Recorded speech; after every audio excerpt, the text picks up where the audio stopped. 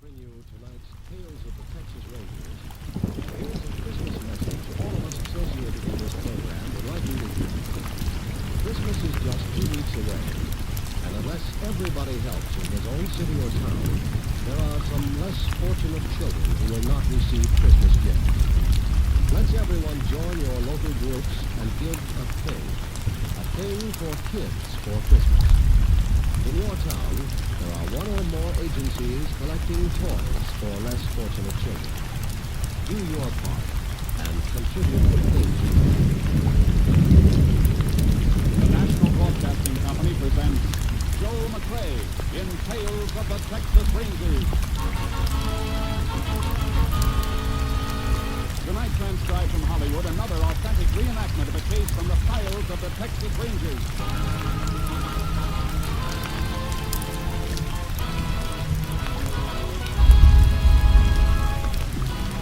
Of the Texas Rangers, starring Joe McCrae as Ranger Jake Pearson. Texas, more than 260,000 square miles. 50 men who make up the most famous and oldest law enforcement body in North America.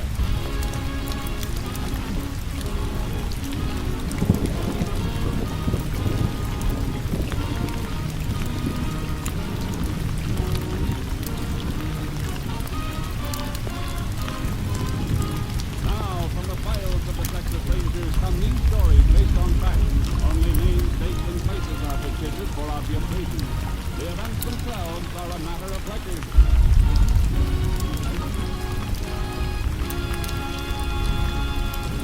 Case for tonight, the Lucky Dollar.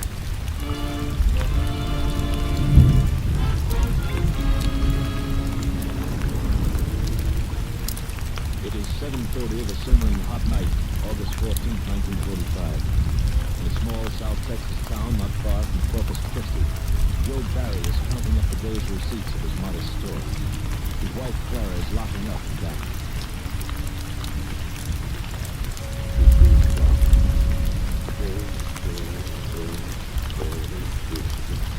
What's good? What's happened to the lights? Why not screw back here? Well, I didn't turn them off, Mom. One of the fuses must have blown. Did it could be the refrigerator again? No, I just put in a whole new unit in that. Hey, you just stay where you are, Claire.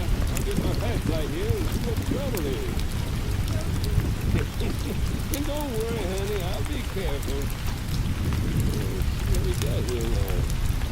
Oh, these fuses look good. Well, everything seems all right in here, Mom.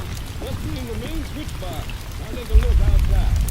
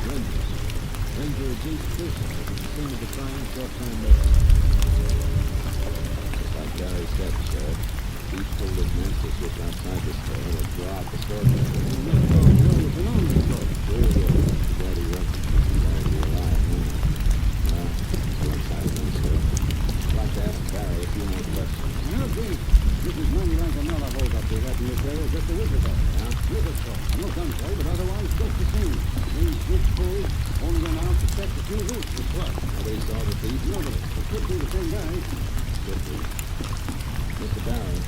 Yes, stranger. Find anything more? Maybe. I know this is hard on you, but I'd like to ask a few more questions. Sure, right right, Ranger. Ask all you want.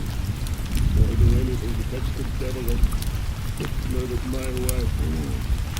You're sure you didn't get a good look at the burglar? Something you could remember as identification? No, sir. He came up on me out of nowhere. No sound, nothing, until he spoke. Then we fought. But that voice, I remember that whispering voice anywhere. So, you didn't mention that before, though. Didn't I? It's kind of hard to think right now, sir. What'd the burglar say, Mr. Barry? Nothing much, Ranger. But I know that voice. I know it all right and wrong. Right on there. Word for word. Hold everything, Pop. Keep your back to me and hand over your flashlight. And when you're at talking, let go your old fool. That's all. So with me, next thing I knew. Go ahead. I want to ask you to talk much more now, but would you mind coming over to the cash register for a minute? Absolutely. There was so little in the fuel, Ranger. Only $45 it was. $45. Look here, Mr. Barry. Can you tell me about this piece of adhesive stuck on the front of the register? Looks like something was pasted to it. It was, Ranger. $11.50. It's the first dollar this store ever made. My lucky dog. Lucky dollar. Yeah. Had it stuck up there on the register with a couple of pieces of adhesive tape. All of it, Mr. Barry. Look here. The corner of the bill is still stuck under this piece of adhesive.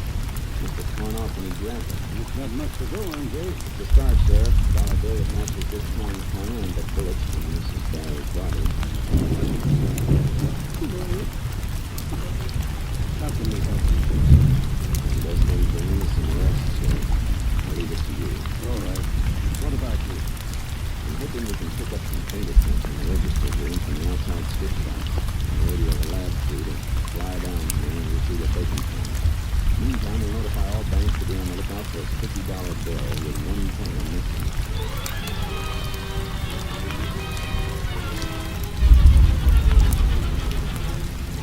Lab crew came in from Austin and gathered all evidence.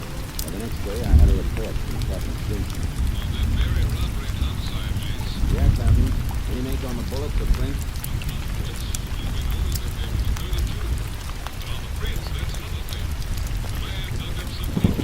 What's that?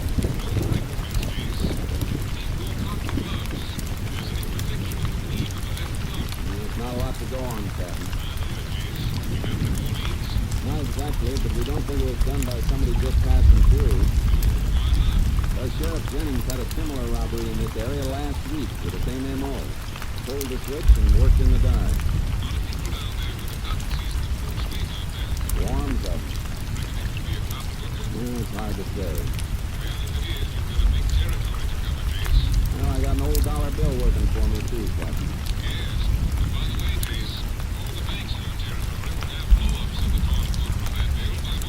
Good. I guess all we can do now, Captain, is sweat it out and wait for that dollar bill to pay off.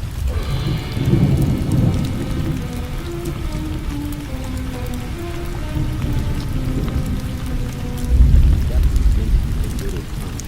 By next morning, every bank in the area had a description of the missing lucky dollar and photos of the torn corners. 3 days ago, on the 19th of August, a man walked into State Bank. Yes, what can I do for you? Morning. Here is morning. To pay for the new one on the house. We have one in your house? The name, please. Ramos. Juan Ramos. Oh, I'll get your record, Mr. Ramos. What is wrong, senor? This dollar bill you gave me, corners, corner. Well, it's good. The money is good, no? Oh, sure, but, just a minute, please. Oh, okay. Hello. Well, I better. Get me to the sheriff's house. There's all the anything. Oh, listen, what can you do? Good. Say, hold on a minute. A man by the name of Ramos just passed a dollar at the bank that answers the description of the lucky dollar we've been looking for. He's still there. Don't just call him. He'll be right over. Hello, Jim. Come right over and don't let that Ramos get away.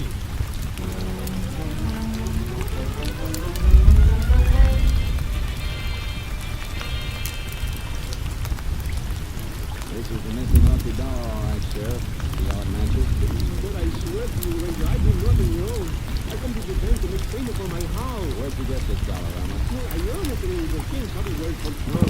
One day I went one place, one day another place. You know where I did save it all. That was the last time. I went 4 to 5 days for little life there. You know, it wasn't grass. I see. I'm the sort of trap shop in the Mexican colonization. It's a gun, but holding up a pretty good business. Let's go see Mr. Larson. Maybe you'll be able to tell us something about Ramos and the lucky dollar.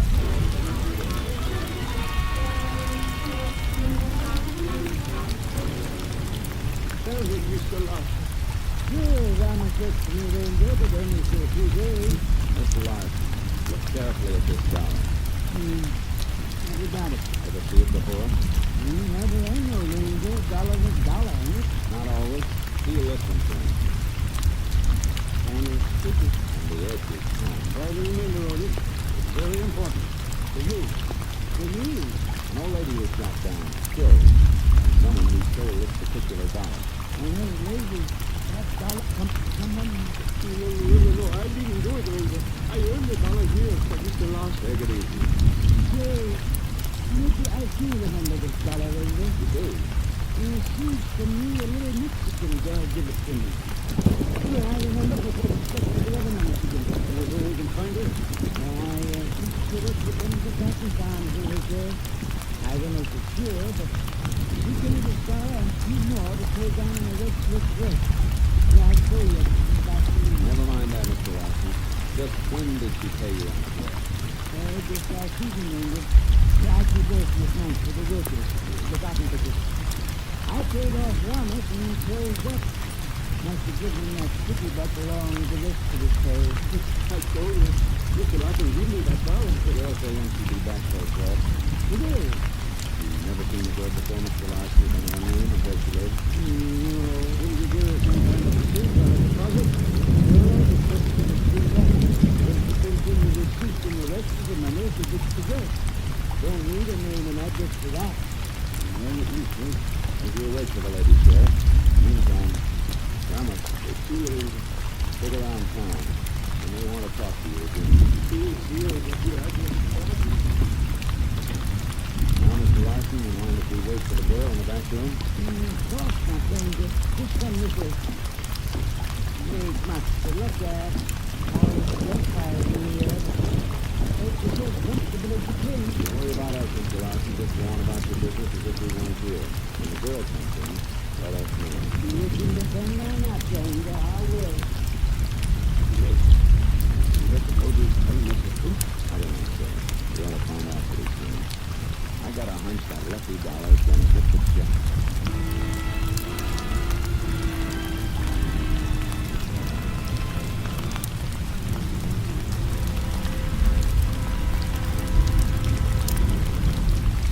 You are listening to Tales of the Texas Rangers, starring Joel McRae as Ranger Jake Pearson.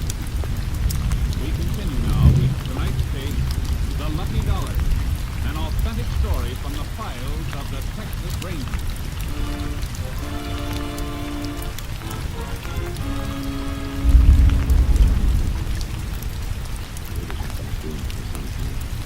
Larson had a good place. He knew that time.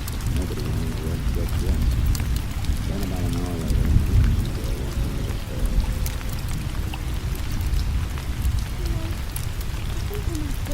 You know that red dress? Yeah, sure, I remember. Got the rest of the money?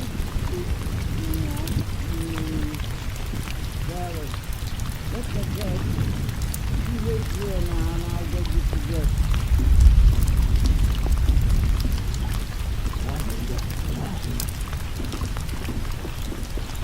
You, young lady, What is it, Ranger? I'm telling you your name, where you live. My name is Stephen Marcelli. I live right now at Mr. Compton's farm. He's happy. My family works for my mother's father's brother. Just that Compton. I know the day. One of the biggest towns in this house. When does he pay his tickets, sir? Twice a day, once a week, Saturday. What's wrong? Why you ask this question? Because you paid this dollar down on a dress last night, Susan. It's the dollar we've been looking for. This dollar? Now, where'd you get it? Someone say I get for working in fields, keeping cotton. If you're a picker, how come you're off work at this time of day? I want to get my new dress, all right?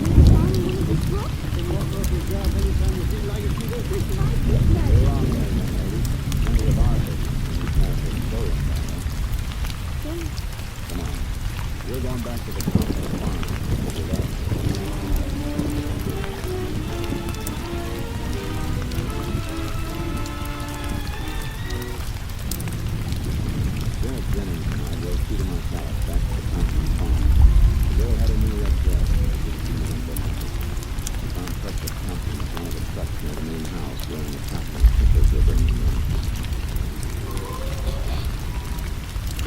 That's something right over there.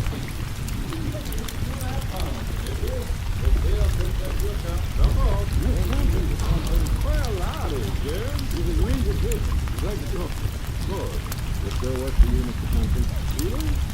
Sure he does, Ranger. The whole Marshall family works for me. Fine people. Hey, what have you been working to? You haven't got yourself in any trouble, have you? Cactus dollar bill that was stolen in robbery and killing 4 days ago, Mr. Thompson. Peter can't seem to remember where she got it, and that's what from you.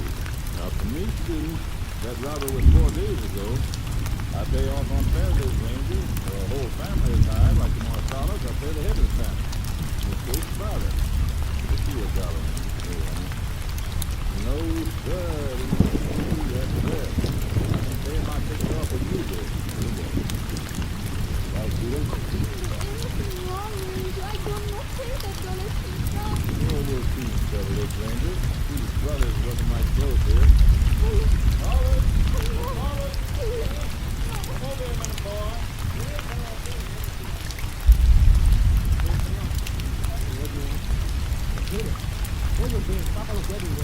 The ranger here wants to ask you questions, Claus. About the money you're supposed to have. Some little trouble.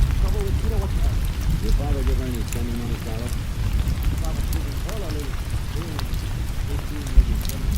And you never give Peter as much as $89 for his time.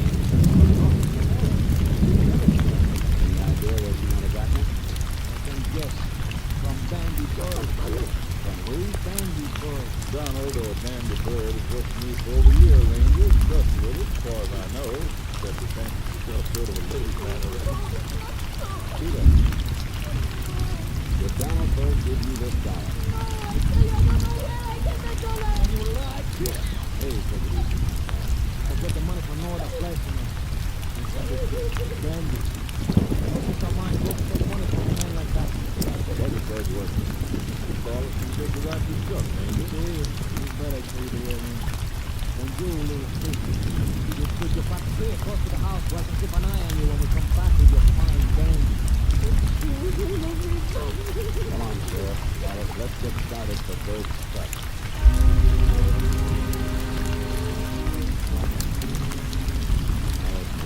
Directed us along the road to the cotton field, where Donald Bird had been working. Taylor was there, but the truckers were in sight.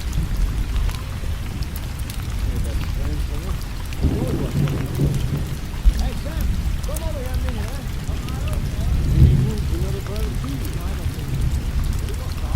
Where's Dandy Bird?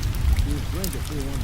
What, Dandy drove out with 3 or 4 hours ago, Mr. Ranger. That's so low. He's in town? He sure is, Claus. It's got to be.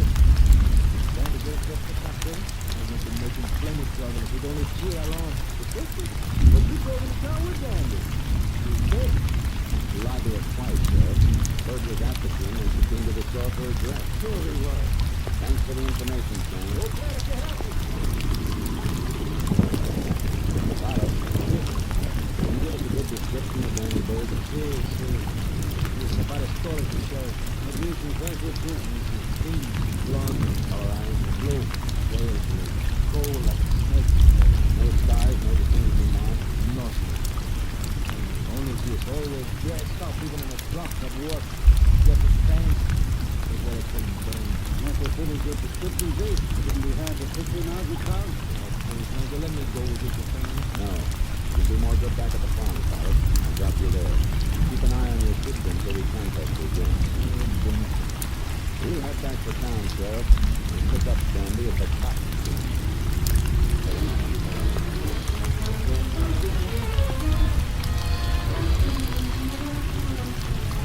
There was a big line of suspects at the cotton field, but we didn't see any driver that answered Dandy's description.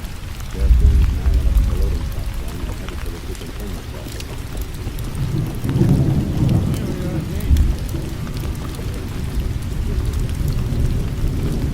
Yes, sir. What can I do for you? Ranger Pearson would like some information, Mr. Cullen. Why, sure. Come on in my office so we can hear ourselves talk. Hello. How can I help you? You know most of the drivers by sight, don't you, Mr. Collins? That's yes, old Ranger. here. The regulars, anyway. But there's a heavy crop this year. We saw the line of trucks outside. Well, we've got some new drivers. And then we went on a vision, Mr. Collins. Where's the system? Man's name is Donald, Sandy Bird. Sandy? Why, sure, I know him. Funny, you should ask for him, too. Somebody else wanted it? Yeah, phone call came in here about half hour ago. Phone call? Mm-hmm. I went out on the platform and gave a yell. Sandy moved up first to the head of the line. He climbed out and came back in the office with me. And you heard the conversation? What there was of it, lately. It seems to me he did say something about meeting somebody at the same place tonight. Then he hightailed out of here and I haven't seen him since. Any idea where he went? No, and I wish I did. Left the truck standing, blocking the whole line. You're looking for Dandy Bird, Ranger. I'd like to get my hands on him myself. Well, thanks, Mr. Collins. Oh, one thing more. Do you know who called Bird on the phone? I know. Sounded like some little Mexican gal.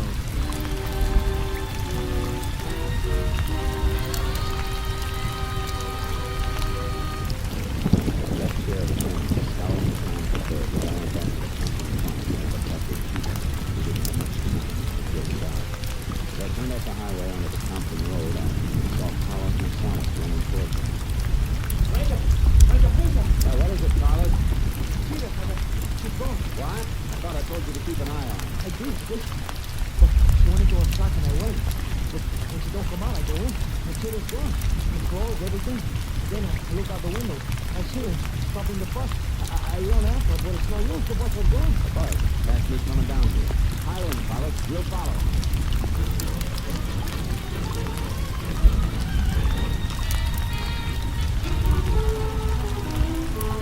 Carlos Gonzalez and I followed that bus for 18 miles. Then we saw Peter get off and it wasn't known to her.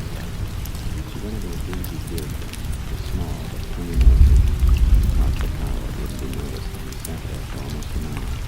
Why couldn't my sister go into a place like that? I hope it's because of Dandy and I hope he shows up. We got to the state, Carlos. We'll get what's coming to us. See, but just as quickly around you're doing that. Look, going into the canteen again. No. You stay here, guys. And I'll move. See you later. Whatever you say. Now, my dear baby, Sandy, oh, Sandy, darling. I was so afraid you wouldn't come. I told you I went on the phone, didn't I? You did. But I was so frightened. Pushed that ranger. Then I had a big fight with my family. Carlos even hit me. Good. I leave them, Dandy. I leave my family to because of you. Well, sure nobody followed you here, kid. No one even saw me leave the farm. Good. I can do without them rangers snooping on my trail. Oh, waiter! What you doing?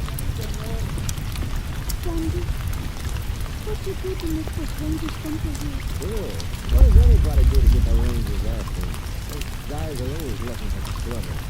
Hey, what about them beer? You beer ready? Sandy, you tell me the truth? So here I leave my family, Sandy. I love you. Yeah, I know, baby. Beer, senor. Ah, just in time. I'm fine. Like I said, kid, the only good never makes sense to anybody. I got plans for you. Sandy, the truth. The rangers coming in the door. Baby, that's gone, Sandy.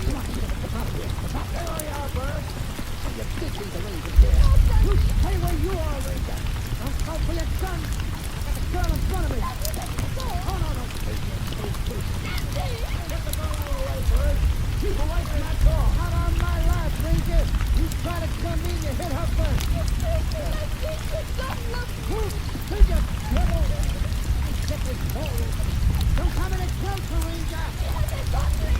Get away from me, Peter.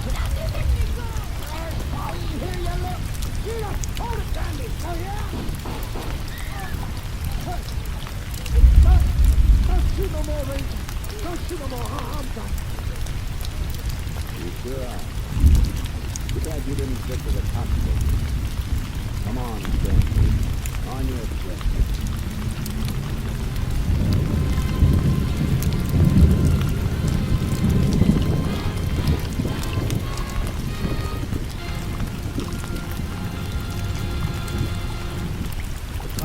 with the imperfect weave was found on Don's bird at the time of his capture. Confronted with this and the undeniable evidence establishing his gun as the murder weapon, Donald Bandy Bird made a full confession.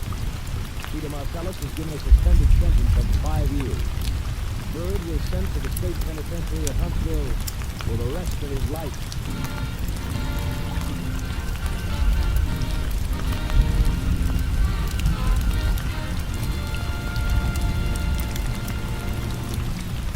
And now, here again is the star of our show, Joel McRae, with another interesting anecdote about the Texas Rangers. In the early oil boom days of Texas, the Rangers were faced with a problem of rounding up lawbreakers and holding them in custody until they could get them to the nearest jail, mostly 50 miles away. Captain M.P. Lone Wolf Gonzalez, now commander of Texas Texas Rangers, used a novel fresh air sail that became known as the Ranger Style. It was simply a long string strung up between two posts with 50 or 60 stations attached. When an arrest was made, he padlocked the free end of the first string to his prisoner, left him there to face the giants and laughter of the local citizens. Though it's no longer used today, the Ranger shotgun started quite a few would-be badmen in the straight and narrow path. And to this day, there are some characters who still can't stand the silence of first string. Good night, folks. See you same time next week. Good night, Joel. Folks, there have been so many requests for the Texas Ranger Prayer read by Joel McRae a few weeks ago that there's been some delay in answering all of them. If your copy of the Texas Ranger Prayer has not been received as yet, please be patient. You should receive your copy soon. Next week, Joel McRae in another authentic reenactment of a case from the files of the Texas Rangers.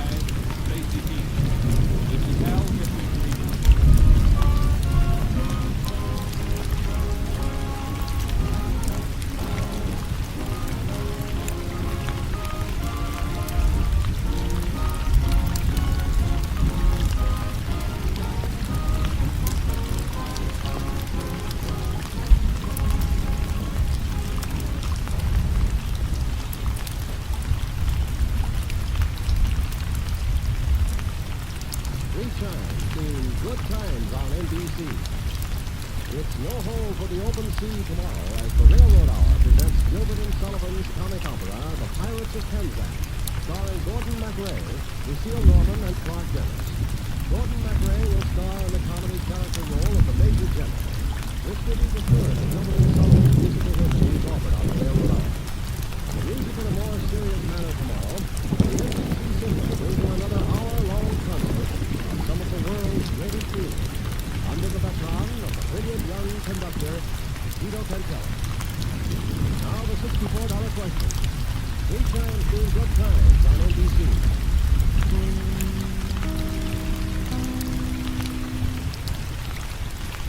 The National Broadcasting Company presents Joel McRae in Tales of the Texas Rangers.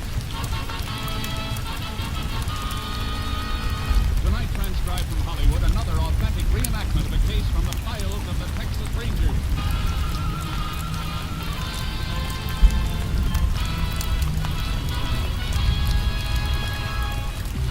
Tales of the Texas Rangers, starring Joel McRae as Ranger Jace Pearson.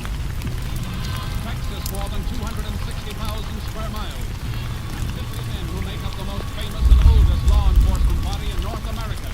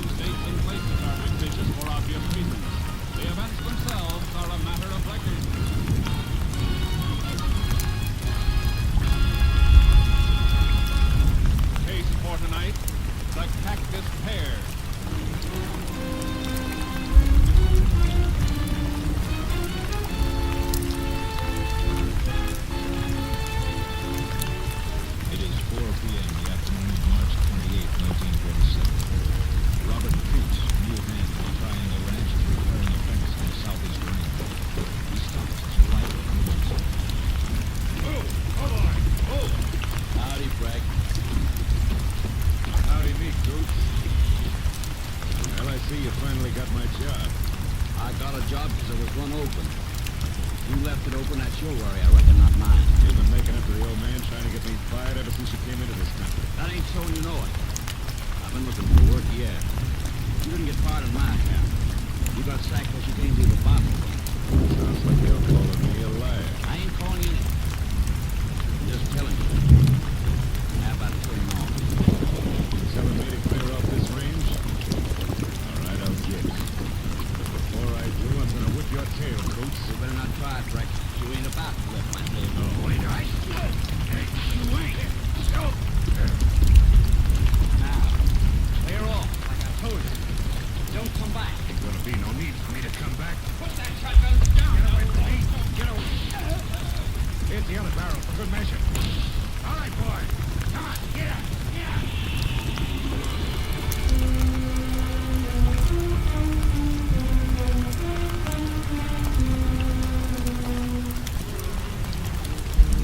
The body of ranchman Robert Coots was discovered by the owner of the ranch next day when he rode out to search for the missing rider. He summoned the sheriff, and the sheriff called for the assistance of a Texas Ranger. Ranger Jace Piercy was assigned to the case.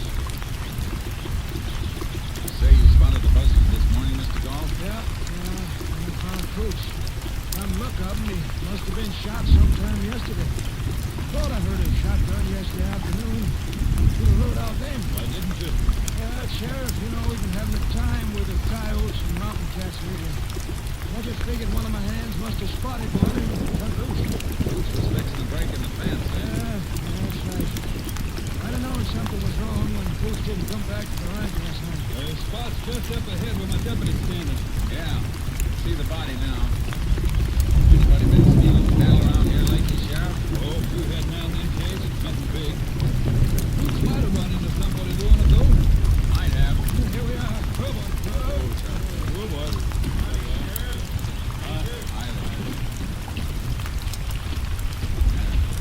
Tie the horses off the fence here.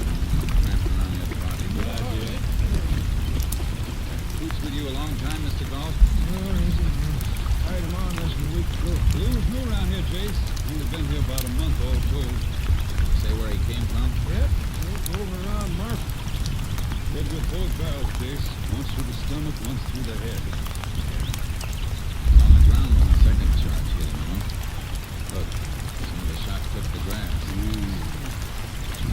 Killer's horse stopped here, too. Looks like.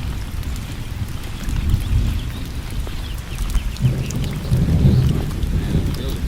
Look at that, dude. Tried plugging the grass here. Scuffed the marks and some blades pressed down as though somebody was flying. Coots was shot, though. His blood. This means he was killed instantly. He didn't move 15 feet in his back. He got flashed like that. Yeah, what you looking for? Watch him moved off this way. The prints mixed right in with some of your herd. Grazing around here and then took off mighty sudden. See here where they dug in to get started? Yeah, that could mean a cattle thief all right, chasing the stock, Jace. We'll find out. Let's get back to the horses. Follow this trail.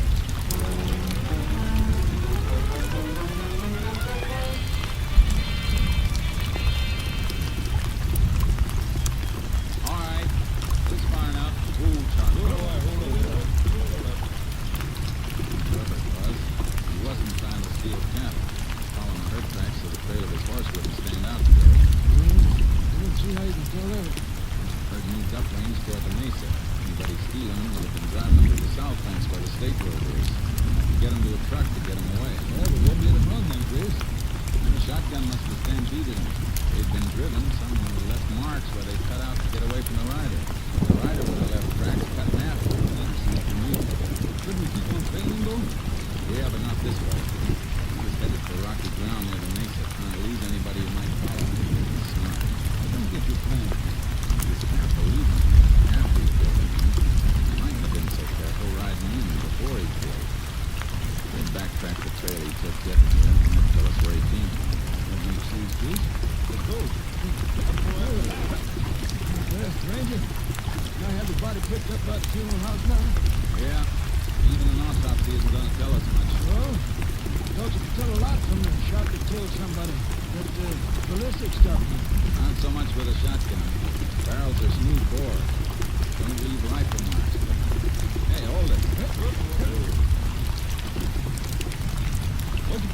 Mister? These. Empty 16-gauge shotgun shells. The killer might have ejected him here to reload his shotgun in case he ran into trouble.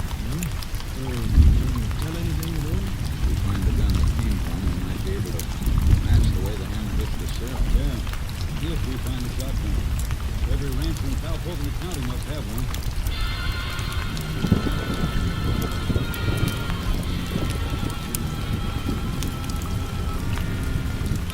The sheriff on the back on the horse that used to triangle ranch and find all.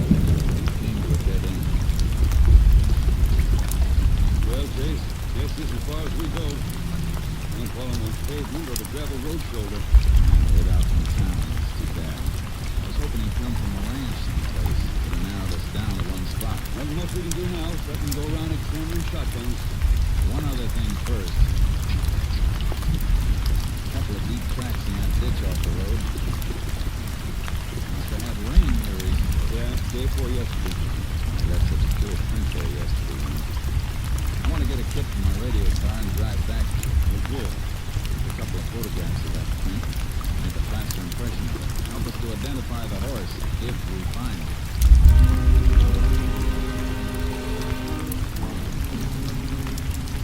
We took the cast and headed to town. Check every horse's territory would have been impossible, so I had to gamble on a shortcut. Howdy, Ranger. Sheriff. Howdy. Howdy. Hey, mind dropping that hammer a minute and taking a look at this? Hey, what is it? Plaster cast. Shoe print of a left hind hoof. You remember making it through like this, Ed? Common plate, sure. It was caulk or something I might remember, but I don't know. I know it's a tough one, but all shoes are a little different. We're in different places. Hooks have to be fitted for slightly different shapes. That's true, all right. If I come across that shoe now, after seeing the cast, I might recognize it. Good. We'll leave this cast here. If anybody brings in a horse to be shod, and the left hind hoof looks like the cast, don't touch it till you call us. You're right glad to have it. Keep my eyes open. Any other blacksmiths around here, Sheriff? Oh, not over 50 miles. We gonna look at that gun now? You, Sergeant. I'm going to pay another visit to the Triangle Ranch. I want to talk with Mr. Dog again.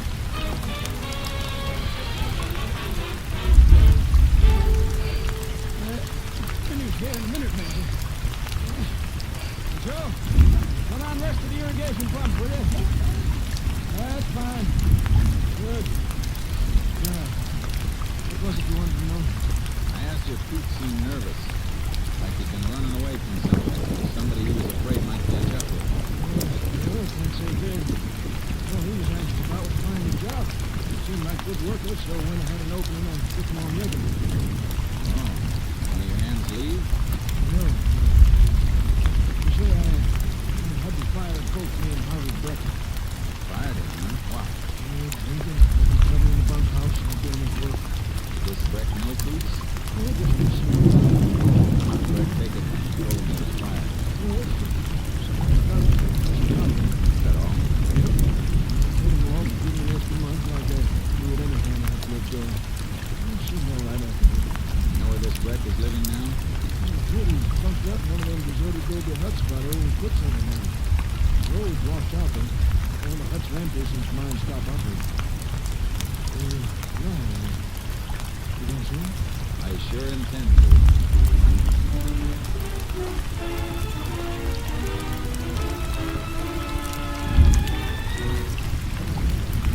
I went back through town, picked up the sheriff, and rode our horses out to the abandoned mine.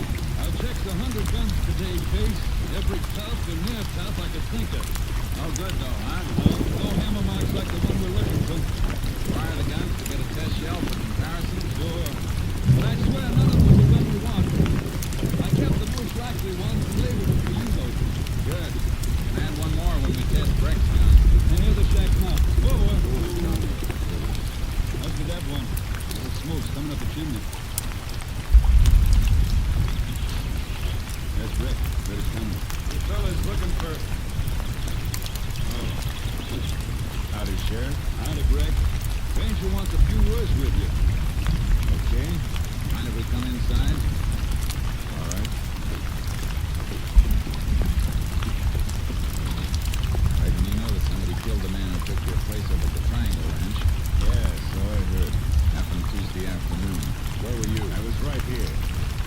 Anybody who says I wasn't is a liar. Nobody said anything yet. Where's your shotgun? I don't have a gun. You don't, huh? And where's the gun you cleaned not long ago? I didn't quit. You tell me you didn't. This oily rag in the corner says you did. This rag was used for cleaning the gun and nothing else. Better get the gun, Rick. We'll see it. That's the button.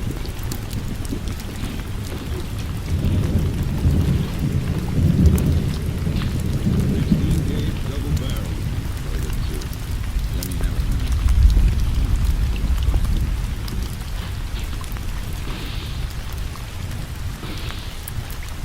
Match these with the shells you've been carrying, Sheriff. Shut up, Rick! Clean's all right, Sheriff. No doubt about these matching. Breck, we found these shells on the Triangle Ranch. Hammer marks match yours. Hooch was killed with a shotgun. Not that gun. Sure, you found shells from it on the Triangle Ranch because I worked on the Triangle Ranch, remember? Just laughed out of court with evidence like that. I fired 100 shots out there. At coyotes. Story could hold this. Maybe not. Because there's one other thing, Breck. We're all gonna take a ride into town after I check the shoes on your horse. That's real interesting, Ranger. Because if we're riding into town, you'll be packing me behind you. I don't own a horse.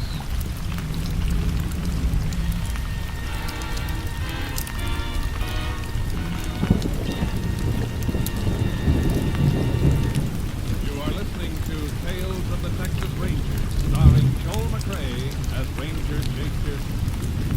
Now we continue with tonight's case, The Cactus Pair, an authentic story from the files of the Texas Rangers.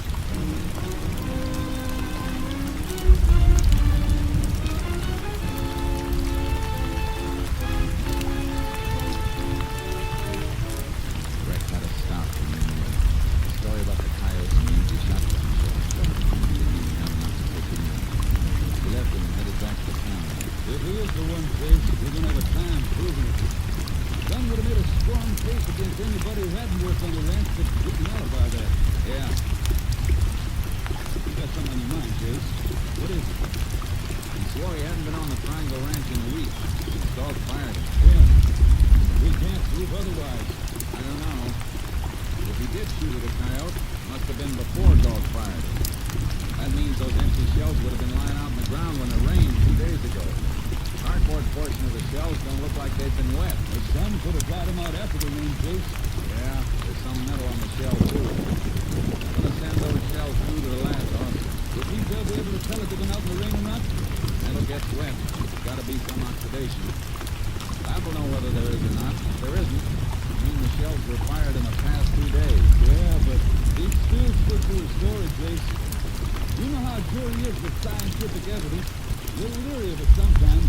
I know we'll need more. I wasn't thinking of the shells as jury evidence. I was thinking of them as a time saver for us. Oh. He's telling the truth. We'll have to start all over. But if he's lying, we'll have to trip him up.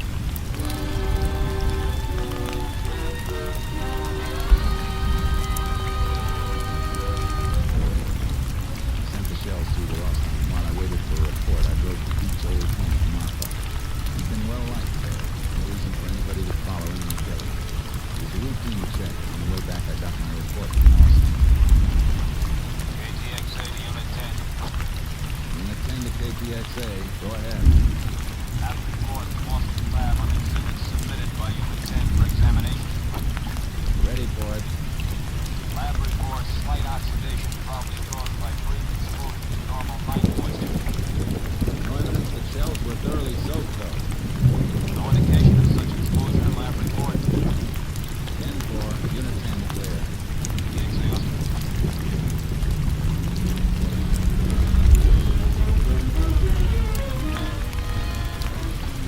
Drove back south as hard as I could. When I got near the Quicksilver mine, I took charcoal out of the trailer and rode onto the shack Breck had been using to make sure he was still around.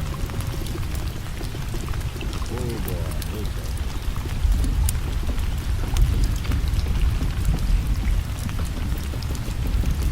Breck, open up. I want to talk to you. All right, what do you want this time? Just want to make sure you're still around, that's all. Well, you see me, don't you? Yeah. I see something else, too. It's like you've been packing a few things. That's my business, not yours. Make it my business if you try to leave this county. Now look, Ranger, you got nothing on me, or you'd have taken me in before. If I want to move out of here, I reckon I can move. Why? You hit the county jail so fast, you can't even give your spurs. Yeah, you're talking big, but you ain't got a charge to hold me on. Ain't no law against shooting coyotes. There's a law against doing it.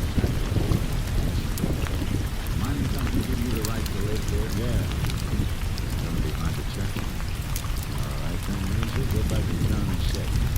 Because until you do and get a warrant, you got no right in here. Have you? Okay, Greg. I'll be back. And you better be here. I got back to town as fast.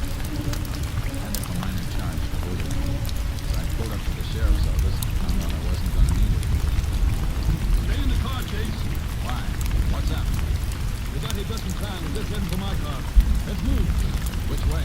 Straight ahead. Blacksmith's up. We found the horse we've been looking for.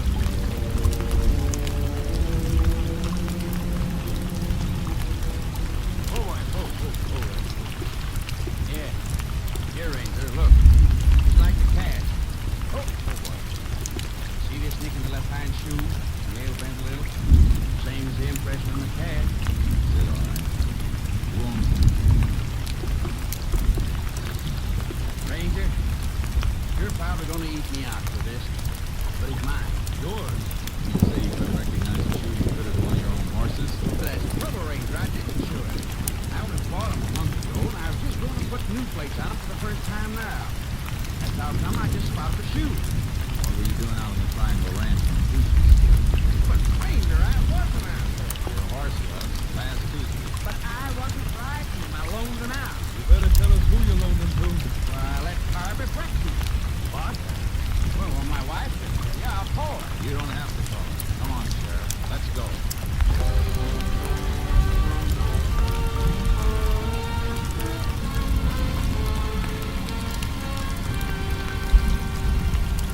We stopped for the sheriff's horse, loaded him in the double trailer with charcoal, and then headed for the mine. We left the car at the washout, unloaded the horses, and rolled to the adobe shack breakfast. We got enough to take him in now, Chase. He's still here. He was packing the lead. Look. Yes, look, yes. Here's the hut he was using. Back a light under the door. We're on time, then. Not much to spare. The cinch he figures to move out tonight. He won't move now. Stop here. Move. Move, Rocco. Now, he isn't going to come easy, Sheriff. Watch out for that shotgun. Run, Pat. You can have it. We'll know. The answer's the door. All right, Bragg. Open up. You know you're in there, Frank. Now, come on. We can wait out here for you, Frank. Why you here? Just wait for him to get this done. You need to fix to slow us up. Keep that door open. Keep it in. Recommend it's good. Outside of this direction. Follow the steps. Get a horse down. Back and forth to pick up some marks. Nothing to these hills, Sheriff. Made sometime. It's easy to trail this far. He's on foot. Yeah, but we're going to be on foot too now. Why? He's headed for the border, Chase. Rio Grande's that way. But no horse can take this country between here and there. Oh, boy. Oh, Sheriff. How far is it to the river? 40 miles of country the devil won't have. We'll have to cover every inch of it on foot. That's what he's doing. Come on, let's go. You must be close to him by... Look, Sheriff. It's easy. Follow the river. Cover under that ledge.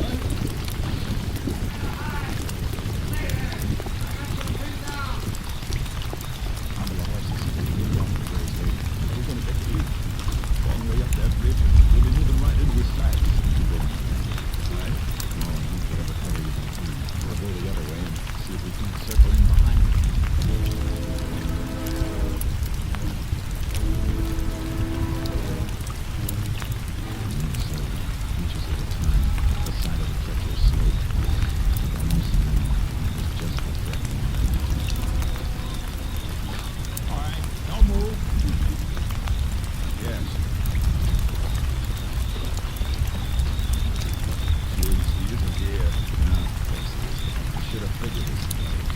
reason we fired from up there was to trick us into giving them time. Ahead of us might be cover. We don't have horses to give us an edge anymore. Jays, if we're going into this, we're going to need water. Time to go back north now. To get it as we can. If we find it. He's headed this way. It's gonna be plenty rough.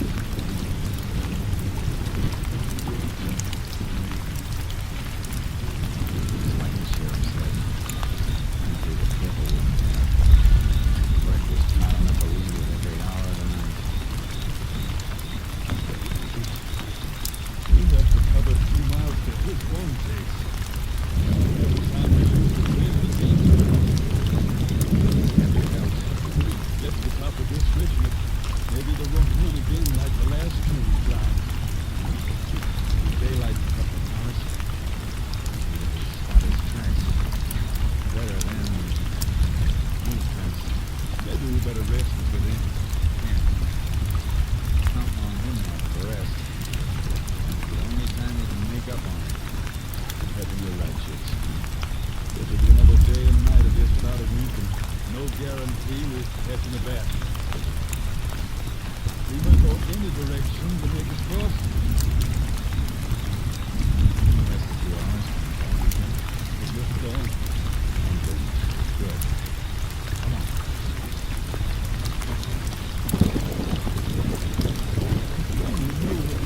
Hold it.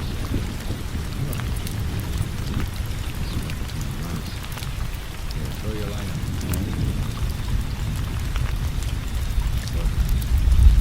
Very warm, red glass. Reach with that a little. Expose that.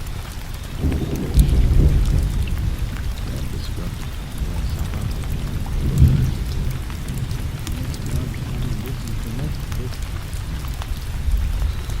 Better keep on climbing.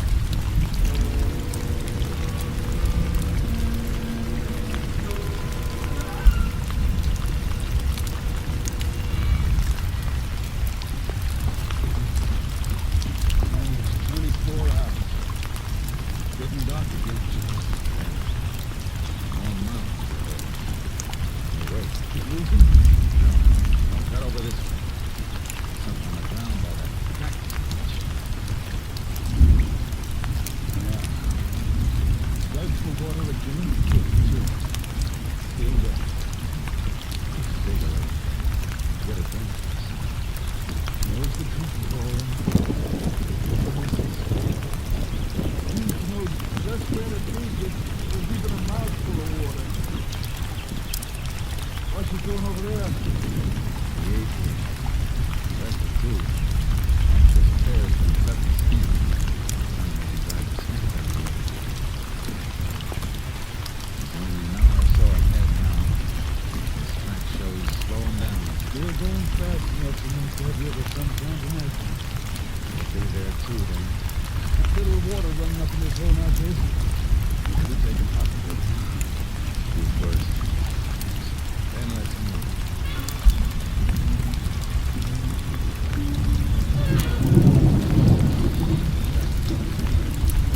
Trees getting closer to the river. Going towards Catalina Canyon, Jason. River's narrow. How far? Just a half a mile away. Gotta run then, Sheriff. Make it?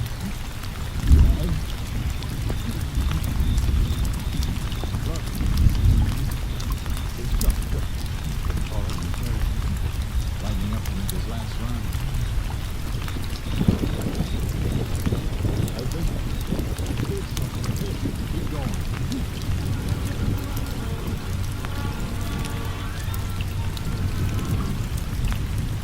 We're ready. Confines. When we go through the brush of the river,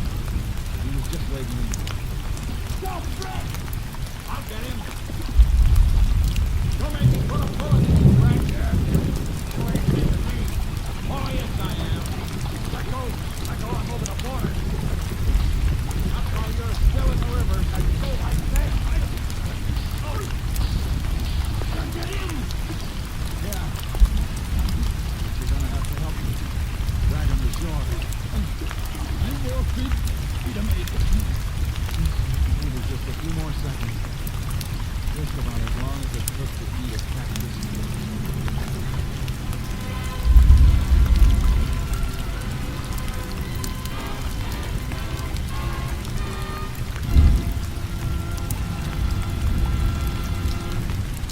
Harvey Brett was tried and convicted for the murder of Robert Moose.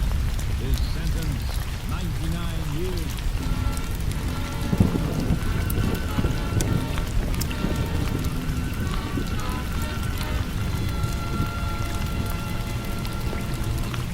And now, here again is the star of our Joel McRae. When the Allies invaded Normandy in World War II, they got an idea as to how far the fame of the Texas Rangers would spread. Both surrendering Nazis and liberated free from said they knew the war was as good as over to Texas and of course, it was the heroic American Rangers reaching the landing. Nothing could convince the Nazi war prisoners that these were not the terrible Texans they'd heard about in many American legends. Good night, folks. See you same time next week. Next week, Joel McRae in another authentic reenactment of a case from the files of the Texas Rangers.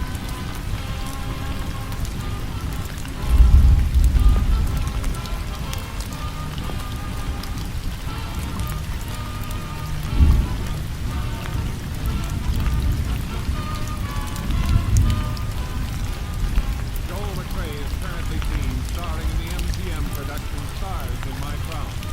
Tonight's cast included Tony Barrett as Will Herbert, Tom McKee, and Gerald Moore. This story was transcribed and adapted by Joel Murcott, and the program was produced and directed by Stacy Keith. This is Hal Gibson speaking.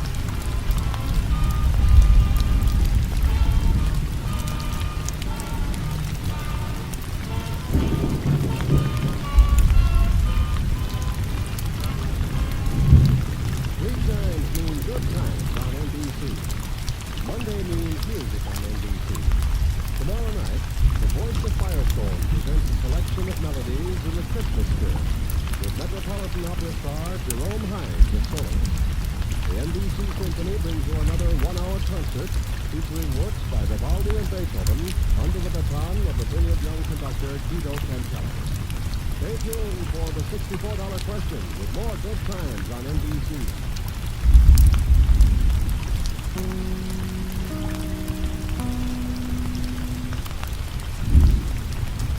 The National Broadcasting Company presents Joel McRae in Tales of the Texas Rangers. Tonight, transcribed from Hollywood, another authentic reenactment of a case from the files of the Texas Rangers.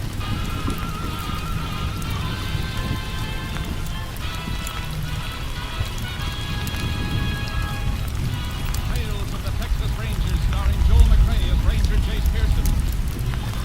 Texas, more than 260,000 square miles, and 50 men who make up the most famous and oldest law enforcement body in North America.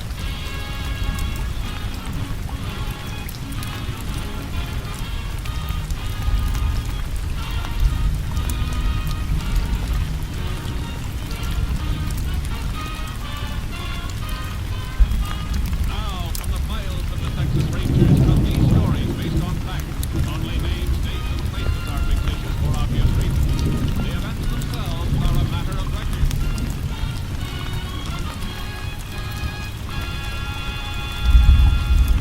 Case for tonight, Christmas presents.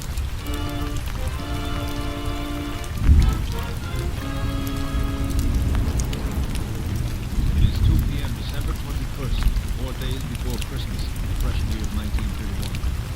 On a city street corner in North Texas, a man dressed as Santa Claus suddenly leaves his post beside a large red pot labeled electric pool.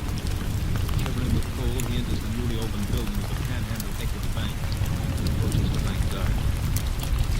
Say, Master, do you mind if I stay here a few minutes, warm up a little? I sure don't. I've been watching you through the window. Don't know how you stood it as long as you did. Oh, it's Santa Claus out there pretty warm at first. Then the cold's off the big thing on you. How long they expect you to stand out? 8 to 6 hours or so. 2 o'clock right now. You can go home. Not till my relief man shows up like this. Can't wait till he gets here, some money in a pot out. Oh. Well, why don't you wait right in here till you see? I was hoping you'd say that, Claus. Oh, there he is now.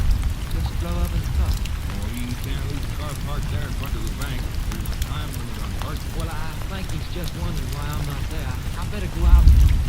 Oh, Stephen, he's coming in. Howdy.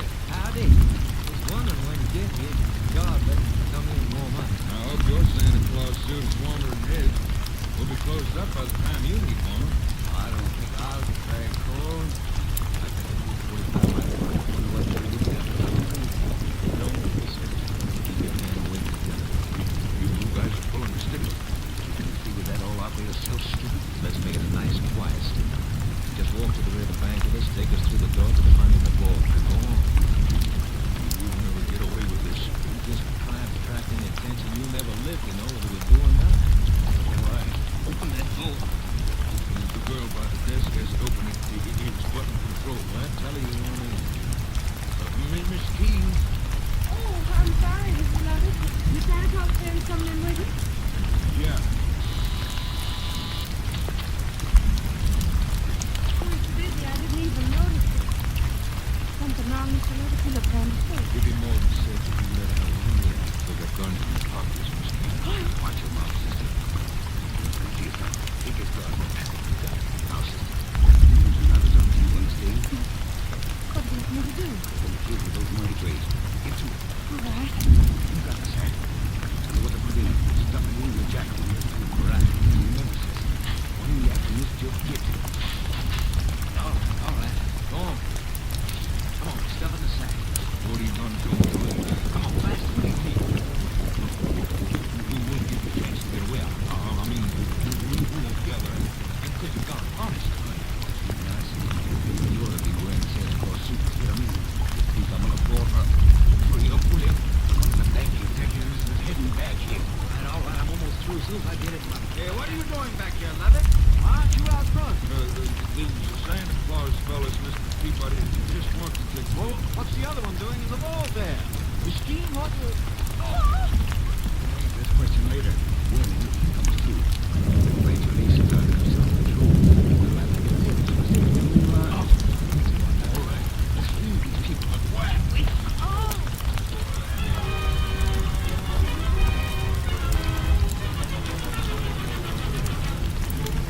The statewide alarm was put out to all law enforcement agencies in a matter of minutes, but the perpetrators of the Santa Claus stick-up had vanished. Texas Ranger Jace Pearson, closest unit to the scene of the crime, was requested to investigate. Chief Police gave it general details. I'd like to get your story firsthand. Well, I saw the guard taking through there, Ranger. I went back to see why he was leaving his post on the bank floor, and that's when I got hit. Have any idea how big they were? No, I don't. I was too excited. Let's see. What's your name? Leon Peabody, I'm second vice president.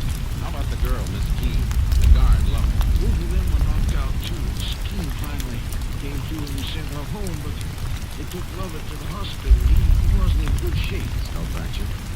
They don't know. Now, how come you stayed around? Nasty bump you got. I feel it, too. Panic. But I need at least need whatever information there is, so I stayed. You better sit down. Thanks. You think you could recognize either of the hold-up men? Just the way they were? I'm afraid not. It seems they checked those Santa Claus suits right after they left here. I hope they left a few fingerprints. Both of them were wearing gloves. You get a tally on how much they made off with? We're running a tape on it. We'll know in a couple of minutes.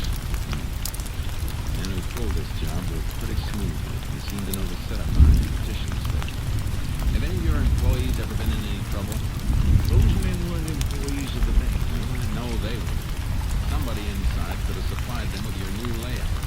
Help them plan for it. Because all of our employees have been with us for this year. We haven't taken on any new ones since we moved over here 2 months ago. Mr. Peabody. Oh yes, Dolly. Is that the rundown? Yes, sir. 63,800. We've got serial numbers on some of the larger bills. Good. That'll help if they try to pass any. I'll take a copy of that list. police can alert the other banks and merchants. We'll get numbers out on the statewide and interstate. We may run down some more serial numbers when we cross-check the property. That'll be fine. I think you ought to go home now, Mr. Peabody. We can reach you there if you need it. Oh, thank you. I guess I shouldn't even think about myself, though. I'm a bachelor. God love it, he's got a wife and 3 children. Pretty rotten Christmas present to them if he doesn't pull through.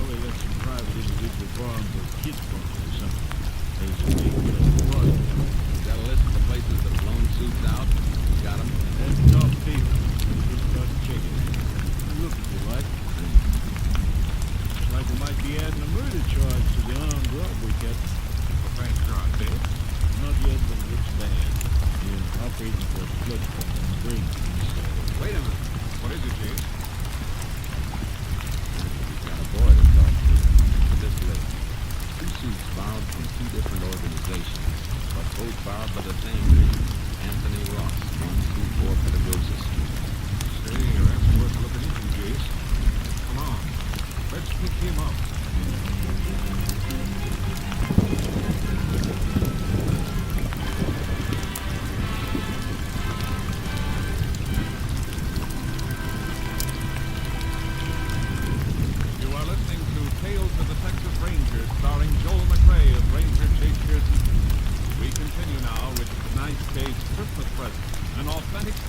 the files of the Texas Rangers.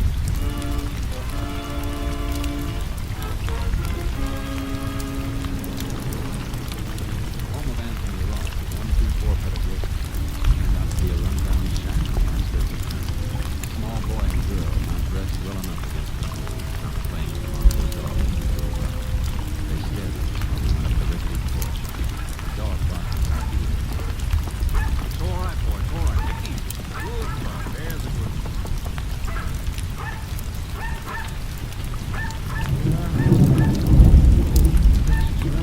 Is Anthony Ross?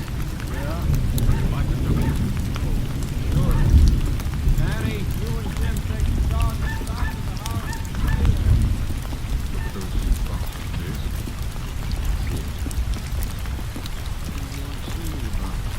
Start with those boxes on the table. What's in it?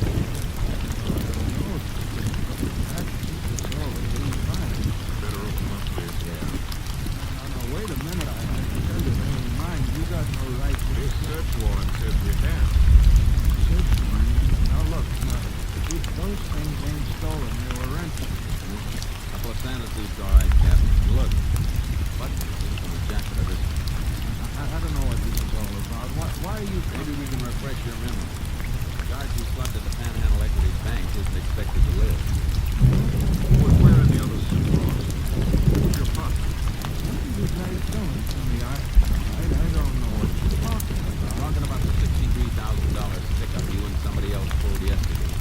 Since you're about 5'10", I can tell you that your partner's about 6'3". Range, if you're making a mistake, I don't even know anything about a hold-up. But listen, the suit was found in the getaway car, the one your partner drove.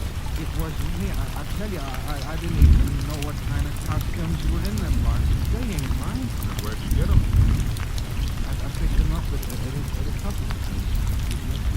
You say you picked him up and you're trying to tell us you don't know what's in the box. I picked them up for somebody else. You rented out your name. The woman ordered them in my name. What was it? The one who hired me to pick them up. It's a pretty phony story, Ross. Who was this woman you're talking about? What's her name? I don't know. I know. Better come with us. No. You gotta listen to me. Please listen. You gotta believe me. I was in town early yesterday morning.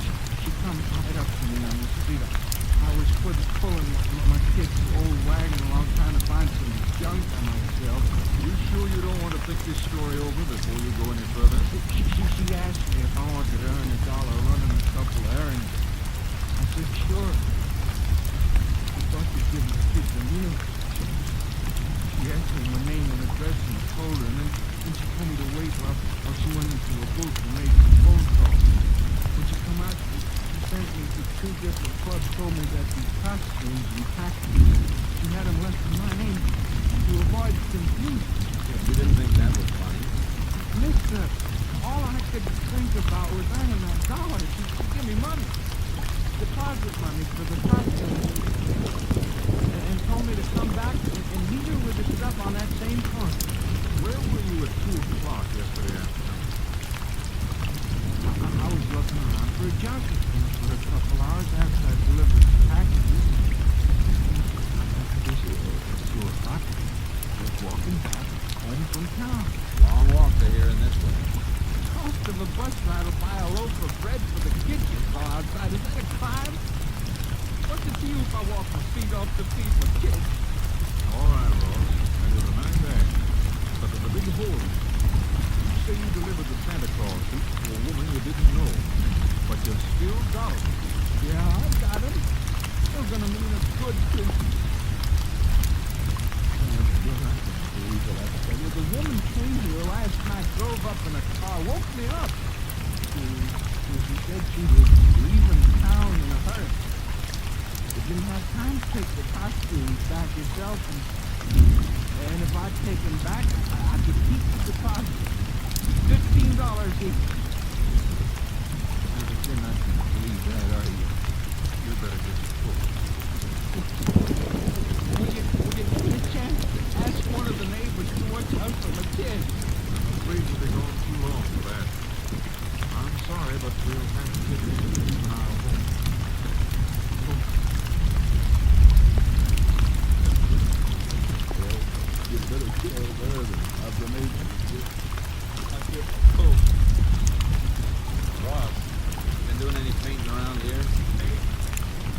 place looks like it ever saw me. What they do have branches. Just notice this inside the leg of this Santa Claus suit. Deep cloth. Looks fresh. How come it's inside of it, not outside? Something you have to big one. This is the large size suit. Must have been worn by the big boy we're looking for. Captain and I did a job we hated. Dropping Ross kids off to do for fun. Sometimes it's the only thing to do. Ride for their father. I was doing something inside you prior to the living. Took Ross to the jail. Locked him up. Well, that seems good, Ranger. Time it comes up to trial, we'll keep you ready to name the trouble. We don't find them before then. I'd go along with that, Chief, if we found any money on them, or in the house, even a few dollars. Kids got under your skin, aren't they? They got under yours, too, Captain. You know it. Yeah. But we gotta remember, that graveyard has kids too. You got any late reports on him from the hospital? And the station there says the operation is over. We don't know how it's gonna come out yet. Might as well go over there and check for the doctor's case. I gotta get back to company headquarters. Do me a favor, then. You're heading toward Austin. Take the Santa outfits with you and have them sent on to the lab. Get them analysis back to the town. Maybe some traces in the boots, too. They could go on over regular shoes. I figured that paint stain on the inside of the pants came from a blob of paint on the shoe of the man who put them on. I see. All right, Grace, you want to know the content of the paint and see if the lab can run down the source, is that it? Yeah, You working up to some kind of a lead? maybe. Two things are trying to fit together. Maybe they won't fit. If they do, though, we'll live on it.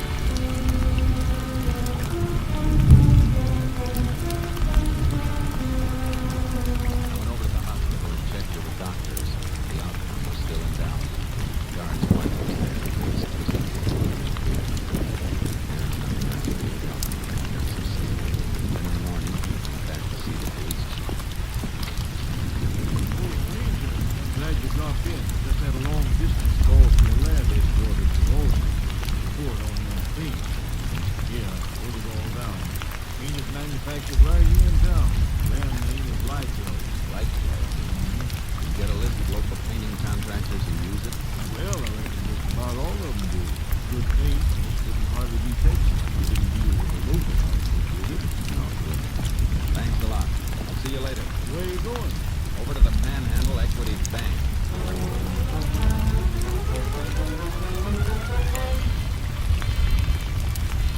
Mr. Peabody, you know who painted this bank before you opened?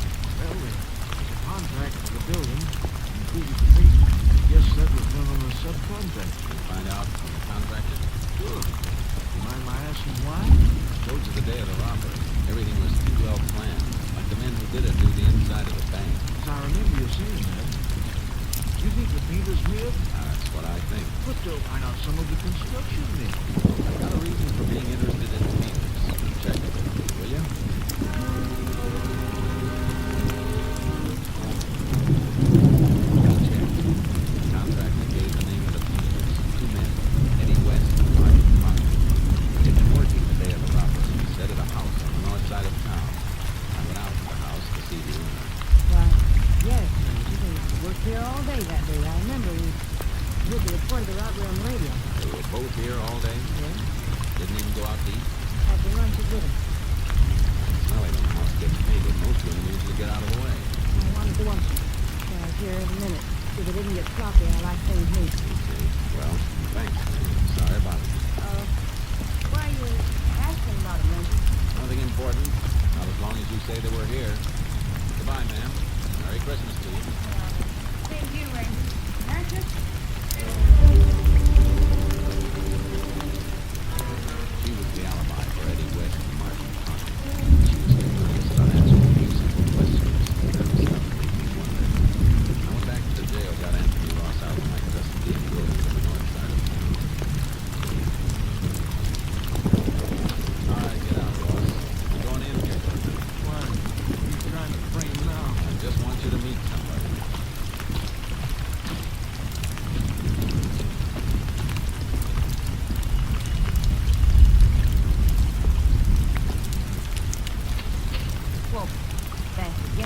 I'm sorry. Son, Ranger, that's the woman. Who is he? Who is this man? You ought to remember me, lady. My kids are in juvenile home on account of you, and I've been in jail. I never saw you before in my whole life. Tell him the truth. Tell him what. Hold it, Ron. Take him away from here. Go away, both of you. Ranger, I got those costumes for her. For her. You're a liar, a liar. That word fits somebody all right. Come in and have a look around, ma'am. Paul, what do you want? I want to check over the painting job, see if it's just new painting or if there's some new plaster under it. You can't come in. You have no right. Boys your alibi on the floor must have been back here after they cracked the bank. But you must have picked them up in your car after they ditched the one they're using. I don't know what you're talking about. There's the way on. Covered up here with 800 fresh plaster and paint until it's moved No. on. No. Call for a search warrant and wait till a crew comes and tears this place apart. Go better for you if you don't try to cover it. Bloody is weird. Well, come on, where is it? It's here. In that wall. Behind the picture. Come on, Ron. Which one's your boyfriend? Logan or West? Eddie. Wait. He said we'd get married. Go to Europe next year. We'll all go someplace next year, but it won't be Europe. West about 6'3". Yes. How did you know? Got an early Christmas present. Somebody sent me a crystal ball. So I call the police and dig out that bank money. You're coming with us. Ranger, I'm clear now, ain't I? Looks that way, Ross. You'll have to go back to jail for a while and be checked out by the local police.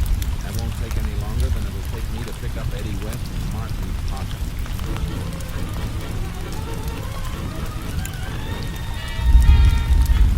I made my call, then took West's girlfriend and Anthony Ross back to jail.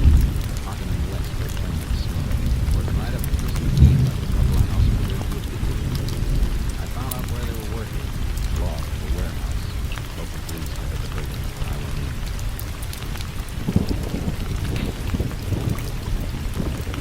Eddie was Bob was watching. Watch out for those paint cans. Don't worry. I see it. I think we're watching the boys. Come on the channel where we can see it. I'm coming. But seeing me isn't gonna make you happy. Harley, Ranger. What do you want? Yeah. I want the two men who robbed the Panhandle Equity Bank. What would we know about that, Ranger? Found off that scout and I'll tell you. Okay. Harley, lower way. Too bad you aren't working in a place with a phone. Your girlfriend could have warned you early. Get his nose out of him. Keep your hands quick.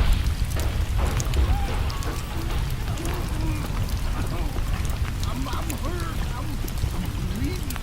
Just like you when you tried to dig for that gun in your pocket. You're not hurt. We didn't do anything, Ranger. Somebody should have told you that the real Santa Claus gives. He doesn't take. Get up. Try this present I've got for you. A pair of handcuffs.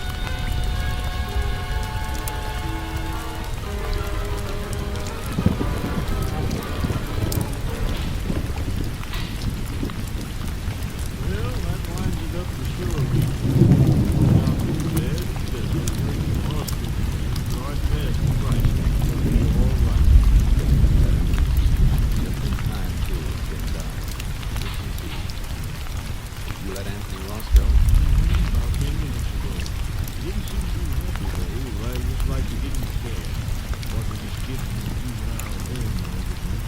Judge might even release him. Can't tell for him. Ross didn't have a gun.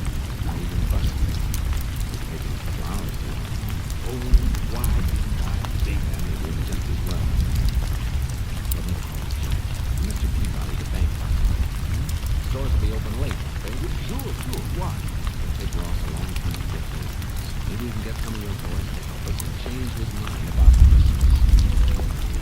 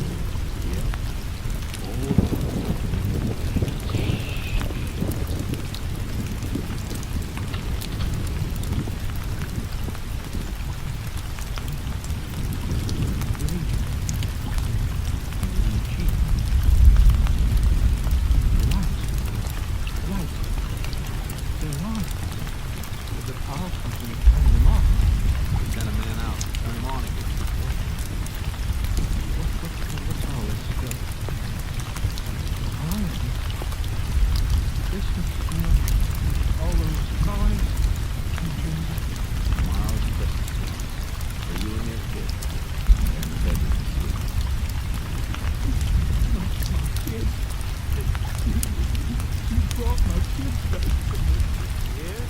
Plenty of grub in the kitchen. And let us go. Starting next week, manhandle like what he wants. Just go in and clean up the food on the after that. Meanwhile, we'll do a little crash. Sort of a Christmas storm, just like the rest of this storm. We have to be going. Merry Christmas. Yeah? Merry Christmas, Claus.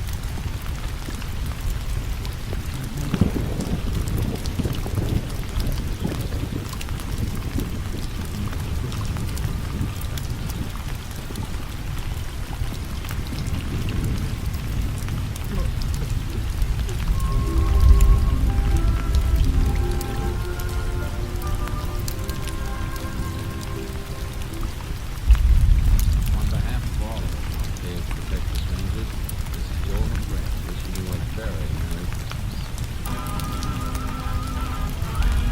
Next week, Joel McRae in another authentic reenactment of a case from the files of the Texas Rangers.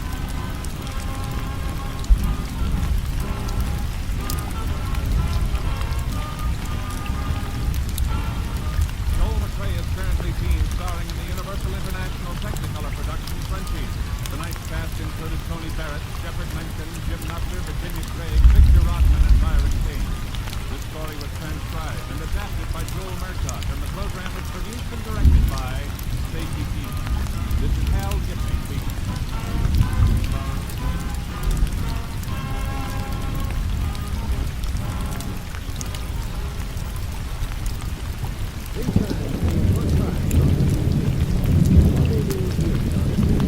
For your Christmas night listening pleasure of all, the Voice of Firestone presents soprano Eleanor Stever with a thrilling selection of Christmas melodies. Next, Jack Parr calls a Marine veteran in Japan on NBC.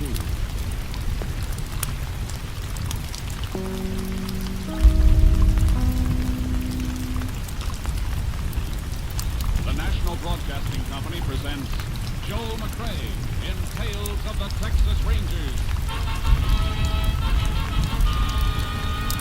Tonight, transcribed from Hollywood, another authentic reenactment of a case from the files of the Texas Rangers.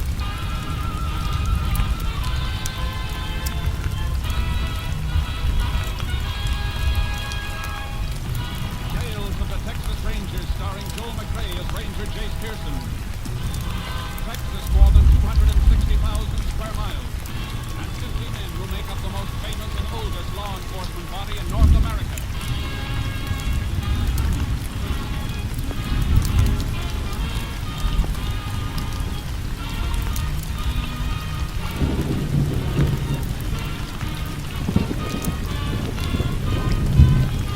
Now, from the files of the Texas Rangers come these stories based on fact. Only names, dates, and places are fictitious for obvious reasons. The events themselves are a matter of record.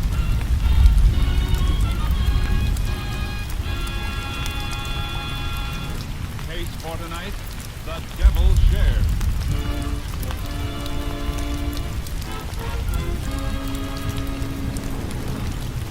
It is 6:45 p.m., October 26, 1939. Frank Whelan, a dirt farmer, is sitting down to a simple evening meal. When the door to the kitchen opens and his brother Jeff Whelan comes in. Hey, Jeff.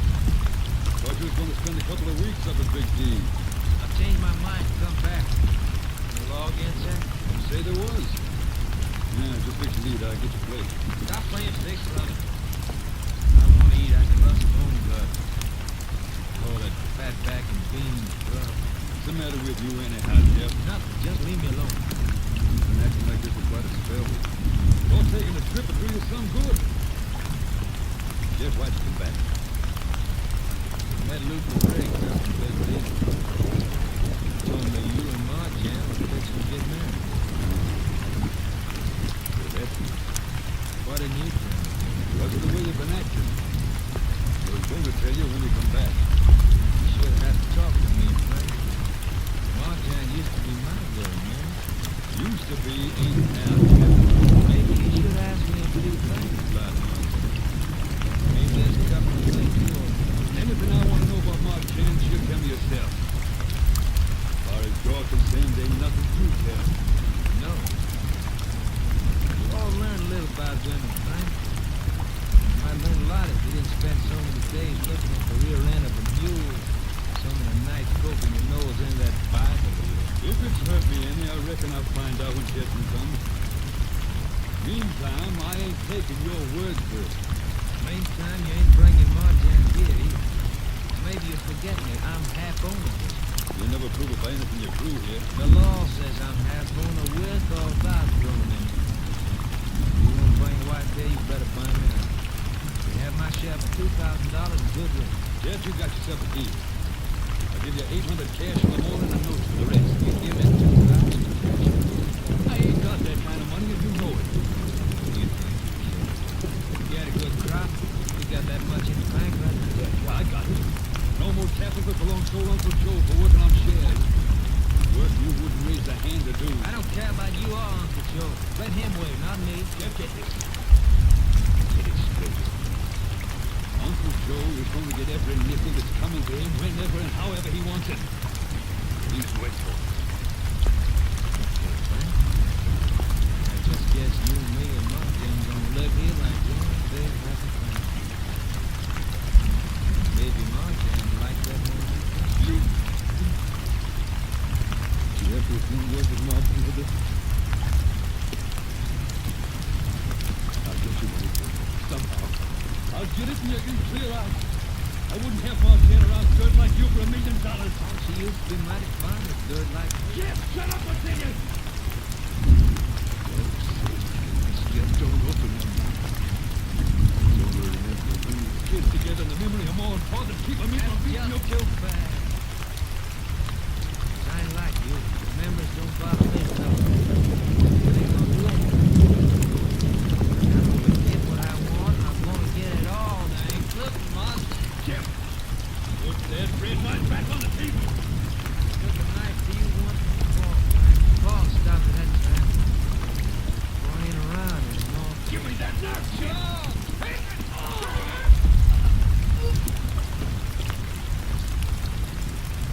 It's sure was Paul is here this time.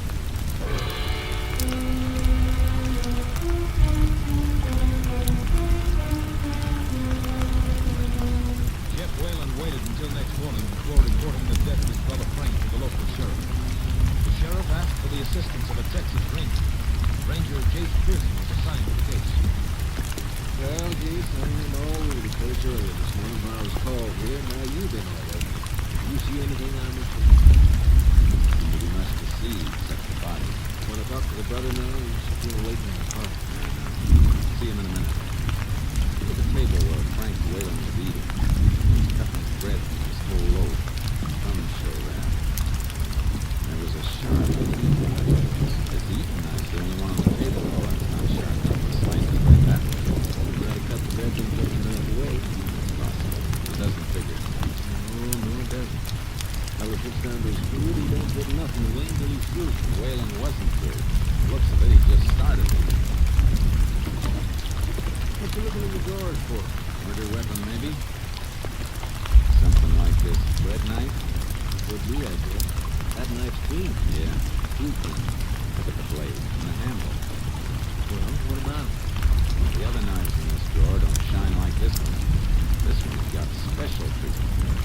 Hey, I see what you're driving at. You figure to rub with a scouring pad to remove blood, maybe, huh? Something we'll have to find out, but it's worth a bet. It's been cleaned up too well to help us any, though. Yeah, we might as well put it back in the drawer. Seems like that knife's the only thing we got to go on, this. I'm not even sure of that. I know. Yeah, we better have a talk with Whalen's brother right now. Sure. Jeff won't be able to help me. Why not? He just got back from Dallas early this morning. Called you as soon as he found the body. You know that. Well, we might as well see him here. Marjan's off in the parlor these days. Who's she? And Marjan and Frank Whalen are fixing to get married. Just glad to keep away and move it out. He knows this is what. She might know something. He broke up pretty bad. Parlor's here. Right, go on out with you. Yes, the ranger'd like to talk to you and Marjan now. I want to see him now. I think it'd be better if you did. Figure it out. Right. Only last night I was told It's so creepy. No, please. Look, we have to talk to her. I can tell you anything you want. All right. But I think you better come into the next room. Ma'am, why don't you just stretch out on that sofa? All right, Jeff. When did you find your brother's body? Well, like I told the sheriff, about 5 o'clock this morning when I come home. He was killed last night around dinner time. Where were you then? On the road, I reckon. Having up the big day for the last 5, 6 days. Did you drive back? Didn't have nothing to drive back in. I hitched ride. You got here at 5 a.m. When did you leave Dallas? Oh, yesterday afternoon, I guess, about 2 o'clock. Why? Why are you asking me this? You're supposed to find out who killed Frank. Now, don't get steamy, Jeff. Ranger's got a reason for asking. You didn't touch anything in the house when you got in? The first thing I saw was my brother laying there on the kitchen floor. When I hightailed back to the highway and told the sheriff. Waited right there, was going to pick him up. Okay. Your brother been having trouble with anybody? He knows any reason why anybody might want to kill him? Nothing there. Okay. Go ahead. Well, it's just something on my mind, Sheriff, but it Wouldn't be who? Come on. Your brother's laying dead in there. We gotta know every little thing, no matter how small. well, all right. Just before I left, Frank did have a little argument with Uncle Joe. Uncle Joe. You see, the sheriff's department has been working with you this far. What was the argument between him and Frank? Well, old Joe claimed that Frank owed him some money from the crop. Frank said he didn't. Both put out on it. That don't sound like your brother Frank. Or Uncle Joe. I know it don't. Probably just a misunderstanding or straightening out. That's why I told you it wasn't worth it. When it comes to murder, anything's worth mentioning. And this sounded like it might be plenty important. Sheriff, we better ask Uncle Joe to account for his movements last night. Haven't seen him around. But his granddaughter Belle might be able to tell us. He's standing around outside the house ever since he got here. Look, I'd like to go back to Martin. She needs somebody. All right, go ahead. Tell Belle to come in here, will you? All right. Send her right in. Oh, just a second, Joe. Yeah? You must be pretty tired. Had much trouble catching rides last night? Got one long ride. Now, who owned the truck or anything about the driver? No. No, I didn't talk to his driver much. Just let me. I think it was out of state. Truckers usually don't like keeping riders beside them on nightfall. Well, this fellow let me sleep on the shelf up in the back of the tent. Oh, I see. All right, send Belle in.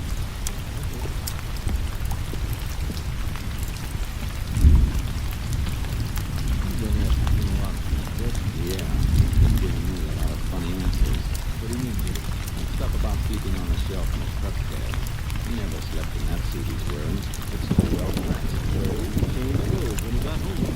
He said he ran to call you the minute he saw his brother.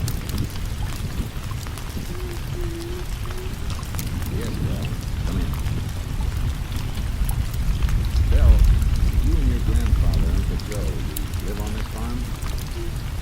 The little house down there near the mill. This is good. Just the two of you? Yes, Where was your grandfather last night? he was home, sir. We don't need it much. Was he home all night? Where was he at dinner time? He was gone. Only time he left was for a few minutes ago. We don't need the house at all. No, nothing. We don't need the house at all. Belle, you're No, lying. sir, no, I'm not. Look, Belle, you started to say something and you backed away from I it. didn't. Well, if you want to help us and your grandfather, you better talk up. I told you everything. I don't like this. With all this going on, why is your grandpa around? Why'd you run off? He didn't run off. He went to the church to pray for Mr. Frank. He loved Mr. Frank. He would never hurt him. Mr. Frank was good to us. There's a church. Left fork of the road this side of town, but he probably ran off someplace. Find out about that later. Let's go.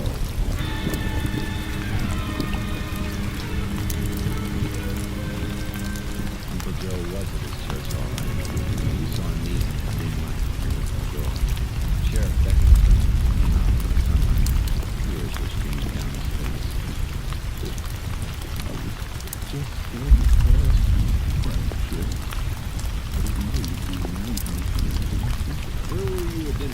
last night, Uncle Joe? How you know something else, Mr. Silver? Just answer the question. You can't be thinking that I killed you, don't you? We just want to know where you were. I never heard you say it. You touch man out at the news. Why, he's beating up on me so I could buy my own stick of land and my own meat. Uncle Joe, I want an answer. And tell the truth. They'll already tried to lie for you. Begging your pardon, Mr. Sheriff, but don't nobody enough have to lie for you, sir.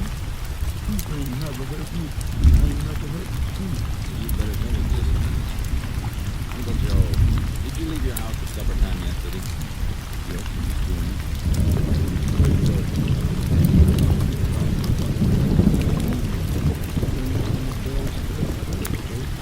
Uncle Joe, I better tell you right now that anything you say from here on can be used against you.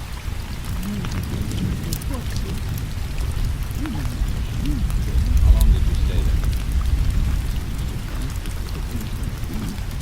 I just stayed long enough to use the door and tuck it in the medium counter at the bank so you could give me your money. What money? What was mine? Wasn't it, Sheriff? Are you saying Frank Whalen was holding money of yours? We had an argument about whether or not he owed you that money, didn't you? Mr. Frank and you will never have no argument, sir. You was my good friend. Hey, Jake, here comes one of the deputies, Ben Slow. While he and the other boys were beating around the farm. They might have found something. Howdy, Ben. Bet you got wrapped in that newspaper. Yes. A bloody number. Where'd you get it? Reckon old Uncle Joe here could tell you as well as I can. We found it in the weeds, out behind his shack on Whalen's farm.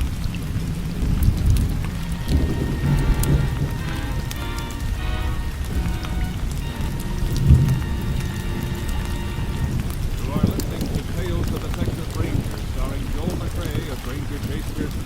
We continue now with tonight's case, The Devil's Share, an authentic story from the files of the Texas Rangers.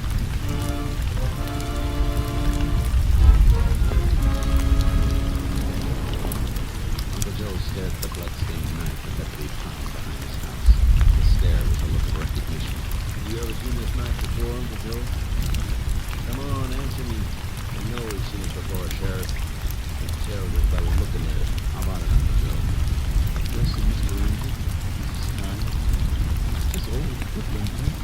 But I never even got a nothing else on Mr. Frank. Joe, you're under arrest for the murder of Frank Whalen. Mr. Sheriff, I'm telling you here, outside of God's own house, I never done it. Think maybe you better deputize a few more men, Sheriff. We might need them. Why? What for? People around here thought mighty high of Frank Whalen, Jason. You aren't gonna cotton to the idea of him being killed with somebody he took in and helped. You can't blame me for that. I can blame anybody for anything that doesn't follow the law. You're gonna have any problems with Uncle Joe, Sheriff. I'm gonna take him off your hands. Now hold on, Jason. He's my prisoner and I'll guarantee his safety. I know you protect him. That is a part of it. Give you a receipt for him and bring him back here later. Where are you taking him? The radio's with Unit 88. Things are going to pick us up and fly us to Austin. And you better hand over that knife, Ben. That goes with me.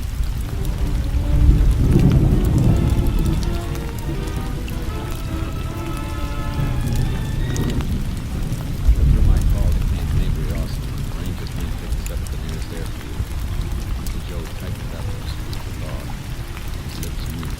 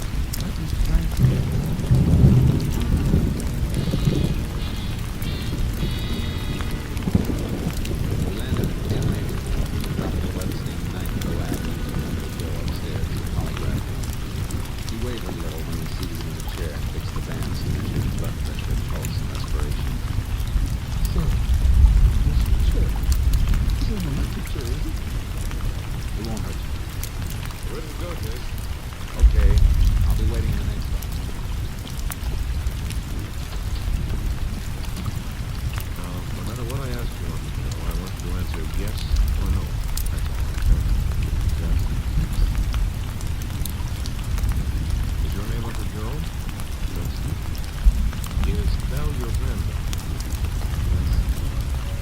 Do you go to church?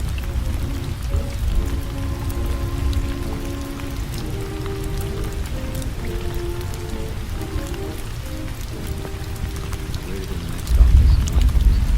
The technician would go through the list of questions, the simple, harmless questions that would register truthful reaction on the graph. And then he'd start to pick the questions that mattered. Questions about blank way. Did you have an argument with him about money? Did you use a knife? Most certainly. Did you kill Frank? Was the knife with the blood on it yours? Yes, sir. Do you know how the blood got on it? Not so. Is that good, sir?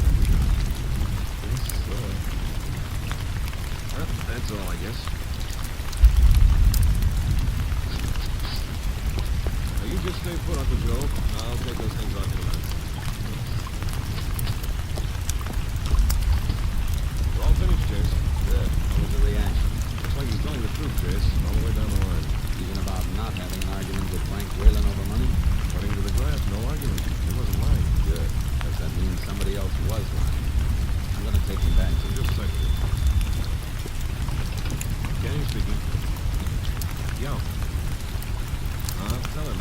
He'll be right down. That was the lab on that knife you brought in. They type the blood? It isn't human blood, Chris. It's chicken blood.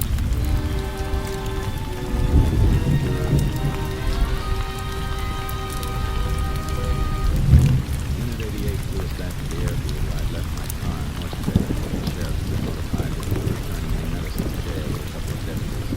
At my request, Uncle Joe agreed to spend the night in his cell for safekeeping, and I filled the sheriff in on what I found out at Austin.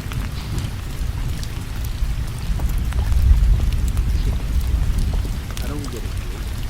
Why didn't Uncle Joe say he used that knife to kill a hen? Because he didn't. That knife was planted where it was found. And whoever planted it didn't expect the investigation to go any further. Uncle Joe kept the knife in the shed behind his house. Killer got it during the night after the murder, stuck a hen with it, and tossed it in the weeds. Has to be somebody who knew the place pretty well to find that knife and do the thing. It was somebody who knew the place. Frank's brother, Jeff. Frank's brother, Jeff. What do you know about him? You ever been in any trouble? Not around here. Gotta check and find out where he stayed in Dallas and who saw him while he was there. We don't know for sure he was there. Oh, he was there. How do you know? Because Luther Rick saw him. Luther just drove back from Dallas this morning. I met him about an hour ago and he told me he'd seen Jeff there. How long was Rick up in Dallas? Just overnight. Quick business trip. Why? It seemed kind of funny that Jeff hitchhiked back here in such a hurry when he could have stayed over until this morning and gotten a sure ride with somebody he knew. Where does Rick stay? Farm, 4 mile out. Let's drive out there. I want to see.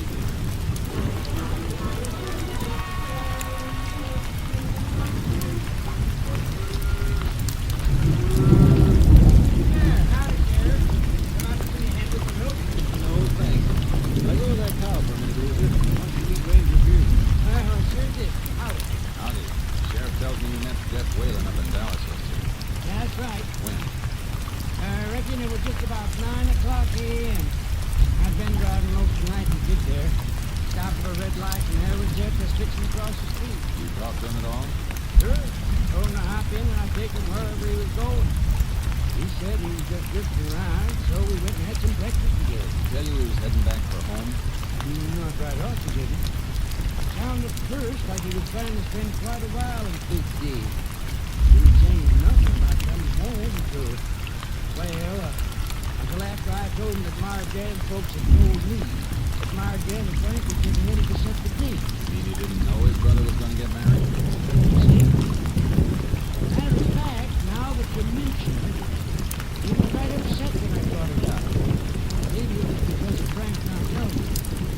Or maybe it was because... Maybe it was what? Go ahead. I think I can answer that one, Bill. Marjan and Jeff used to walk out together about a year ago. Then Marjan sort of broke off with him. Took up with Frank later. That's right, Ranger. But Jeff never looked like it bothered him none. The way a man looks doesn't have anything to do with what goes on inside of him. Thanks for your help, Riggs. You're welcome. Looks like you dug up a motive, Chris. Yeah, we need evidence to go with it.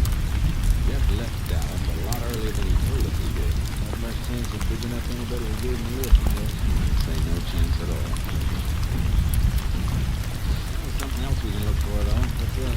Remember my saying his clothes didn't look like he'd slept in them, driven a long way in them? Yeah, I do. The only reason he'd have changed clothes would be because the things he'd been wearing might have gotten blood on them.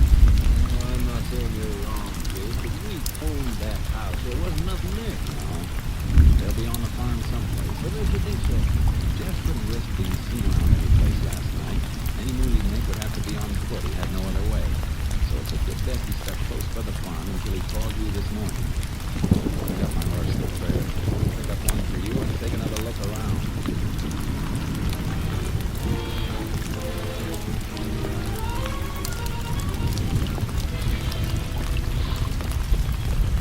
Chase, we've been out here half the night. I don't think we're going to find anything. Maybe not. Go on back to my place and let's get the sack. When we wake up, we can start out fresh. I don't want to wait too long. If we come here by daylight, Jeff will see us looking. No, I'm beat. Can't we just go to the trees over yonder and rest a while? Yeah, I guess so. It'll be dawn in about 2 hours. We can move faster then with a little light to do it. Come on, boy, over to the trees. We'll all take a breather. Come on, Turkey.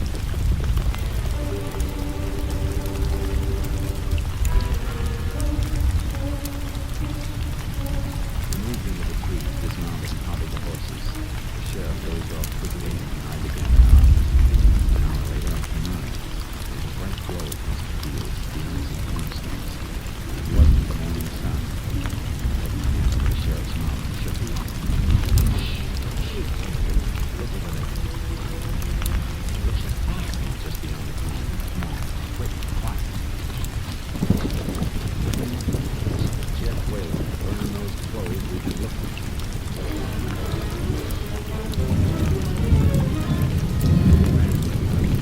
Got into it, the light rustle of the morning wind and the stormy covered our approach. At the edge of the field, we saw Jeff Whalen, Duncan Harrison, like a pile of smoldering fog. Old well, dumped the clothes in there last night. Now he's come back to burn them. Must have been some water in there. There's smoke and a gunfire. Well, if he keeps pouring kerosene on long enough, let's get it. All right, Jeff, that's enough. Drop that can. Drop it, I said. Sure. Go on, drop it. Drop me. He threw the can near the fire, and a sheet of flame leaped up between us like a blinding flare. I dove across it, trying to clear my eyes. Look out, Gates. You got a flame. I saw him before I saw him. The blade flashed. I dug for my gun, but I couldn't bring it up in time. The knife slashed into my shoulder and went to the ground. He landed on top of me, but as he raised his hand to strike, I got my gun free with my left hand.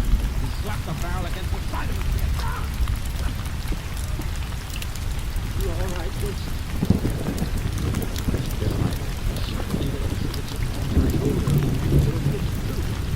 Couldn't risk the shot. You were too close. Come on.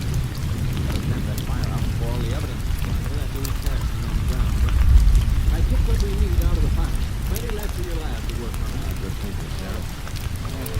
Coming through, Jason. Yeah. All right, Jeff. Come out of it. Come on. What are you jumping for? I was only burning some old friend. Yeah, we know. The old things you happen to be wearing when you killed your brother. You were right about that, actually. Look, here's what he used on you. Nervous about that, too, didn't you, Jeff? Decided to get rid of everything and let old Uncle Joe ride for you. I looked at Fred. I know what to talk. Yeah? That's kind of a foreign language. Maybe the grand jury will understand me when they indict you for murdering your brother. Come on. Get on your feet.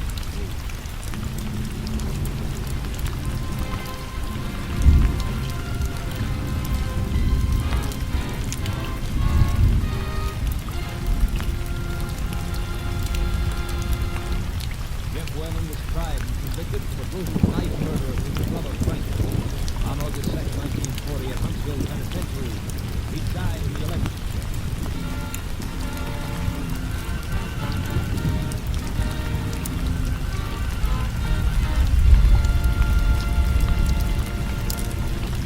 This is Joel McRae, wishing you all a very, very happy New Year.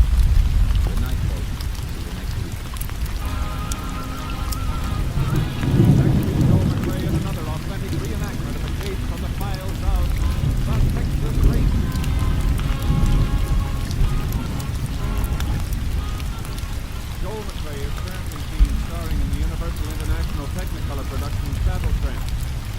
cast included Tony Barrett, Tom McKee, Harley Bear, Peggy Weber, Roy Glenn, Wilm Turbert, and Rye Dillsbury.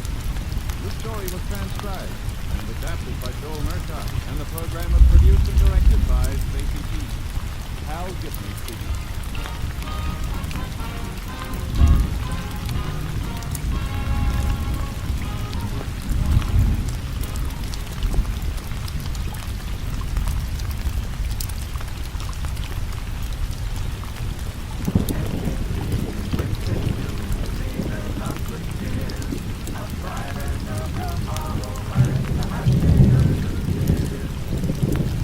Stay tuned for the $64 question.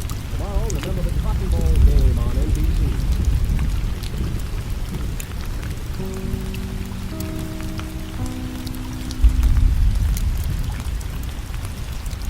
The National Broadcasting Company presents Joel McRae in Tales of the Texas Rangers. Tonight, transcribed from Hollywood, another authentic reenactment of a case from the files of the Texas Rangers.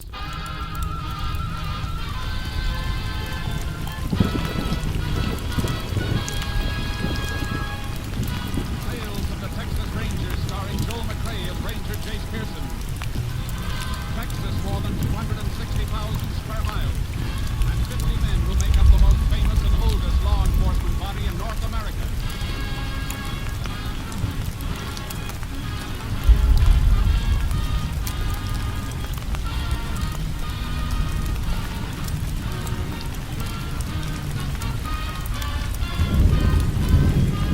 Now, from the files of the Texas Rangers come these stories based on fact. Only names, dates, and places are fictitious for obvious reasons.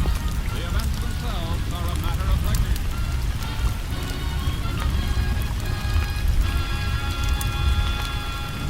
Case for tonight, Deadhead Freight.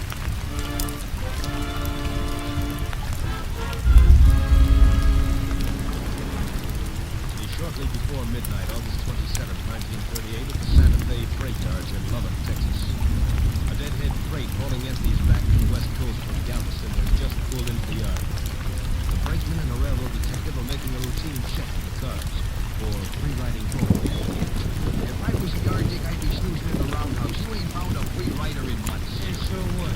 I get paid to check and I check. Oh, you know, Bozon, the freight's always hop off before we pull into the yards. You ever think one of them might fall asleep in the car and not have anybody to wake him up? Well, could be. Can't flash you like this, Okay. Hey, see? Nobody. Now, the car up ahead is the last of the boxcars. I walked the flats and down the little while we were going, so I know that they're clear. Hey, why is the door rolled shut on this? Well, I don't know now. It should be. Now let's get her open. Throw your light around. Somebody riding, man. Come on. All right, Bo. On your feet. And throw that light right on you, man. No wonder it didn't move. Just no duffel bag. Yeah. What's your duffel bag when you're on a deadhead freight? Hey, there's something in it, man. Hey, come here. Feel this. Feels like a bite. Hey, you got a knife on you down here. That's a good thing we didn't pass this way. Something was trying to show up tighter. Let's put it right on the side. Yeah. What? Did she come in? Yeah. Throw that light around the car. So what are you looking for? Don't play any place. She wasn't given on the train. Somebody must have loaded the body onto the bit. Yeah, so the murder can't be pinned down to any definite area. Where'd you stop last?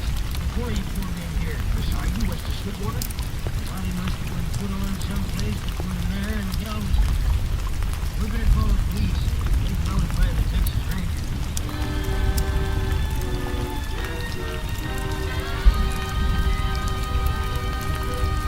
After a brief but penetrating study of the situation, Ranger Captain Stinson had the body removed to a Lubbock funeral parlor. There requested Texas Ranger Jace Pearson to take over the case. Well, there it is, Pierce. Movie drama stabbing. Figured it happened good peaceful. Couple of reasons for that. circle in red shows where it needs stop. And that's what time. See. No stops after it left the siding outside Sweetwater. Right. Most of the stops were made much further east. According to the time of these stops, the body must have been loaded on the train between Presley here and Turner City here. Well, how do you arrive at that? The train made all its night stops between these points. It was likely the killer loaded the body on by daylight. Not much chance of being spotted by the train crew. That's good reason, Jace. You may be right. He said the body was sewed up in a duffel bag. Yeah. You better look at it before I send it on to the lab. I have the undertaker locked in this cabinet and give it a key. Now, here it is. Regular opening at the top of the bag is sewed up tight. Draw cord is in. Good thing the man who found the body cut into the bag instead of ripping out those new stitches. Yeah. I see what you mean. And the funny stitching. It may have been made by somebody with a special trade where that kind of stitching's used. Lab gets a look at it. We'll be able to tell us what trade. I hope so. The bag itself won't help much, I'm afraid. Probably picked up in the lower surplus. Could belong to anybody. Hey, look at this. The bottom of the bag. And the soil. Whoever carted it around with a body in it must have set it on the ground to rest. Sure did. Reddish brown earth. Let's see the trace under its stick. Let's have a look at that plane now. I think that earth stain narrows down our search, Captain. How come? I know the country that train passed at night. I've been over plenty. Only place I've seen earth that color is right around this area, the two stream beds. Cotton belt runs parallel to the railroad for about 40 miles through there. Well, I've seen all I want to see, unless you have something else. Nope. Let's go. Get this bag off, though. Body gonna be held here for identification. Yeah. If she isn't identified, we'll see if we can run down something by her clothes. Any laundry marks or anything on them? Great nowadays. Homemade and home laundered. No dental work to help us either. And the fingerprints aren't on the file. Might have a man check on the shoes she was wearing. They weren't homemade. And we'll try it.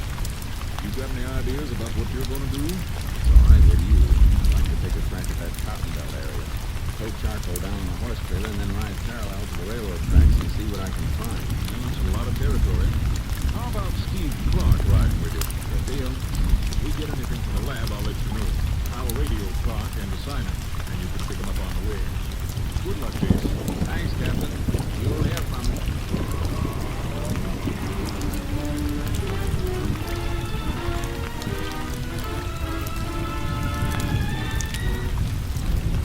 I met Clark. We drove down to the beginning of the area I wanted to check. Left the car and used our horses for the long ride along the rail bed.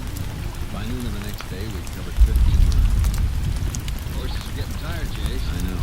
There's a siding a little ways ahead, but the brakes out there. Yeah. Look, another culvert coming up. Yeah. Bank's pretty steep. Watch your horse. Right. Careful, boy. Easy. Steep climb out of here, Jace. Maybe if we ride... Hey, what are you looking at? Oh, the ground, huh? Same reddish brown color we've been checking for. Well, don't see anything else, though. Want to ride through it a ways? Yeah. Come on, Chuck. Boy. I don't want to be a killjoy, Jace, but we've done this in a dozen creek beds. Yeah, but none of the others were close to a train stop. Siding's only about 50 yards further up the... Ooh, Chuck. Oh, boy. Oh. Find something, Jace? Yeah. Come here. What is it? Yeah. Marks in the sand. Trace of a couple of footprints, not enough to make a cast. Look at this other one. Round impressions. Yeah. What made it? Might have been somebody setting that duffel bag down. Yeah. Well, I would have gone for the dirt you found on the bag. We'll find out. Get a glass jar for the saddlebag. Okay. Gonna cut a claw around that mark? Yeah. Labs can test it for blood trace. Earth this color, we can't tell anything by sight. Now, here's the jar. Thanks. A few empty cans around here, Jace. Those marks might have been made by a hobo. No, I don't think so. Dental stiffs travel light. They don't carry duffel bags. What's the nearest town to here? Oldville, about a mile further on. Let's get there. Phone for a highway patrol car, and they can drive you back and pick up our car. All right. You check around Oldville? With a fine-tooth comb. Traffic up around Oldville is good. Good. Migratory pickers will jam in the town. The man who told us his dead girl was trying to find somebody who might have seen her. No.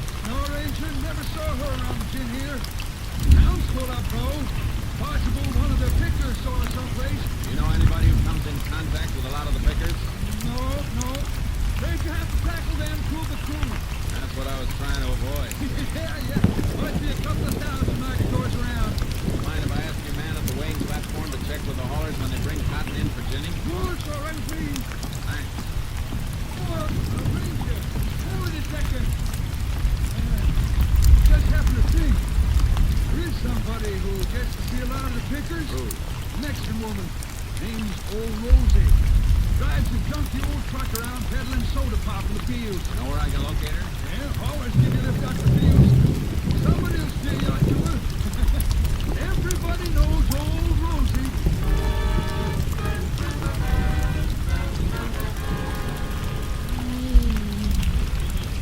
Somebody kill that poor girl, huh? That's right, Rosie. You oversee her? You find who killed her, you're going to put him in a jail? That's my job. How about it? You ever seen her around here? She, one time, Where? at the bus station in the town, she was with a man. You know who the man was? No, senor. Why'd you hesitate? Is that the truth? Why should I tell you lies, senor? I don't know who the man was.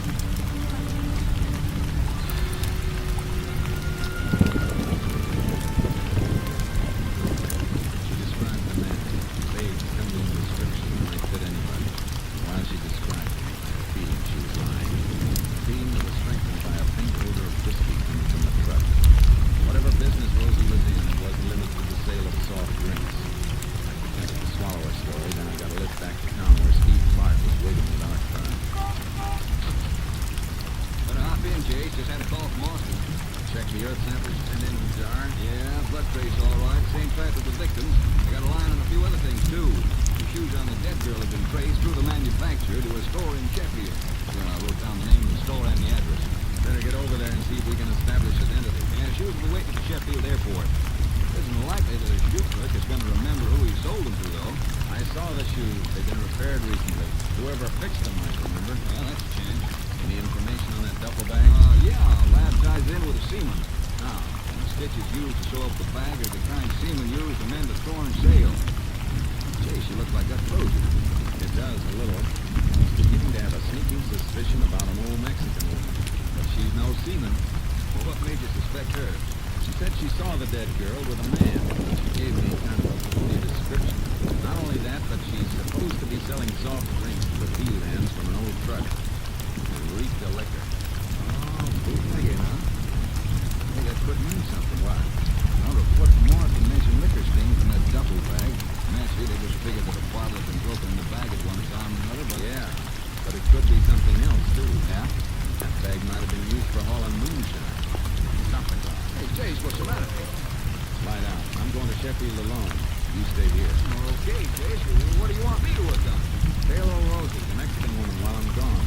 Check on any special contacts she makes. Whoever she sees, find out who they are. See if you can run down any who've worked at sea.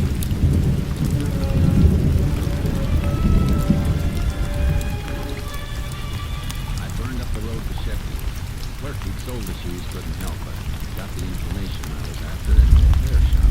Sure, I fixed it, all right? Look, here's who I sold the gold and straps to. I remember because of something else to do, I never get paid for the job. Whose shoes are they? Mrs. Watson, she delivered 2 blocks off for Brownwood House. Mrs. Watson, huh? Her husband around? No, Mrs. go away months ago. That's why she got no money to pay for children. Kind of bother her. She lived with her mother and her little babies, a 1-year-old. Any idea where her husband went? Oh, no. Sometimes she says to go away for work to someplace with the cactus. Sometimes to Galveston to work for the boat. Sailor. Sail everything. Whatever he is, they don't send the money. Last week she come in. She says she's going to meet him and she's going to pay me when she's come back. But she's going to come back. Hey, just a minute. Why you asking me all these things, huh? Well, how come you got the shoes? Because Mrs. Watson doesn't need him anymore. She's dead.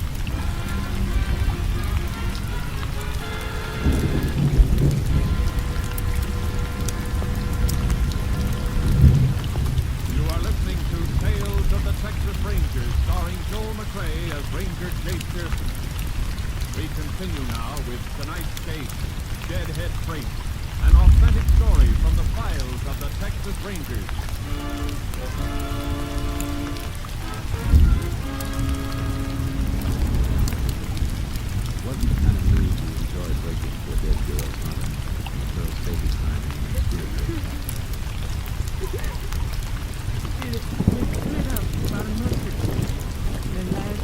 I told you.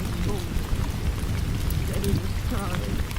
Wanted my daughter Helen to come visit. I thought she was there with you. Looks like she was. Oh, you promised Helen everything in a letter. Said he had a lot of money for her at that baby. He was never any good. And now the baby left me and I'm just too old. I'm sorry.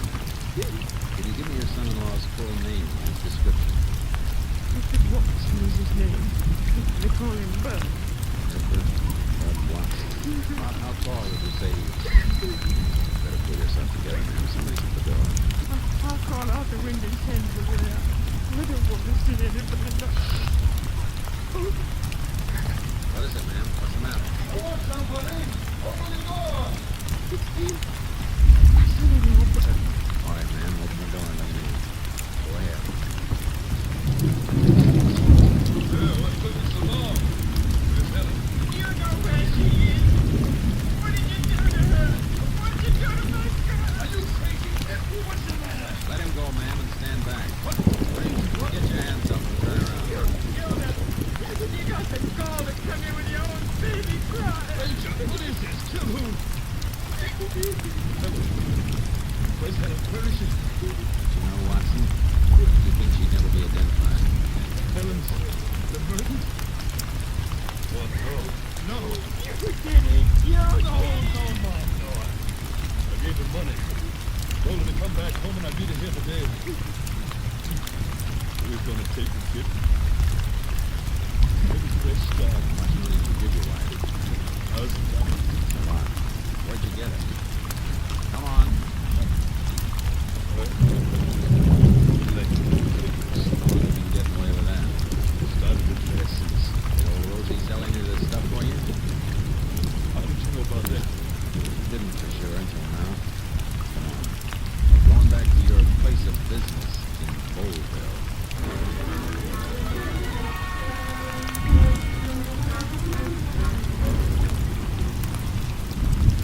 Hi, Jay. Steve. I got your message to meet you here. Roast's over there. Want to get her off the truck? Yeah, she can talk. Come on. You through, Watson. Bud Watson murdered Daryl's husband. Bootlegging here. Rosie's been moving some of the stuff for him. Why you keep me from my work, senor? Your work isn't as legal as it could be, Rosie, so sit tight. Hey, you ever seen this man before? You know she's seen me before. They didn't ask you. How about it, Rosie? He. All right, Rosie.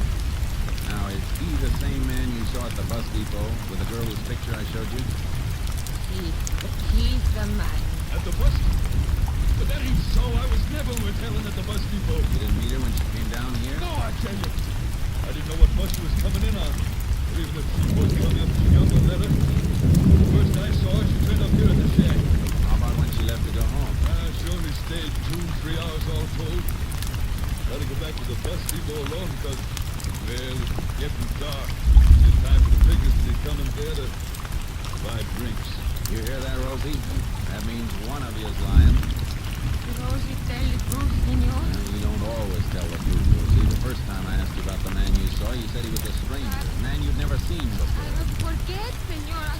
I see a lot of people every day in the field. Yeah, you're trying to kid me? You've been selling liquor for this man. You couldn't mistake him for a stranger. But I do, senor. I make mistakes. You want help, I give you help. Rosie tell you all she knows, that's all.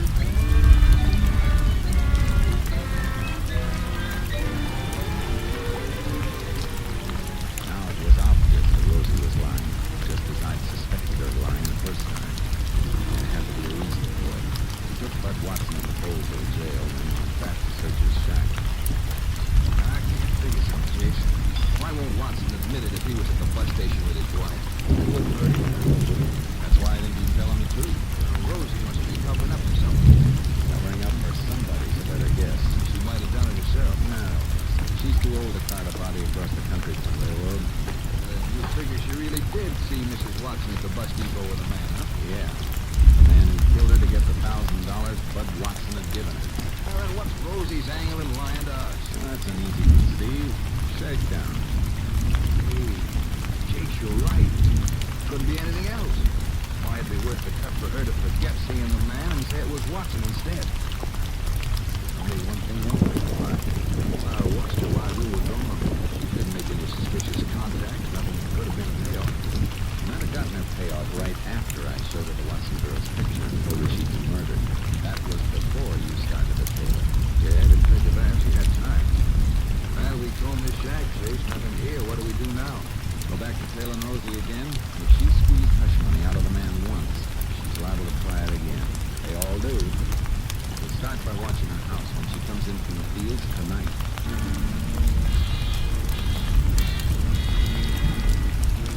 We staked out near Rosie's adobe hut. It got dark and she didn't come in. I left Steve on watch and went out to look for her, keeping an eye out for her old truck. I found it about 5 miles out, surrounded by a group of men carrying torches. Hey, what's going on here? Oh, Ranger!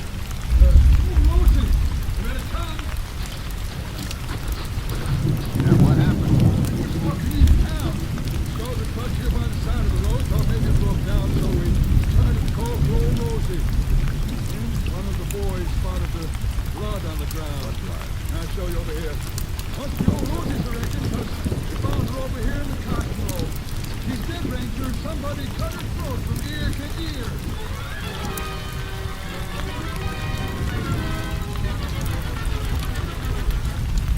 Old Rosie tried to shake down and kill her once too often, with the usual payoff. I sent a rush call to Steve Park to throw his horse out and join me. We followed the trail which led to a deserted picker shack way off in a field that looked like it hadn't been cultivated for years.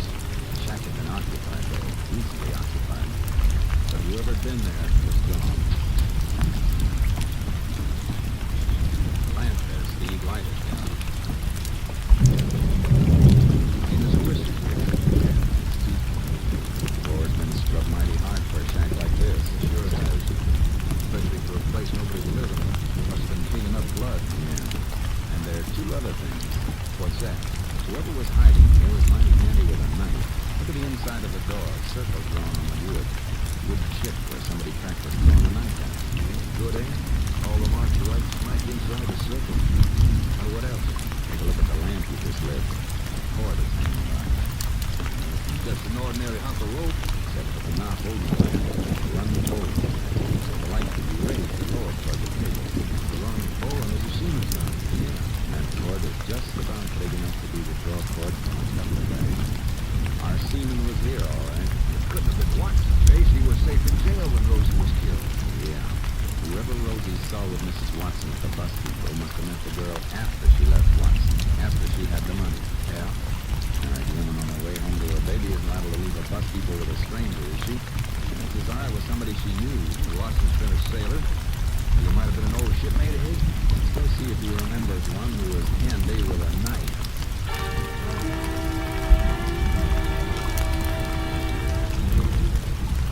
Say, somebody killed old Rosie? Yeah. Same man who killed your wife. Now think hard. The killer was a seaman. We got reason to think it could be an old shipmate of yours who knew your wife. But Helen knew shipmates of mine all along the Gulf. I introduced her to lots of them. The one we want had a habit of throwing a knife. Hey, 2 targets on the door. Never missed. Matt Corbett. It was Matt Corbett. How do you know? Any reason for him to be around here? Yeah. He was my partner last year. Bootlegging here. Business got bad and he left. I wrote to him months ago, asked him to come back with this pickup, but he never answered me. Did Rosie know? Sure she did. Last year. That's it, Clark. Rosie had seen Corbett with Mrs. Watson. That's why he couldn't run with the money after he killed her.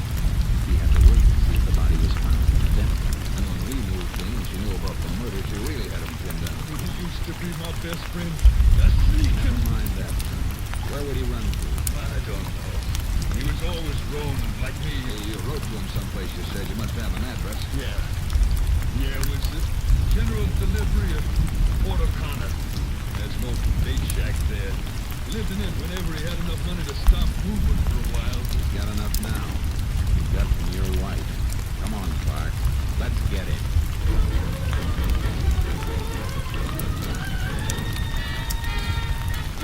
We headed for Port O'Connor. Made it by morning and found the abandoned bait shack. Pretty inside, so you can see through the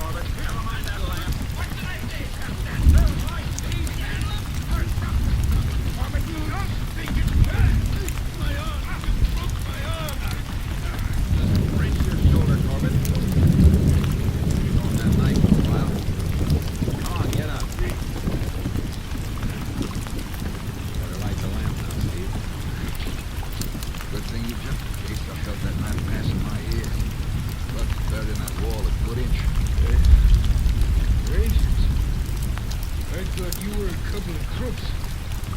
But what's you doing here? Just dropped in to arrest you for the murder of Helen Watson and old Rosie at the Bowlville. It'd be nice if you could prove it. I haven't been near Bowlville. I think we can prove you were. March you left on the door, and a few other things. How'd you come back, Blake? Are you kidding? No, I'm serious. You should have rode Pullman. Get your shoes shine on a Pullman. They're taking that reddish brown earth off your shoes.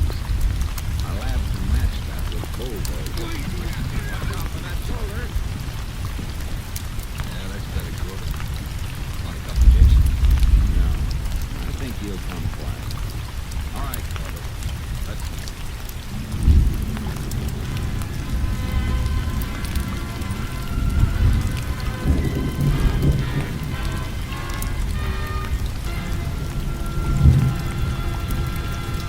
Permit Bud Watson served a required term for his bootlegging activities, and Matt Corbett was tried and convicted of murder. The sentence of the court was carried out on February 20th, 1939, when at Huntsville Penitentiary, Matt Corbett died in the electric chair.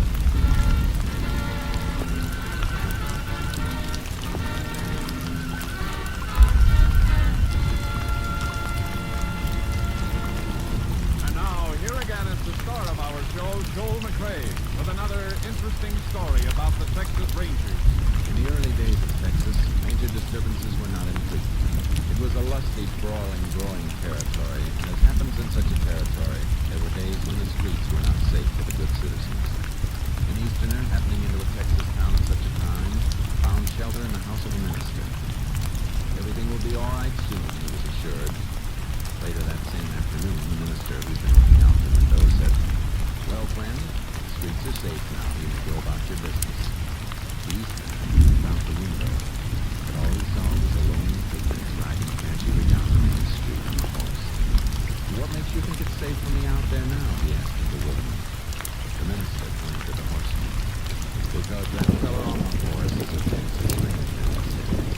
"Only folks that aren't safe in this town now are the ones who started the trouble.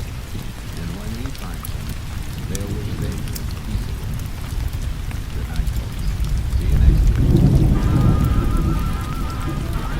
Next week, Joel McRae in another authentic reenactment of a case from the files of the Texas Rangers.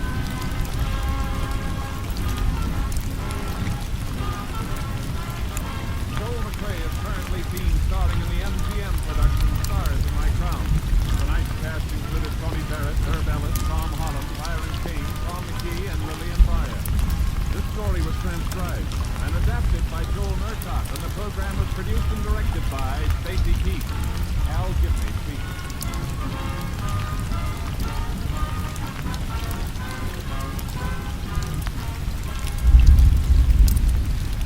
Great times mean good times on NBC.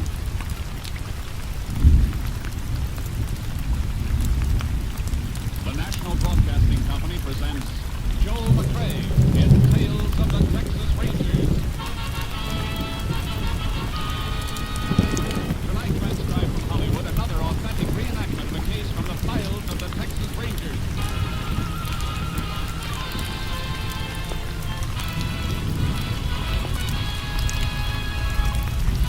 Tales of the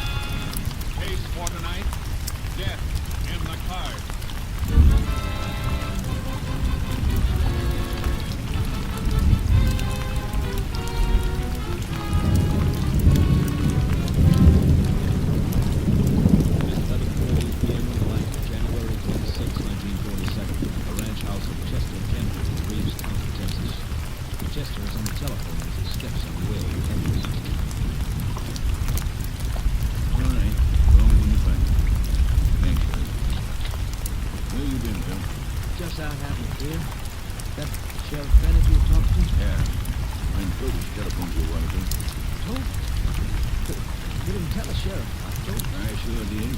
Sheriff just called to say he located Toby's room and I over in Biggertown. Toby couldn't live. I told you 100 times it's the worst thing in the world if you do. Tobich finds out, he'll kill me. Well, Maybe he has found out it's Tobich. Maybe he's on his way here right now to get me. Look, you gotta give me the money to pay him off now. No, Will. No more money. You know what you're saying? He'll kill me if I don't pay him. He told me. Now you listen to me. I reached the end of my rope in this whole rotten mess. I'm through. I couldn't get another dime. I've done everything I can for you, but you're just no good. And I need that dough now. You shut up and listen to me. When Mama died, I promised you I'd do everything I could for you. I have. Treated you like you was my own son. Given the whole bunch of money, a lot of money. What have you done? Thrown it away to a slimy gambling fool. But that... What 2 months has been going on? For 2 months you've made me wait to pay off I can't. I told you to stay away from him, but you didn't. Now it's high time for me to meet him and tell him face to face to stay away from you. No. If you just give me the money this once, we'll straighten out. Your promises ain't worth a bale of straw. So you said last week you'd straighten me out. So then I'd give you just 1 week to do it, and if you didn't, get no more money from me now or ever. You don't mean... Oh, don't I? You got yourself into this mess, you get yourself out of it. So this can bluff you, but it can't bluff me. Huh? What's the matter? Just saw the... What? Let's go.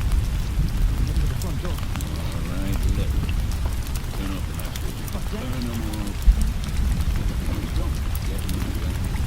Get this booze over sucking me to the front door. No, Dad, no. Front door. No, stay away from that door, Dad. Don't open it, please. Can't see it, can you? Now look, Will.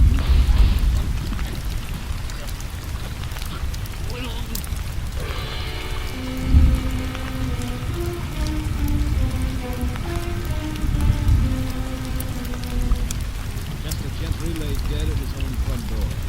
Will immediately notified Sheriff Bennett's office. The sheriff requested help from the Texas Rangers. Ranger Jace Pearson was assigned to the case. He joined Sheriff Bennett at the Gentle Ranch. Yeah, looks like an open and shut case here. Toby came here, get Will, but it was Chester who opened the door and was like this loud. Where was the conversation? Lying right across the front door, lately. How long ago did the shooting take place? A couple hours ago. Chester notified me earlier in the evening he'd gotten a call from Mr. Toby. The call came from Biggertown, so I went over there to see if I could find him. I located his room now, but he'd checked out. Looks like while I was there, he was here. You say Tobich had been bleeding Will and Chester for some time. About 2 months, according to what Chester told me on the phone. Yeah. Let's talk to Will.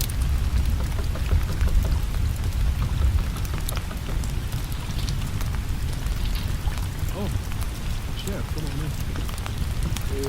This is Ranger Pearson, Will. We'd like to ask you a couple questions. Sure. How long have you known this Tobich, Will? A couple of months. Where's your first meeting? Peace Place. Down the Butler Road. That where you did your gambling? Tobich was broke from time to time when they had a game. So I flew him to the house and registered. Who else? Well, different ones each time. I didn't know anybody. Didn't even know the name. You kept losing to Tobich, didn't you? Yeah. You kept on playing cards. I kept thinking my luck would change. Your luck never changes when you're up against a professional gambler. Guess I know that now.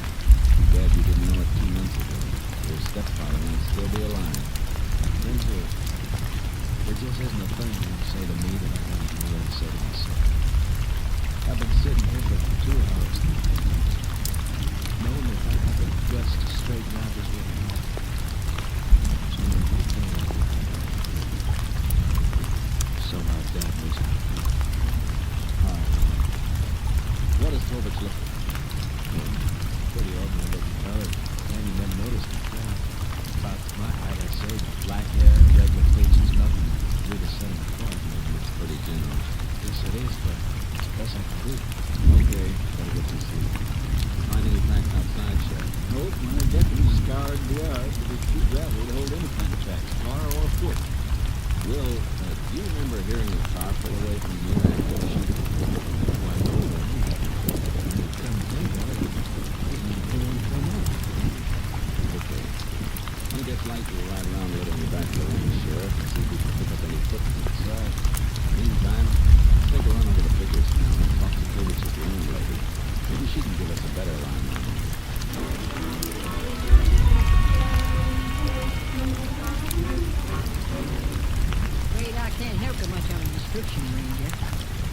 finally got a good look at Toby's rooms. That was when I rented this room to him 2 months ago. Pretty strange that'd be the only time you saw him, Mrs. Becker. Well, he came and went by night. I'd hear voices in his room sometime in the evening. A couple times a woman's voice. But as far as seeing him around, I didn't. You said he checked out earlier tonight. Didn't you see him then? No, he just left an envelope under my door with his keys and the money he owed on the room. Think you'd recognize him if you saw him again, Mrs. Becker? Might, I don't know. But to sit down and describe him to you, I'm afraid I can't be much help there. Man's been living in this room for 2 months. Take a look around. It's clean, too clean. Nothing here to get us in the room. Have you cleaned this room since Tovich checked out? No, I ain't gotten around to it. I was figuring on giving it a good swamping out in the morning. Like to save you the trouble. What do you mean? Have one of our men from the lab vacuum the room for you. Well, my back there is. I sure ain't gonna say no. You figure on having the contents of the dust bag on right there? Yeah, Tovich has covered his tracks pretty well so far, but maybe he doesn't know you can sometimes pick up a lot besides dust with a vacuum cleaner.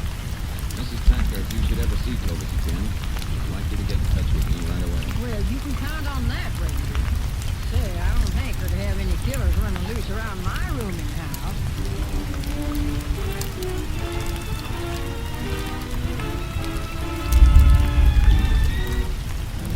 Dawn came, and the only thing new on the case was the publicity. Papers were carrying the story with pictures of Chester's will. The sheriff and I started scouring the country in back of the gentry ranch on horseback. This is hunting weather, Jace, with all that frost on the ground. Yeah, so far the hunt hasn't been good. Let's see, we're right in line with the back of the ranch house now. And maybe we better split up and go around. Hey, hold it. Look on the ground. Yeah. Foot tracks. Coming from the back of the ranch house, too. Judging from the distance between the tracks, he was in a hurry. Come on. Heading straight north to the river, Jace. We could be trying for the New Mexico border. Could be. You know, one thing, it'd be pretty easy to follow the tracks in the frost. Yeah. There's something funny about these tracks, though. What do you mean? I don't know yet. I just put my finger on it. We'll keep trailing. See if we can put our finger on Tovich. Come on, Jack.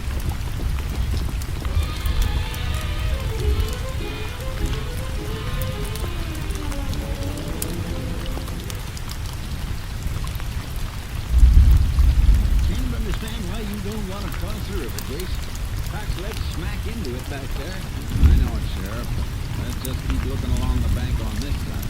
Okay, but we probably waded along the spell and kept going on the other side. What's on the other side? Santa Fe track about 15 mile away. And what's between the river and the track? Just over the country. That's what I mean. I don't think Tovich would risk 15 miles of open country. Yeah, see your point. Well, we'll keep looking along this side then. No, we don't have to look any farther, Sheriff. Look, there they are. Ooh,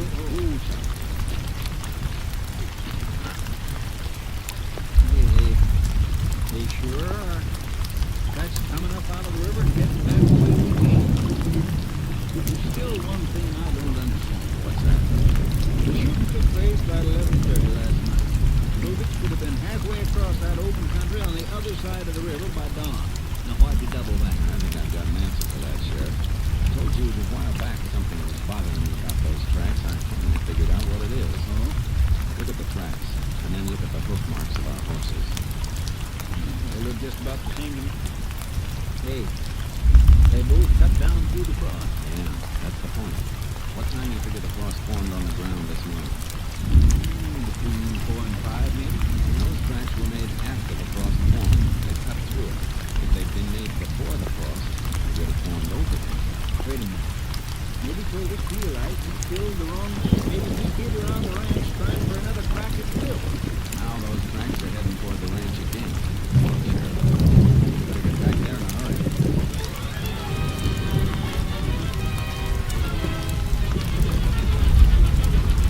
We followed the tracks back to the highway a mile below the ranch and lost them there. Then we headed for the ranch house. still outside anywhere. There's cars in the driveway. Hope we're not too late. Will! Will! Oh, morning, Sheriff. Yeah, That's a relief. Come on in. Something the matter? Nothing. Can you use the phone? I want to call my office and see if there's anything new. What's that? Back to call. Hey, thanks. Ranger, what's the sheriff mean about being relayed to sea? Well, it's possible culprits hung around here at the ranch last night after the shooting. What? You see or hear anything after we left? Wasn't my best man. What do you mean? Well, after the fellas left, I locked up town. About 3 or 4 this morning, a sign woke me up. What kind? Somebody wrote around outside. Got Dad's gun. Culprits ever shows up around here again. Oh, the horse is out there. I make it into your own. Hey, Yes, Sheriff. what is it? The deputy just told me that landlady, Miss Packer, phoned the office for you about an hour ago. Mrs. Packer? Yeah, they told her to call out here. Will, Yeah. did a Mrs. Packer phone me? Oh, woman. Didn't leave a name, but she did leave a number. I got it written down, man. Operator? 27344. How long ago did she call you? Oh, about an hour ago, I think. She leave a message? No. Just said to ask you to call. You told her to get in touch with you if she ever saw Clovis again, Dave.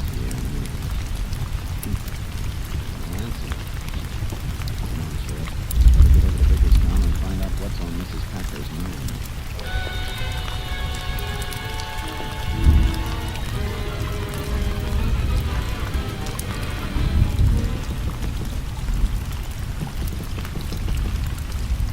She's gone out. The door is Mrs. Packer? Mrs. Packer?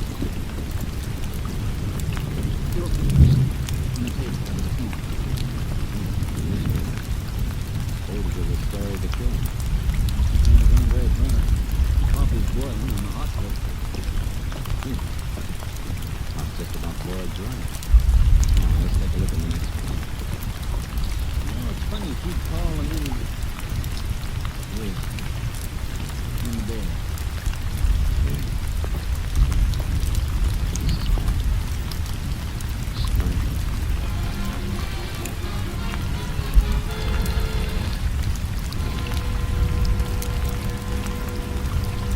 You are listening to Tales of the Texas Rangers, starring Joel McCrae as Ranger Jake Pearson. We continue now with tonight's case, Death in the Cards, an authentic story from the files of the Texas Rangers.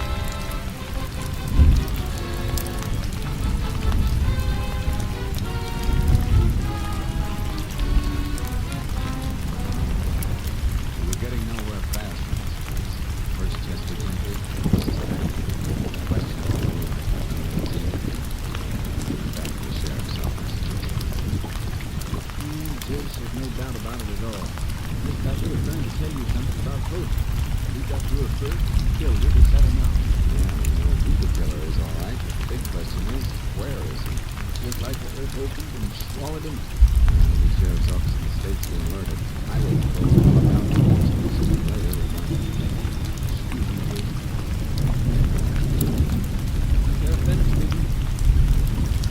Oh, yeah, just a minute. The headquarters, there's Captain Steve. Hello, Captain.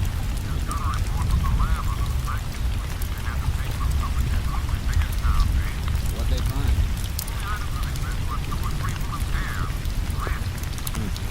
Not a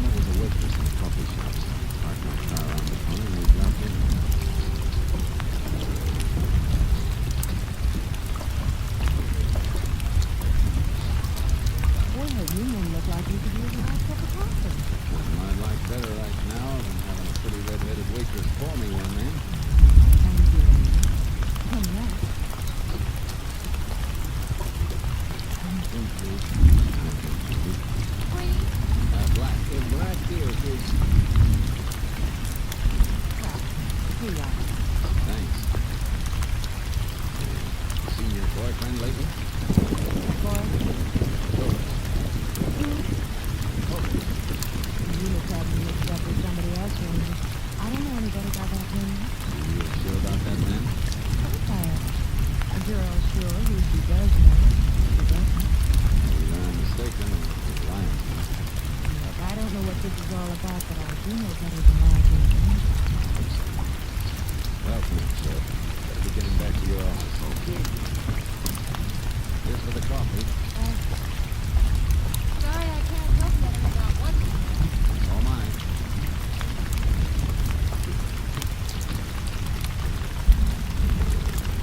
This way, Sheriff. Where are you going? Across the street. Yeah, the car's on this side, around the corner. Keep walking. She's watching us from inside. Oh. And she was lying? That's what I want to find out. She seemed pretty sure of herself. Okay, we're on the line of sight now. Let's get in this doorway, quick. Good. She listen. She might spot us across the street. Now just keep an eye on the front of that car. Shake. Look. Coming outside. False alarm. She's just watching me. That's the fastest horse drop I've ever seen. Just come inside. Keep him out to make sure we go. Come on. What are we doing on the sidewalk until we can see across the street into the coffee shop? She knows Fox. Hold it. She's on the phone when we back here. She was lying all right. I'll be calling Culprit right now. Sheriff, how about slipping up the drugstore and placing that call? I can keep an eye on the front of the shop from my car. I'll meet you there.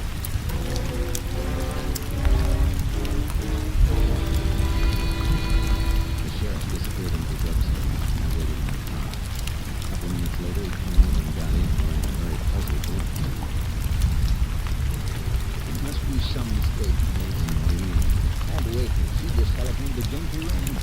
I don't think there is any mistake, Sheriff. Right now, it doesn't surprise me much. Yeah, but as far as we know, the only one of the Gentry Range is Will. Yeah. Will's gonna have company as soon as we can make it there. Wait a minute. You're trying to say that Will Gentry... Sheriff, it looks like there is no Culprit. There never has been. I guess the boy we've been up against right from the start is Will Gentry.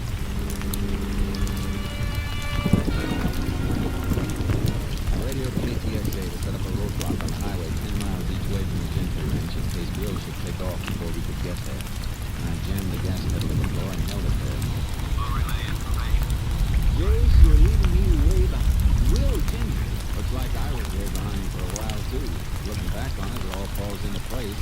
We know Will was always after money from his stepfather, Chester. And he invented the story about a gambler named Culprit as an excuse to get that money? He even went so far as to rent a room in Biggerstown under that name. But when Chester cracked down and threatened to disinheritance, Will used the same Culprit's device to kill Chester.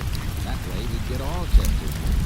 So when Chester opened the front door thinking Culprit was outside, there wasn't anybody there at all. And it was Will who plugged him. Unit 10, go ahead, KTXA. Unit 320, station at Tucker Junction. Unit 256, station at Biggerstown. Turn off. Unit 10, 10-4. KTXA clear. Now we got the roadblock set up. But the junction's about 5 miles the other side of the Gentry Ranch, isn't it? Yep. And with another high-edge full car back of us at the Biggerstown turnoff, it looks like we got a little bottled up tight if he makes a run for it.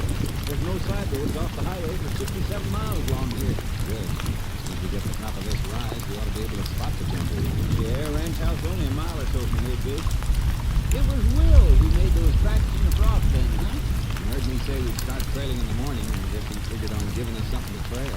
Yeah, and that explains Miss Packer's murder, too. She must have seen Will's picture in the paper, recognized him as Culprit, so she tried to phone you. And when she called the ranch house, Will knew he had to shut her mouth for keeps. He probably got back from killing her just before we showed up at the ranch house after the trailing. There's the ranch house, only half mile more. Now wait, daylight's swinging out off the highway. He's making a run for it. What kind of car is he driving? Gray sedan, isn't it? Yep. Unit 10 to all units in roadblock. Subject Will Gentry attempting getaway, proceeding east on Highway 19 in gray sedan. Unit 10 pursuing. Unit 10, go ahead, Unit 203. Unit 203 on Highway 19, 3 miles west of Tucker Junction. That's only a couple miles east west on Highway 19, Unit 203. Unit 203, 10-4. Unit 10, clear. Down the bottle up the surface. We're backstopped at both ends and we're coming at him from both ends. It's a squeeze play. Sure hope so. Unit 10 to Unit 203. Unit 203, go ahead, Unit 10. Have you sighted Gentry's car yet? Not yet, Unit 10. We're reporting contact. Unit 10, clear. Get it, Sheriff. You should have spotted Gentry by this time. We're almost together. We're watching this. Start things through. Just past his driving movie. Yeah, I see it. Only way Gentry could get off the highway is to ditch his car, and I don't think he could do that. Hey, red light coming at us. That must be Unit 203. He's stopping, too. But where's Will? No sign of Gentry? The blind in the side road to call. He couldn't have vanished from the thin air. Hey, wait a minute. That drive-in movie we just passed. You think he turned in? The only place he could have turned in. Come on.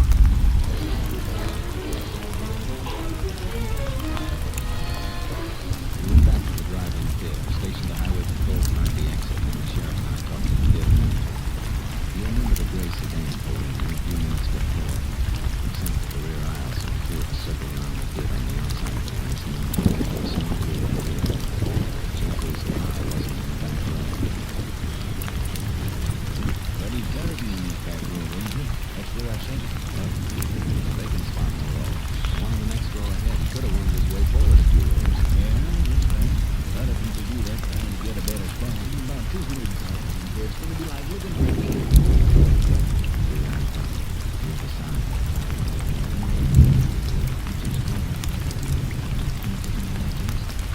Too many cars around. They think you went from peacefully. Somebody might get shot. But the car each side. Get clear. I could make my notes when the public address. Probably start shooting. One car on each side. You would spot me. Same goes for you, Sheriff. Want me to do it? You? No, it'd be pretty. Yeah, I think I'll get it. You go up to the car on this side of the road. I'll clear out in exactly 1 minute. Then go to Ward's car. Tell him you're checking the reception on those speakers on the other side of their cars. Then go to the car on the other side of them. Tell them to clear out in 2 minutes. Now, when you do it, won't get suspicious. 30 seconds after the second car leaves, turn on all the lights. Okay? I'll give it a whirl. She got control.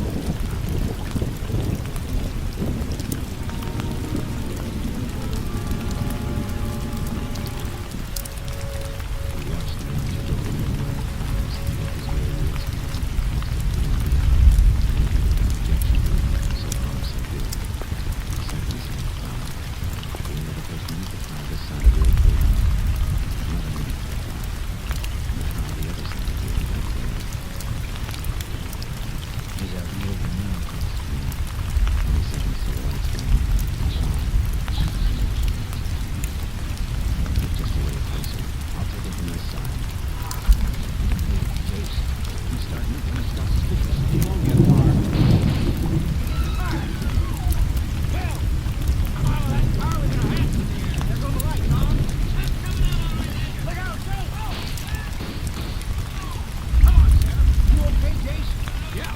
You're sure knocked him down, Marlowe. Hit him in the shoulder. Why did you finish me off? That's up to the state of Texas, Will, not me. But I think they'll oblige you, all right.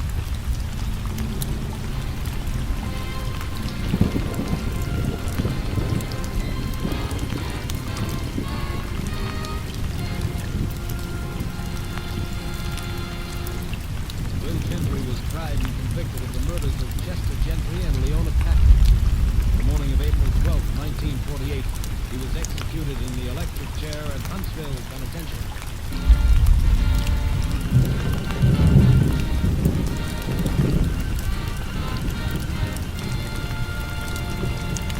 And here again is the star of our show, Joel McRae, with another interesting story about the Texas Rangers. Although the Texas Rangers are a highly organized law enforcement agency, they commend themselves to rugged individualists. One ranger in particular that I know of carries his 6-shooters with only 5 shells in each gun. One day he was asked why he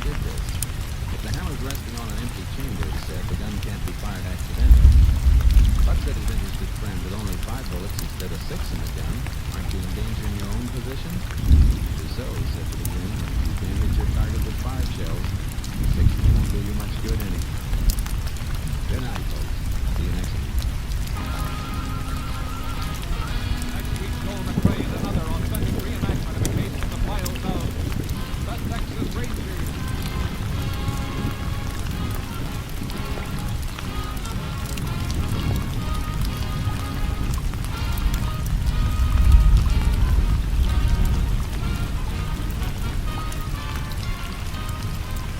Joel McRae is currently seen starring in the Universal International Technicolor production, Frenchie. Tonight's cast included Tony Barrett, Bill Johnstone, Barley Bear, Jeanette Nolan, Byron Kane, Mike Barrett, and Ernie Newton. This story was transcribed and adapted by Bob Wright, and the program was produced and directed by Stacy Keith. Hal Gibney speaking.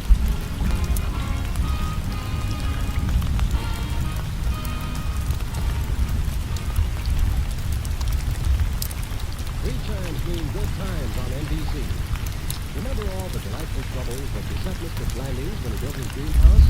Well, starting next Sunday afternoon, you can hear the further adventures of the beleaguered Mr. Blandings and his wonderful wife, Muriel. It's top listening for the entire family next Sunday and Sundays thereafter when Cary Grant and Betsy Drake star as Mr. and Mrs. Blandings. Stay tuned for the $64 question. Tomorrow, hear the symphony on NBC.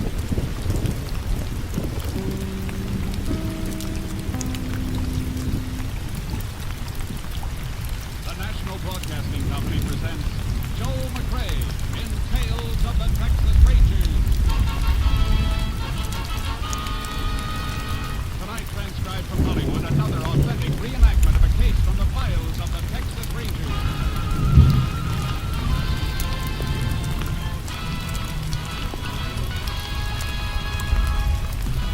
Tales of the Texas Rangers, starring Joel McRae as Ranger Chase Pearson. Texas, more than 260,000 square miles, and 50 men who make up the most famous and oldest law enforcement body in North America.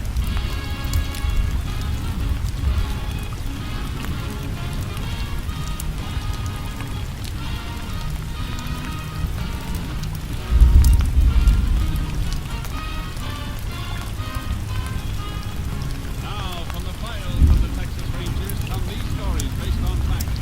Only names, dates, and places are fictitious for obvious reasons. The events themselves are a matter of record.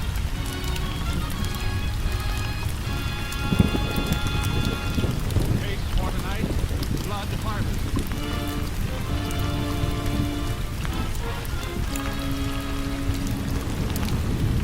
It is moonless midnight, September 16th, 1947. A truck without lights is parked in a cultivated field several miles from Fairvale, Texas. In the darkness, 2 men are perspiring freely as they load bales of seasoned alfalfa onto the truck. How many more we got to go, Slim? 15, 20, that's all. Well, we can get it all on here then. This'll be the last load. That suits me fine. The sooner get off the place with it better. Come on. Whoa! Take it easy, Slim. How about time out for some more? Oh, you out of your mind, Trent. Oh, we're a half mile from the house. Besides, you said no one was asleep. But don't give me an argument. All right. But I moved more than 200 bales of stuff tonight. I'm gonna rest for a minute. You don't like it, load the rest out yourself. Okay, don't get hot about it. I'm just as tired as you are. Sit on the running board. Mullen sure gonna be surprised when you get to look at this field. Yeah, he sure is. What did we get for this stuff? About $30. Ain't bad. I'm feeling this. $1,500 a piece. Could make more than that on a couple of head of cattle. That wasn't up to a big truck. Sure.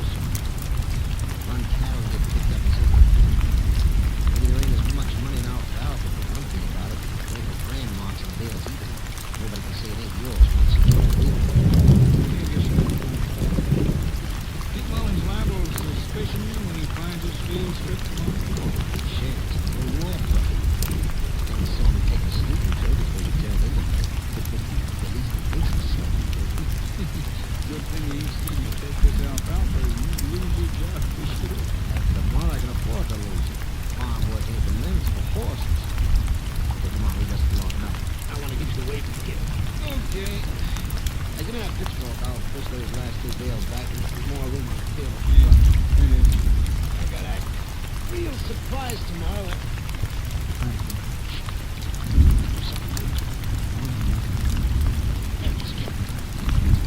You woke up, kid.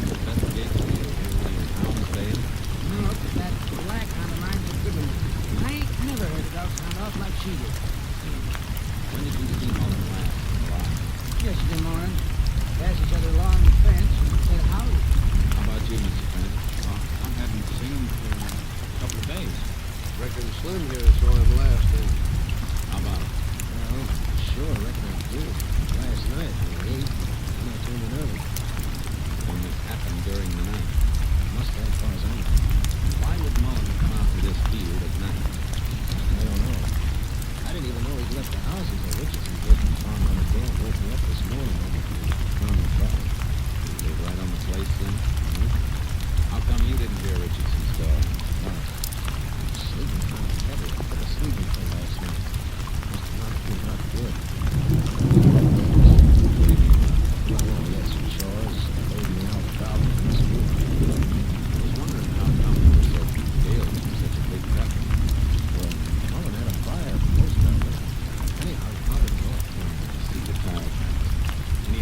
sold it to? I didn't say. Think somebody paid him for the stuff, then came back to rob him for the money, Jace? Couldn't be, Sheriff. Except that Mullen made the robbing mighty convenient by coming out into this field at night. When we learned why he came out here, we learned a lot.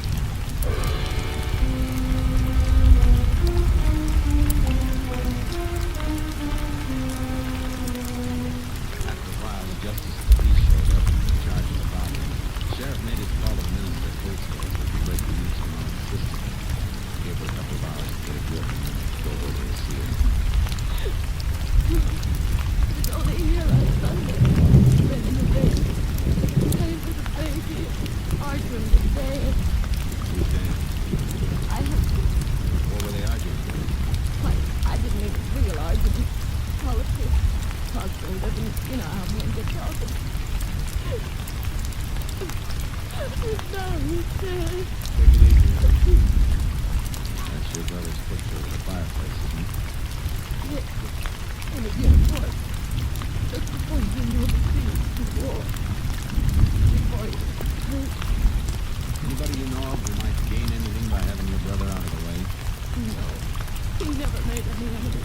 Yes, it was robbery like we figured before, Jace. No money on him, none in the house that we could find. Might have had time to bank it, I guess. We can check that at the bank. Might as well go then. Ellie, you shouldn't be here alone at a time like this. The minister's coming back later. Why don't you call Dan, have him come home from work? He's away for a few days on a business trip. We're on a business trip. Who's he working for? Buying, selling, the Hatton Seed and Grain Company. Don't worry about me, I'll be all right. Well, if there's anything I can do, just holler. Bye, Ellie. Goodbye. Bye. You gotta find out because my brother. You can't let him get away with it. Try not to.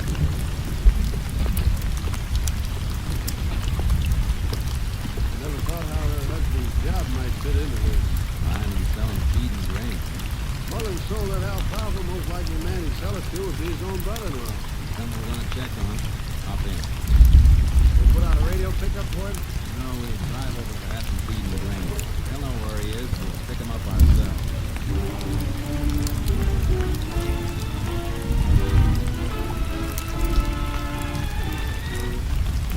Hatton Feed and Grain Company told us the area that Mullen's brother-in-law Dan was working. Caught up with him next morning. They're selling down this area. That must be Dan's car there by the barn. Hatton Company emblem on it. Yeah, let's find him. There he is. Clear into the barn, leaning on the stall. See the owner he's talking to. Oh, down. We don't have to. See us coming this way now. Watch out for any sudden movement, just in case. Howdy, Sheriff. This for me. Ranger and I'd like a word with you. Reckon it's about Ellie's brother. Heard about it. Down my car radio this morning. I called Ellie a little while ago. Told me to put us here. A couple of stops I just got to make around here. Then I'm heading for home. When did you see Mullen last? 2 days ago when I started out on this trip. You stopped by his place? That's right. Social call at business. Business? Made a bid on his alfalfa. I just about finished sweating and ready to get hauled for storage. How'd you pay him for it? Cash or company check? I didn't pay him for it, Ranger. Said it wasn't for sale. You better be sure of that, Dan. What do you mean? It means that that alfalfa was sold and moved just before Mullen was killed. The same day you stopped him. Whoever told you that's a lie. It's no lie, Dan. We saw it with our own eyes. Everything was hauled from there except maybe a dozen bales. I don't care what you say. I know that alfalfa wasn't for sale. Me or anybody else. What makes you so sure of that? I'll tell you what makes me so sure. You can check it with the bank. Bob told me he made arrangements for a bank loan to buy 20 head of dairy cattle. That's why I'm sure. He was getting them in next month. He needed that alfalfa for winter forage. He couldn't have sold it. Not to anybody.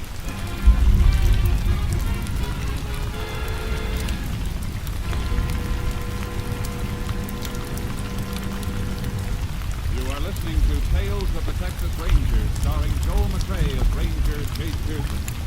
We continue now with tonight's case, Blood Harvest, an authentic story from the files of the Texas Rangers.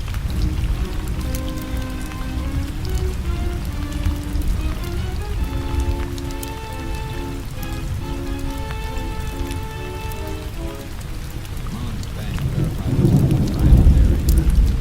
Lucky changed his mind suddenly. That would have sold feed and grain for his own stock. The sheriff and I headed back to Mullen's farm.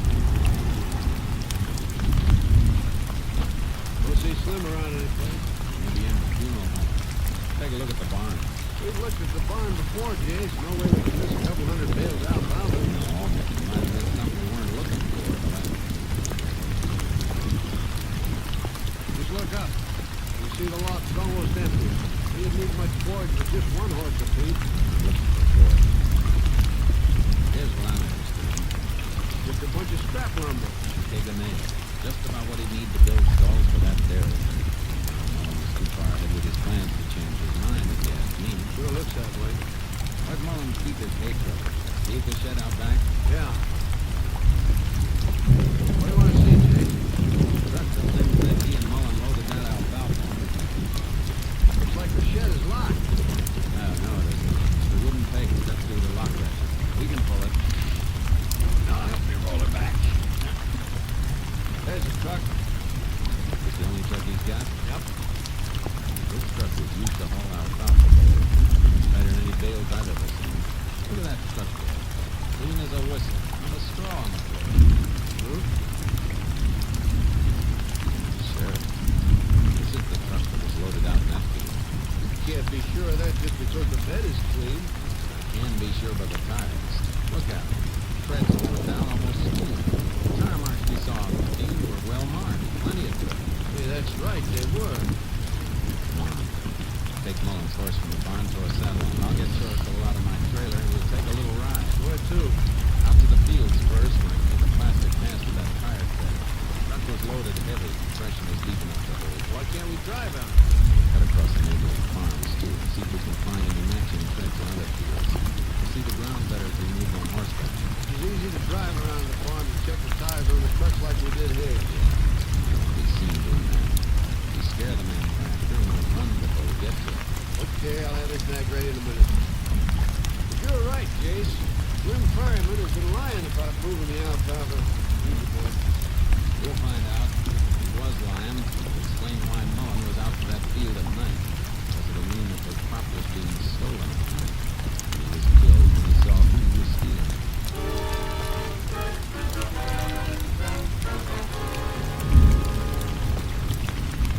How long does it take that cast to dry, Jace? Better be ready in a minute. Liable to be a lot of truck tires with that same tread. Sure. This piece I'm making a cast of has a cut mark across part of the tread. Oh, I see. That same mark again someplace else. We can make another cast and use for evidence. Here, this is dry now. How's that, Chip? Good, clear impression, Jace. Come on. Let's drive. Check the neighboring farms. Sam Richardson's place was clear, and so were the two others. And we cut through the north fence to Mullen's farm and into the acreage owned by Harry Trent.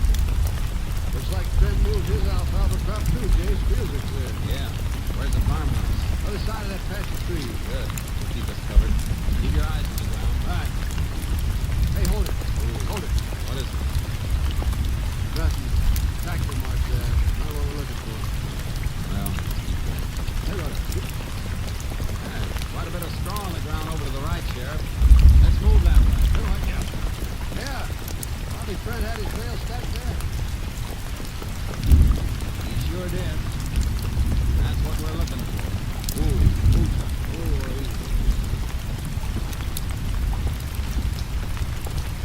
Kind of dim, Jace. Same thread, all right. Looks like the scene of cut mark in the tread. I'm gonna make another cast. After dark, we'll slip in and take a look at Trent's barn and his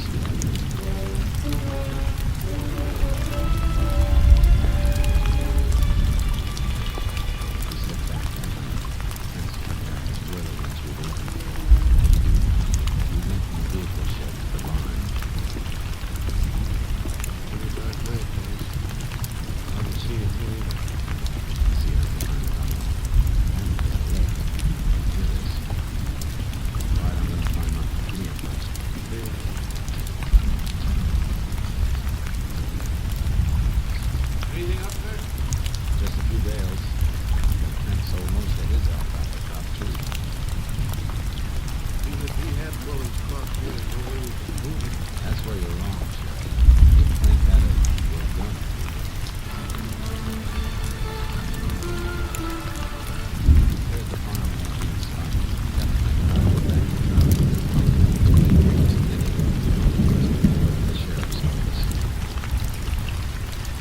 have to be so careful out at the fence place, Jake. There he is, don't guard his car. Come in to pay his respect. Just around the door of that cafe. Oh, look who's in there.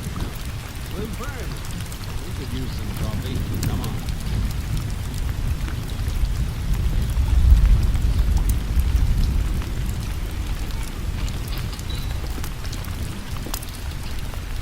Well, howdy, Sheriff and Ranger. Howdy, May. How's it going? Try stirring it and it'll fling the spoon right back at you. That sounds strong enough. Pour it, Kelsey. Mind if we sit with you, Slim? What to sell? Got a line on who killed Mullen yet? No. Too bad Mullen never mentioned the name of the man he was selling that alfalfa to. No, too bad. You think you might have mentioned it to one of the neighbors, Sam Richardson, maybe, or Harry Trent?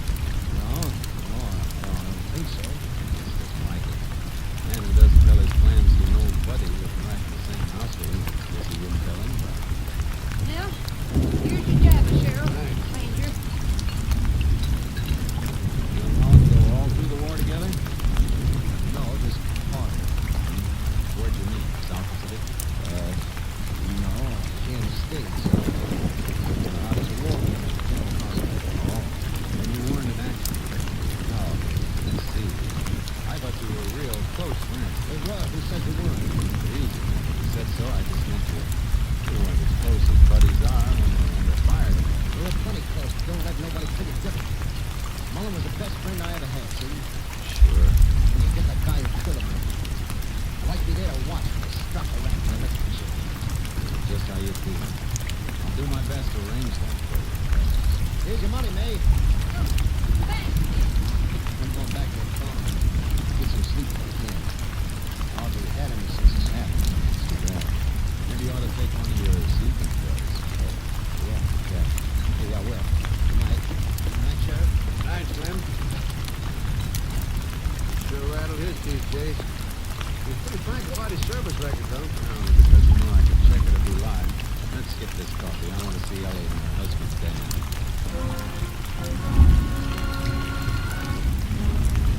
Ellie and Dan. Decided about the Robert Mullen. Beck and Dan outside. What is it? I don't want to leave Ellie alone too long. Like we have to for a while. I want to help us spring the trap on the man who killed your brother. You know who did it? So, I need your help. Yeah, glad I help. What do you want? Jake Richards' mom had an alfalfa. 7 or 8 acres. 8, right? You know how much it could yield? About 2 tons an acre, 16 ton all told. That's a good yield for this year. We'll take care of it when why? I'll tell you in a minute. Sheriff, you saw Prince alfalfa acreage. I'd say he's got about 6 acres. But then, you don't have to say about 6 acres is right. How do you know? I've bought Frank's alfalfa crop from Montana. Good. How much? Almost 12 ton. Same acre yield as 5 months. Are you sure that's all? Of course I'm sure. Feed and Grain Company keep a record of everybody they purchase from? Sure. Lots be identified? I mean, are they tagged or stored in such a way you could tell who they were bought from? Yeah, they are. What are you aiming at, Jake? Final proof, break Trent down. Dan, I want you to come with me. Get one of the bales Trent sold to your company. It's gonna wake up every feed and grain buyer in the county that's even sold any more than 12 tons.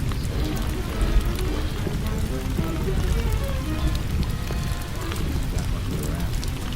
Day after Mullen was sold an additional 15 tons to another company almost 50 miles away.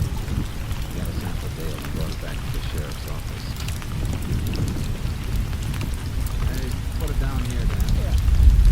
Those things do sell more of it, huh? 15 tons more. Let's see how you can tell this bale from the other one. Dan, when you weigh it, Brent's bales averaged 110 pounds to the bale on his own stuff. Bales in his second batch are tighter packed, about 140 pounds to the bale. Hey, wait a minute, Ranger. There's something else different, too. You notice. Look at the wire on the bale. Looks the same to me. Maybe, but you're not as used to seeing baling wire as I am. Wire on the bale Trent told me is 16 days. Wire on this other bale is 14 days. Bob Mullen always used 14 days. Come on, Sheriff. Let's get Trent and make him talk. Once he opens up, we'll see where Slim Ferrum is. Jake, I see the picture as clear as you do now, but how are we going to prove that this second batch of alfalfa was stolen from Mullen's place? We don't have to prove it. Trent's the one who has to prove it.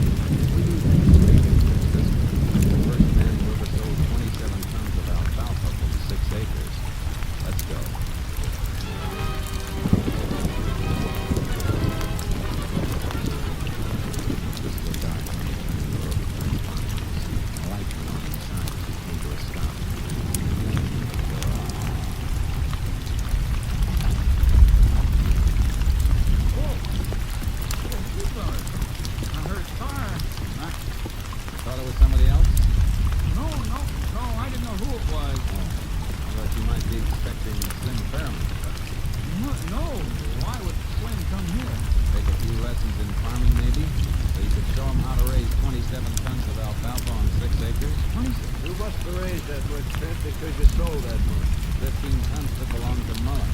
He baled heavier and used 14-gauge wire while you used 16-gauge. I bought my own stuff. Why would he sell it to you instead of his brother-in-law, Dan? I mean, I hold it for him. He thought the price would be better someplace else. Not enough to haul it 50 miles. Besides, you made that sale yesterday, after Mullen was killed. I had to do it. I was Slim would have killed me. Did he kill Mullen? Were you and I witnesses? Yeah, I saw him do it. I never touched Mullen. Where's Slim now? I thought you were him when you drove up. He's coming here this morning. I got the check for Mullen down south, but he's coming to pick it up. Where's the cash? There's a car coming now, Jason. Going on the back pocket. Wait, right. I didn't know that. Come on, Sheriff. Slim won't stop. You'll see my car as he makes the turn for the house. I saw it. He's turning around. Get in time. That stopped him. He's running for it, Dave. Move off to that side. The car is shielded. Right. Stop running, Slim. You can't beat a bullet. Step into the bush, Dave. Circling from the guard to keep the door covered. I'm going in after him. Ray of dawn was watching across the sky. I didn't see what she was. Yeah, just snapped it hurtling through the air. I threw myself to the side, hit the ground, and fired. You all right? Yeah. See that sickle I think he saw. I didn't see him. I didn't even know how I did it. I just felt it coming and fired. Mighty good aim. He's dead. So is Bob Mullen. Let's get the thing.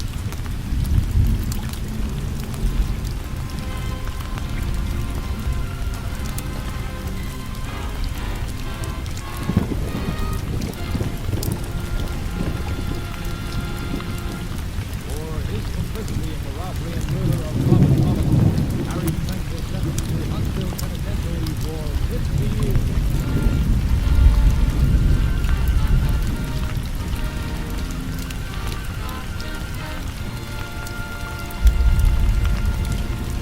And here again is the star of our show, Joel McRae, with another interesting story about the Texas Rangers.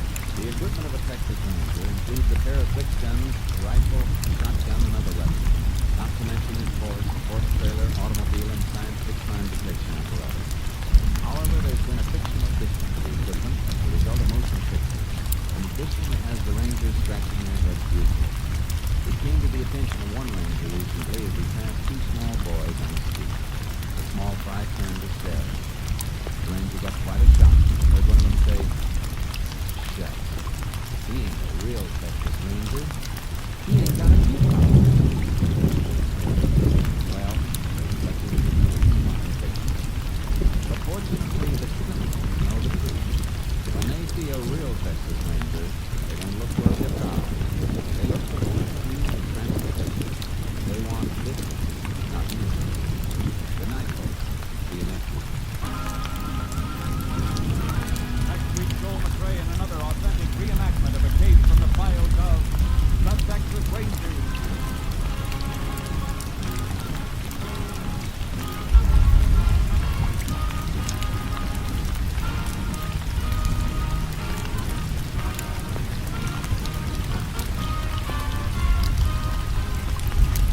Joel McRae is currently seen starring in the Universal International Technicolor production Frenchie. Tonight's cast included Tony Barrett, Lou Krugman, Herb Bydron, Tom Cully, Broom Herbert, Betty Moran, and Gigi Pearson. This story was transcribed and adapted by Joel Murdoch, and the program was produced and directed by Stacy Keith. Al Gibson speaking.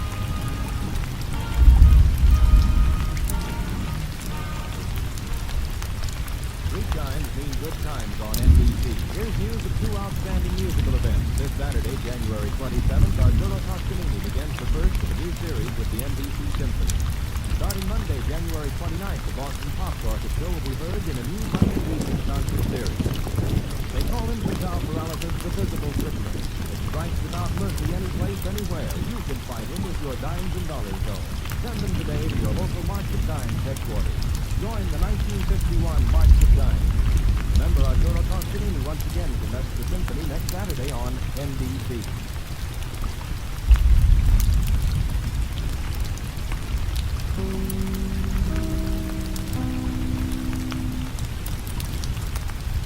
The National Broadcasting Company presents Joel McRae in Tales of the Texas Rangers. Tonight, transcribed from Hollywood, another authentic reenactment of a case from the files of the Texas Rangers.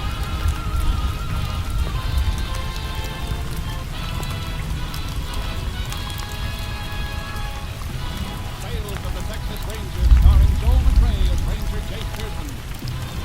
Texas, more than 260,000 square miles, and 50 men who make up the most famous and oldest law enforcement body in North America.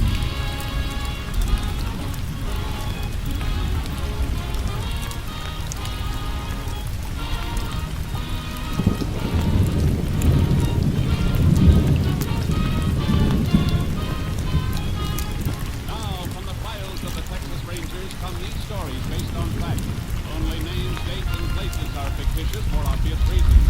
The events themselves are a matter of record.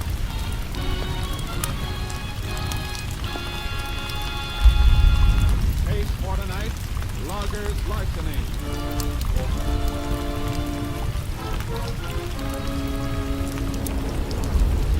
It is mid-afternoon, September 7th, 1938.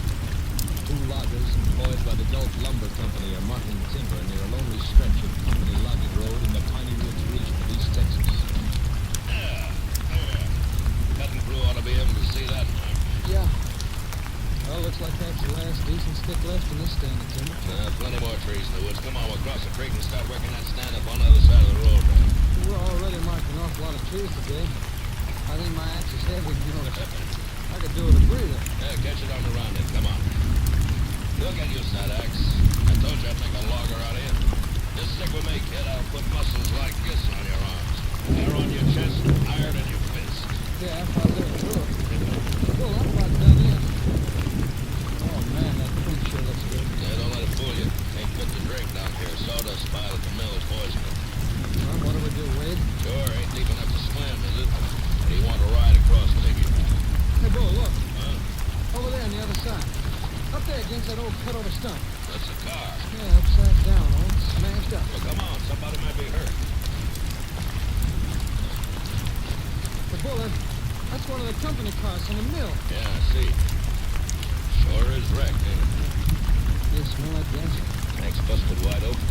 Sure, good thing there wasn't a spark. Been some fire if that gas is caught. Hey, look here, kid. The front seat. Who is it? Old man Hutton. What's left of him? The paymaster. Come on, we better get him out of there. No, we can't do nothing for him. Get a load of this bank bag. That's full of money. Payroll for the mill. Oh, what are you doing? What are you stuffing that money in your shirt for? Look, kid, we ain't been around here, understand? You got no right to that money. Who's got a better one? Who's even gonna know it's missing? Unless you shoot off your mouth. Just my arm. I'll twist your neck right up your shoulders if you let out one word. For the law. Forget the law. Just remember you'll get the worst beating you ever had. You understand? Yeah, I understand. Yeah, that's being smart. Here, throw this sack back in the car while I get my shirt buttoned. Still some money left, huh? Sure, all the coins and a few bills. No use being a hog, is it? Besides, this is gonna look right. Throw it back in the car, I said. Sure. Now, you got a match? Crazy full of match with all that gasoline spilled around here? Wait and see how crazy. Give me a match. There's only one left in the box. That's all you got? Yeah. Well, we'll make this one count, then. Now, get back out of the way.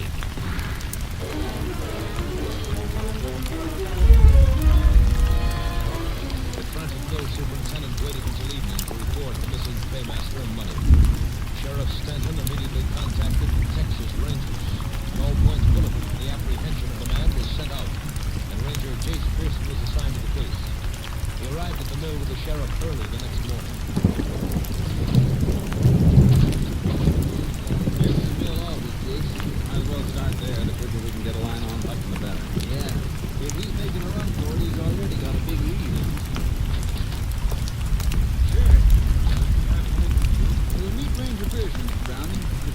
your mill superintendent. Anything new here? No. I'm kind of inexperienced with this sort of thing.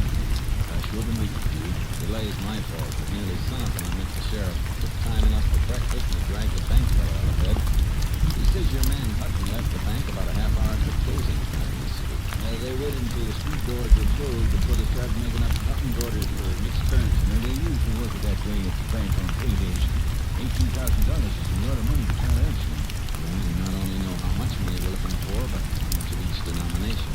I've got Hutton's list. The bank fellow gave me a copy of it. You sure must have slipped out quiet. Not a soul in town saw him after he left the bank. No telling which direction he headed. So, would you have a picture of him by any chance, Mr. Browning, to sort of amplify the description you've already sent out? Well, there may be one among his belongings in the shack. You know, Sheriff, I still feel about that story. $2,000 is a lot of temptations. I know it. Bob Hutton's committed for years. I'd have trusted him with every asset that company owns. I just don't know what to think now. We won't rule out any possibility. Before we go through Hutton's things, I'd like to talk to any of your crew who might have been working near the road yesterday afternoon. Well, Foreman Bull Evans and his helper were marking a stand of timber over by Pine Creek. They're down in the drying yard this morning. The rest of the crew's out in the woods. How do they feel about Hutton not showing up? Quite a few of them wanted to dig up the rope and go hunting for him. But Bull Evans talked them out of that. Let's go find this foreman of yours. Sounds like some talker. Maybe he can tell us something.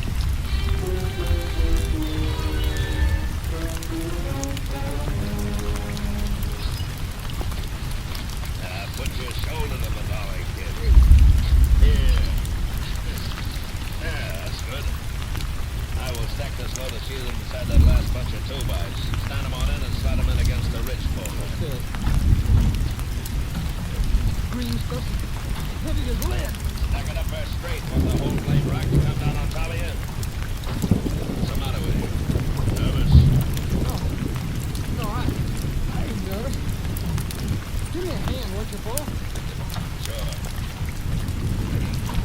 Yeah.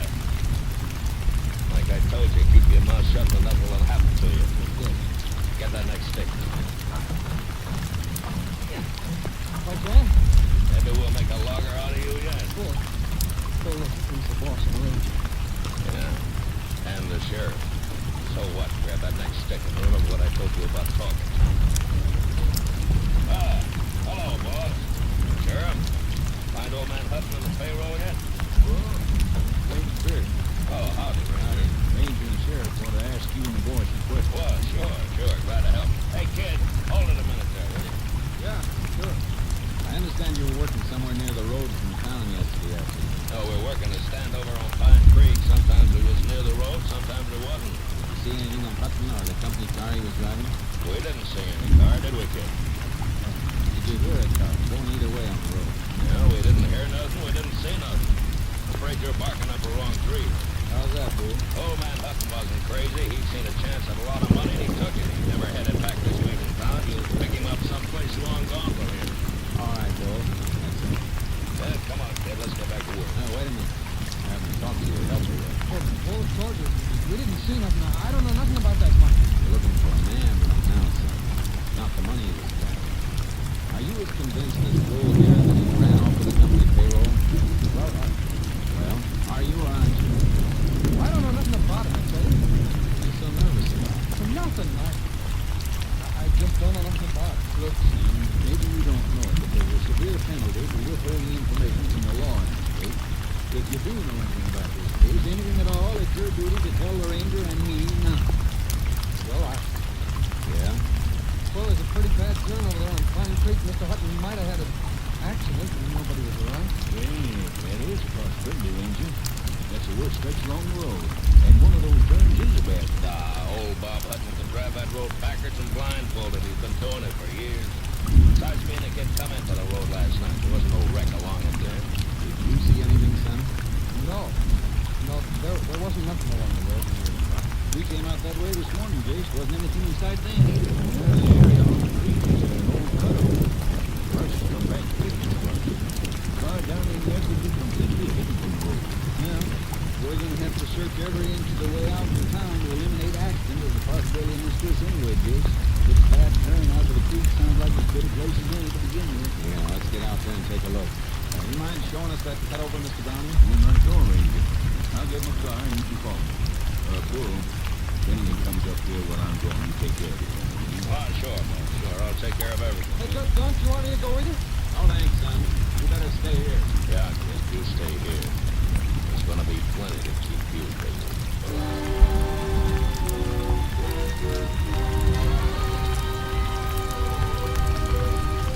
Roadside tracks and broken brush near the bad turn on Pine Creek were so faint we nearly missed it. The car itself was completely screened from the road by brush. It was badly burned and lay upside down on an open patch of grass. The body of its driver slumped near the wheel. All right, Jake. Seems like it. Good heavens. What a way to fly. Marks indicate that he lost control when he left the road.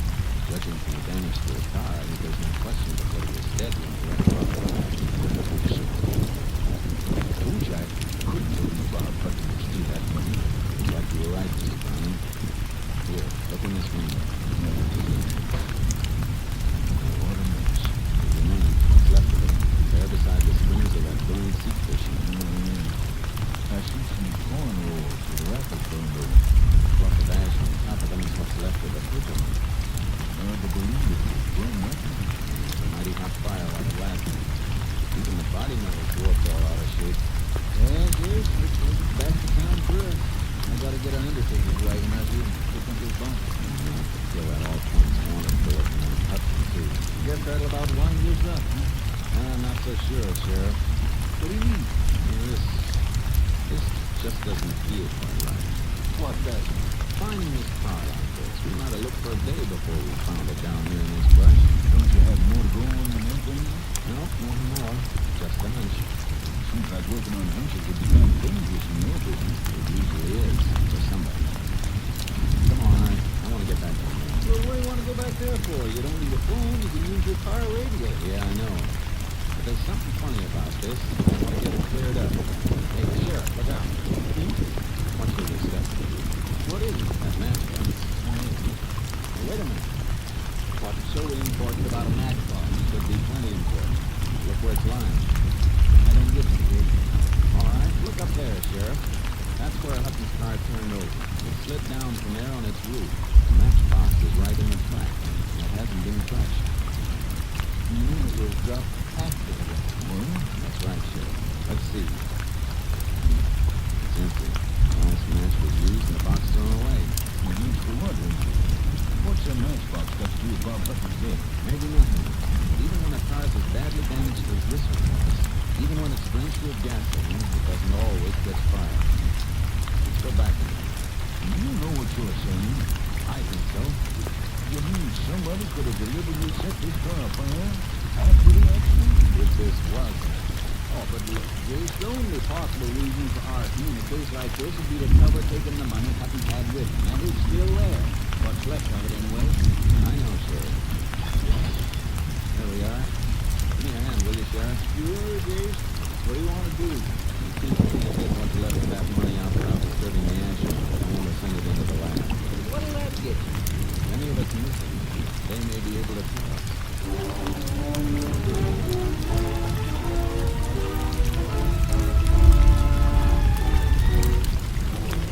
moved the remains of the charged money bag and its contents as carefully as possible and packed them for transfer to the laboratory. When we drove back to the mill yard, Bill Evans was just coming out of the office. Hi. You find any sign of Hutton? Yes. She did, Bill. Dead. Had a accident with Pine Creek. Just about where that kid suggested we look, too. Of course, you can beat that. Where is the kid? I think we'd better talk to him again. Well, you ain't gonna get much out of him, Ranger. Why? These young bugs never look where they're going or what they're doing. He got himself really bunged up. Where is he? In the first aid room back in the office, I wanted to send for a doctor, but he wouldn't let me. I got him on a cot back there. He don't feel so good. Let's take a look. Come on. You too, Bo. Yeah, sure. Right through there, Ranger. Okay.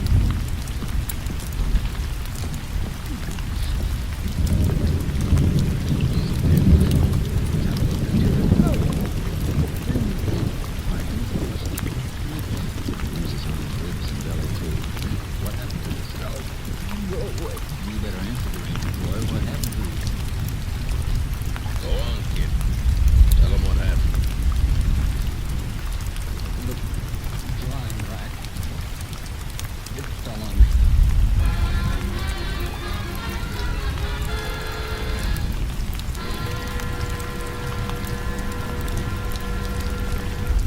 are listening to Tales of the Texas Rangers, starring Joel McRae as Ranger Jace Pearson. We continue now with tonight's case, Loggers' Larceny, an authentic story from the files of the Texas Rangers.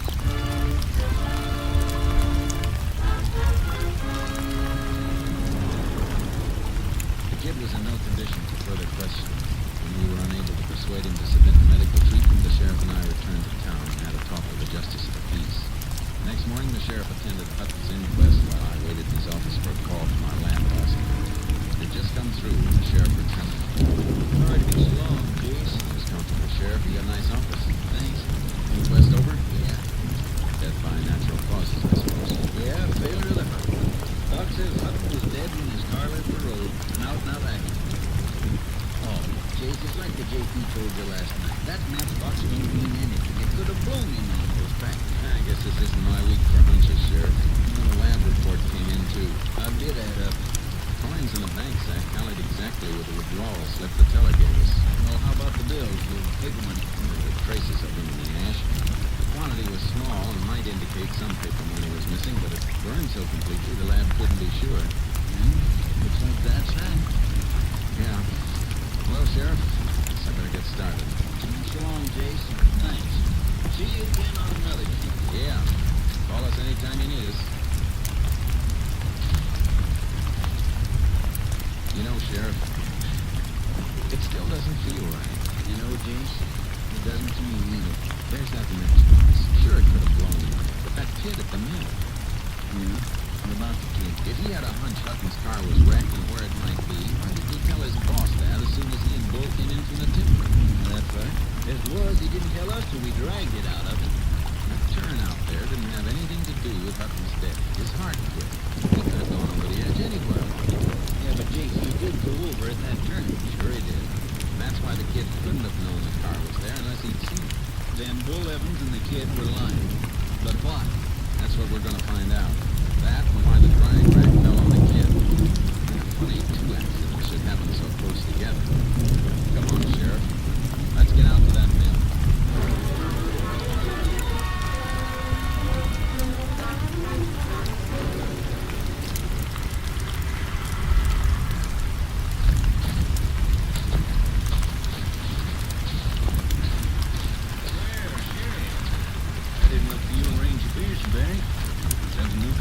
Not exactly, Mr. Brown.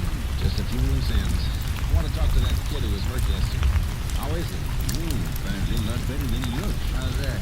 He was up for breakfast this morning. He said that he was in shape to work. In shape to work. That's what he claimed. That kid was in shape for a hospital. Bull banked him up. He's been taking care of him. I guess he ought to know. They around the yard here? Well, Bull didn't figure the kid was quite up the yard, but they went out with the felling crew together. Sure. Bull said he'd watch after the kid. Oh, he did. Where are they? Up in the northeast quarter of Section 3 someplace, about 4 miles out. Come on, Sheriff. We better get out there. That kid was in no condition to work. You can't make it in the car. We haven't got our access road to that section finished yet. You got any horses here? Yeah, the one I use for making my rounds to the crews is saddled up out back. Bring it around for the sheriff. I'll get my horse unloaded from the trailer. Right away, Ranger. Come on, Sheriff. Get the other side of that end gate, will you? Sure. You think that kid's in any danger, Jake? What do you think? I'm beginning to think so. It's all mine. Steady, boy. Easy, easy. Here you are, Sheriff. Sheriff's ought to be about right. Thanks, Mr. Browning. Now, you take that work road to the corner of the yard. Begin to hit some of the crew out at the end of it. They can tell you just where Bull and his help will. Thanks. Let's go, Sheriff. Come on, come on.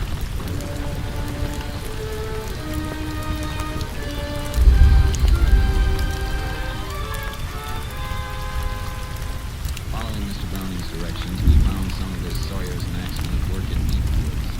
They sent us on to others, knowing only that Bull Evans and the kid were working somewhere up ahead. Hold it, Sheriff. Listen. Somebody working over there. Yeah, come on. Let's go. Is it Bull, the kid? No. Hey there.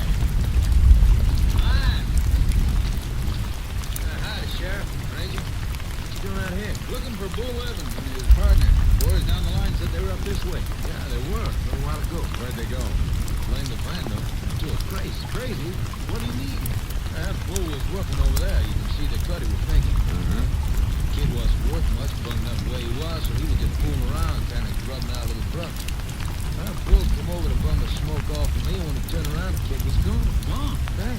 Slipped off in the brush. Bull hollered for him. When he didn't get no answer, Bull took right off after him, swearing fit to make old Paul Bunyan turn over the grave. How long ago? 10, maybe 15 minutes. Come on, Sheriff. Hey, look, what is all this? See you later, son. Let's go.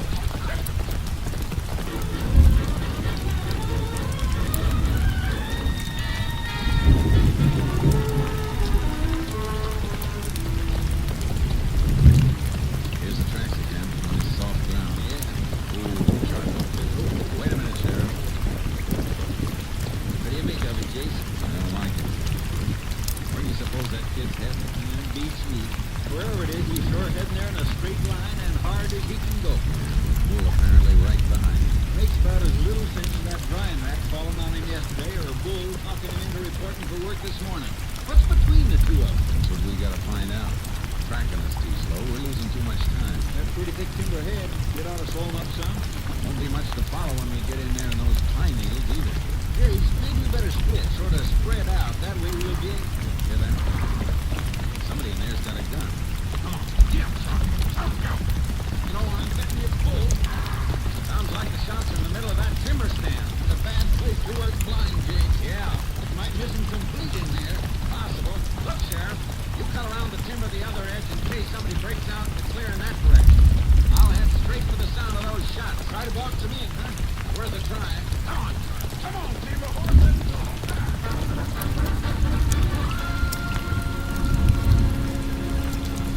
Deep into the timber, I stopped near a blowdown. A huge living pine tree blown over onto the ground.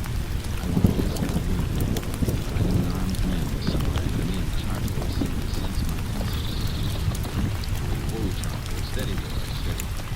Take it easy, charcoal. Huh? Found it? What are you shying at? Whoa, boy. All right. Crawl out from under that blowdown. No! No! Don't shoot! Don't shoot! Trying to shoot, kid. Crawl out of there. Get away, will you?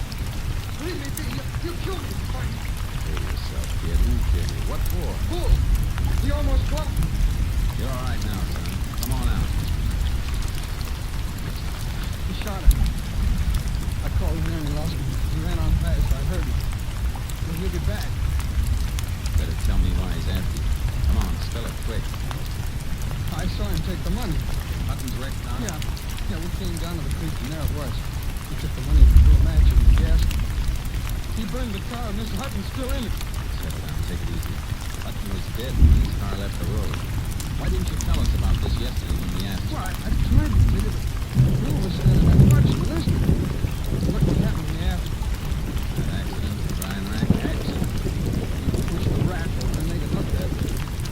After he almost killed. Close enough. Why didn't you sneak out to Mr. Browning with your story last night? I never got a chance. Bull got a gun on his hospital though and jumped it under the blanket all night pointed at it. I never slept a week. I had to get up this morning and make it look like I wanted to come out here to work with. Why'd you head in this direction when you made your break this morning? Oh, I figured if I could get to the money and get it back to Mr. Browning, this would all be over. Well, then I'd be safe. You know where the money is? Yeah, I keep an old stump in the drawer. Come on. Charcoal will carry double. We got some riding to do. I could understand the kid's terror. Professional, knows the odds against him and seldom goes beyond a certain limit. An amateur is like a man in quicksand, more desperate with every step, more dangerous. There, that's the stump right over there. There's a hollow on the other side of it. Now, hurry up, will you? Huh? Take it easy, kid. Charcoal made a lot better time than Bull could have made on foot. Besides, he's still probably looking for you. Maybe he's been here already. Soon see. Yeah, you're all right. Can't you hurry? Hey, this is a pile. Yeah, I know. Come on. All set, kid. As soon as I stash these bills away in my saddlebags, this is what you call valuable evidence. This is mistake, Bull. You've made yours. Drop them saddlebags. You ain't getting that money, it's mine. Now drop them. All right, get off that horse, kid. Get off, I said. All right. Start backing away from that money. Hold it. I told you I'd kill you if you opened your mouth, kid. Now it's gonna be both of you. You hurt, kid? No! No, are you okay? Yeah. Bull's gun just didn't shoot very straight. Boy, you're sure moving fast. That's what a spring-clip holster's for, son. Hey! Hey!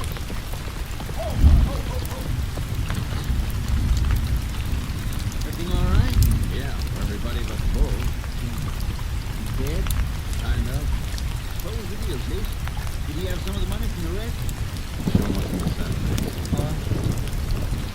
Sure, Sheriff, take a look. Looks like he had it all. How did this kid here in with it? Reckon that's something the court has to judge on the evidence. Here, give me a hand, Sheriff. Hang Bull across your saddle. He's got one last ride.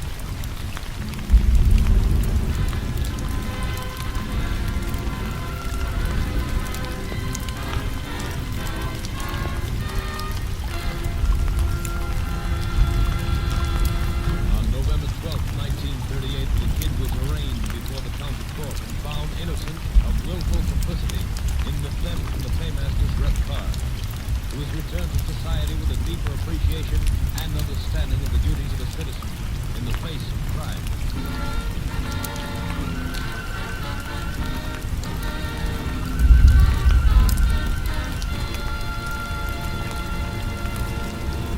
And here again is the star of our show, Joel McRae.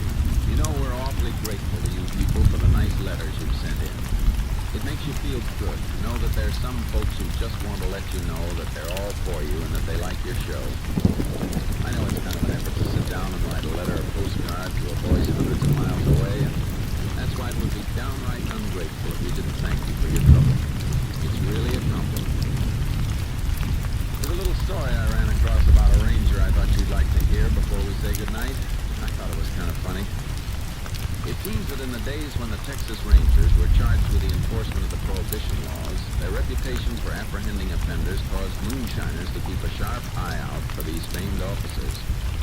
One day on a lonely road in East Texas, a moonshiner with a load of bootleg whiskey rounded a turn and came upon a man dressed in khaki clothes, big hat, and boots, signaling him to stop. Frantically, he grabbed a wrench and broke all 10 of the 1-gallon bottles of whiskey. Turning to the man in the road, he called, "You can't arrest me, Ranger. You ain't got no evidence." "What do you mean, fellow?" replied the Texas Ranger. "I have a flat tire. Can you loan me your jack?" Good night, folks. See you again next week. Next week, Joel McRae in another authentic reenactment of a case from the files of the Texas Rangers.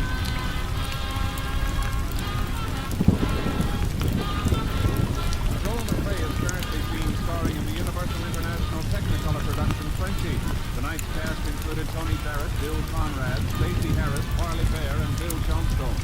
This story was transcribed and adapted by Tom W. Blackburn, and the program was produced and directed by Stacy Keith. Hal Gibney speaking.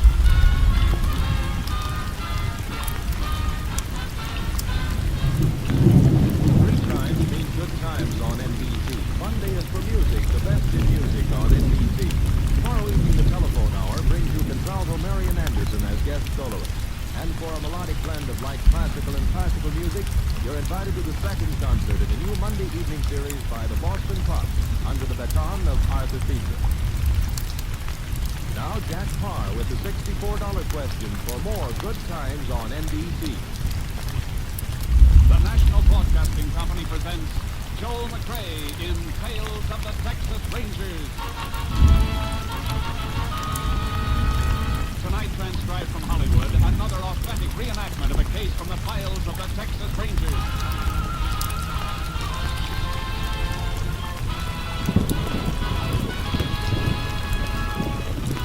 Tales of the Texas Rangers, starring Joel McRae as Ranger Jace Pearson. Texas, more than 260,000 square miles. And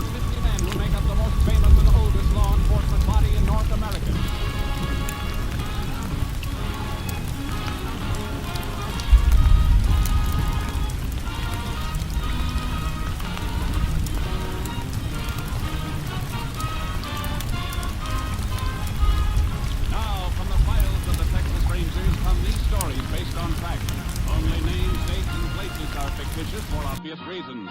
The events themselves are a matter of record.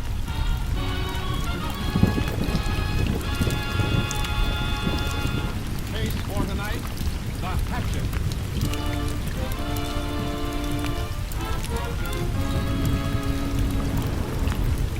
It is 8:30 a.m., Sunday, May 16, 1941. The Halleck family of Rock Point, Texas is preparing to leave for church. You want any more toast, Jim? Nope. All I want is another cup of coffee. Get it myself. Why don't you sit down and eat? Well, I would if I could get that boy to the table. Robert? Robert! You've been saying that for half an hour. Your knees are getting colder. We'll be late for church. All right. And never mind that all right. When your mother calls you, you just come running. See whiz, Pa. I got a word for Faith, Donna. I'll be right there. You'll see the jar, you'll go without your breakfast. You come sit down, Eddie. No need of your sympathy in it. This coffee will do for me. Seems like the older a boy gets, the harder it is to get him out of bed in the morning. What time did he get in last night? After 11. Him and Sadie Lewis went to the picture show. I told him I wanted him home at 10 o'clock night. It was Saturday night. He goes to school all week. Well, school will soon be over. He'll be working with me in the store all summer. Maybe he won't feel much like staying out half the night when he's been on his feet all day. Look. Robert! Well, it's about time. Get your breakfast, but the eggs will be like rubber. I want anything to eat, I'm not hungry. Well, why didn't you say so before your ma wasted her time and the food? Gotta eat something. I'll have breakfast when we get back from church. Sure, that'll be fine. You can make more work for your ma that way. Gee, Pa, I just don't feel hungry now. Leave him alone, Jim. I'll get him something later. Now just put the dishes in to soak. You two want to get out of my way. Why don't you go next door and tell Mr. Driscoll we're about ready to eat? Is he riding with us again? Yes, he's riding with us again, so stop sulking about it. Come on. You ought to be glad to have your teacher for a neighbor.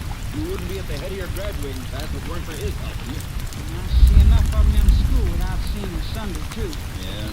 Well, when you get away to college in the fall, you might be wishing you had somebody like him close by to give you a hand. Ring the bell.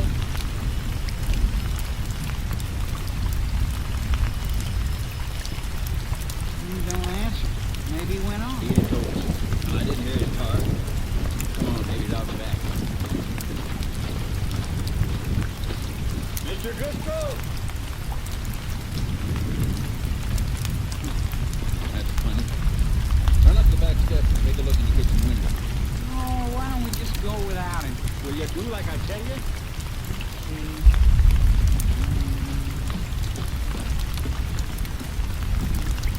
See anything? No, Ian. Pa! Pa! What is it? What's the matter? Look at him, lying there on the floor. Pa, what happened to him? Come away, son. Don't look anymore. Come away. I gotta call the sheriff. It looks like he's been murdered.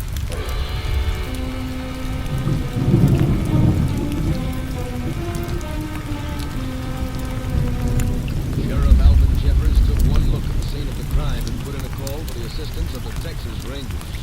Ranger Jason Pearson was assigned. Mighty bloody job, Jace. No weapon in sight. Nope. Judging by the marks, though, it's something with two edges, one blunt and one sharp. Probably a hatchet. Either that or two weapons. Possible, but not likely. You say the JP's been here? As soon as we're finished, body will be moved into the funeral home for autopsy. Establish time of death. Where'd you call? Neighbors next door, the Hallecks. Man, wife, and son. Man and boy spotted Driscoll through the window when they come to get him for a lift to church. I'd like to talk to him. Sure, I told him to stick to home. So we can go out back and hop the fence. Avoid that crowd out front. Good. Yeah, front room looked like Driscoll went in big for books. Yeah, he was an English teacher at the high school. Halleck boy Robert was in one of his classes, I think. Driscoll live alone? Widower. Here, step on this box and hop the fence. You go ahead. I can get over without it. Okay. Well, Halleck saw us coming. There he is at the back door. Howdy, Sheriff. Ranger. Come on in. Thanks. Ranger Pearson, Jim Halleck. Howdy. Oh, my wife Hattie and my boy Robert. Howdy. Howdy, Ranger. We found Driscoll's body this morning. Me and Robin saw it through the window. What time? About 8:45. That's when we always leave for services. So, Jace, I ought to call my office. Have the funeral home come to the body now. Go ahead. Mind if I use your phone, Halleck? Nope, Sheriff. I'll show you where it is, Sheriff. No, you better stay, Robert. You and your dad found the body. Would you mind, Mrs. Halleck? Not at all. In here. Either of you see Driscoll yesterday or last night? We both saw him outside last night, a little after 6. I was coming home from the store. I sell groceries. Robert was outside waiting for me so he could take the car. Big gate. Yeah. What was Driscoll doing? Taking a flower border on his lawn. Talked to him. Just called to him after Robert moved the car and drove off.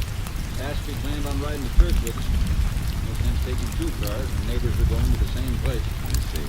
That all? You didn't hear anything during the evening or the night? Nope. Me and Hattie turned in a little after 9. How about you, Robert? What time did you get home? What time did you get home?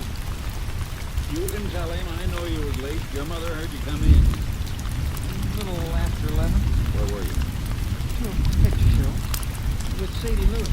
What did you see? I don't remember the name of it. Bing Crosby's in it. Geez, gonna be much longer? Oh, no, Sheriff. Why? I spoke to my office. One of my deputies got a report. A rancher named Finney chased somebody off his place with a shotgun last night. Doorbell, Hattie. I'm going. Did the deputy think the report might have anything to do with the Driscoll's murder? Who knows? Fellow Finney saw was doing something around a cattle tank, though. Good place to get rid of a weapon. Cattle tanks have been used before. Maybe we ought to go out and take a look. Yeah. Mama? Gene to see you. Hi, Bob. Hi. I'm Mr. Halleck, Sheriff. Yeah, I just drove in to see if Bob wanted to go out to the shack in the camp, and I saw that crowd in front of next door. Somebody killed old man Driscoll, huh? Yeah, I can't go with you today. Yeah, guess not. Are you helping the sheriff, Ranger? We're helping each other. Boy, I sure hope you catch that guy. Mr. Driscoll was the best teacher we ever had. We'll try to square things for him, Gene. Coming, Jason? Yeah. Thanks for your help. We may want to talk to you again later. No, you're sure welcome, Ranger. Bye. Bye, man. Go on, folks. So long, Ranger. Who was that kid, the one who just came in? You mean Gene? Oh, name's Gene McCready. Hello, Roberts. They go to school together. Why? Just wondering.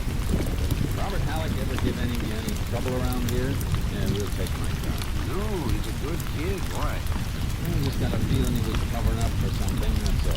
Like what? If I knew that, I wouldn't be wondering about it. How far to Finney's place? Turn off to the right about 6 miles out. Just this side of the Lewis place. Lewis place?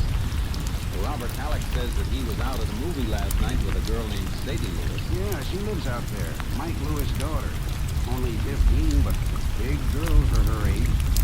Lewis watches her like a hawk. I'd like to stop by the Lewis place and talk to that girl. Okay, we can go out there after we check a Finney.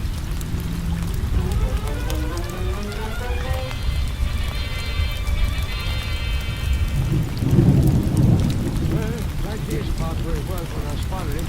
I called, but it started to run out through a little buckshot at me. You didn't see who it was? No, it didn't. Too far off, about 300 feet back toward the house. What time was that, Finney? Oh, just before 11 o'clock last night. Kind of late for you to be out here? Well, I've been busy. I was cutting across the ranch walking home. From where? Mike Lewis's place. We get together Saturday nights to play cards. Oh, no, nothing funny. Just passing time. You always carry a shotgun when you're passing time? Yeah, matter of fact, I do. I get jackrabbit once in a while, going, coming through near Mike's place. So I always go to gun just in case. See. I see better than you do, Jace. I've eaten out here. Mrs. Finney can do more things with a jackrabbit in a pot than most women can do with a chicken. Okay, I was just checking. Now about the fellow you saw. Oh, yes, well, like I said, when he didn't answer my call, I front there with a shot. Don't think I hit him, though. It was far. Barely saw him at once. Which way did he take off? Better way. Highway's about a mile across country there. You chase him? Yes, he did, but I reckon he was a lot younger than me. What makes you say that? The last 2 minutes of running, I was puffing like an engine in tunnel. He was pulling away with every jump. Is there anything around here you might have been trying to steal? No, I'm trying. Unless he was trying to make off with a cow, and That'd be nothing to try on foot. Well, Sheriff, guess we better chuck our boots and hop in there. Ain't in my cattle tank. That's right, Penny. What for? If we're lucky, the weapon that was used in the killing of the high school teacher, rustic.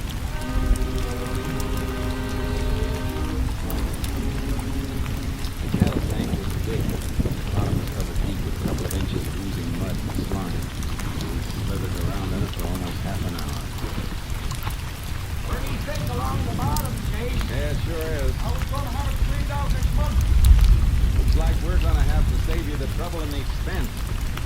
We'll have to call a pumping crew, Sheriff. Yeah, looks that way.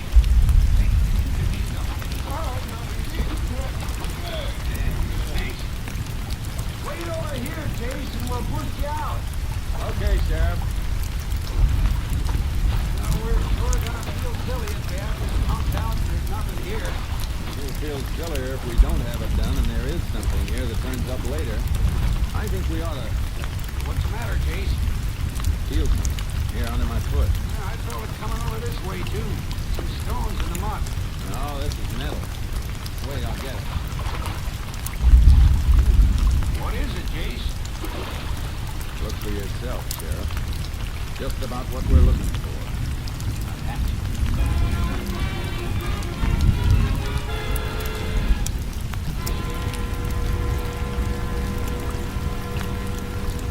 You are listening to Tales of the Texas Rangers, starring Joel McRae as Ranger Jake Pearson. We continue now with tonight's case, The Hatchet, an authentic story from the files of the Texas Rangers.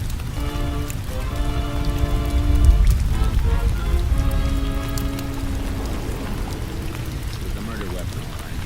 The blood had been washed away from most of it, but there was skin tissue and hair that had stuck to the blunt ends. Yeah, I reckon that's it, all right, Chase. But who threw it away on my place and why? Killer wanted to get rid of it in a place he thought nobody'd be liable to find it. He thought of this spot last night. That means he knew the place. He didn't cross the range on foot unless he did. You say he ran off that way? That's right. Right there in Chase, the highway is about mine. He could have left the car there. He was getting back to her. He might have cut off in another direction when you lost him. You have horses here, don't you, Penny? Why, sure, but nothing like the one you're throwing in that trailer behind your car. It's really a horse ranger. I think so, too. What I want is a mount for the sheriff here. Where do you figure on riding, Chase? Out on the range, see if we can pick up a trail. I'll unload charcoal and start ahead. You walk back to the ranch house and get one of Finney's horses and catch up to me.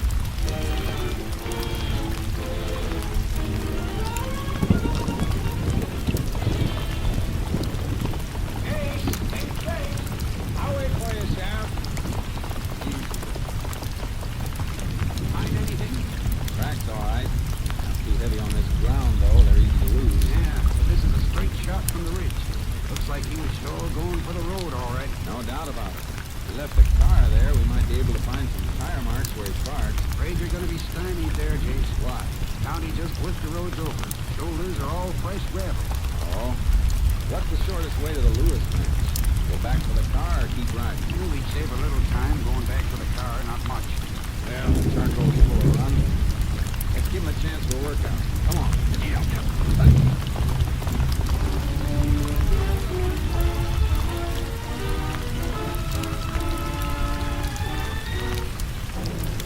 The Lewis ranch was big and well kept. There was something dismal and brooding about it. When we got inside, I knew what it was. It was as though the place were reflecting the personality of the heavy-browed man who owned it. You want to see my daughter, then? That's right. What about? Just want to ask her where she was last night. She's into the movie house with Robert Halleck. We'd like a little more information than that, Mike. Ranger. I know everything my daughter does. I can tell you anything you want to know. That may be so, Mr. Lewis, but we still want to see her. That's an official request. I'll call her. Sadie, into the house. Into the parlor.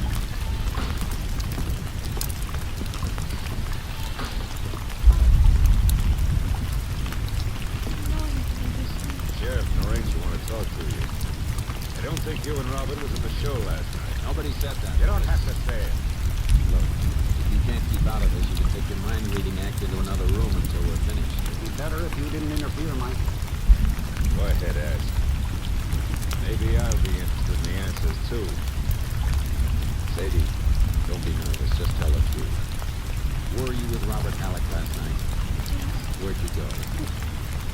Where did you go? To the movies. Remember the name of the picture? The new one with Jim Claus. Saw that with me a month ago when I took you to Sweetwater. I saw it again. There's no other show to see in town. Robert brought you the tickets, that didn't cost. Brought you tickets? That's right, Ranger. Brought me the studs. Our daughter's supposed to be someplace. I want to make sure she's there. Not gambling on being fed any lies. No, I can see that. You're not gambling that your girl might tell you the truth either. Reckon the law's got nothing to say about that. I reckon not. Let me have that package, Sheriff. Here. What's in it? Just something I want you to look at. Action. Yeah. You ever see this before? No. How about you, Sadie? You ever see this before? Yes, sir, never. Why are you asking us about it? Just routine. This is the weapon used to kill Driscoll, the high school teacher. All right, Sheriff. Wrap it up again. Let's go. Sorry to bother you, Mr. Lewis. Yeah. You ready, Sheriff? Yeah. Goodbye, Mike. Sadie. Sadie been lying to me.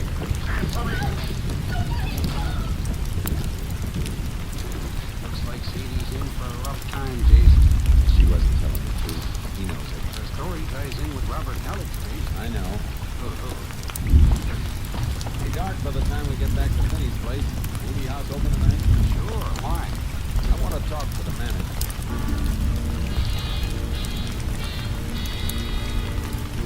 The theater was a small town showplace. The manager couldn't remember seeing Robert Halleck and Sadie Lewis. He referred us to the ticket taker. The ticket taker turned out to be Robert Halleck's pal, Gene McCraven. Come on, Gene, talk up. Was Robert here for the show last night, or wasn't he? I don't know. He's your best friend, and you were on the door last night. If he came in, you saw him. Yeah, he was there. Did he stay for the whole show? No, he didn't stay for any of it. How do you know? Did you see him leave before it was over? He didn't even go in. He just stopped by to get a couple of ticket stubs from me. That's it. Why didn't you tell us that right off?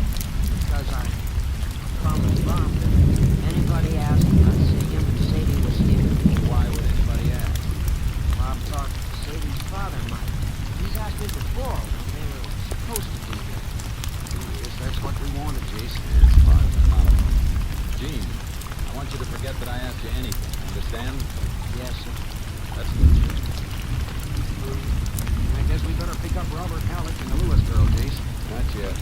All we know is they didn't see the show. That isn't enough. I don't see why not. This wasn't just a prank symphony. Driscoll didn't have no enemies, unless it was one of his supposed hated them. We can narrow it down to one student, though. Not until we've checked on all of them. I'm gonna sleep on this tonight. When school opens tomorrow, I'm going out there.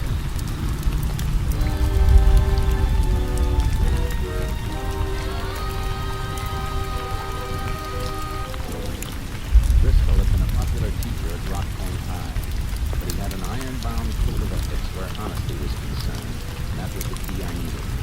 I found the answer in a batch of test papers in some building. I took the papers back to the sheriff's office. Morning, Jason. Morning. School. Plenty. Look at these. What are they? English class test papers of Robert Halleck and Gene McCready. See. Halleck's marked pretty high, 94. Yeah. Hey, only half the answers on McCrady's paper have been checked. His isn't graded. Compare them and you'll see why. His answer to every single question is exactly the same as Halleck's, all the way down the line. Driscoll must have noticed it while he was marking. You think McCrady was cribbing his answers from Bob Halleck's paper? Halleck was at the head of the class. McCready was just barely hanging on. Those papers were put together in the drawer of Driscoll's desk. This slip of paper. A few notes scribbled on it in Driscoll's handwriting. Can't read what it says. Obvious case of cheating. Blunt McCrady. If Halleck knew of this, advised principal neither should be permitted to graduate. Well, Test was on Friday. Driscoll must have been grading those papers after school let out. Halleck came home, but Gene McCready was sitting out punishment in another class for being late. that means Driscoll might have run into Gene Friday afternoon and asked him about it. That's what I figured. Of course, Gene could have told Bob later. Yeah, he could have. Alec's the boy, all right, Jake. He lied about where he was Saturday night, and Gene was working at the theater. Maybe yes, maybe no. You get the autopsy report yet? Oh, yeah. Came in this morning. What time did Driscoll die? Between 9:30 and 10:30 Saturday night. Then we can't eliminate Gene McCready. Why not? He starts taking theater tickets at 6:30, but the box office closes at 9 when the main feature goes on. He's got nothing to do after that. His work's finished. I didn't think of that. Better give me the hatchet, Sheriff. I'll need it. Sure, got it locked the door here. So what's your plan? You go out to the school, get Bob Alec, and bring him to his father's store. I'll meet you there. You want Gene McCready too? He's not in school. He's supposed to be home sick. We'll pick him up later. I don't want him and Robert together.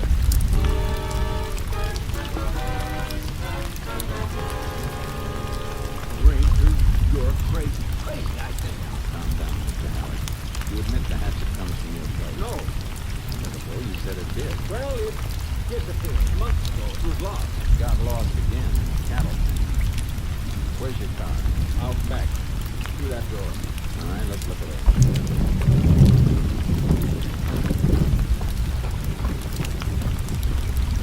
Your son was using this car Saturday night. Yes. Why? What are you looking for? Hatchet had to be carted away from Driscoll's, and there was blood on it. I'm looking for a stain. Well, you don't see any, do you? No? I see a spot on the front seat. It's cleaner than the rest. Smell that? Been rubbed with gasoline. Ranger, you're wrong. You've got to be wrong. I wouldn't do a thing like that. Mom, what's the matter? Why'd they take me out of school? Son, whatever you've done, me and him all stand by you. Now, tell him the truth. You were at the show Saturday. Tell him you were. How about it, Robert? Gene said you just dropped by to pick up ticket stubs. I wasn't at the show. Why didn't you tell me? Why? I couldn't. Because of Sadie's father. He'd kill her. Better tell us what happened for us. Why? I picked up Sadie in the car at 6:30. We went into the movie house to leave the car with Gene and get the stuff. You left the car with Gene. Yes. So it'd be around the theater in case Sadie called me about it. Well, then what happened? Then we arranged for Gene to meet us out at the crossroads. Gene Lou's place in McKinney's at 11 o'clock. So I had the car to take Sadie home. See, Ranger, he didn't have the car all the time. Go ahead, Robert. Where did you and Sadie go? We went for a ride with somebody who picked us up around the field. What do you mean by somebody? Who? Sadie's mother. What? Sadie Lewis's mother is dead. No, she isn't. That's what Mr. Lewis tells everybody. They were divorced before he knew she was safe. Could that be true, Sheriff? Well, geez, I don't know. Mike Lewis always said his wife died. He didn't. He just hated her, that's all. Well, if he finds out Sadie's been seeing her, he'll beat her up. All right, Robert. I think you're telling the truth. There's something I want you to identify. This. Why, that's the old Kinlan house. Where'd you see it last? Oh, the shack. Me and Gene built the shack up in the woods last fall. We go camping up there. I built most of it because Gene, he was working part-time after school at Penny's Ranch. Right, Jace. Gene did work for Penny for a while. Come on, Sheriff. You better go pick him up.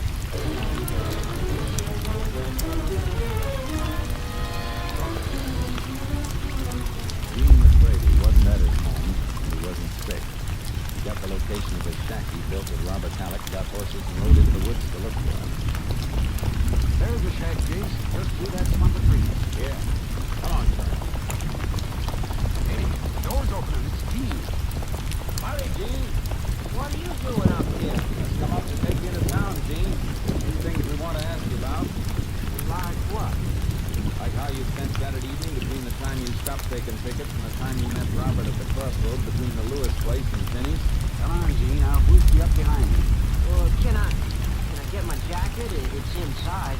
Go ahead. Hey, you don't look guilty, Jace. Not a bit rattled. I know. Well, we could be wrong, but you better give me your holster, Sheriff, if he's gonna ride behind you. Yeah, I guess there, Sheriff. Look out, Jake! You hit, Sheriff? No, but I hit him. He had a rifle in me. He about shooting just as you leaned over. Oh, you hit me. Let's see. It's a fresh one through the side. I didn't want to hurt him. But Mr. Driscoll wasn't going to let me graduate, you fool. Oh, shut up. Hold still while I fix this wound. You all right, Jace? Yeah. Sorry I had to do that. Shooting the kid. Yeah, but just being a kid doesn't make you bulletproof. It didn't stop him from killing Driscoll. There. All right, Sheriff. Let's rig a letter and carry it.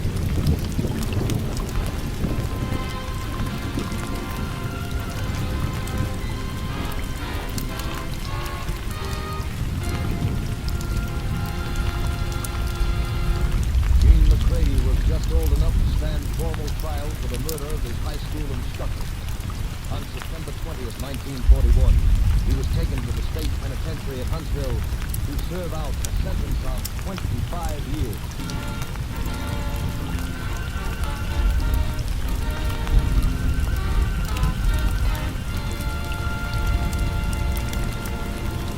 And here again is the star of our show, Joel McRae. There's a poem that was sent to me by Captain M.T. Lone Wolf Gonzalez, who is commander of Company B of the Texas Rangers. It's not only amusing, but seems to reflect the thoughts of many a police officer. I hope you'll enjoy hearing it. It's called Not Guilty. I guess I've seen 1,000 men go in this jail and out, from tramps with month-old whiskers to rich men with a gout.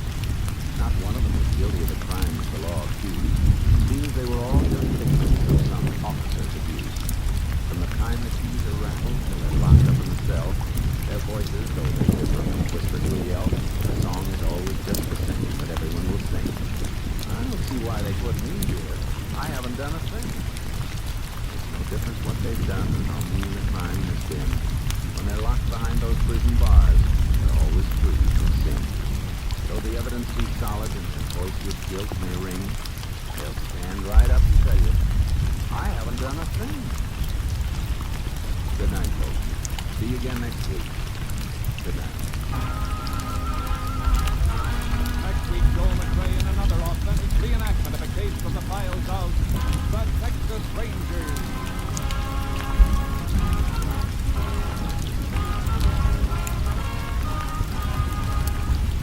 Joel McRae is currently seen starring in the Universal International Technicolor production, Frenchy. Tonight's cast included Tony Barrett, Marley Bear, Mike Barrett, Sam Edwards, Joe Duval, Tom Cook, and Gerald Moore. This story was transcribed and adapted by Joel Murcott, and the program was produced and directed by Stacy Keith. Hal Gibney speaking.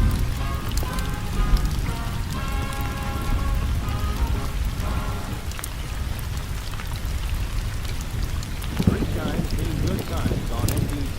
There's music, fun, and prizes Monday through Friday on NBC to help your busy morning along. Tommy Bartlett brings you Welcome Travelers. Walter O'Keefe MC's Double or Nothing. Clever Quizmaster Bud Collier asks the questions on Breaking the Bank. Jack Works presents Songs and Stories. And Dave Garroway with Melody and Youth. That's Monday through Friday on NBC. Now, here are the $64 question. Three Chimes mean good times on NBC.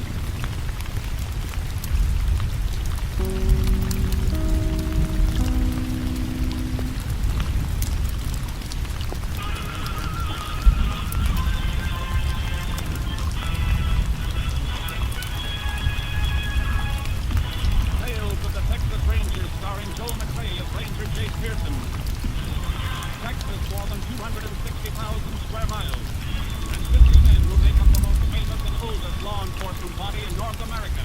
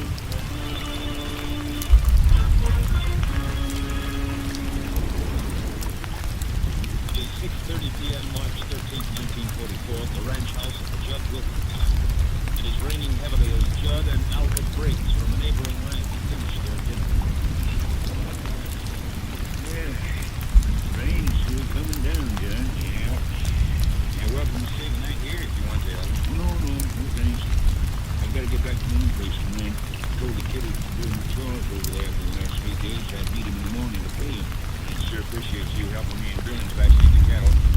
Plan on doing the same for you at your place when you're ready. We'll be ready in a couple of days, reckon. Hey, a wind must have blown open like this. Oh, Chuck. Late. Oh, well. Seen them cactus either, Chuck. That's a big surprise you popping up this way after 2 years, boy. Of course I'm glad to see you. You're my brother, ain't you? Oh, yeah. Where's Kelly? What? You have any question about it? You mean? Yeah, what? Callie and me, we split up, Alvin. Split up? Yeah, and Dallas, I thought you knew. You said it to run away with you, and then when you threw it, you tossed it to one side. Alvin, no, but that ain't true. That ain't the way of it. Why, you... Let it go! Cut it out! Take your hands off, please! Stop me now! Hey, look, if you wasn't good parts for on a whip, you know. Judge, Yeah? how come Alva didn't know about Callie and me? Hey, see, Blake. I can understand Callie not wanting to write Alva about it, but I wrote here to Pa right after we split up. I told him the whole story. Callie was just using me to get away from home. She left him as soon as she found somebody else could do her more good. I told all that in my letter to Pa. He and Alva was friends and neighbors. Now how come Alva didn't know? Oh, Dad, that's I know. That's why I come home. I ran into a fellow in Lubbock the other day and told him. Pa wasn't dead when I wrote that letter. I told him I was sorry about everything, that I wanted to come back home if he wanted to. Now, I never heard from him, Judge. Why not? Blake, you're making me say something I don't want to say. You know, you and I are only half brothers. I've always felt toward you like What are you getting at, Judge? Well, thinking about you and Kelly splitting up just now makes me feel pretty bad. It was part of my fault. Because you encouraged me to run away with him? Yeah. Come to me asking advice. I told you on the QT I figured you had a right to your own life, but I sure didn't know it was going to turn Pa against you like this. Turn him against me? Judge, I want to know what happened to that letter that I wrote Pa. All right, Blake. Pa wouldn't even open your letter, just threw it away. You what? Said he never wanted to see you or hear from you. Judge, that just doesn't sound like Pa. He just wouldn't say a thing like that about me. I know, boy, it's hard to believe. He always used to be so close. Of course, he was his own son. I wasn't, so it's natural for things to Judge, are you sure that Pa got my letter? Of course, I just told you, Blake. What Pa's saying is real. No, everything's taken care of. I want to know how. We're in town. Go in as soon as we can. I'll show it to you. Just got a pleasant surprise for you, kid. You know, it's going to be good having you home. You can come at a good time, too. We need another hand here, and I'm not sure Alf will ever be back to help tonight. But having you back again, everything's going to be fine. What do you mean? Alf, you're accused about me. I don't like it. Oh. Yeah, just worry about Alf and I'm doing it. No, I think I'll take a horse and ride across tonight. Tonight? Yeah. See if I can get things straightened out with you. Afterwards, I could stay on the shack the rest of the night. It's about halfway. That way I'd be out there to lend you a hand in the morning. The bed and food out in the shack? Yeah, plenty of it. Okay, Blake, if you want to go. But if Alva don't listen to reason, don't you argue with him. And don't be afraid. It won't harm you as long as I'm alive, Blake. Yes, sir, Blake. And I'll take care of you. Now on.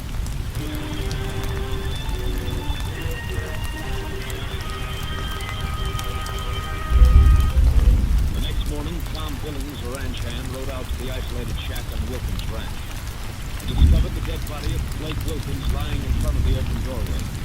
Sheriff Hedges was immediately notified and requested help from the Texas Rangers. Ranger Jason Pearson was assigned to the case. Hi, Sheriff. Any trouble getting out here? No. Pretty heavy going, though. Been some rain last night. Good thing you didn't try to come out in your car. You've been hunk deep in mud halfway. Yeah, that's what I figured.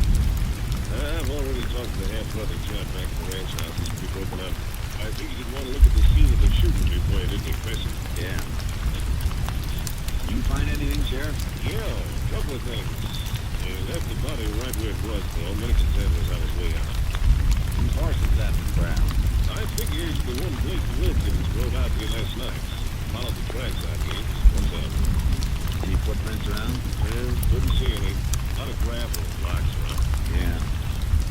Okay, let's take a look at the body. Lying in front of the open door. When it ended over the right eye, the rain must have washed some of the blood away. Bullet came out the back of it, higher up. That means it was traveling at an upward angle. Yeah, that's right, Jed. Went clear through him and then carried through the shack. Come on inside, I'll show you. We had the bullet here in my pocket, so we found it out back. Yeah, clear this. What's left of it? Smash that right in the double penny. And take a look at the roof, Chase. The back wall over that shelter basement. Yeah. Bullet hole, all right. Let's go back outside. I'd say Blake was just about your height, Sheriff. Looks like. I want you to stand here beside the body and hold your hand out at the level of your forehead. My forehead? Yeah. That will represent the approximate height of the bullet when it hit Blake. Yeah, that's it. What are you backing up for, Jed? Sight along your hand with the bullet hole in the roof. I get it. I'm trying to figure out where that shot was fired from. Yeah. That's leading me straight to this old watering trough. Okay, Sheriff. Just take your hand down. You figure the killer was hiding behind the watering trough when he shot Blake? Behind it or in it. Bottom of the trough is split. It doesn't hold any water. Don't see any footprints around. Whoever it was could have walked on this gravel and rock over to that gully there. There's water in the bottom of the gully. Well, however he did it, he sure covered his tracks. Guess Blake must have heard a noise outside the shack, come outside and got shot. Yeah. But I'm wondering what Blake was doing out here at this shack in the first place. Seems to me. Didn't even know Blake had come home. They got the report of the shooting this morning. About 2 years ago, he and Kelly Briggs were Blake's rancher and ran off the hit train. According to Judd, Blake returned home just last week. I made a beeline out to this shack in the rain. That's really peculiar. Oh, let's ride back to the ranch house and see if Blake's half-brother can throw any light on it.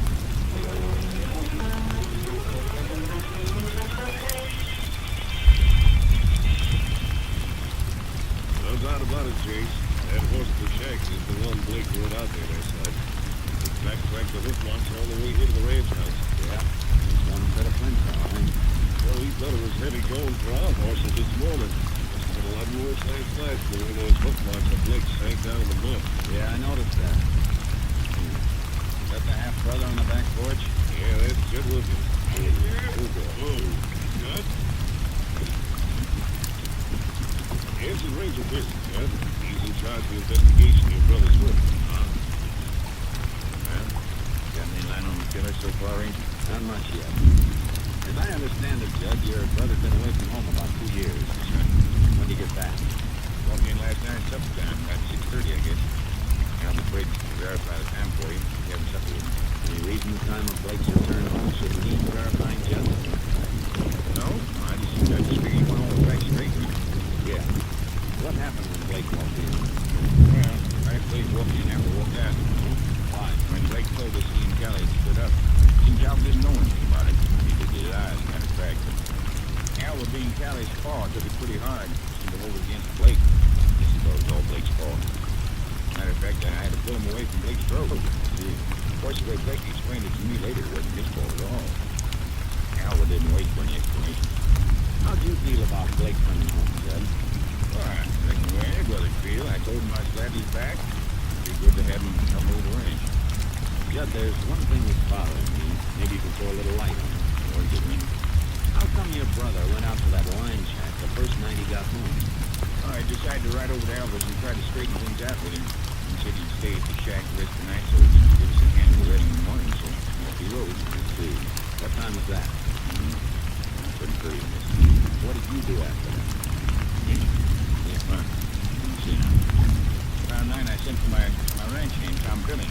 Told him about Blake being back and also had him help me check some tally sheets. He said that was right. 10:30 when we got through.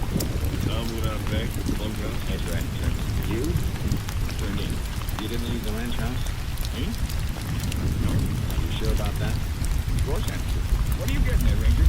Just trying to get us the truth. Now, wait a minute. You think he may be actual, Blake? I'm not thinking anything right now. I'm just asking questions. I don't like the kind of questions you're asking.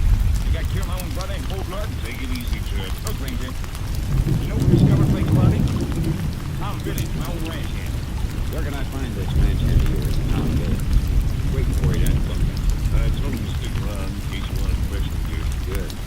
Let's have a talk luck with him, Sheriff. Whoever that skunk is, Ranger, I sure hope you get him. Thanks. What do you think, Jake? About Judd Wilkins? I don't know, Sheriff. It's a pretty straightforward story, but listening to it, I somehow got the idea it was a little too straightforward. Almost like he might have been rehearsing. Yeah, that sounded like that to me, too. Yeah, we'll check up on as much of the story as we can, Tom Billings. Good fun.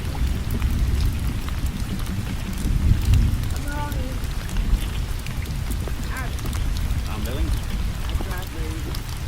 I've been waiting for you. Been testing you for a deal. You ain't got nothing to see, so... No. Seems to me I've seen worse looking patches than that. Billings, you're the one who discovered Blake Wilkins' body this morning, aren't you? Yeah. I almost lost my breakfast. Really bad sight. Who told you to ride out that way? Jeff, he wanted me to meet Blake and get started with the vaccinations again. Check so far, Jake. How about last night, Billings? Judd says he called you up to the ranch house. Yeah, he did. Wanted to tell me about Blake being back and have me help him check some calluses. What time did you go up? Right around 9 o'clock. And what time did you come back here? About 11:15. Rain had just stopped. Come back to the bunkhouse to bring me in. And then this morning you rode out to the line shack? I tried to do. Okay. I guess that'll be all, Billings. Come on, Sheriff.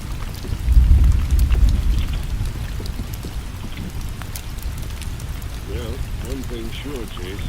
Jeff's time last night is accounted for from 9 till about 11.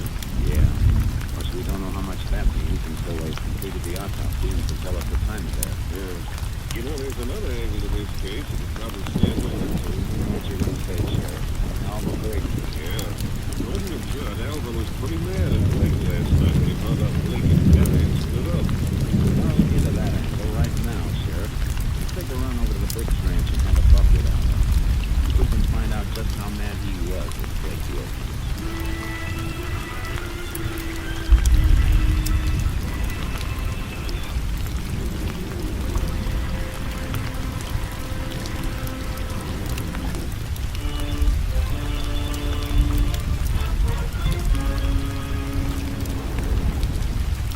Over to Alva Briggs Ranch. You could see from the distance that his car wasn't in the shed. And as we got closer, we noticed a kid sitting on the front porch.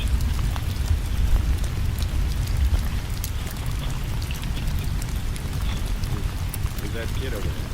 Hello, Chase. Morning. Looking for Alva Briggs. Oh, I go and looking for Senor Briggs, sir. What do you mean? Well, he's nowhere around. He told me to be here this morning and that you would pay me for feeding his chicken horses. So I come this morning like you told me. I wait, but he don't come. Just, yeah. Looks like Alva Briggs got called away all of a sudden. I'm gonna put out an all points wanted bulletin on him right now.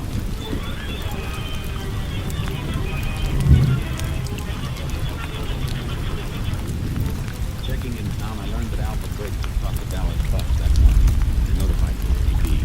4 hours later, Briggs was picked up at the Continental Trailways Depot in Dallas by Ranger C.B. Wade, who brought him back to Sheriff Hedges' office. After a brief talk with Ranger Wade out in the hall, I came back into the room. I'd like to know the meaning of this, Ranger. We'd like to know why you suddenly decided to take a trip, Mr. Briggs. I reckon that's my business. You're wrong about that. It's our business, too. Well, it looks like now you get mad at Blake Wilkins, he turns up dead, and you leave town. But I didn't even know about Blake being killed, and that other ranger picked me up getting off the bus and then. I still want to know why you took off from your ranch this morning. All right. Last night, Blake told me he came and brought his cow in and split up the Dallas. That was a bad shot. So this morning, I decided to head to Dallas, see what the bookcase got and find out what happened.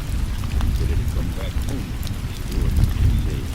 You left the Wilkins ranch about 6:30 last night. That's right. Where'd you go? Home. You stay home the rest of the night? You may have proven that out. Yes, ma'am. I was wrong.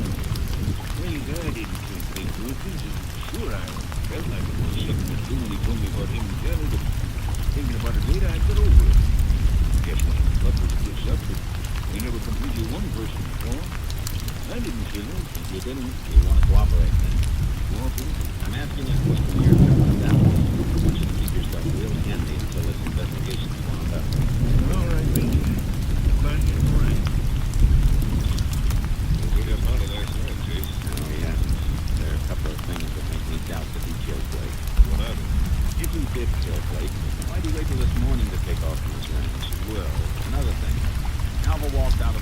ranch house right after Blake arrived. How did he know Blake was going to be out at the shack? Well, Blake told Judd he was going to ride over and talk to Al. Maybe that's how Al found him. But we know Blake never got as far as Alva's place. Those horse tracks led right to the shack and stopped there. Yeah, that's right. You think Judd was lying to us, trying to make it look bad for Alva? I don't know. Then there's a matter of motive. You find out, like Alva did, that your daughter split up with a guy and you think it's his fault. You might knock a few teeth loose over it, but as for killing him, Well, speaking of motive, how about Judd? that's just what I'm going to follow up next, Sheriff. See if I can find a motive for Judd Wilkins to kill his half-brother.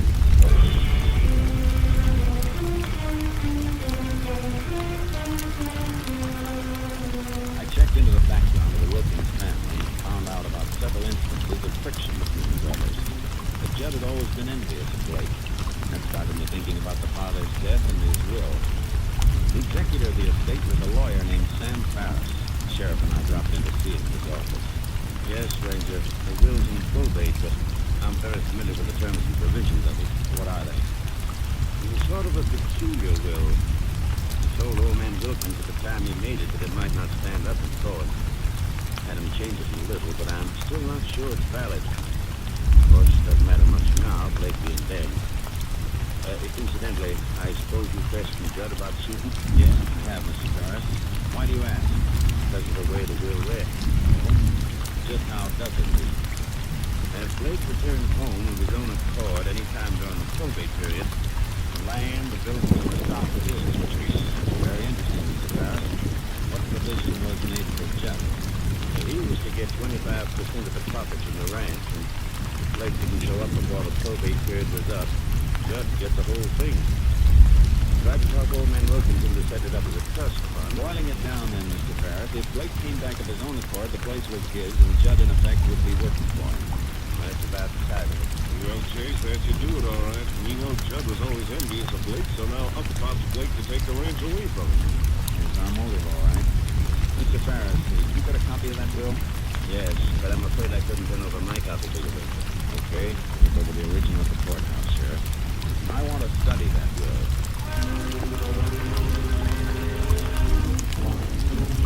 We went through the will with a fine-tooth comb.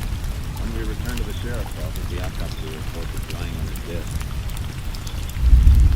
What's it say, Chase? We're all set to arrest Judd Wilkins.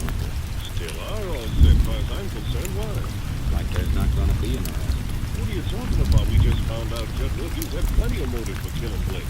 Sheriff, all the motive in the world doesn't do us any good when the facts are against us. You still can't be in two places at once. I don't follow you, Chase. Look, Tom Billings told us he was with Judd at the ranch house the night of the shooting, from about 9 until 11:15. That's right.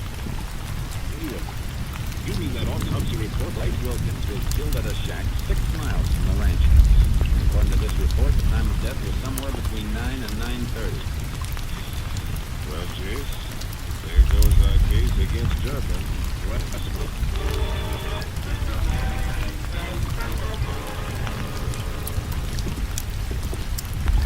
Jay, hanged if I see what Wilkins was doing it. We've gone over this shack just like we did before. You have me hold my hand up again, you sided along it with the bullet hole in the wall, and we're still however long as we were. I know it, Sheriff. The thing I can figure is that we don't have all the facts to case yet. Maybe somebody else we don't know about shot Blake. I think we've already got all the important facts, Sheriff. Hey, wait a minute. What is it? Take a look at this sugar bowl, Sheriff. It was right under the bullet hole. I don't see anything the matter with it. Look at the sugar inside it. Nothing the matter with that either. Well, that's the point, Sheriff. Do you ever see sugar that's had a little water dropped on it? Quite sure it gets sort of crusted. And stays that way. But Remember what Tom Billings told us? That the rain stopped about 11:15? Blake was shot between 9 and 9:30. that's right, over an hour before it stopped. Chase. Yeah. A bullet hole over the sugar bowl would have let a few drops of rain on the sugar. The sugar's dry.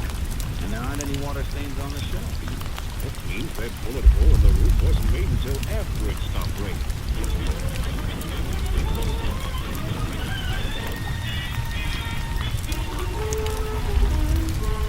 We headed for the ranch house. Judd was nowhere in sight, which suited me fine at the moment. Weaved inside the house. Didn't find what I was so we went up into the bedroom. What do you figure on finding up here, Chase? I think I've already found it, Sheriff. Calendar on the wall. Like it's hanging mighty high. Yeah. Take a look behind it.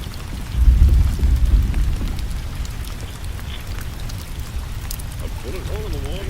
Yeah. I got my knife here. I'll dig around it. Yeah, you see me all right. Yeah. Here you are, Sheriff. Slug. Oh, beat. That's where Jed got the idea. He was talking standing on the stairs and shot and killed Blake right here in this room.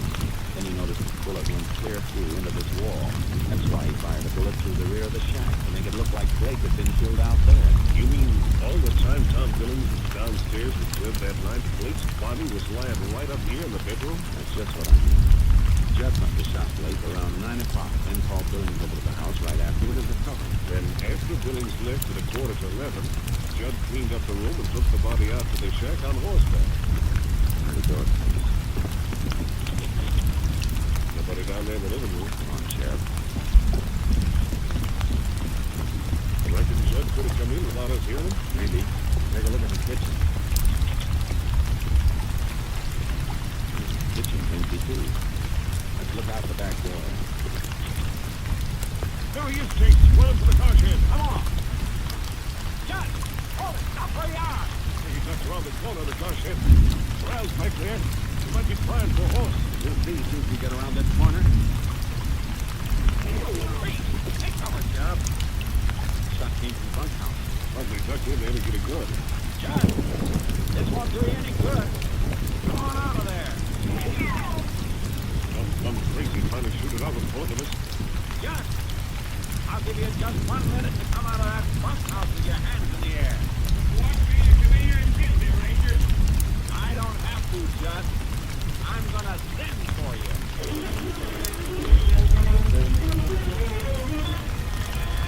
Circled around the ranch house and the car. Got something on it. Call back to the sheriff. A tear gas ball. Yeah. This is your last chance, Judd. Here's my answer, Ranger. Okay. Here's mine. Come on, Sheriff. Let's ease up closer. He'll be coming out of that door any minute now.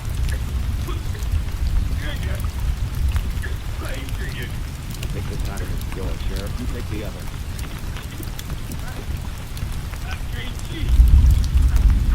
I'll take that gun. Yeah, they're fair up. You're under arrest, Judd. Pretty neat scheme figured out, Judd. We got tripped up by a little bowl of sugar. Sugar? Yeah. I'll bet you'll hate that word sugar for the rest of your life. You know, Sheriff, we got a strong hunch that isn't going to be very long.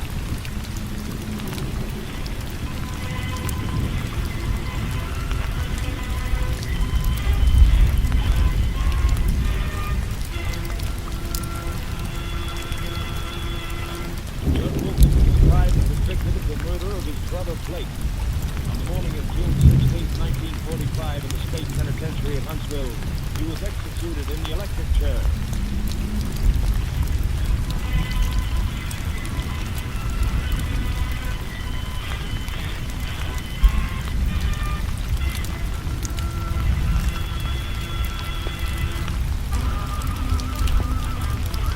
Next week, Joel McRae in another authentic reenactment of a case from the files of the Texas Rangers.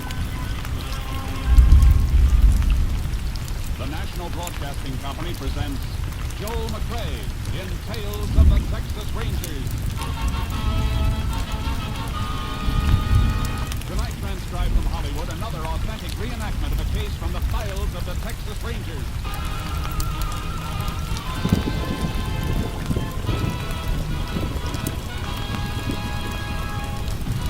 Tales of the Texas Rangers, starring Joel McRae as Ranger Jace Pearson. Texas, more than 260,000 square miles, and 50 men who make up the most famous and oldest law enforcement body in North America.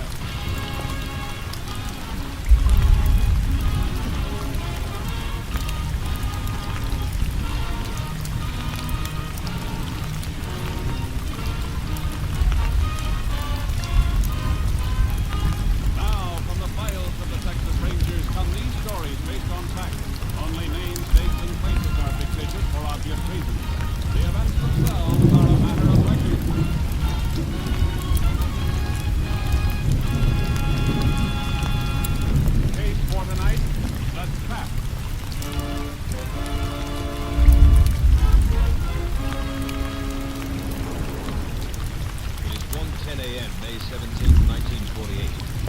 The highway across a barren and thinly populated portion of West Texas is deserted, except for a truck and trailer pushing steadily westward toward El Paso.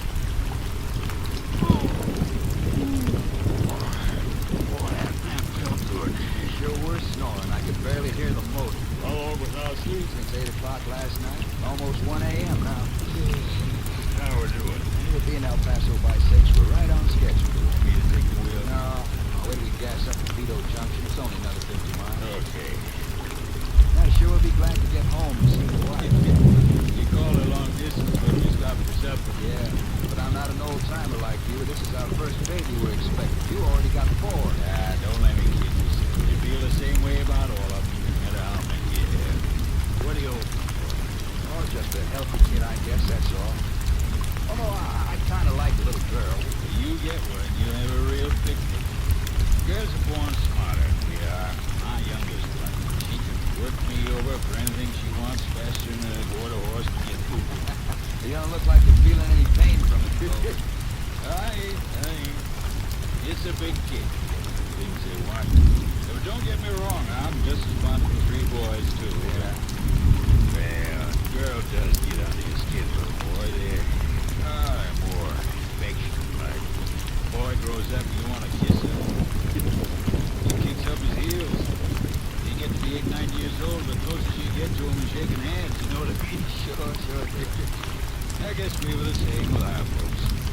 I wouldn't trade him for anything, no boys or girls. When they're your own blood, well, you'll find out soon. You got a lot of fun and living ahead of you. They'll worry you when they get sick, and they'll break your heart when they get kid trouble that you can't help with. Nothing you'll ever have will mean as much to you as your youngest. I've been worrying about mine already, and gee. Pete. Well, whatever. It ain't even here yet. I keep wondering if I'll be able to make it. You know, bring them up, educate them, help them to be somebody. Yeah, that's something else you'll worry about with each new one. Man, I'm so scared now, I think I'll just settle for 1 kid and leave it. That's what I said 12 years ago when I pledged your change your mind. Yeah, I guess so. Now he says that she wants... Hey. Huh? What's that ahead? Where? Oh, somebody waving a red lantern. They must be coming to that narrow bridge over Lannon's Creek. Suppose it's been washed out again by a flash flood? That could be, although it don't look like there's been any rain here since we started to haul east 4 days ago. Just the same, they got it blocked. Look over, they put a detour sign. Probably wants us to go to the left end of the old road. No, sign points to the right. The fellow with the lantern is waving us that way. Yeah. I guess he knows what he's doing. Don't look like much of a road this way, does it? Oh, it's gonna be mighty rough going. I hope this don't last. Hey, this ain't even a road. Oh, this is a little dead-end turnoff. That guy must have been crazy sending us in here. Backing this rig out is sure gonna be a job. Ah, what a donkey string. I'm gonna walk back and ask him what the name of the place made him turn us off this way. I'll come with you. You'd think they'd have a highway patrol car stationed there to... What's the matter? Got a road. There's the land was moving that detour sign. Get back in the truck, quick. What is it, Clover? What's wrong? Like a hijack, get her rolling back. So don't mind what you hit, just keep going. Grover! Hey, don't shoot anymore! Don't shoot, he's hurt! You can take him! I think you can take everything! Get in there!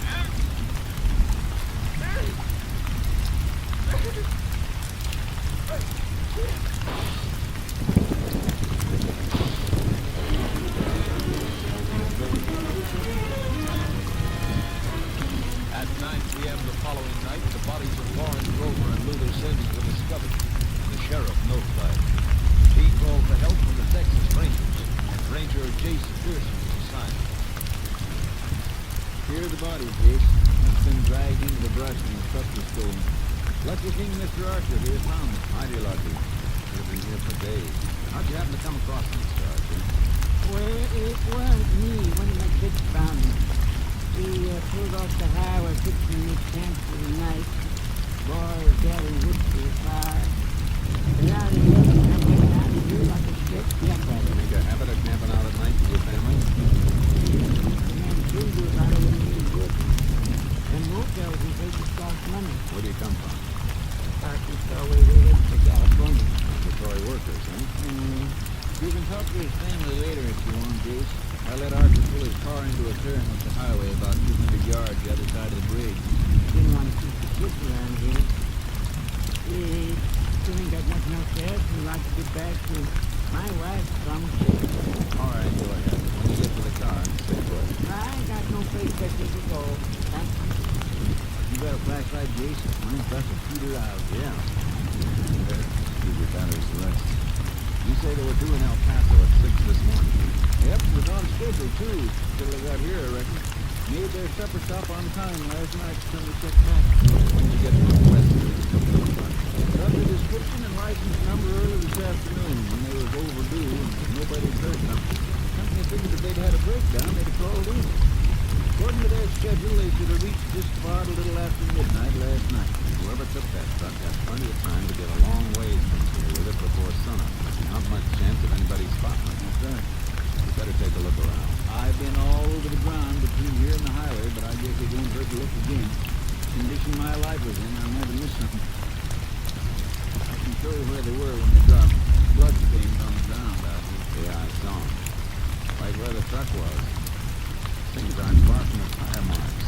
They're funny tires, Jace. Different pattern right smack down the center of them. Well, no, those inside tracks were made by Archer's car when he drove in. Covered part of the truck marks. Well, this place is rutted. He'd fall right into the same track. I didn't think of that. And here's something. What is it? Cartridge shell. Look at it. 45 caliber Army automatic. Oh, and here's another. No, we won't have to wait for an autopsy to tell us what the murder weapon was. Hey, I just thought of something. What? That 45 Army automatic.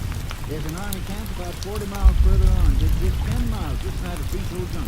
I'm afraid that won't help us, Sheriff.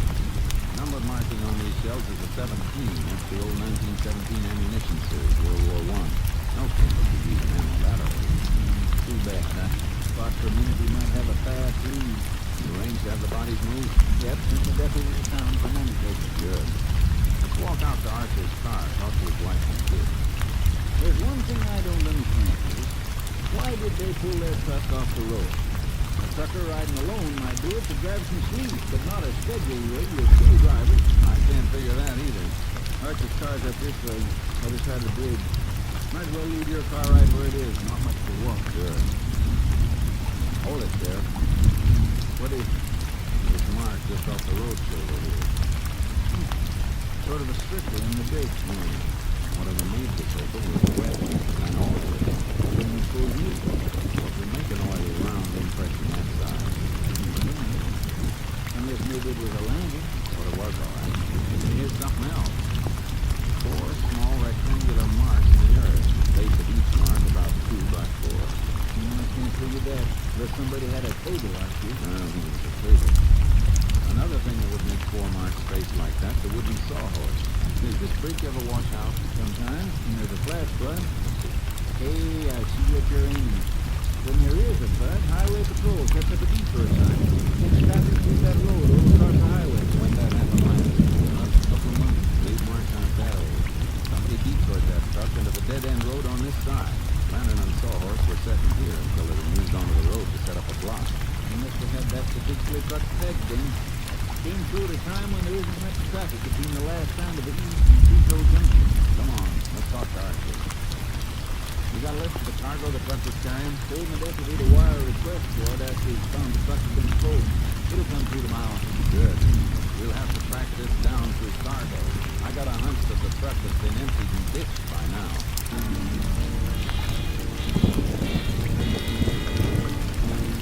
Archer didn't know anymore. He'd already told us. His wife and 3 Yale on the kids for the avenue. We waited until the bodies were picked up and then headed back to town. The next morning there was a wire from the trucking company waiting at the sheriff's office. The list of the missing truck's cargo. Here's the report on cargo, Jace. Valued at $39,000. See, a shipment of automobile radios, huh? That's a break. Why? Well, they all have serial numbers. It's a lot of work if they try and change the numbers, but they don't. One of the sets will turn up sooner or later. Yeah, but they didn't send the numbers through to us, Jace. It's the set, make, and model. I'm radioing my headquarters to get them. Come on. Austin can contact the manufacturer and have him send a complete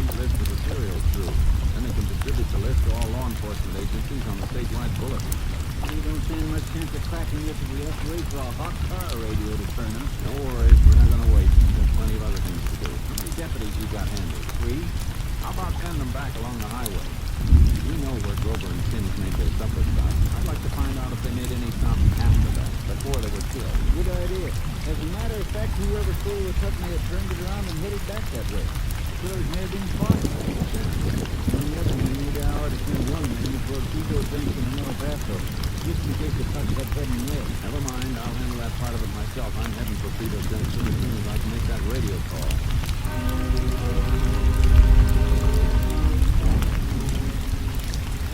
Put through a request for the serial numbers, then headed for Cedar Junction. On the way, I got a radio call from KTXA. The missing truck always made a regular stop at the mobile gas station in Cedar Junction. When I got to the station, I sent for the man who'd been on duty the night the truck was hijacked. Yep, I was on duty not before last, Ranger, but Grover and Sims didn't stop here. I know they didn't. They never got this far. What I want to know is, did you see their truck? The station's right at the crossroads. The truck came through with somebody else driving it. There's a chance you might have seen it. Ranger, I'd like to help you, but, well, there ain't much business doing tonight, even though the boss does keep the place open as an accommodation for truckers. I usually look out on the top of the office. If the truck stops, I get up. Don't I? This here goes back. Any other stations around here open at night? Nope. The truck Grover and Sims were driving always stopped here, didn't it? Yep. Company they go for has a credit account here. They're all between El Paso and Houston. Well, their tank's always just about dry when they get here on the return home from Mississippi State. You mean the truck would be too low on gas to go much further than this without filling up, providing a clean this way. That's right. Thanks. It's a big help. You're welcome, Ranger. Wish I could help more. Grover and Sims were pretty nice guys. That's the trouble with a killing. The wrong people usually get killed. And it sounds like you got an impatient customer out there. Yep, one of the soldiers who can't board it. Boys are busy on the pump. I might as well help him. Hey, he's got the drive blocked. I'll ask him to back up so he can get the con trailer out. It's all right. He doesn't seem to want gas. And they want directions to someplace. Hey, you got a stop here? Yeah, but he has to go around the back to block my Ranger's car. Oh, I'm sorry. That's okay. Just want to make sure you can help me. Doesn't seem to be much wrong with that motor. There isn't anything wrong with it. Stop, Jake. Well, what do you want to put it in the shop for? Got no radio. That might be able to install it for me.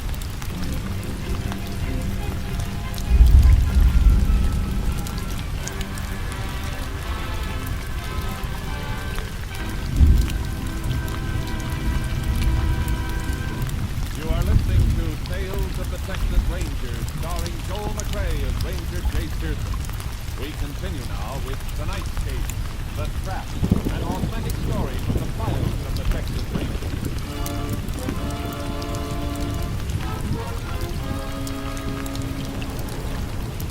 A soldier with a new car radio. It didn't have to be, but it might. The make and model of the set he had matched what I was looking for. Got the serial number from the partner, came in and phoned it through to the sheriff for a fast check against the manufacturer's list. Then I went into the shop to ask a few questions. I'll have to drill holes in the damn gun out there. Unless you want to wear it in your hat, I will. It's like a good set. Yeah. Pretty expensive. Well, it's only yourself, buddy. My fun. What do you pay for it? But I didn't buy it. I made a deal for it. What kind of a deal? What are you asking me that for, Ranger? Something wrong? I didn't say that. I was just wondering what kind of a deal a fella could get on a car radio. The man you got this from have any others he wanted to get rid of? I don't think so. He just gave me this for trade. On what? Something I had that he needed. Look, my fast is only good for a couple hours. I didn't think it would be this long. Maybe you better let it go, and I'll come back in next time. Okay. I think you better stay around. But my fast... Maybe I can get you a little extension of time. What's the camera number? I'll call your commanding officer. What do you do that for? Yeah, what's the matter, Ranger? What is it? It's that radio. Grover and Sims were hauling a truckload of auto radios when they were hijacked and killed. What? You telling me that radio was stolen? No, I'm not. Not yet. But I'm waiting for a check on the serial number, and you're not leaving here until I get it. Look, you gotta believe me. The guy gave me that set. Yeah, you've been pretty evasive about telling me why he gave it. I told you it was a trade. Or what? Come on, talk up. Why? I can't tell you that. It's in trouble. This is one of the sets taken from 2 murdered truck drivers. You'll be in plenty of trouble unless I know where and how you got it. Sounds like you better tell him, soldier. I got the set in exchange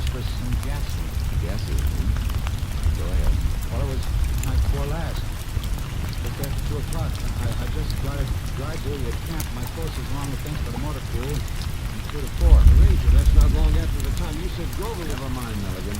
Go ahead. Oh, I heard this car stopped near the fence. You sure it wasn't a truck? No, it was a car.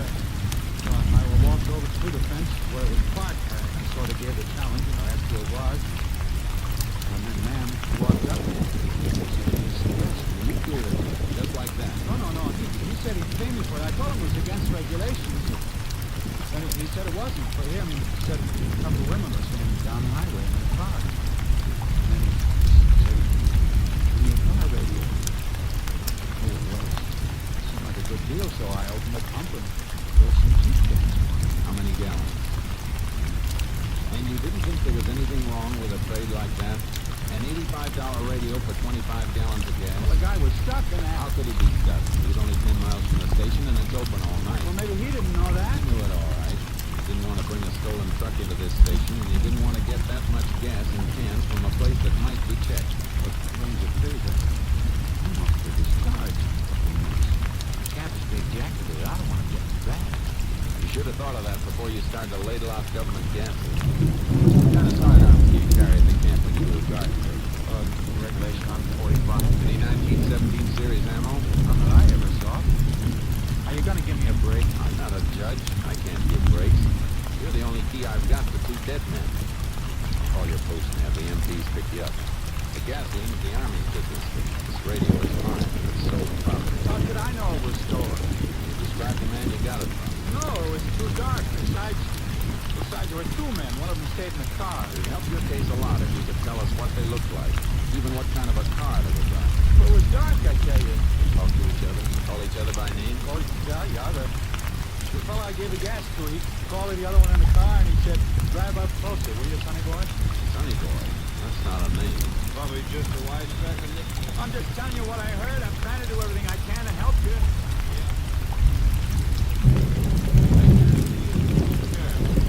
Thanks. Hello, Sheriff. That soldier's radio is on the stolen list, all right. But I got something my deputies dug up. Robert and Sims did make another stop after they had their supper. At 11:30 the night they were killed. Where? Roadside diner. Just stopped for coffee. Lady Sims had coffee there. Told the proprietor that Robert was asleep in the cab of the truck. Talk to the proprietor yourself? Sure did. Drove out seen soon as the deputy gave me the report. Went to Watson's diner. A lot of truckers eat there. Stopped at coffee house when they were riding late. Watson know if they had a hitchhiker with them? Any rider they might have picked up? He says no. He didn't talk to the truck, of course. What he says, Sims was the only one in the place except for some traveling salesman who was playing the pinball machine. Fellow named Sonny Boy Jensen. Sonny boy? That's right, Jace. What you getting excited about? Talk to Watson again. Find out what he knows about Sonny Boy Jensen, who he is and where he comes from. And meet me back at your office. I'll get there as fast as I can roll.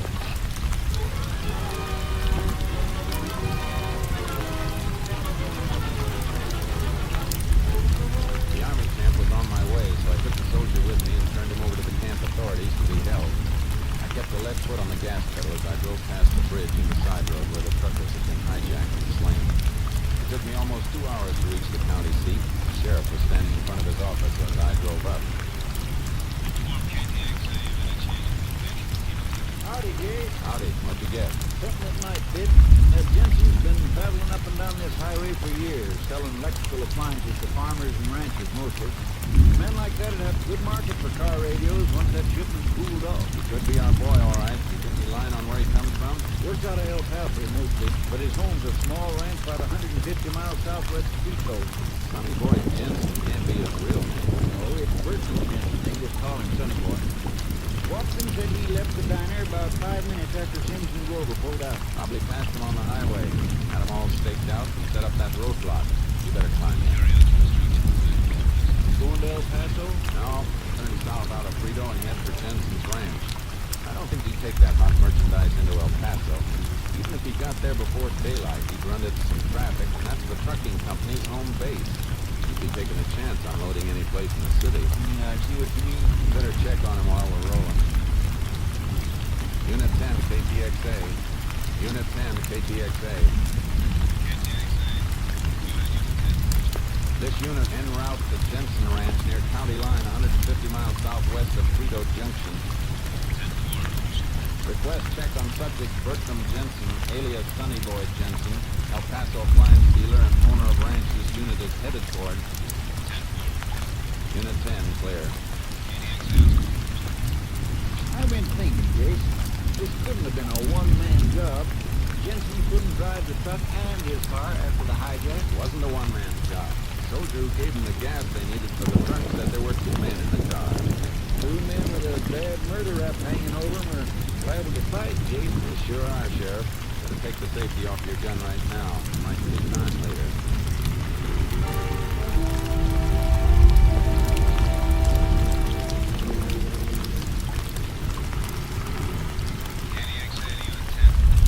Unit 10, go ahead, KTXA. That report for you on Bertram Jensen. No record of Sonny Boy alias. Served 3 years in federal penitentiary, Leavenworth, 1919 to 1921. With theft of Army material, government armory. Had a accomplice named Dal Muni, convicted on the same charge. No record on either since then. 10-4, Unit 10, clear. KTXA Austin. That may answer a couple of our questions, Sheriff. Yep. Where Jensen got that Army 45 and the 1917 ammo series, and who his partner was. Case you think he might have kept in touch with Dolph Mooney for almost 20 years. There's an old saying, Sheriff, about birds of a feather.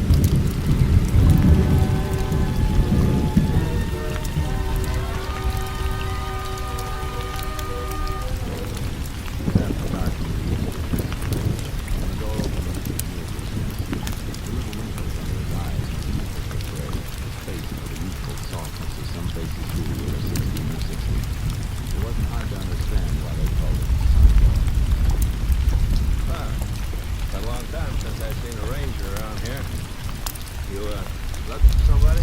Sheriff and I heard you might be able to get us a bargain on people. Sure. What are you interested in? Automobile radios? Well, I got a few in my warehouse in El Paso. Thought you might have something around you. No, I'm afraid not. Or maybe you know somebody who has. No, I don't know many people. I live alone here. Don't see much. Had any company this evening? No. 2 ashtrays in this room don't agree with you.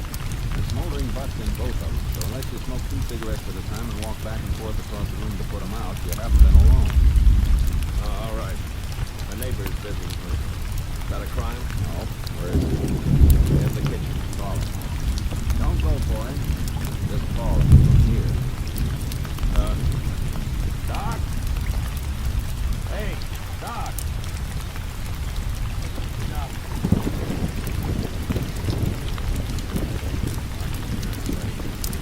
Jensen tells us you've been visiting.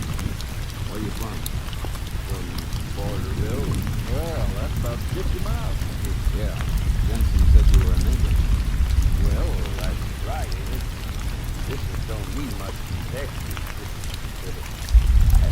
I just dropped in on Jensen unexpected.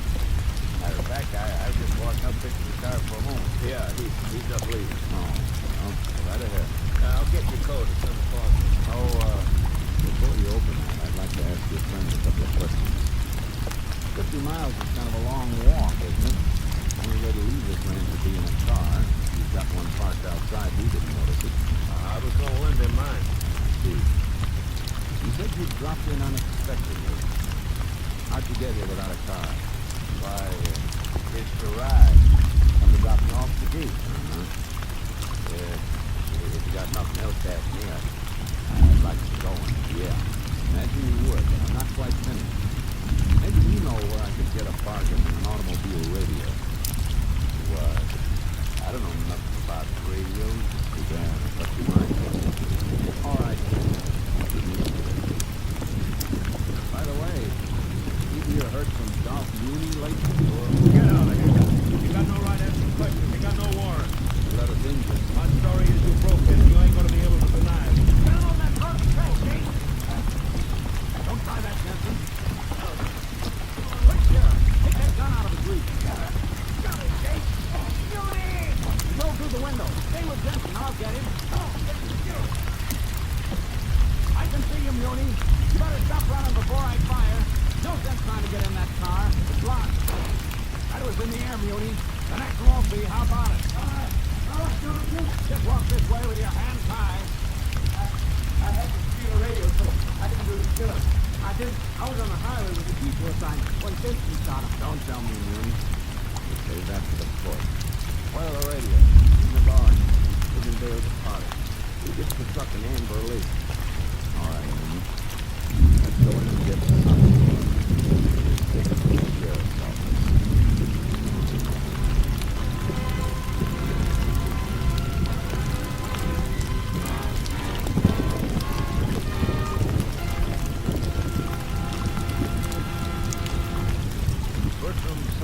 Jensen and Dolph Muni were found guilty of the hijacked murder of truck drivers Warren Grover and Luther Sims. Both were sentenced to death in the electric chair at Huntsville Penitentiary. Each of the convicted men made an appeal for clemency. And in January of 1949, the sentence of Dolph Muni was commuted to life imprisonment. But the petition of Sonny Boy Jensen was denied. And on the morning of February 19, 1949, he was executed.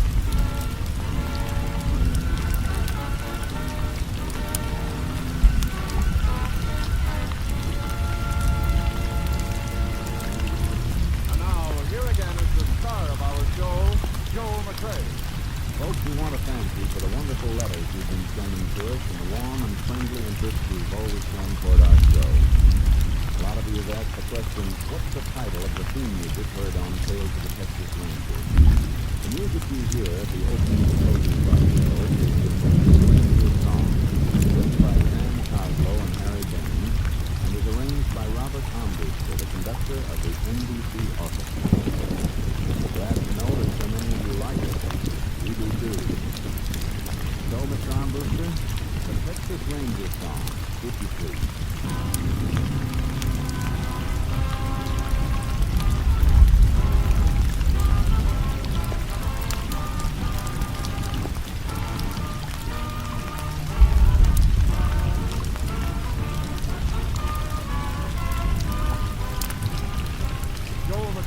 Currently seen starring in the Universal International Technicolor production Frenchies.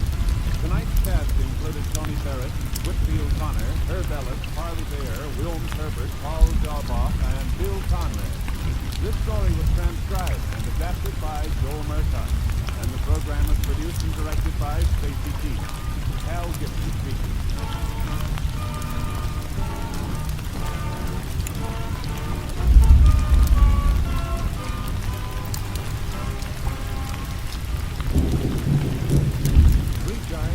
Good times on NBC.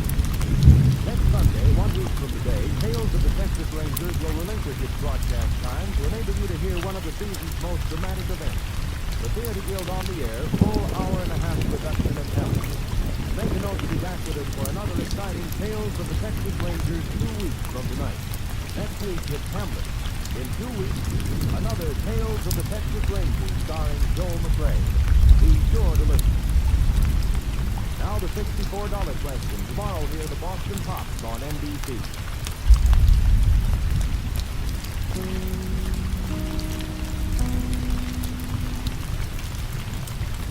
The National Broadcasting Company presents Joel McRae in Tales of the Texas Rangers.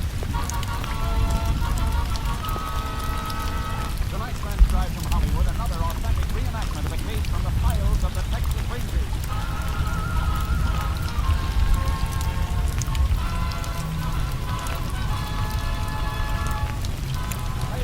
Texas Rangers starring Joel McRae as Ranger Jake Pearson. Texas more than 260,000 square miles. And 50 men will make up the most famous and oldest law enforcement body in North America.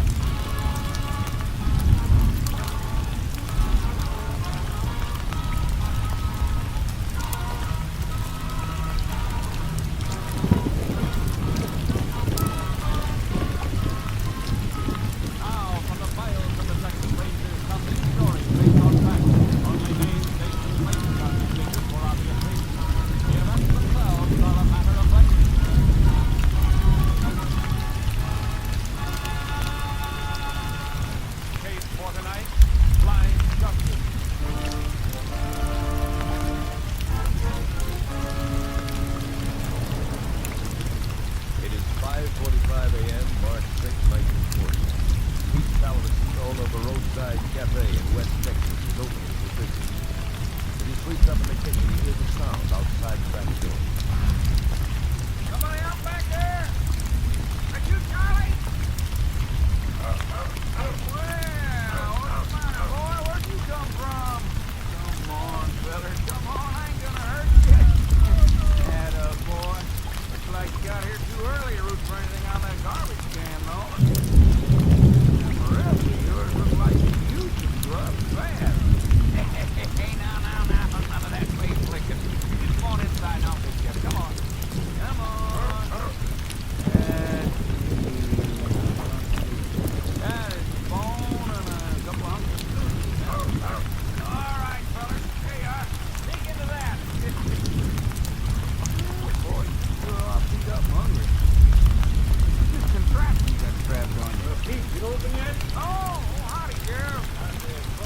Well, ain't through yet, but I can fix some up in a minute. That's an early customer here. Yeah, but he hasn't got any money. I'm a cash customer. Where'd you get him? Oh, he's rooting in the garbage cans out back.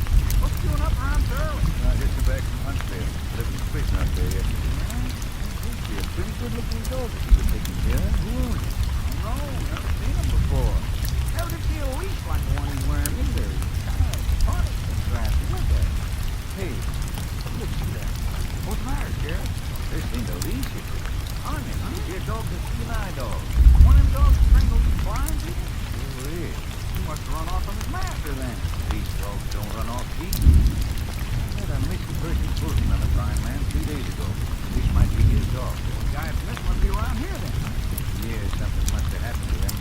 His dog never would have left him. He got changed for $1.09. I'm gonna set home to the lady down here to help. Wherever that dog's master is, I got a hunch we better find him quick.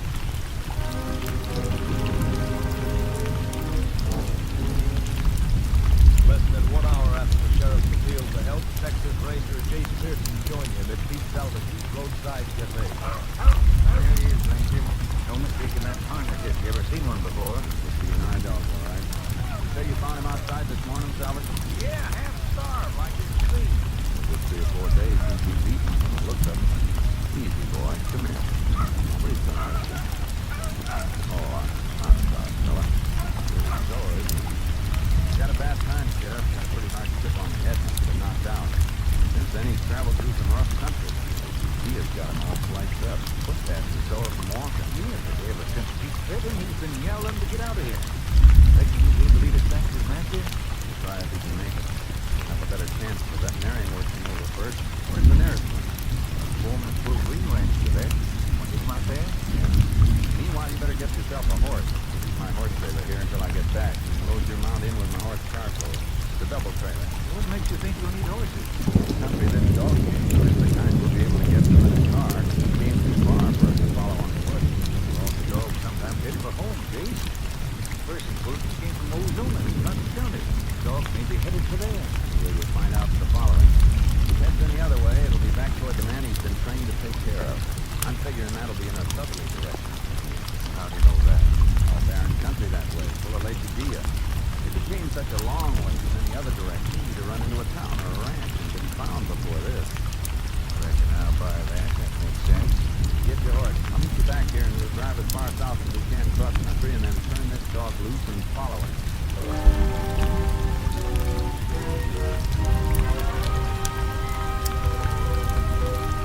I got the dog patched up at the Wolverine Ranch, picked up the sheriff and his horse, and headed south into the Badlands. We switched from car to our horses and turned the dog loose. Circled around, got his bearing, and then despite the soreness of his body, started into a limping run.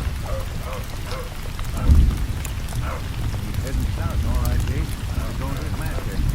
Beats me why he went all the way to Pete's place, though. Had to go someplace for help. He only thought he gave to himself and just stopped him long enough to be fed before he got attacked.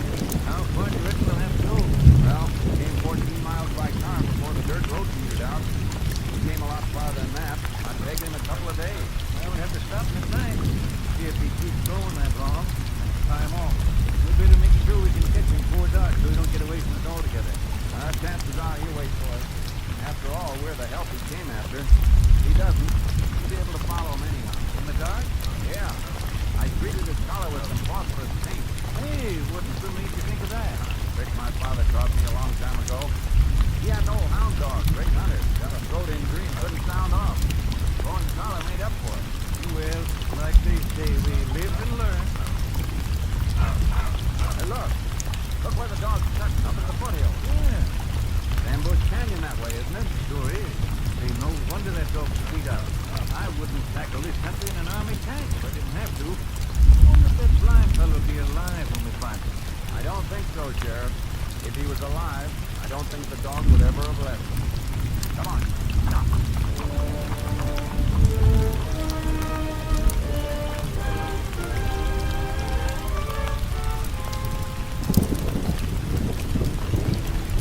What kept that dog going, I'll never know. It's tricky, but we have to leave the horses on foot. It was towards sundown of the second day when the dog grew. The people had been along on his stomach. Just rolled over on his side, panting. And this unforgiving, can't even take water out. I let him go. No. Mr. Jackson, but the police couldn't move another inch. You want to? Yeah, it was not charged.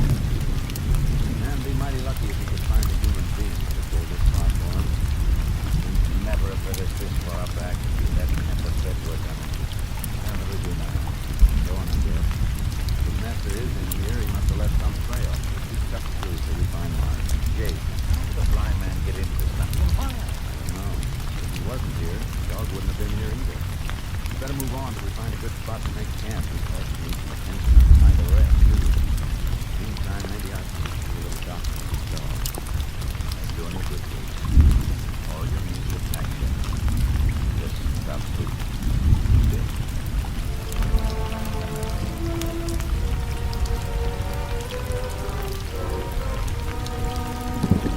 The next morning, we started practicing what we said to the south toward the international border, the Rio Grande. The country's getting much better now, Jake. We're only about a half a mile from the river. If anybody else had been in here recently, we'd have seen some sign of a trail. Nobody could come through here without leaving some kind of tracks. That dog didn't head this way for nothing, Sheriff. He must have. Hey, hold it a second. What is it? Look at this. Dog tail caught in this thorn bush. It's been a few days ago when the dog let it out. Look at the color. German Shepherd, all right. You're still in the right tail then. But why no human tracks? The dog came out of here on foot. This may not be the way he and his master got in here originally. What other way is there? On the river, in a raft, or flat-bottom boat? Might be the blind man navigate the river. He didn't have to be alone, sir. That dog was beaten on the head, remember? Likely his master did that. I see what you mean, but how would it? Look up ahead there, along the side of the ridge, about a quarter of a mile. Yeah, looks like part of the rock near it have been scooped out. Must have been a little landslide. Not on a rock facing as solid as that looks. What do you suppose it is? Let's find out.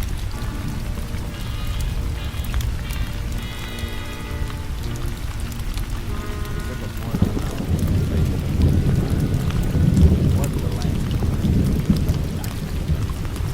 Fresh earth. Slow. Two men, all right, Jake. Time to track hill tracks this way here. Dog tracks go right along with the one set. That's fine. Yeah, never mind running in with those tracks, though. Little round hole in the ground every few steps. Blind man not very keen, too. Move around the wide circle and step back to this spot. Wait, Jason. Look at that thing over there by the brush. Long white piece of something. White pin. Come on. Instead of it staying, Jake, looks like blood. It is. Dog must have been clubbed to that. Blood stains didn't come from the dog's ear. The lump he had on his head didn't bleed. Feet through this blood. Blood trail on the ground through here, Jake. That patch just ahead seems to be pressed down in one spot. Snake for it. Man's body, all right. Face down. Better roll him over and see if it's blind. Tell by his right hand. Callous ridge there, holding on to that dog.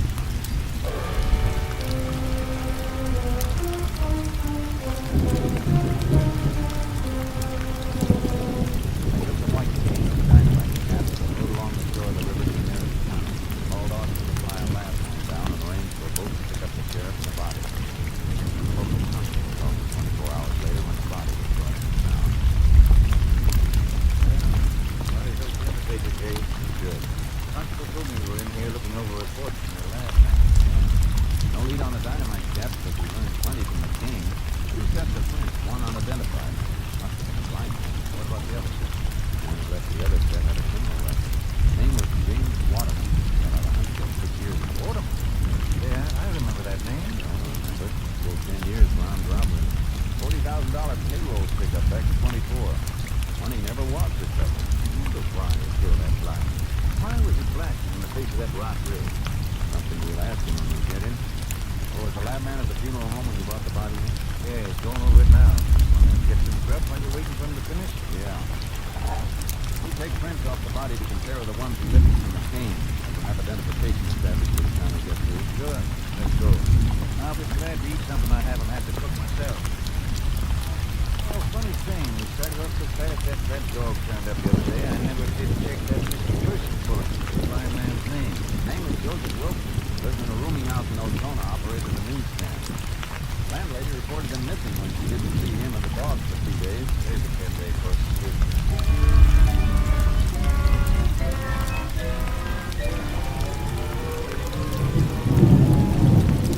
We took our time. A statewide pickup was out to bring some water from the sea. When we got finished and walked over to the funeral home, the case wasn't so simple. Our lab man, Marty Barrett, was just finishing the phone conversation. Well, that's not out about it. Yeah, check him. Pearson just walked in. I'm telling you. Bye. Howdy, kid. Howdy, Marty. Marty Barrett, Sheriff Richard. We met when the sheriff came in with the body. In case we got trouble, this thing is blown wide open. Why? What's the matter? That's the print. Take a look at it. Here's a copy of the unidentified set I sent on to order. The man who made them has no record. Well, why should he have a record? Did the blind man's print? No, they aren't, Kate. Prints on the body match the known print pulled from the cane. Dead man was James Wardham. What? It's it, Sheriff. Here, look at the print. See for yourself. Marty? No, Kate. Just check the doctor on the phone and try to see. Waterman went to provide it sometime after he left Hunter. He took the man to police and nailed him. Now all we've got is a set of unidentified prints that might match anybody in the state. Sheriff, our killer isn't going to be easy to find.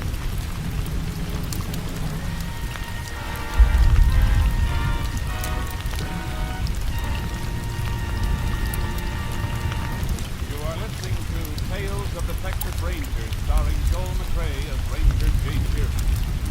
We continue now with tonight's case, Blind Justice, an authentic story from the files of the Texas Rangers.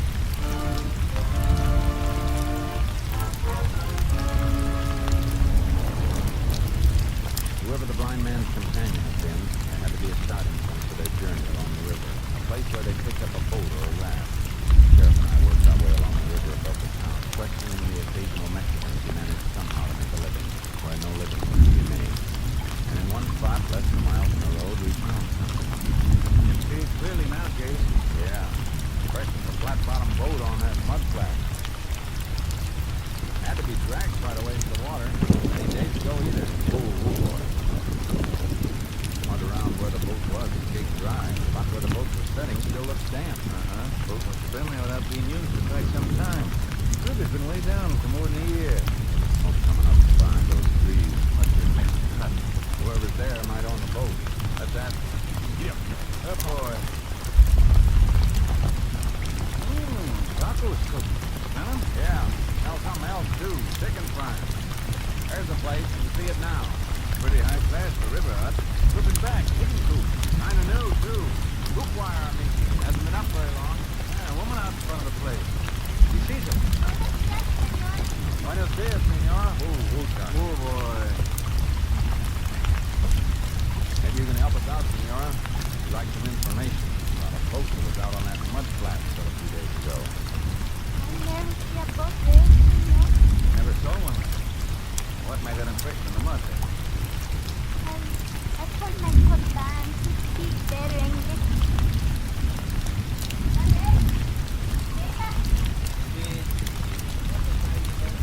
I know something about that boat, all right, Gail.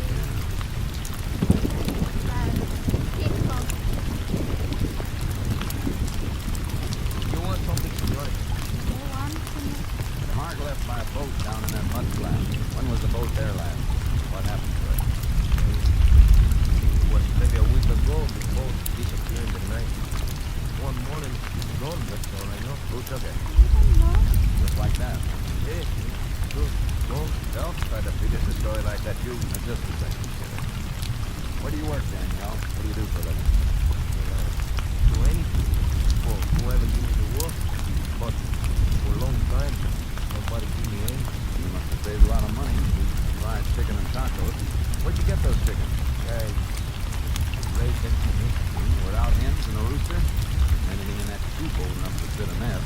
That coop wire is new. Well, what I need to say, I was just starting to...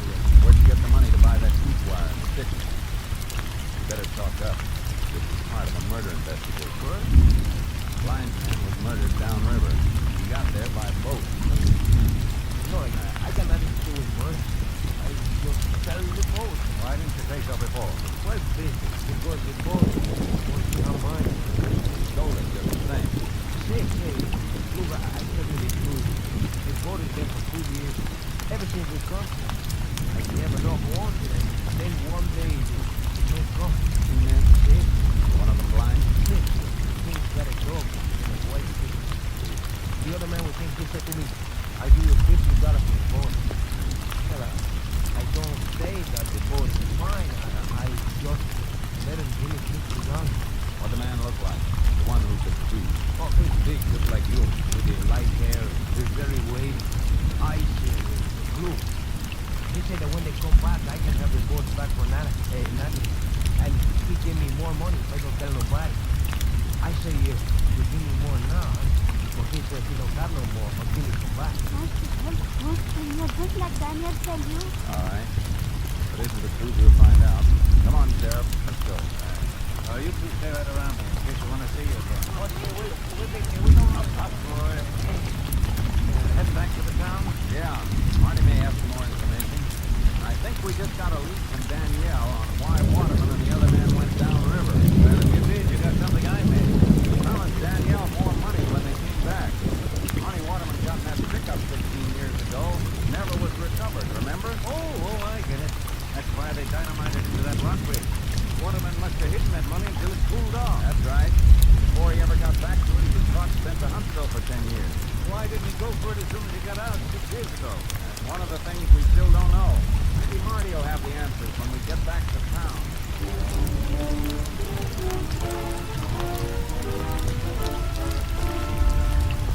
Marty had the answers, all right. Reports from Austin had come in while we were on the river. I made notes on everything, Chase, if you can read my writing. And check back shows that Waterman lost his sight 3 days after he left Huntsville 6 years ago. I had to run down because he didn't have to report something. He served his full term, no parole.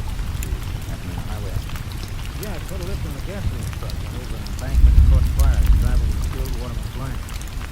No. Waterman was headed this way. He was going straight for that money, Sheriff. Losing his sight stopped him. But why did he take him 6 years to move for him? Somebody to help him. A load of stolen money hidden away doesn't trust many people. He finally trusted someone. He got killed. I'm going to take a ride to Ozona. It's out of your county, Sheriff, but it's your case. You want to come along? Good, I want to come along. Let's go.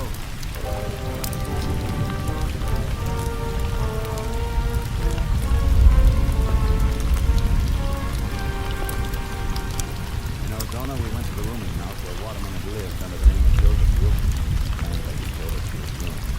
He hadn't been rented to anybody else, and his things were still there. He took the trail, clothing, next to none of the dog. Everything is just like election, just like it was when the police come after I called them. I haven't touched a thing, no money, nothing bad, no reflection. It's all right. Don't be upset. Nobody accused you of taking it. No, there wasn't nothing to it. Never had. Always a couple of weeks behind with rent. Not that I minded, I had nothing but sympathy for the poor man. Even better dog for him, it never would have been fair. Look, something you just said is important. Now, if we owed you money, there's nobody to pay it, so you're just going to lose it. Food can't hurt you one way or the other. Did he really owe you rent money? Yes, right off without saying it every once in a while, except some kind of benefit check from something once in a while. I'm glad. Daniel got $50 for that boat he sold. It must have been more expensive getting him here down there. Somebody had to finance it. For everything. Somebody Waterman has got to know right here in Ozona. Ma'am, did Mr. Waterman, Mr. Wilson, have any visitors here? Any friends? Dog sold. Some fellow called him.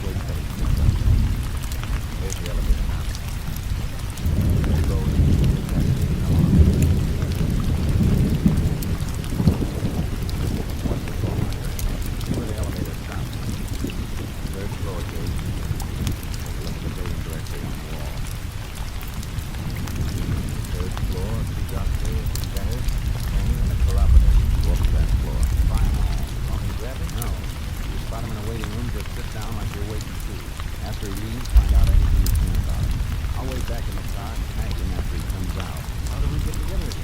After I find out where he lives, I'll come back and pick you up on the corner.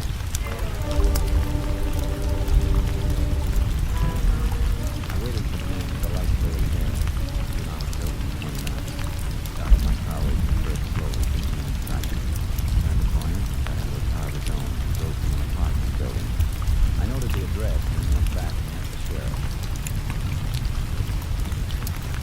I hope you didn't lose him, Case. I think he's the one we want. Why? What'd you get? He was in to see a doctor. Had a dressing on his arm. The doctor said he was a regular patient who's been away on vacation. Out of town. Yeah, but that isn't all. It's what he's being treated for that ought to make him sit up. Dog bite. Dog bite. I felt that feeling. I got the killer just once before he was knocked out. Let's go visit. I know the apartment building he lived in. Did you get his name from the doc? J.B. Rowland, works in the local newspaper. Reporter? No, has charge of distribution and circulation. Also takes care of the morgue. Back issue 5. That is pretty impressive. Waterman on the circulation end. Taking care of the back issues might fit too. I might have told him who Waterman really was. Hey, that's right. Bishop took some old back issues. He might have read about the robbery and Waterman's conviction. Maybe seen a picture of Waterman and recognized him. That makes him get friendly. You know, the money was never recovered, but Waterman didn't have it on hand, or he wouldn't be running a newsstand and living like he did. You think he told Waterman what he knew and finally talked him into a deal? Or do you think maybe he forged him? When we see him, we'll ask him.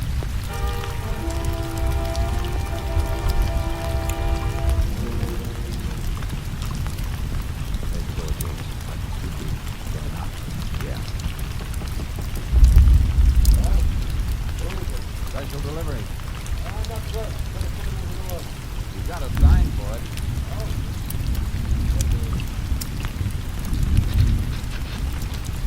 Have you got a pencil? All right, Roland. Open it all the way. I'll open it. Watch it. Stay away from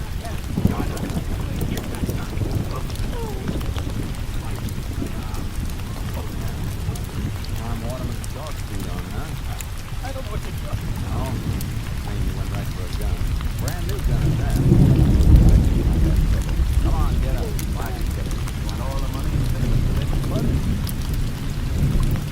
Plunder? Yeah. Where is it? What'd you do with it? What did I do with him? He worked on him for months. He was questioning. Coming was out of the river, but he couldn't find the place. Couldn't remember all the landmarks. Couldn't see, and after 16 years, he couldn't remember. Couldn't remember. I went crazy. I planned on it so much, I went crazy then. So if I had the money, I cleaned up the way. Without the money, I had to come back here so they wouldn't be looking for me. All right. Go get some clothes. Like that 40,000 we were gone for Tuesday. Yeah. Buried in a rock ridge somewhere near the Louisiana. Nothing but never brought anybody in. I'd be sorry for that dog. He died. Funny thing about a dog. The dog never passed the way. Just stays right there. Good or bad. Good or not. I'll help you with this one. And we can take him in.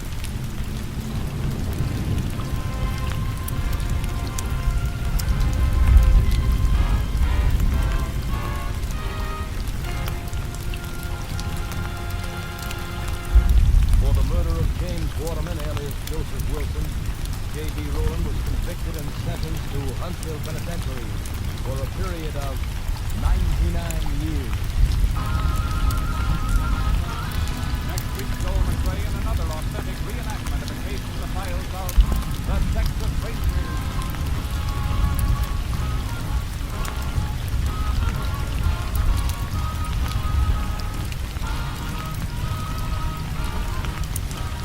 Joel McRae is currently seen starring in the Universal International Technicolor production Frenchie. Tonight's cast included Tony Barrett, Peggy Weber, Herb Feigling, Ed Begley, Earl Keane, Tom Holland, and Tom McKee. This story was transcribed and adapted by Joel Murtaugh, and the program was produced and directed by Stacy Keith. Hal Gippy speaking.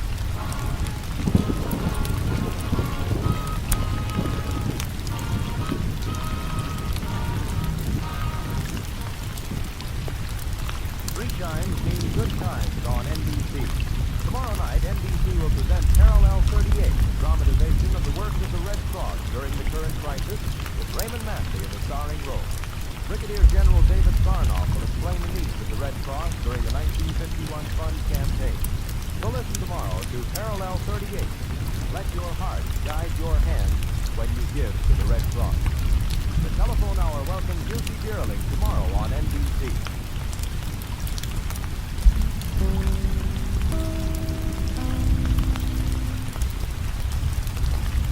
The National Broadcasting Company presents Joel McCrea in Tales of the Texas Rangers. Tonight, transcribed from Hollywood, another authentic reenactment of a case from the files of the Texas Rangers.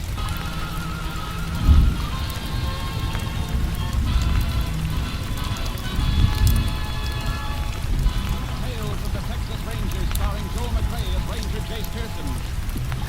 Texas, more than 260,000 square miles. And 50 men who make up the most famous and oldest law enforcement body in North America.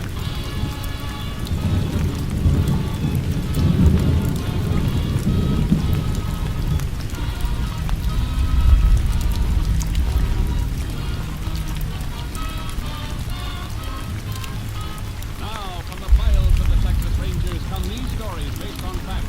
Only names, dates, and places are fictitious for obvious reasons. The events themselves are a matter of record.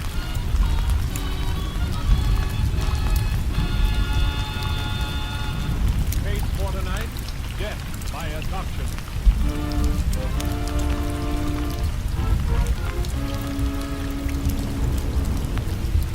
It is 9:45 p.m. on a Saturday night, September 1937.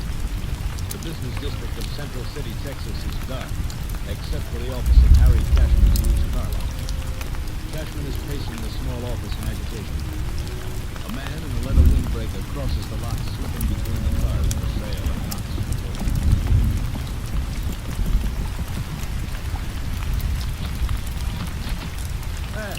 How dig, Mr. Jack? Glad to see you waiting. All right, spit it out. What do you want this time?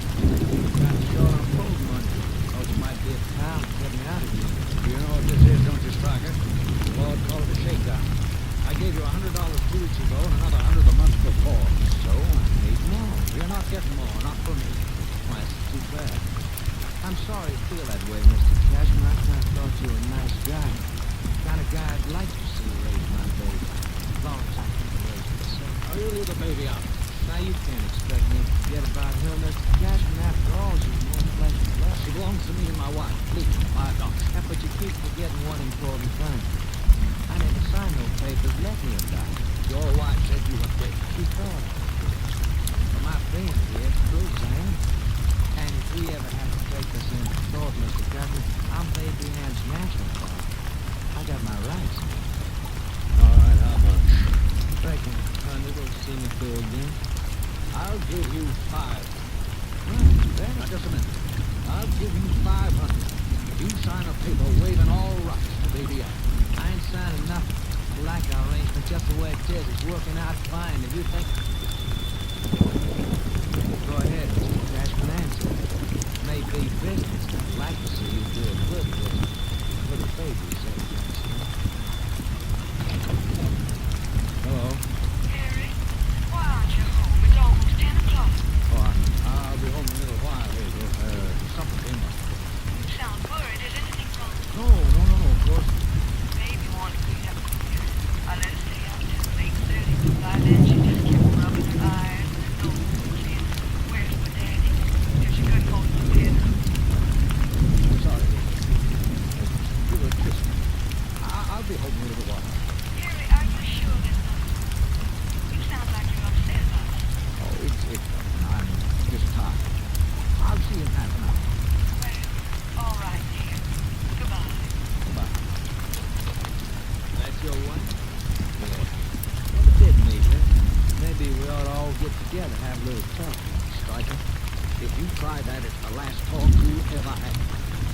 What are you trying to do? Your baby's got a home, a good home, and we love her. We've been married 15 years, never had a child of our own. And now we've got her, and she's ours. Now, if you ever lost her, you have nothing to live with. Haven't you got a heart? I can see I made a big mistake, Cashman. Should have started seeing you a lot sooner.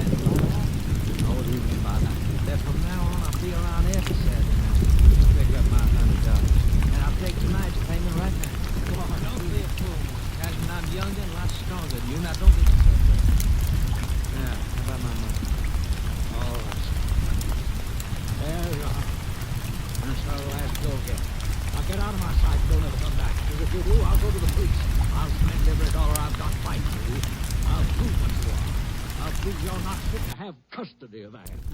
Mr. Cashman, I do believe you mean it. I swear before heaven. This is your car for getting. Not much considering the size of the road you filled it off. All right. All right, I'll leave you alone. I'll take my payment and throw right now. Take that roll out again. Toss on the business. Now it's a gun. You say it, and I know how to use it. No, they don't have a pocket. She couldn't have, not you. You never proved you are her pocket. You didn't live right, Mr. Cashman. When I get the money I want to test, I'm not going to give you another dime striker. All I'm going to give you is what you deserve. So when that goes, I'm going to call both you ain't holding that if you rust. Maybe I'm stronger than you think. You ain't stronger than me. Yeah. Maybe you should have confided in your wife. See, you're still the only one who knows about me. You ain't never gonna tell anyone else. Thanks for the final payment.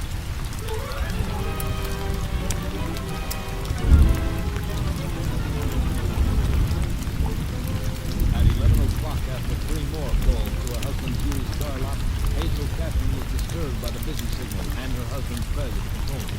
The phone company check showed the line was not in use. Hazel Catherine called the police. They found Harry Catherine's body and requested aid from the Texas Rangers. Ranger Jace Pearson was assigned. He arrived at the lot shortly after 2 a.m.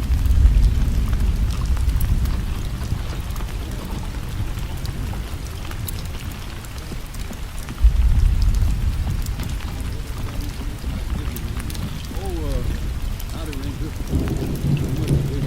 That's right. You in charge here? Yeah. Okay, fellas, I'll talk to you later. We've already lifted some fingerprints here. I do. That's about on the glass top here. Yeah, 3 good left. These aren't going to be much good, I'm afraid. Too many people coming in and out of the place like we're signing papers on our desk. What's that over there, Steve? Oh, that yellow spot on top of it? Yeah. I noticed that before. Seems to be a piece of chalk that you stepped on. These little pieces might like down here. There'll be a blackboard or anything around here. Any of the for sale signs on the cars marked with chalk? No, they're all marked with cardboard cutouts. Floor's pretty clean otherwise.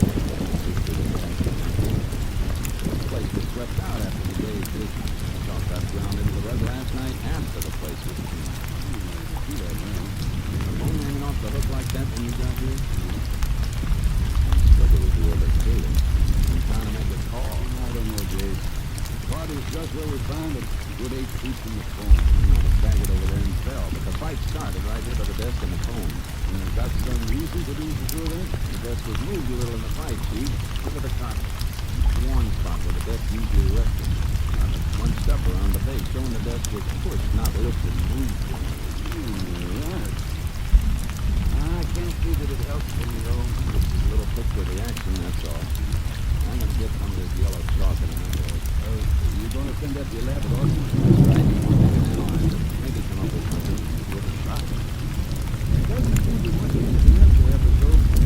Robbery and murder is usually the toughest one to crack. You can't make a habit of carrying on a money. People selling cars in a hurry need a bad solid. He usually had a couple of thousand. All we found in his pocket was 86 cents and change. Yeah. Likely to put a man to work on that sliding cabinet. For the rest of the ball too. We've already said that. Every car Cassidy had to find it for. Has been stolen from the lot. I wasn't meaning a stolen car. I just want a list of recent customers. Somebody might have bought an automobile he wasn't happy with. Come back to get it. It could be, but I'm afraid that's a blind alley too, Ranger. Cashman gave a mighty good guarantee on everything he sold, and he stood behind it 100%. Just the same way. I want to examine every reason he might have been killed. 100%.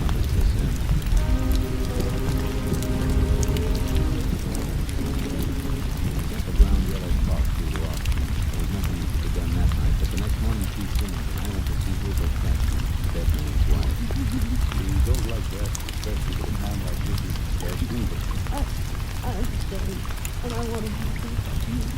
Probably isn't much you can tell us, but any little thing is good. Your husband ever have trouble with anybody? No. Aside from the money, do you know of any reason why anybody might have been out to get it? No, there was never anybody who would get sick.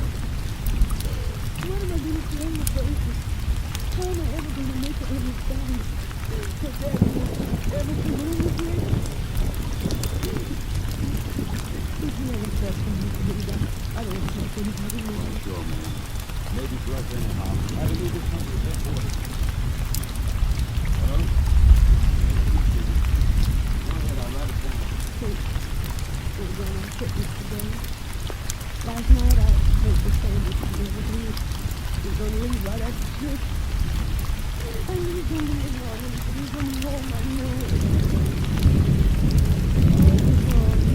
Very this man is a man. You gotta get a grip for the baby. Yes. Wait a minute. Better get back to headquarters, Dave. Unless you have something else to ask Mr. Cassie. No. You shouldn't be alone, my man. Especially when the baby goes. Thought you would be best for the team. Should be with you. Goodbye, man. Thank you. Sorry, Mr. Cassie. Goodbye. Find out who killed my husband. We never hurt anybody. Never. We'll do our best. So right back to headquarters. One of the boys killed in a suspect, you know. Fellow worked at cleaning man named Old Smith. What do they got on? Well, he cleaned the office last night about 8:30 and 9 o'clock. Cassie usually closed before then on Saturday night, but Smith admits Cassie was still there when he cleaned out. Well, he's not trying to hide anything there. No, but there's something else. Old Smith was on the town last night. Threw a big party and threw a lot of money around. Still had a few hundred on him when he was picked up. A man checked on him. Smith is usually good, cool. I see. He's gonna be worth talking to. You can say that again. I'd have told you inside the house, but I didn't want to say anything in front of Mrs. Cassie. I was dead. How old is the baby? He's just 2 years old, Grace. Wow, you look kind of clean. How old are the Campbells? Well, I'd say Harry was about 55. Yes, Mrs. Cassie must be in the 40s. Oh, I see what you mean. The baby's from the doctor's side. Must be a little bit old to have a child of that age. Yeah, they've never had any of their own. A couple years ago, they took in a poor girl who lost her husband and was their child. Cassie took the kid right off. When the mother got sick and when she knew she was dying, she agreed to let the Cassie adopt the baby. No kid ever got a better break, believe me. I gather so, Grace.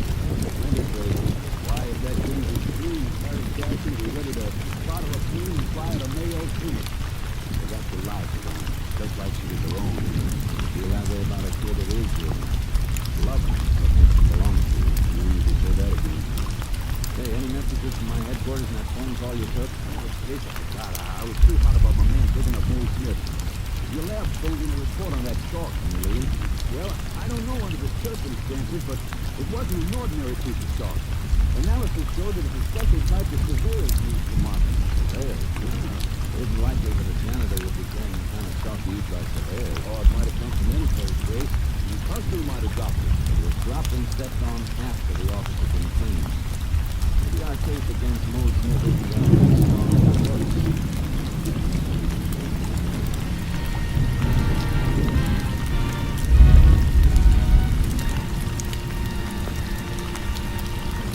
You are listening to Tales of the Texas Rangers, starring Joel McRae as Ranger Jake Pearson. We continue now with tonight's case, Death by Adoption, an authentic story from the files of the Texas Rangers.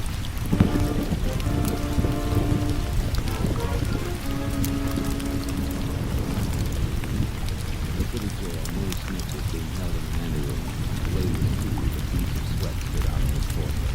If he wasn't, he was looking. He began to forget about the surveyor's talk. Come on, Rose. Where were you last night? I was at a party, Mr. Simmons, at my own house. Where were you before the party? I was working for Mr. Harry Cassie at the used car lot. Everybody knows the work. What time did the party start? After 10 o'clock. And later we left my house and one of the other places. Were you paying all the bills? Well, is that right, or is... That's right, sir. I don't remember much about it. The next thing I knew was this morning and the policeman woke me up and brought me down here. What time was it when you left the car lot last night? Oh, I worked till almost 9 o'clock, sir. Cleaning up Was Mr. Cashman all right when you left the lot?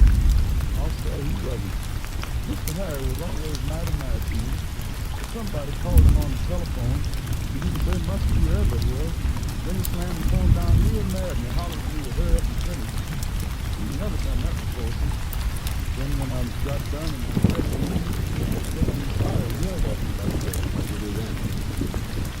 I did some shopping for the park, got some food, a couple of goods and sneakers. Where'd you get the money? Philip Moore, Cashman was robbed and you had almost $300 on you this morning when you were picked up. It was my own money, Your Honor. You never got that kind of money working on a used car lot. 3 days ago you were broke. You borrowed $2 from your landlady. Better count for that money, Mose. Where'd you get it? Some in the morning. Numbers? You mean you've been gambling on the numbers racket? Yeah. Well, you just put in the number hit. 424. I got my $500. But that's how come I got money. You expect us to do all of that? Who paid you off, Mose? I don't know. I don't know who. You trying to tell us you gambled on numbers without knowing who you gave your bets to? If I tell you who it is, Mr. Simmons is going to arrest me. Everybody will know I told. And if I don't find out, they're going to stand trial for murder. Everybody will know that, too. Oh, no, sir. I never heard Mr. Harris. Oh, I got some money, Jonas. One of the 10 boys was told him, Alex. Jonas been putting numbers on the side? No, sir. He just worked for somebody for a little bit. All right, Mose. You check on this story. And you'd better be true. I told you. Every word. These towns don't never case. If he is, I'll be able to smash a hole in the numbers record. Yeah, you can do that all right. But you'll still be shy of murder.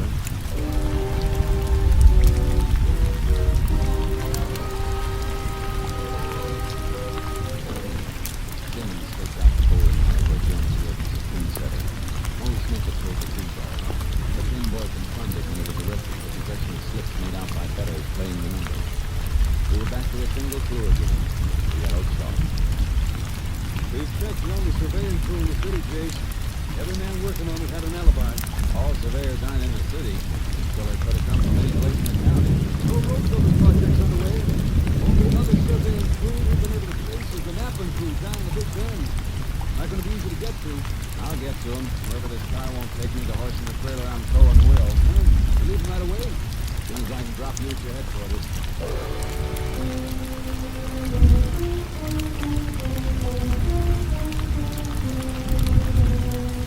I drove to the Big Bend, where the roads ran out, and I had to cut cross-country to reach the mapping crew. I unloaded charcoal for the trailer. The crew was eager to ride. Almost a full day's ride before I reached them. All right. Easy boy, easy. Anybody here?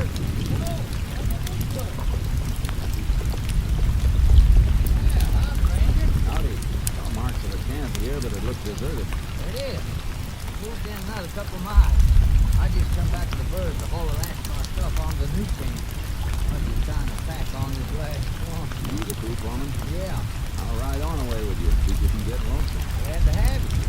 Got company, though. One of my men just went on ahead a few minutes ago. We'll catch up to him on the way. You want me to take one of those lead ropes? No, it's a bird. Don't be no trouble. All right, let's go. Up, Chuck. Up, boy. Come on, you long-eared scavengers. You had my grade. You must be covering a lot of ground in here. Plenty. Well, it's falling country like this. Ranchers lose sight of their boundaries when the land being fenced off.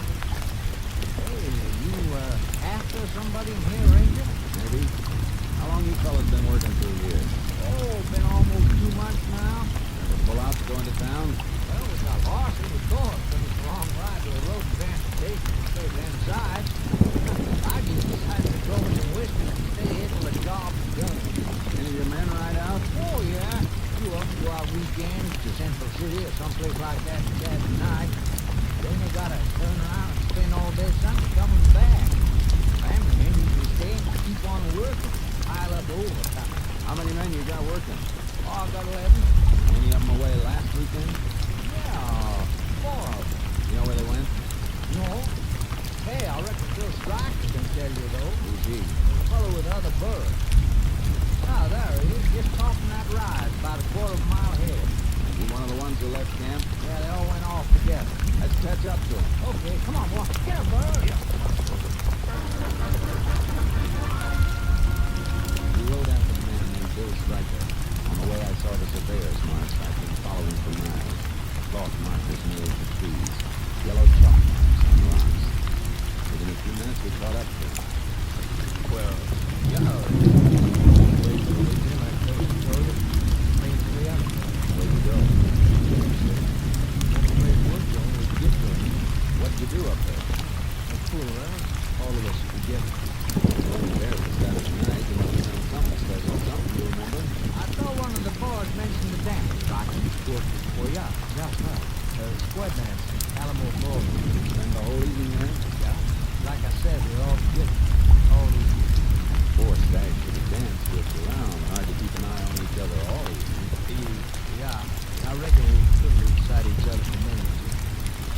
take time out to do any shopping? Luckily Friday to bring back in. Thought maybe one of you might be saving some money, maybe enough to make a deal on a used car. We rode truck both ways. After our husbands got us from here down the camp. Yeah. You've been shopping around the used car lot, we might have been able to help you. Why have got to look at a man who killed us in Central City on Saturday. Cool. Well, Ranger, you got a reason for being here. As you think one of my crew killed that man? I know better when we see the other three who went to town with Stryker here. Let's get on to the camp.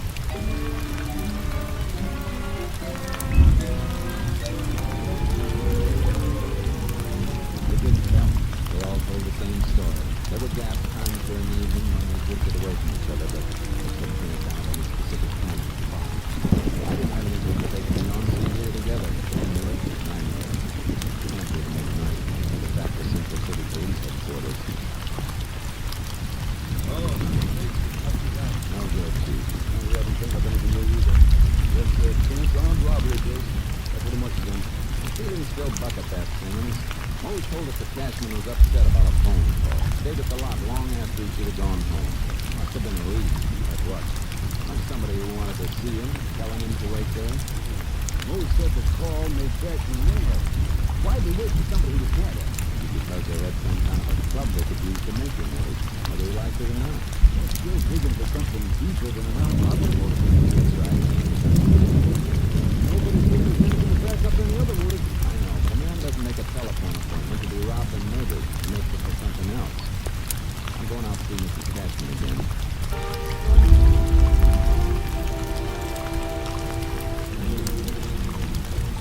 When you called your husband last Saturday night, it was almost 10, you said. What makes you think he was upset? When you married your man 15 years, he just knows that. But he said there was nothing wrong. Anything like that ever happened before? Coming home on me after you said? Yes, it did. Twice before. Once was almost 2 months ago, then a couple of weeks ago. Those other times. You remember what day they happened on? I mean, can you remember if it was always on a Saturday? Yes, always, all the time. But I don't know why. I don't know what was bothering me. Relax. He was nervous, irritable. Surprised me the first time. Told him never been much over anything. Smoked weed, hard drugs.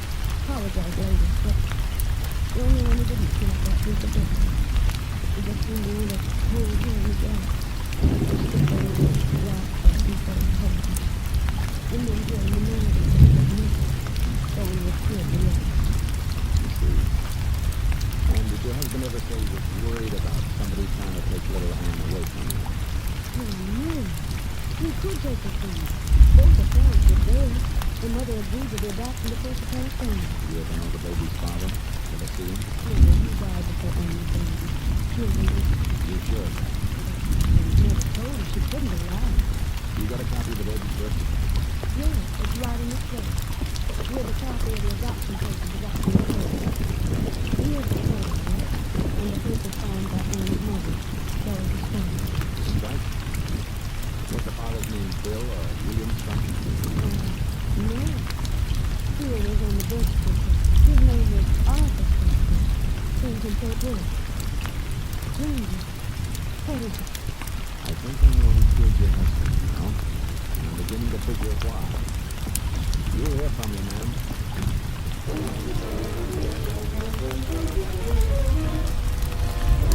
I headed to the big thing making the radio said with KPFA asking the station to contact the Fort Worth police on possible relationship between Arthur and William Stryker. The answer fit. They'd been brothers. But William Stryker had a criminal record. It was late afternoon when I mounted charcoal for the ride into the surveillance. I reached him about 3 a.m. Dismounted and went into the office. Look up.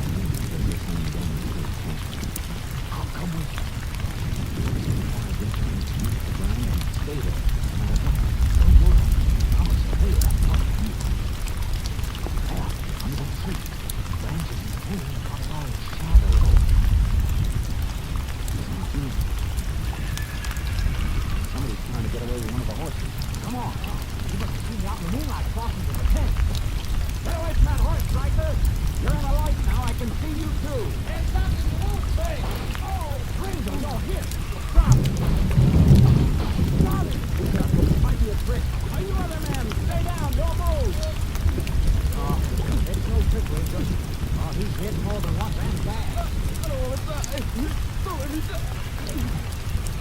get to the first aid stuff you have. Try to patch him up. You're gonna need some work too. You'll be all right. You men can get up now. You need a couple of you to make a lift. You need it. Take it in. Easy, Ranger. Oh, I got you. Oh, never have to make two litters. Ooh, one more step.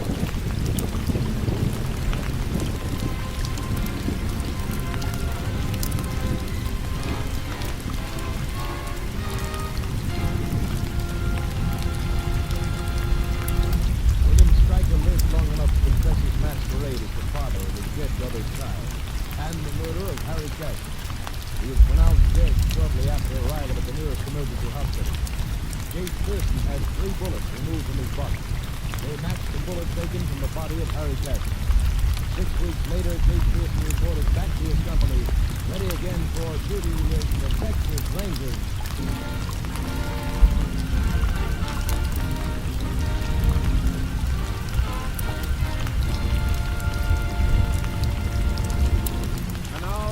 Is the star of our show, Joe McRae.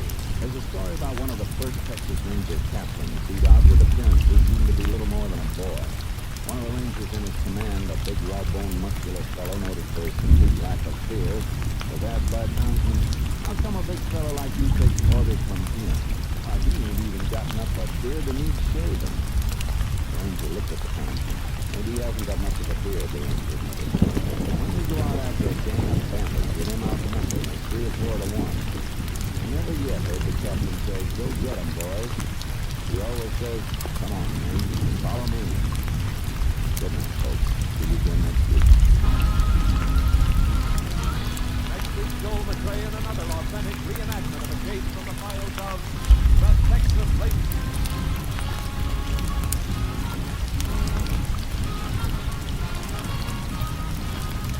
Joe McRae is currently seen starring in the Universal International Technicolor production Frenchy.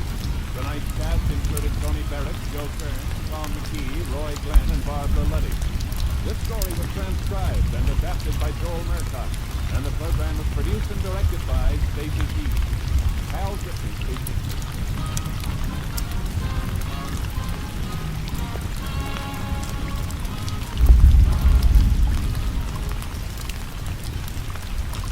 Weekends mean good times on NBC. Coming up next on NBC, it's genial accordion-playing master of ceremonies, Bill Baker, back at his old Sunday night stand asking America's favorite question. What's that? Why, the $64 question, of course. It shines on your invitation every Sunday to all the fun and prizes and excitement of everybody's favorite quiz game, the $64 question. Tomorrow, hear the news it all. Right now, it's the $64 question on NBC. The National Broadcasting Company presents Joe McRae in Tales of the Texas Rangers. Tonight, transcribed from Hollywood, another authentic reenactment of a case from the files of the Texas Rangers.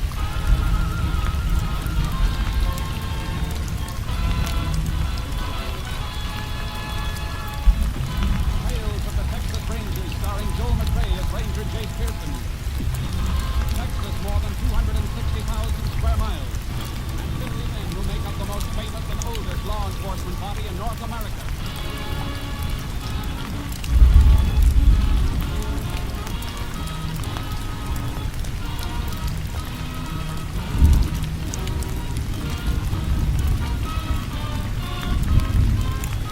Now, from the files of the Texas Rangers come these stories based on fact. Only names, dates, and places are fictitious for obvious reasons. The events themselves are a matter of record.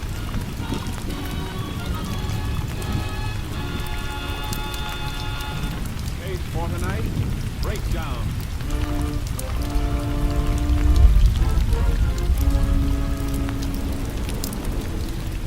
It is shortly after midnight, the beginning of Good Friday in the year 1937. Jim Wiley, constable of Roman, Texas, is driving through the lonely outskirts of the territory when his headlights pick out a car parked on the road shoulder. He brakes to a stop. Having some trouble? Calm down. I'm trying to get it started back on. Maybe I can get going for you. I know a little something about God. Okay about Ryan? You bet. Go ahead.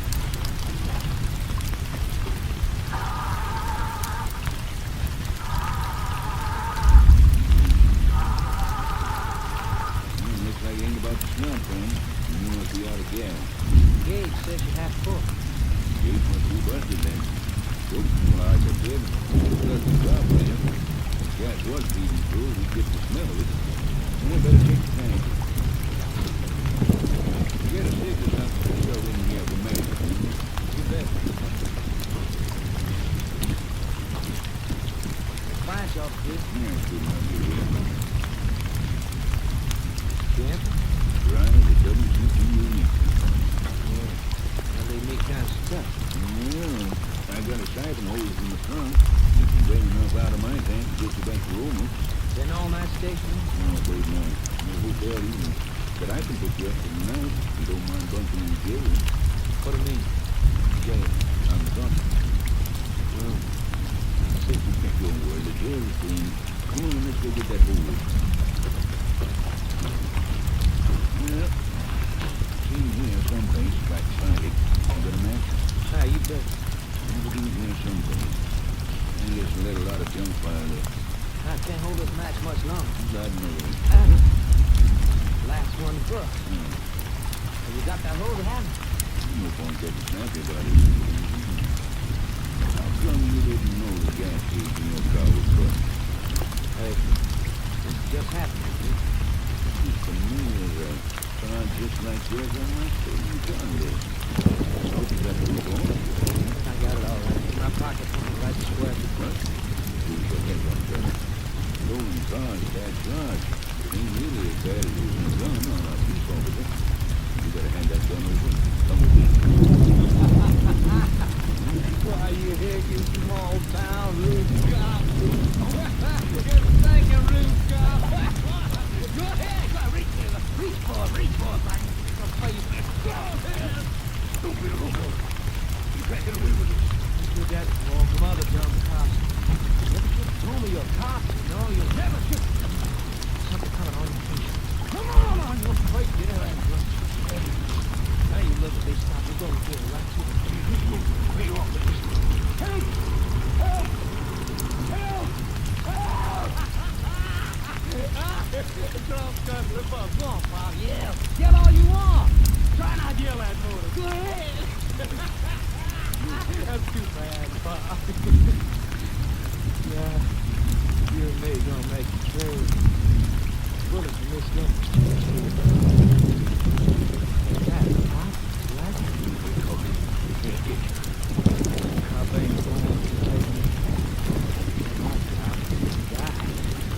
Bunch of crows, bunch of beggars. Things got changed my mind. You could kill me, but you scared me. I'll make it easy. But you got to kill me. Zone activity through the kid. That ain't nice, Bob. Take stuff a house to die. And it's good. No, I watched a cop die that way once before. Bad big, Bob. Pray louder. Let me hear you. I don't want nothing to do. You must be crazy. Praying for me.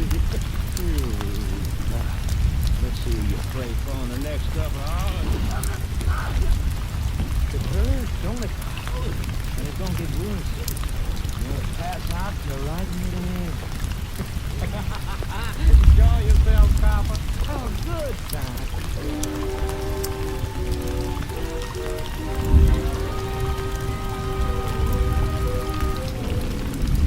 Constable Wiley's body was discovered shortly after sunrise when highway patrolmen spotted a stolen vehicle abandoned by the road.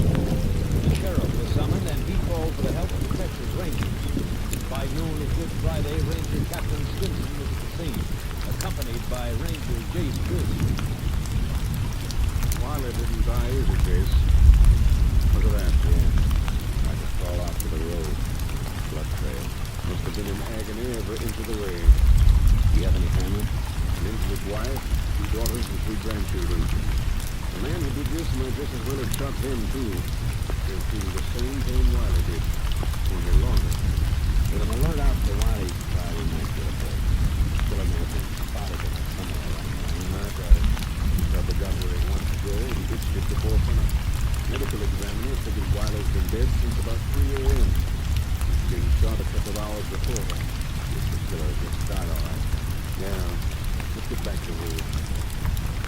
one thing going for us, though. The man we're after may have left some prints on the car he abandoned when he took Wiley's. The admin flew in before we got here. He'll be coming through with a report soon. Steve Claus is in town waiting for it. He'll bring it out. I want you and Steve to stay on this case until it's cracked. One-eyed enjoy cracking. The only lead we've got is that the abandoned car was headed west. Well, that's something. You and Steve can start off in that direction. Hey, here's Steve now. Howdy, Steve. You get the lab report? Where's the Steve? Here. Phillips can identify the fingerprints of the car he did. Wiley was killed by Rex Lang. Rex Lang? Rex Lang? Yeah, no doubt about it. The prints were as clear as the tell. There's a copy of Lang's record attached to the report. I don't have to see that. I know it by heart. I wonder how long he's been in Texas. Yeah, he might have been here for a year or more. Last report on him was when he killed a policeman in Great Falls, Montana. Before that, he pulled jobs in Nebraska, Wyoming, and Iowa. Blazed quite a trail. Yes, and I want that trail to end in Texas. It's the first time he's paid us a visit. I want it to be the last. It's not easy to catch. According to that report, he's been jailed only once, Idaho State Reformatory, when he was 16. That's about 8 years ago. Yeah, and in that 8 years, he's killed 6 people, 4 of them police officers. The first one was the guard at the reformatory. Lang butchered him when he escaped. Look at this record. Look at it. Sent to the reformatory for beating his young brother half to death with a stool poker. And Lang's pictures clipped on the report. Yeah, the mug shot given at the reformatory. Well, that'll help us. Big Bone, the 16-year-old kid. We're looking for a 24-year-old man. Could have filled out plenty by now. It's hard to recognize. Well, there ought to be some description since then. Ought to be. Look around. All the trees left are footmarks. Is this a complete report? Yeah, that's it, yeah.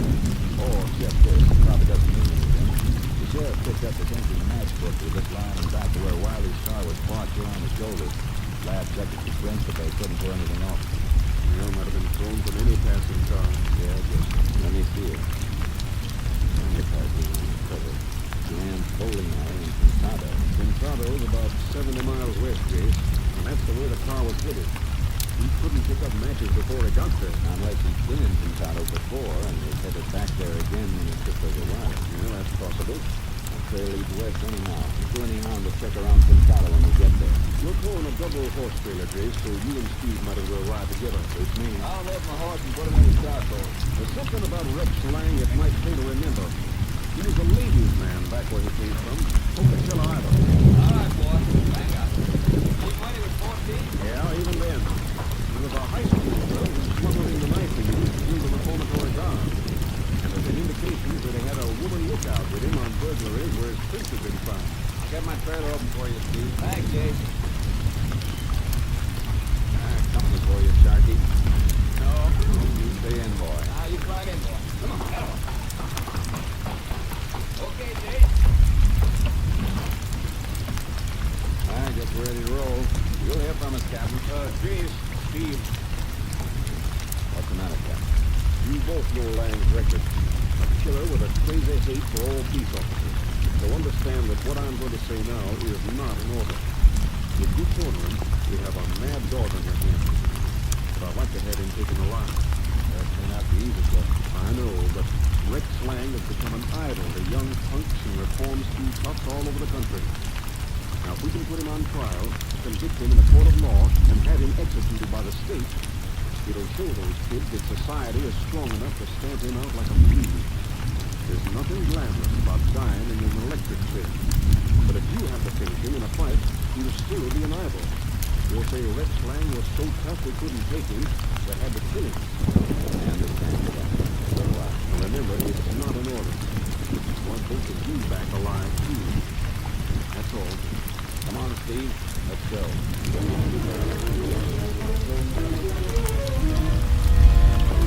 We headed west, looking for a dangerous kid thrown into a dangerous man, with a face we might recognize too late. By midnight, we checked the highway as far as Pintado. In the morning, we started to come to town. Joe drawing us down. The guy at the bowling alley wasn't much help, Jake. Didn't seem to recognize that old picture, Rex Lang. Yeah, Lang may have changed a lot in 8 years, but if he made the alleys a hangout, the owner should have... well, you know, Jake thought the face was a little familiar. Maybe yes, maybe no. Lang was blonde and smooth-skinned as a kid. Hair might have plenty since then. Face and frame filled out. And he shaves now. Beard line changes the face. Yeah, he might have just passed through here and picked up those nitrous girls. Maybe they were just thrown out of a passing car. I know. Well, we can't waste too much time on the road. They may be blind. Now, how about some breakfast? There's a Mexican place across the street. Hobo. That's for me. I'm so hungry I'll even eat enchiladas for breakfast. Call it Claus. Easter Sunday tomorrow, Dave. Wish I could be home with the wife and kids. I even forgot to open the bar. Wire the captain. We'll have some sent to the house for you. Yeah, didn't even think of that.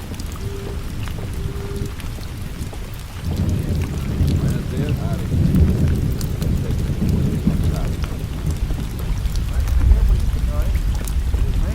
I have everything. Fruit juice, couple of scrambled eggs, easy with bacon, coffee and toast. Buenos dias, señorita. I will be with you in a moment.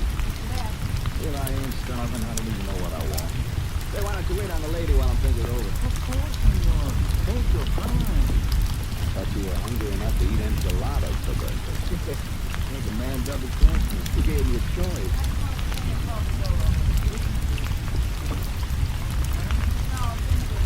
Yeah, I guess I'll just double your order, Jake.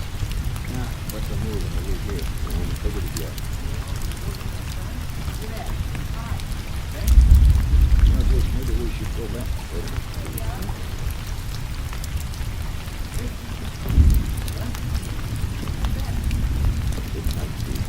Oh, ma'am. Just a minute. Yes, ma'am. I happened to look out of the booth and saw you. Would I know you from someplace? I don't think so. You live here in Colorado? You bet. You must have mentioned the last time I was through here about years ago. I am a crackling. It's only been here 6 weeks. Oh, well, where'd you come from before that? Fort Worth? That's your hometown? You bet. One on me. You sure did look familiar. Excuse me, please. You bet.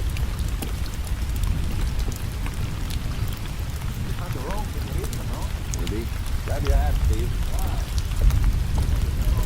I'm guessing when she was talking. Notice how she kept saying you bet? Yeah, what about it? A reformatory report about land.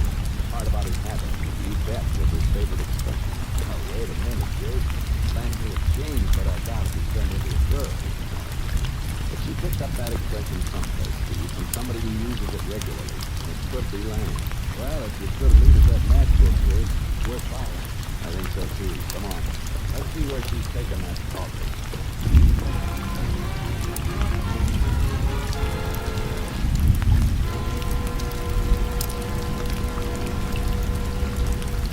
You are listening to Tales of the Texas Rangers, starring Joel McRae as Ranger Jake Pearson. We continue now with tonight's case breakdown, an authentic story from the files of the Texas Rangers.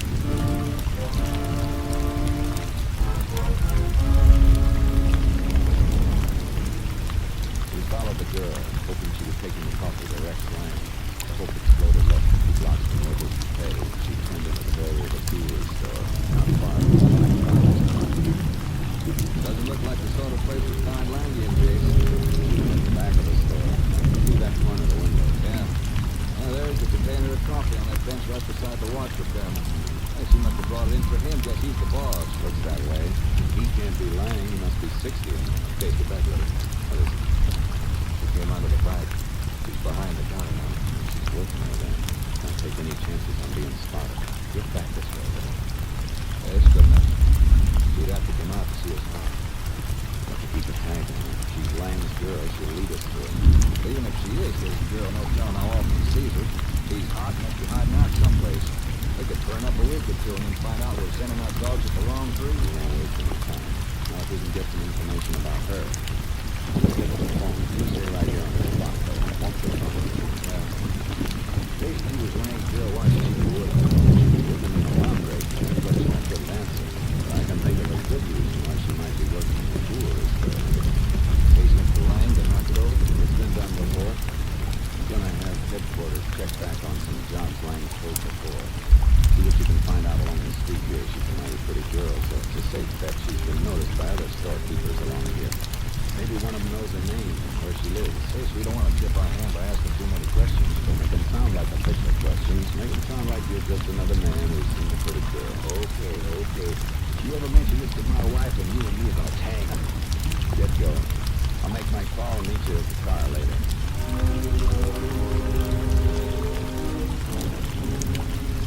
I called my headquarters and gave Captain Stinson a description of the girl we were tagging and a list of information I wanted. It was less than 2 hours later when he called me back. It looks like you may have hit something with that girl, Reese. I made a few phone calls and got answers that fit. What are they? Fingerprint records from out of state show that Lang's partner into the past into the jewelry store, a check cashing agency, and a private home where the owner was in the habit of keeping plenty of cash in the safe. Girl fit into those cases? Yes, the girl answering the description you gave worked in all those places. The only thing that varies the description is the color of her hair. In each case, she quit her job a few months before the actual burglary. The modus operandi I've been looking for. And if it was the same girl, in each case, she always changed the date. Well, that's as easy as dyeing her hair. It all fits. You're right, Case. You're getting mighty close to Lang. Where we want to be. Thanks, Captain. You hear from me. Case, maybe I'd better send you a couple of more men. That'd only give Lang a couple of more targets.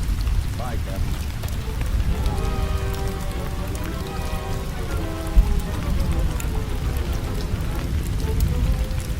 The girl was shaping up like the extra joker in a poker game.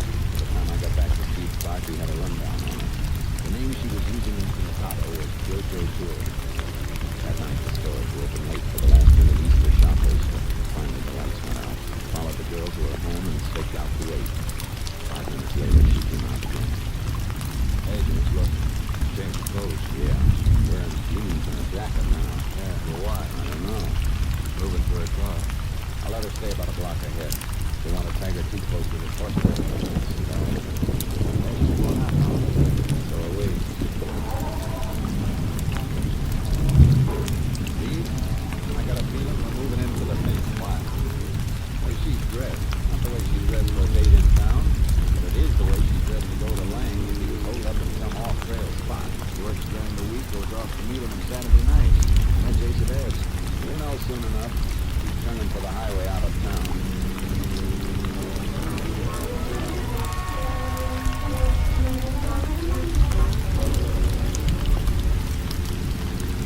Looks like a long trip, Jace. Hey, where is she? Take a turnoff up ahead. You reach in the back and get it down again. The captain said he wanted Lang alive, remember? I know. We have to stop that car later. He picks Lang up. I want to make sure we can put it out of commission. Okay. Sorry, Steve. Sharp turnoff there. Have a look at the map. Where does this road lead? I don't need the map. This is State 61. I've been down here for more than 100 miles except for a few run-down Mexican settlements. Gonna cut off my headlights. Road gets kind of rough, Jase. Can't help it. I can follow her taillight without her knowing we're behind her. Yeah, you're right. Hardly anything comes through here to scare the minute. I sure roll a lot easier if it wasn't dragging that horse trailer. I got a feeling we may need it. No need for her changing her clothes like she did if she's gonna stay in the car. Any place in here where she could pick up a horse? Yeah, about 10 more miles. Ranch owned by an old Mexican woman. All she's got is a couple of horses. Can you think of any place near there where Lang might be hiding out? Yeah, about 3 or 4 miles back in the hills. Keep mine there. A couple of them in fact. And they're abandoned, Jase. Isn't there a road to the mine? No, nothing but a rough world trail. It's a tough country to get into. If Lang's there, it's gonna be tough country for him to get out of.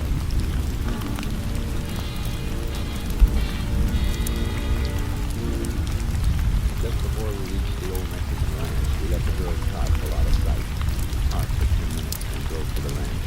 The car was there all right, almost hidden in a clump of brush behind the barn. There was a fresh horse trail leading into the hills. We unloaded our horses and followed it. Only about another half mile to the mines, Jase. Heading right for them, all right. Something about this that bothers me, Steve. What's that? You stuck to the burro trail all the way. That's just what I don't like. The only approach in Lang wouldn't be at the end of a clear trail unless he had some way of guarding it. You mean he might have an ambush staked out along here? A man who hasn't been caught or even described in 8 years doesn't really guard it. I don't know. You can't stay awake 24 hours a day. I cannot. Wait a minute. Hold up. Ooh, Charlie. Oh, boy. Oh. See something, Jake? Yeah. brush at the side of the path's been trampled not long ago either. Dropping back in his natural position.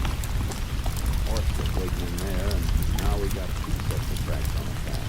That means you expected the girl. Waiting here to meet her. Looks that way. Better get down and lead your horse. Right. Come on, boy. Come on, Chuck. Why did he come down to meet her? He didn't have to show her the way. They're still sticking to the path. I don't know. In one way, I wish the moon was a little fuller. And in another way, I'm glad it isn't. Oh, huh? Yeah. They left the trail here. Brushes the curves again with tracks on there. Come on.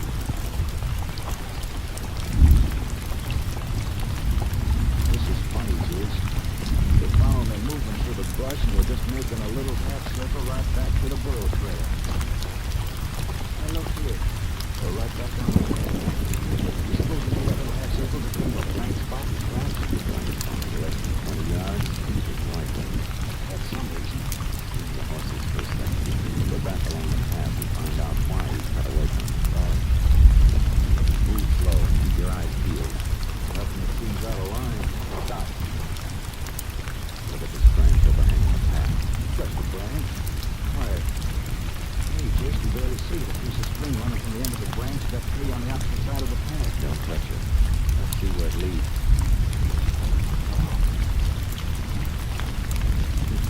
Look at that. Yeah. Sawed-off shotgun strapped to the tree. That string is tied around the trigger. Gun probably has enough scatter shots and slugs in it to kill an elephant. No wonder he's not ever steer around there. Please look at the way that gun is sighted. Anybody on a horse who moves that branch get a charge right through the middle. Anybody on foot who moves it probably get it right through the head.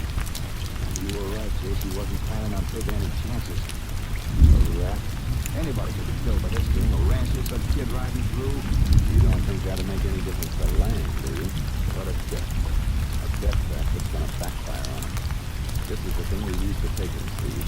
So off with him running to see what he's got. Have another gun that's real tight. You'll get a chance if we work it right. I'm gonna pull the trigger on this thing and let out a scream. Plant myself out there on the burro path. Stay here in the brush. Then what? Just be patient. Don't move. How long it takes for him to get here? It's not gonna be slow trying to make sure that whatever he hits alone. And when he finds me lying out there, fire your gun and start it. But keep your fire high. Casey, pump a slug into you while you're flat on your back on a good time, right? But don't fire until he's close enough for me to jump him. Better get the horses and climb off down the trail a ways. You have time. Say, Grace, how about a dog to see you still shot on the path? Why should you take a chance? Why not me? Because you forgot to wire the captain about that Easter time for your wife and kids. We're going after the horses when we get back here. Good luck. Good luck for both of us, please.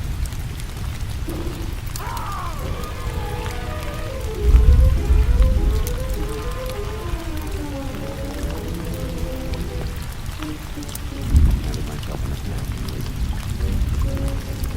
Sweat is cold in the ground. Even if he thought I was dead or crazy, he didn't care like I might waste one more bullet. Half hour slowly.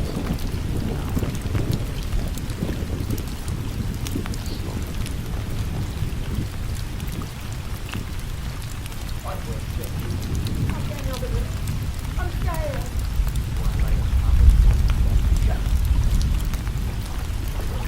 Light moving. What? Can't you see anything here? Look at that. The moon is bright. Range. Captain. The one who told me about it. He was so strong. Said this mean was stupid getting followed here. No, please.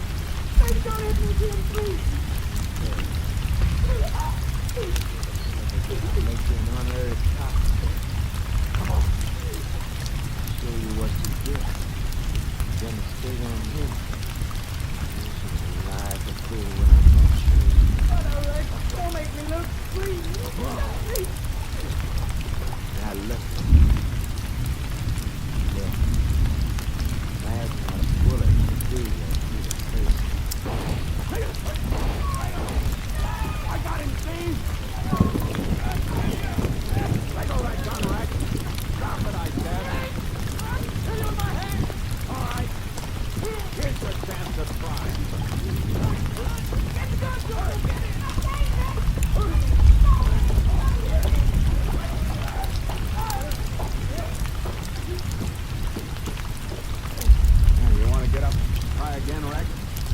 is that enough? No. I got him. That's no good. Let's help him together, Jake. Yeah. It'd be a shame to split such a lovely couple. I guess it isn't the kind of place that you were after, Joe, but it'll have to do. All right, Rex, hold out your wrist. Yeah, that does it, Jake. Hey, deal. Well, that's good starting. Just midnight. If we get him in a fast drive, I'll get you home by morning. Give you a chance to pick up that Easter time. Not only that, I'll be on time to go to bed with you. You going? A couple of words from Rex. You bet.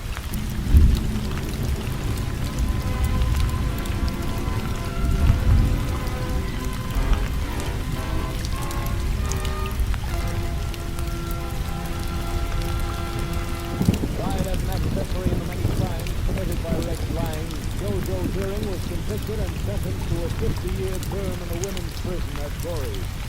Lang tried for the murder of Constable Wiley, slobbered and pleaded for mercy, but the jury gave no heed to his plea, as the prosecution brought his vicious record to light. Found guilty of murder in the first degree, Lang was sent to Huntsville Penitentiary, where on the morning of November 4th, 1938, he died in the electric chair. Next week, Joel McRae in another authentic reenactment of a case from the files of the Texas Rangers.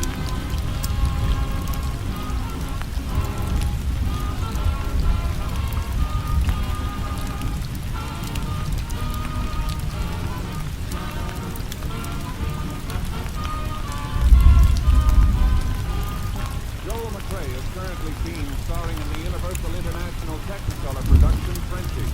Tonight's cast included Tony Barrett, Bill Johnstone, Byron Kane, Herb Ellis, and Betty Lou Gerson. This story was transcribed and adapted by Joel Murtaugh, and the program was produced and directed by Stacey Keith. Al Gibson speaking.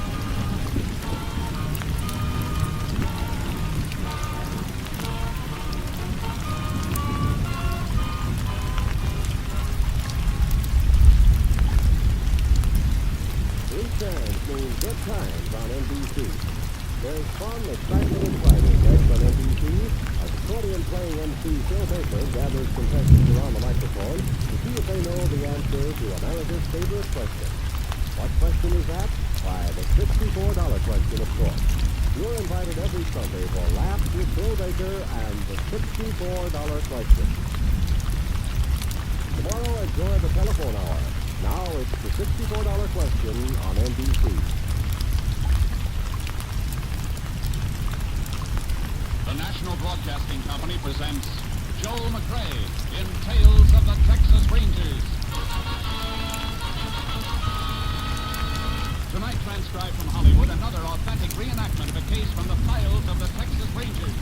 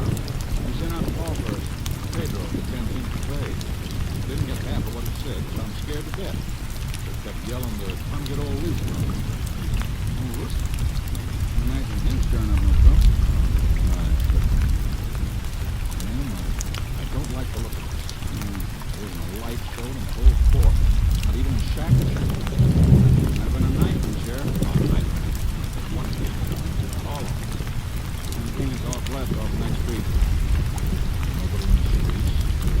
Dog. Old Lucifer, he's good like this. Sure send everybody around the house. How can an old man like... There, but Montini ain't open either. Just Pedro Gallows for the lead. We're not waiting for our help. Yeah. And closed up tight in the ground. Why? Can't figure it. What are we gonna do now? We're gonna find out what's wrong. Keep your eyes peeled. I'm gonna phone these streets until we find a light in somebody's car. You go run back and get that shot. Right. We saw nothing like this before, Jimmy. Neither have I. Hey, throw the spotlight on, Sheriff. That doorway over there. Oh, Lucifer. Stand right where you are, Lucifer. Don't move. Look at him, Sheriff. Something all over his shirt, his pants, his hands. Yeah, well, you need to look at a price. Blood. What happened to you, Lucifer? What's the matter over here? Not doing this, Sheriff. All my doing. Ain't nobody to blame but me. You got blood all over. It doesn't look like it's your own. Who are you fighting?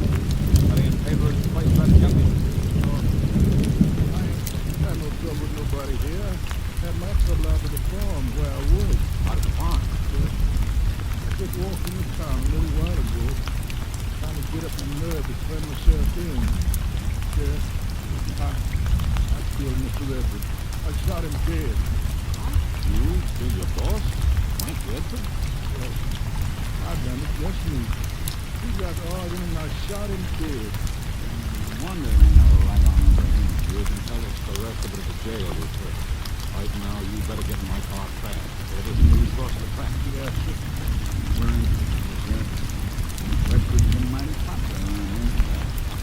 Get him back, Lucifer. Get down on the floor and stay. Yes. I'm gonna drop you off on Main Street. Round up the constables, cut them off the Get him to jail as fast as you can. Maybe it'll keep us quiet for tomorrow. If you can, it'll give me a chance to get a few Texas Rangers in to give us a hand.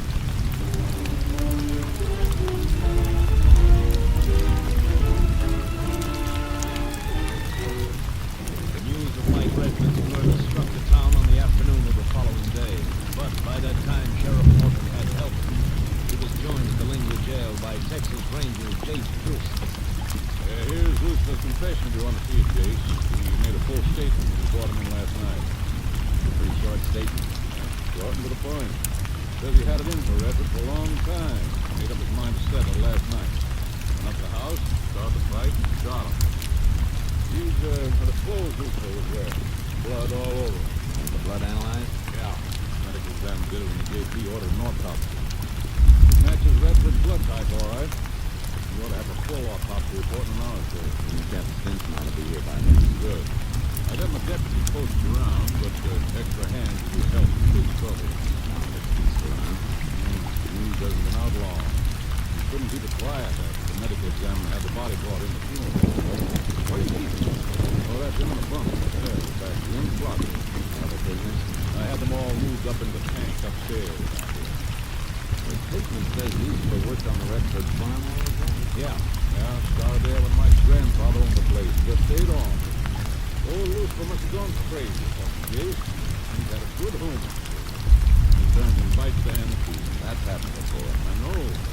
Lucifer never gave you any trouble before this, you said. No. Unless you want to count a little row he got into last summer in the mountains. What was it? Oh, Lucifer hit somebody with a shovel. Some wandering farmhand was worked out at Redford for a few days. Him and Lucifer cleaned out a pig pen. Mike started fussing Mike Redford. Lucifer told him to shut up. I wouldn't, so Lucifer flipped him the shovel. That's the way the story came out. He brought Lucifer up before the judge. The judge fined him $25. And Redford paid the fine for him and took the old man home.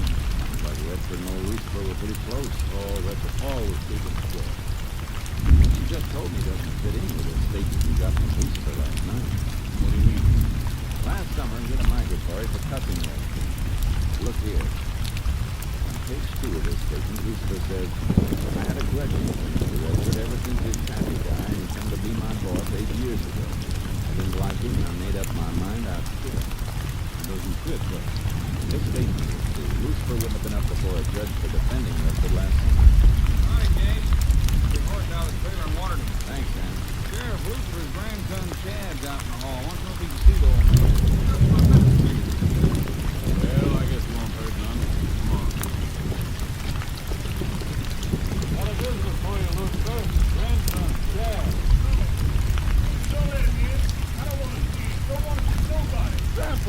get you a lawyer or something. I don't want nothing. Go home. Go talk to him.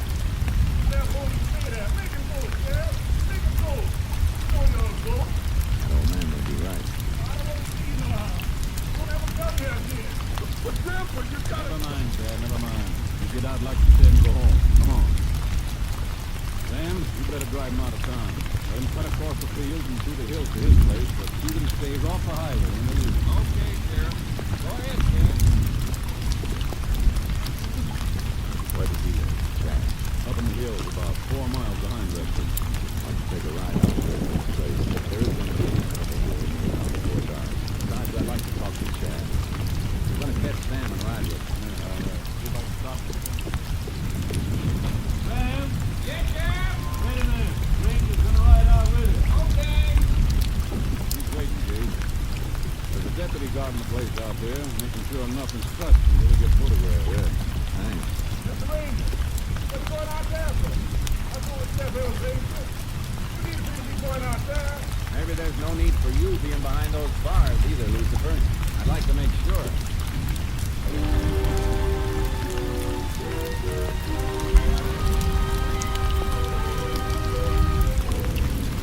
I've noticed a few peculiar marks on Chad's face in the sheriff's office. And in the car, I got a chance to see him close up. They looked like scratch marks, and the edge of a dirty bandage showed beneath the frayed cuff of his shirt. You took a full chance walking into town, Chad. People are mighty hot about Redford getting killed. My grandpa wouldn't never kill him. Well, you know that's best for your grandpa. He says he did kill him.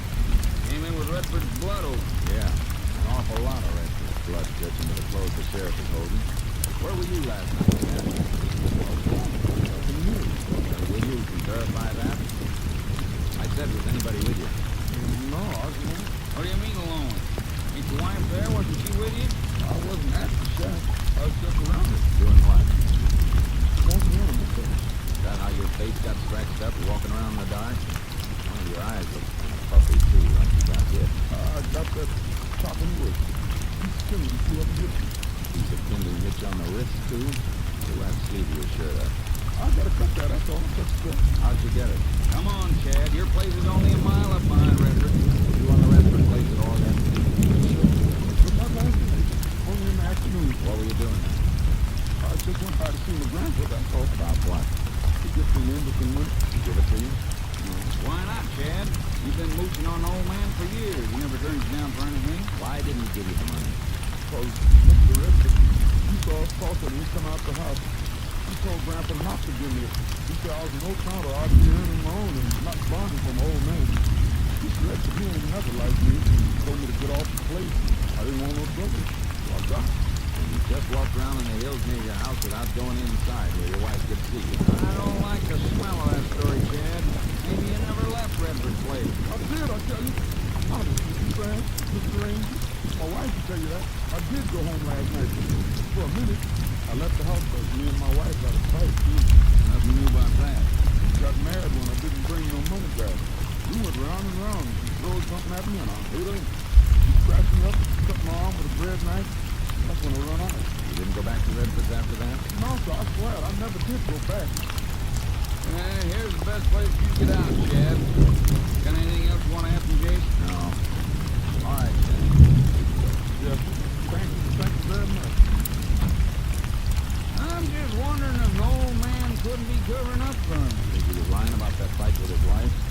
Could be. Always women does have a temper. They had it out hot and heavy before. How do you make a living back in the hills? Well, they don't. They live in an abandoned shack up there. Couldn't pay rent no place and he ain't worth his salt. When he first got married, he tried to move his woman and himself into Lucifer's place, but Redford wouldn't have it no round. If anybody was holding a grudge against Redford, I'd bet on Chad, not old Lucifer. You think somebody was taking one? Redford would have been dead.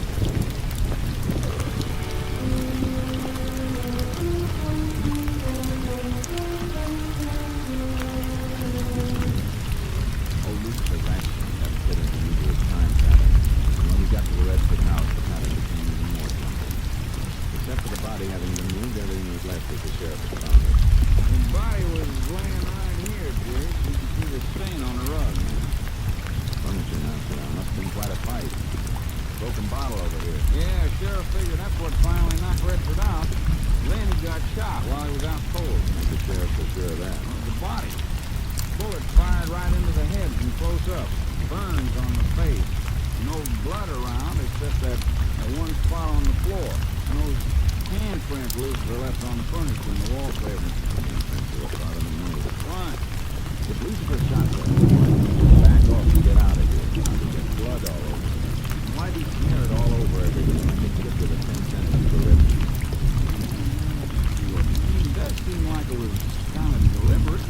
You think an old man like Lucifer could have wrecked half this room fighting a younger man like Redford? Ranger, I guess the sheriff and me didn't think of a lot of things when he was going to mom. Of course, but you had a clear case of confession that makes it easy to overlook things. One fellow like Chad might have put up quite a fight with Redford. What about the gun Redford was killed with? Well, we haven't got it. Lucifer said he was killed in some bushes on the way into town. Couldn't tell us where. Weapon might have been a 32 or 38. Autopsy will tell us when we get the blood. All right, let's get back to town.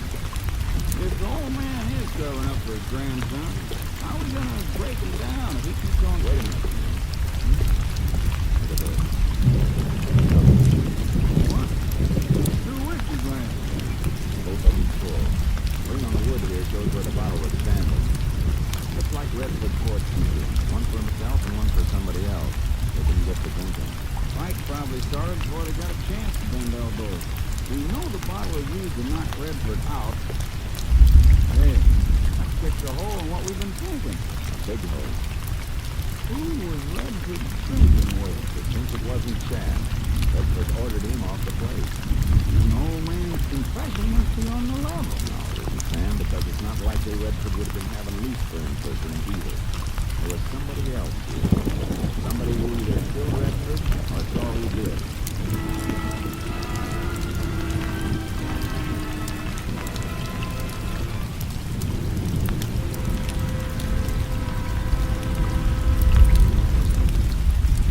You are listening to Tales of the Texas Rangers, starring Joel McRae as Ranger Jake Pearson. We continue now with tonight's case, Treasure, an authentic story from the files of the Texas Rangers.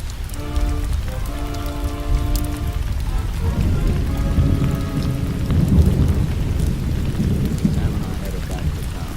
The streets were crowded but quiet the way they should be on a Sunday afternoon. There was a tension we could feel.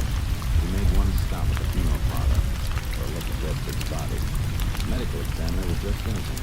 Now, you can see, like I said, the bullet was fired from close up. Yeah. What'd you find out?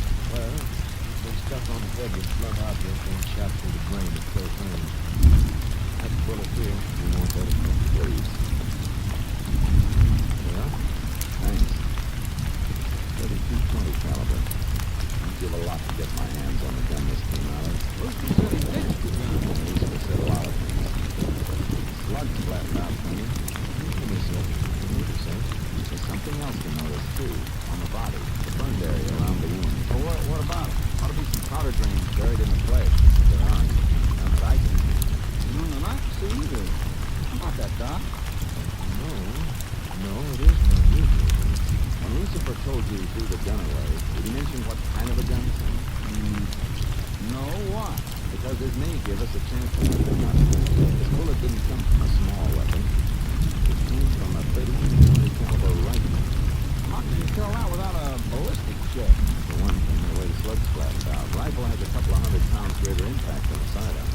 Plowing through a skull and flattening plenty. Yeah. There's another thing about a close-range rifle shot. It leaves a burn, but no powder drains in the skin. A revolver leaves powder drains that frequently. That makes sense, Doc? Yes, it does. With a revolver, the explosion of the powder in the shell is only a couple inches away from the point-blank target, but with a rifle, point-blank the barrel, you know? Look, here's my report if you're headed for the sheriff's office. Drop it off, please. So long. Come on, Don. Come on. I'm learning a lot as we go along here, James. There's still something we both got to learn.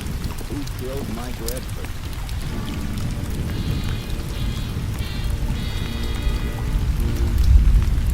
There were a couple of ranger cars outside the jail when we got there. Men from my company were standing casually at points along the street. They weren't as casual as they looked. The jail was carefully circled, and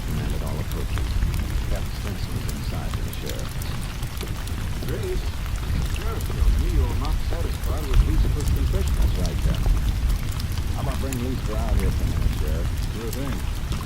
Things are gonna start blowing around here after sundown, Grace. Traveled all the way through town. All it needs is some hotbed to start it off. No, if it's struck, we'll struck it. Well, maybe there won't be no trouble. Town's pretty crowded, Sam. A lot of cars coming in.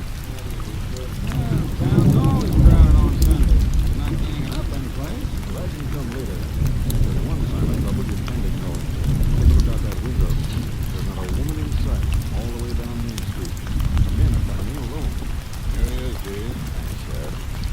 Christopher, you said you killed Redford and then threw the gun away. That's all. Where'd you throw it? I don't remember. Was it a gun like this one in my holster? Or was it? Maybe. Guns look all the same to me. Was it about the size of this? All guns are about that size. Not all guns, Christopher. You're not telling me the truth. Because Redford wasn't killed with this kind of a gun. He was killed with a rifle. You're covering up for Chad. No, Chad had nothing to do with it. It was me, just me. Listen to me, Lucifer. You think Chad killed Redford, but I don't. If you want to help him, open up and tell the truth. Chad couldn't have done it. You left the place when you left the door, warning. I see you leave. Then what happened? I went to my house, and as it got dark, there was a gunshot. It came to Mr. Redford's house. I left my place, run over to see if anything was wrong, and Redford was dead when he found him. how did he get blood all over him, please? You tell yourself. Go on. He listened a little. The fool is dead in the lap. I begged him to talk to him to say hello and Lucifer. I've known him since he was a little boy. Watched him grow. But when you found him there, you thought Chad had sneaked back to kill him. I didn't know what to do. Why should you cover up for no good like Chad? With my own voice there, blood is thicker than water. How do you know Chad isn't the killer, Chase? The 4 whiskey glasses indicated that Redford was drinking with the man who killed him. And you wouldn't be drinking with a Chad, Sheriff. It ain't the... Come in. Howdy, Sheriff. Hello, Rangers. All right. What's on your mind, Clam? Oh, some of the men have been talking around town, Sheriff. They sort of pointed me to come up and see you. They just been to the funeral home to see Mike Redford. What's left of him. Mike was my neighbor. He's a good friend, too. That did you come to tell me, Clam? No, not exactly. Looks like you're expecting some trouble. Some of us thought we'd like to volunteer to help you. We could take over the guard trick on jail for tonight so you and the Rangers can get some rest. You can go back and tell the boys they're not tired. While you're at it, tell them Lucifer didn't kill Redford. Word's around that Lucifer confessed, Ranger. It was a mistake, Mr. Clam. What I said wasn't true. Well, fine. Then you don't have to stay here, Lucifer. Why don't you go home, back to Redford's farm? He's staying here. Why? If you got nothing to hold him on. Protected custody. And that means just what it says, Captain. You'll be protected. You can go now. All right, Sheriff. Mr. Clam. Yeah, Captain? See any men around who look like they're fixing to start some trouble, do us a favor. And do them a favor, too. Tell them to go home. Sure, Captain. I'll tell him. Sam, lock Lucifer up again, will you? Sure. Come on, Lucifer. Sam looks like he may be the man who sparked that crowd. Clam and Redford are mighty close. Chris. We've got to move Lucifer out of the county for safekeeping. If Clam gets a mob stood up at night, anything can happen, and a few people are liable to get killed. Be safer in here than it'd be if we took him outside, not if they fire this building. We'll meet him right after sundown. Oh, where? Seems to me the best place would be some small town lockup across the county line where nobody'd know him and nobody'd think of looking. That's what I had in mind. Sam, Yeah, Captain. get Bruce's horse, charcoal, out of his trailer. Pick up 2 more horses and take them all to the field south of town. Hobble them and stash the saddles away under cover so you know where they are later. Okay. After you leave them, on the way back, you can drop the word that we're moving Lucifer out of here tonight. You want to go down and know it? They won't know as much as they'll think they know, Sheriff. After dark, you and I can make a run in my car. They'll figure we're moving Lucifer. They'll all make a run to block us. Meanwhile, Jason and Sam can stick him out the back and make for the horses in the field. After that, Dave, it's up to you. It's 11 miles cross country to Hill's Crossing. There's a lockup there. See that nobody stops you from getting him to it.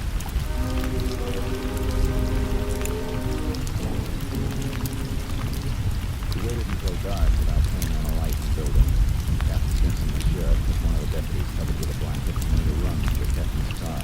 Sam and I took Lucifer out the back. We ran across the field where the horses had been left and began to saddle them. Listen. Sounds like the sheriff and your captain are in trouble, Jake. I believe somebody tried to block the road and kept scaring them off. Hurry with that lad. Yeah, ready to go, Jake. Have to take this one hobble off. Good.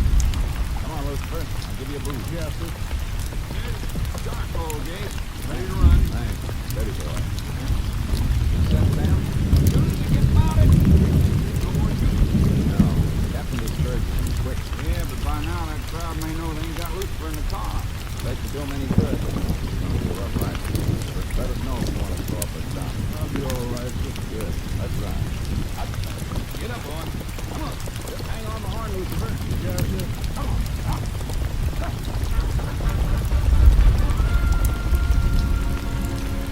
When we got to Hills Crossing, the sun was dark and sleepy, except for a couple of rangers who'd been sent down to take over driving Lucifer. Once we were safe under lock and key, Sam and I started to ride back to Linwood. Hey, you're cutting the wrong way, James. We should turn down that valley to Linwood. I know it. We're not heading back for town yet. I want to make one more stop. Where? Back to Redford Farm again? It's not much out of the way. Getting Lucifer safe was only part of the job. Still got to find out who killed Redford. That means you got to find out who was drinking with him. If there was anybody. Lucifer said Redford didn't have any visitors yesterday. He said he didn't see any visitors. That doesn't prove anything. He'd have been sure to see a car if one was driven in. His shack's near the farm road. Even if he'd been inside, he'd have heard it. Maybe the visitor didn't use the road. Might have come in on foot or mounted from another side of the farmhouse. I guess that could be all right. Probably put towards the barn or the back corral. That'd keep Lucifer from knowing anybody was in the house. There's the old wagon road the other side of that grove of trees we're coming to. We'll have easier riding once we get over to Hold it, Sam. Ooh, Charlie. Oh, boy. Hey, what's it? How? On the wrong trail. Look, over there in the hill. Hey, something's on fire. Jake, that's right up behind Redford's place. And where Lucifer's grandson Chad lives? Yeah. What are you supposed to go on up there? They want blood. They didn't get it from Lucifer, so they're running down his family. Come on. Up, boy. That Jack is really playing it, Jake. They trapped him in there and he's had it. They haven't got him yet. The dogs are still after something. He's gone. We raked our horses all the way. We'd been about a mile off when the blaze started when we reached the shack with the flaming heap on the ground. We saw a woman staring at us in a daze. Must have been Chad's wife. He wasn't harmed, so we took off after the sound of the dogs. Listen to that, Jake. They got Chad treated. They wouldn't sound off like that. They're just through this thicket. All right. I'll lead on that tree and make it till he falls. Hold it, Sam. You and whoever's with you. Oh, boy. Nobody's gonna kill you, Chad. Come in, grab your hounds and shut them out. You're all under arrest, and that includes you, Clam. What for? We're just doing a little night hunting. Dogs are treating Chad here for mistake. The dogs didn't set fire to his shack. Arson's a crime. Look, Ranger, he killed my neighbor. Why is this with you? Said you couldn't get your hands on old Lucifer? They were in it together. Redford ordered Chad up for plain distance. You tell him that, Chad. I just don't know what to do. You didn't get it from Lucifer, Clam, because you never got near it. So how do you know? Who told you Redford shooting now? Nobody had to tell me. I was listening to Redford at the house. Saw Chad on a place, went out and ordered him off. After I left, him or the old man sneaked in and killed mine. Throw that rifle over here, Clam. Why? Never mind why, just throw it over. And be careful how you throw it. We're willing to leave there peaceful. Just a hunting weapon. A 32-20 hunting weapon. Just like the one that killed Mike Redford. For the last time, Clam, throw it over. Come and get it. Hands off those guns, you right of you? That's better. Now gather in and pick up your pal, Clam. Follow them out here, you can tow them back. You hit me. That hurts bad. Better first you gave the Redford when you killed him. It was self-defense. I killed him in self-defense. Sure. Well, he was knocked out after you hit him with that whiskey bottle. You'll never see another glass of whiskey. Come to this back.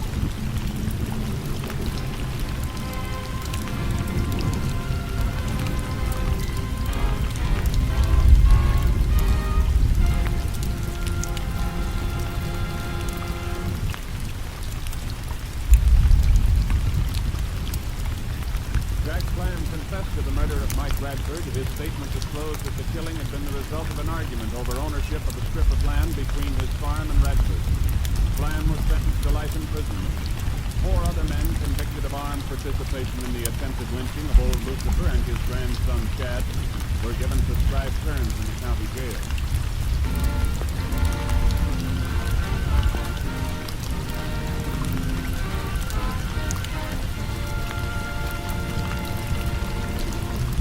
And now, here again is the star of our show, Joel McCrae.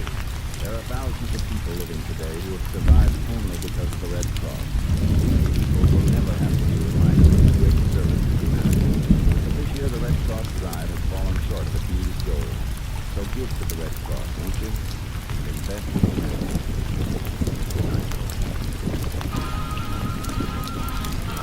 Next week, Joel McCrae in another authentic reenactment of a case from the files of the Texas Rangers.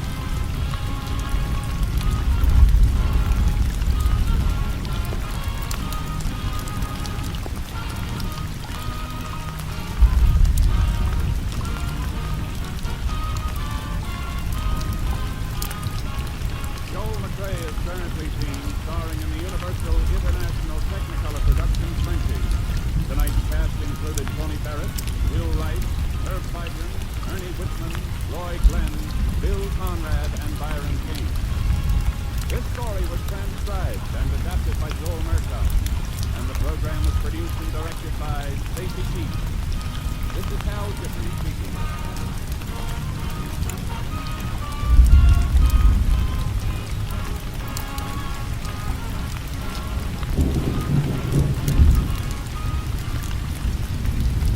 Return to Good Times on NBC.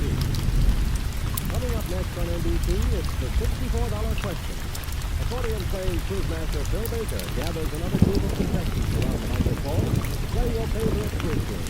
And there are prizes for the lucky participants and excitement and laughs for you at home. Join Phil Baker now as he asks America's favorite question, the $64 question on NBC.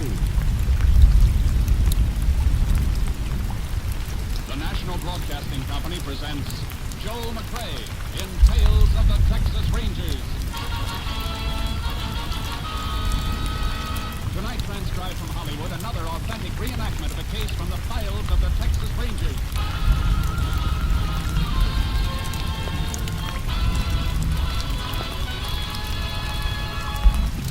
Tales of the Texas Rangers, starring Joel McCrae as Ranger Jace Pearson.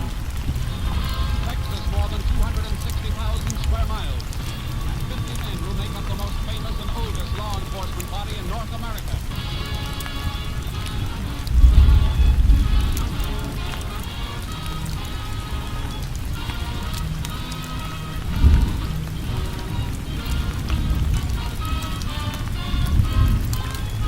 Now, from the files of the Texas Rangers come these stories based on fact.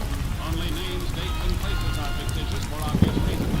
The events themselves are a matter of record.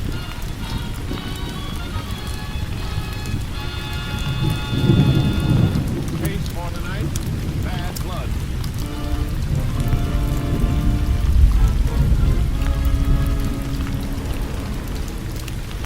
It is 7 p.m., September 14th, 1950.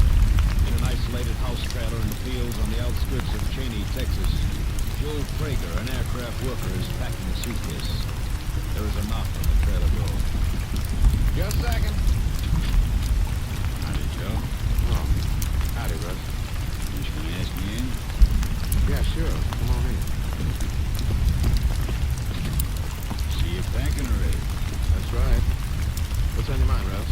Well, Joe, I figured 2 weeks is long enough for old friends to be mad at each other. I come to ask you to shake hands. You know, now that you're here, I can't figure just what we've been mad about. Ain't anybody I'd rather shake hands with than you, Russ. Sure, my boy. But we ain't never gonna talk politics. That's the deal. I didn't want you to leave feeling sore at me.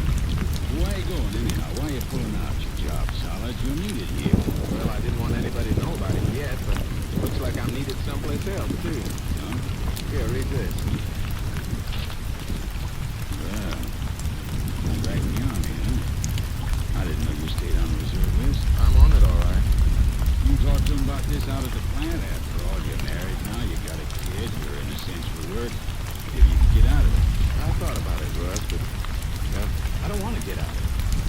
kind of a funny feeling about it. A feeling I've had ever since the kid was growing up. Well, maybe if I go again now, maybe I can help so he'll never have to go when he grows up. Yeah, I can't argue against that. I've got 2 boys of my own, one of them pushing 17. Me are plenty worried about him and this Corey, you think. Oh, don't let it get you down, Russ. Boy'll be all right. Say, I was just about to fix me some grub. How about joining me? Oh, thanks, but Ella's expecting me home. Say, where's Marge and the baby anyhow? Well, she drove the kid up to her mother's today. I got a week more before I report. So we sort of figured we'd go away someplace together, just the 2 of us, you know, till I have to leave. When you pulling out of here? Tomorrow, when Marge comes back. Ella'd like to see you and Marge before you go. She's been beating at me ever since you and me thought. Yeah, Marge's been bulldogging me about it. Well, ain't you come and have supper with us tomorrow? How about it? That's the deal. Swell. Ella'll be taking it. Well, guess I better be getting home the old pay envelope. If you need any help with anything, you got a few dollars to... No, thanks, Russ. We'll get by. Good luck to you, fella. We'll see you tomorrow. Sure thing. Say, if they had to draft somebody, why couldn't they take that brother-in-law of yours? Order? That'd be giving aid and comfort to the enemy. Yeah. I know Orville ain't giving any aid and comfort to his department out the plant. If he wasn't short-handed, he wouldn't last 10 minutes. Good night, Russ.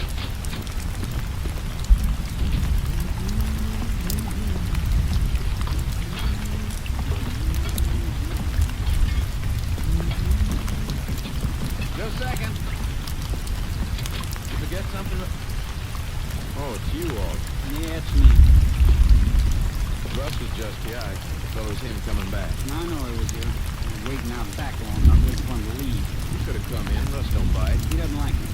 Reckon that's your fault, though. Oh, sure. Everything's my fault. How come he's sticking up for him? What you and him wasn't talking? We are now, and I don't think it's any of your business. What do you want, Orville? I got my check cash. I guess I didn't notice it till I was almost home. I got a hole in my pocket. I lost my pay. Do I look like a half-wit to you? Well, I only want... The last time you came to me with that story, you said your pocket was thick. The time before that, you said you got stuck with a loan you signed for someone. That's right, Joe. Honest. Stop using the word honest, Orville. Doesn't sound right coming from you. Your money's gone. You lost it in the pay-night crap game in Holland. I haven't been near Holland in weeks. Oh, Joe, you gotta help me. My wife will buck like a maverick under a branding iron if I don't bring some money home. You and Sis got some side money on those hands. I ain't denying that, but this is one time you ain't dipping your hand into it. Here, take a look at this paper.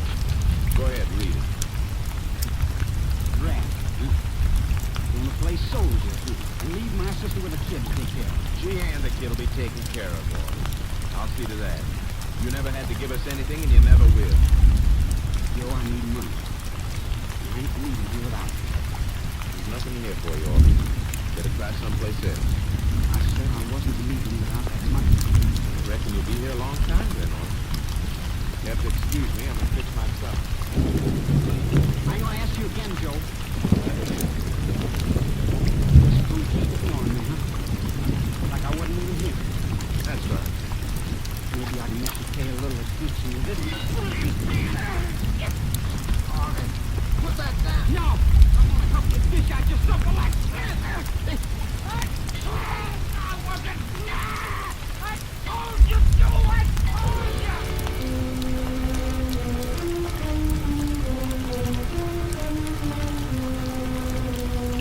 The body of Joe Traeger was discovered when his wife returned to their trailer home early the following day. Sheriff Vern Lamont immediately called for the help of the Texas Ranger. Ranger Jace Pearson was hired. He joined the sheriff at the scene of the crime shortly after noon. I've kept the whole field blocked off, Jace. Nobody's been near the place except Traeger's wife and me and the deputy. Good. Where's the wife? Sitting over there in her car. Tried to get her to go into town to the hotel, but she won't. She's in kind of a daze. That's natural. You want to talk to her? No, it wouldn't help much just like that. Maybe by the time we've had a look around, she'll break down and try it out, and we may be able to get something. Let's have a look inside the trailer. Right. Here's the body. And there's the murder weapon. Wrought iron frying pan. Be able to pull any prints off that. Middleton, of course. That's why I just let it lay there. Medical examiner estimates the time of death. He figured it was between 6 and 8 o'clock last night. chase on the dead half back. Traeger's not gonna run away. No, I don't think so. Right on the day the bridge went. An armor reserves. All back to boot. See. Where was he working here? Out with the aircraft plant, other side of town. Spot right. How come his wife didn't report this until this morning? Because he was away for the night. They got a baby? Baby oil and nipple jar on the dresser there. Yeah, that's why the wife was away. She took the kid to her mother's up in Abilene. Come back this morning to check on that. First thing, got a list of eating places and stopped that both ways, and she gassed up at a Mobile station in Abilene last night. I forgot that. Wants her away from here, all right. Let's check around outside. All right. Will it be okay for the medical examiner to move the body now? Yeah, I think so. How come they parked their trailer out here instead of using one of the parks near town? Saves money, I guess. Rents are high with the plant working full blast. Yes, the plant's in the trailer for light. What they do for water? Well, there's a well out back. There used to be a house here some time ago, but it was moved. They had everything they needed to get by. Wanna walk out to the road where our cars are? And one of the boys into the funeral home to arrange a visit. All right. Wait a minute, Sheriff. Watch your feet. What's the matter? Car tracks up the road to the trailer. Traeger's own car, I reckon. Seen cracks all over the road from coming and going. Just a tire pattern in a couple of the soft spots. So look here.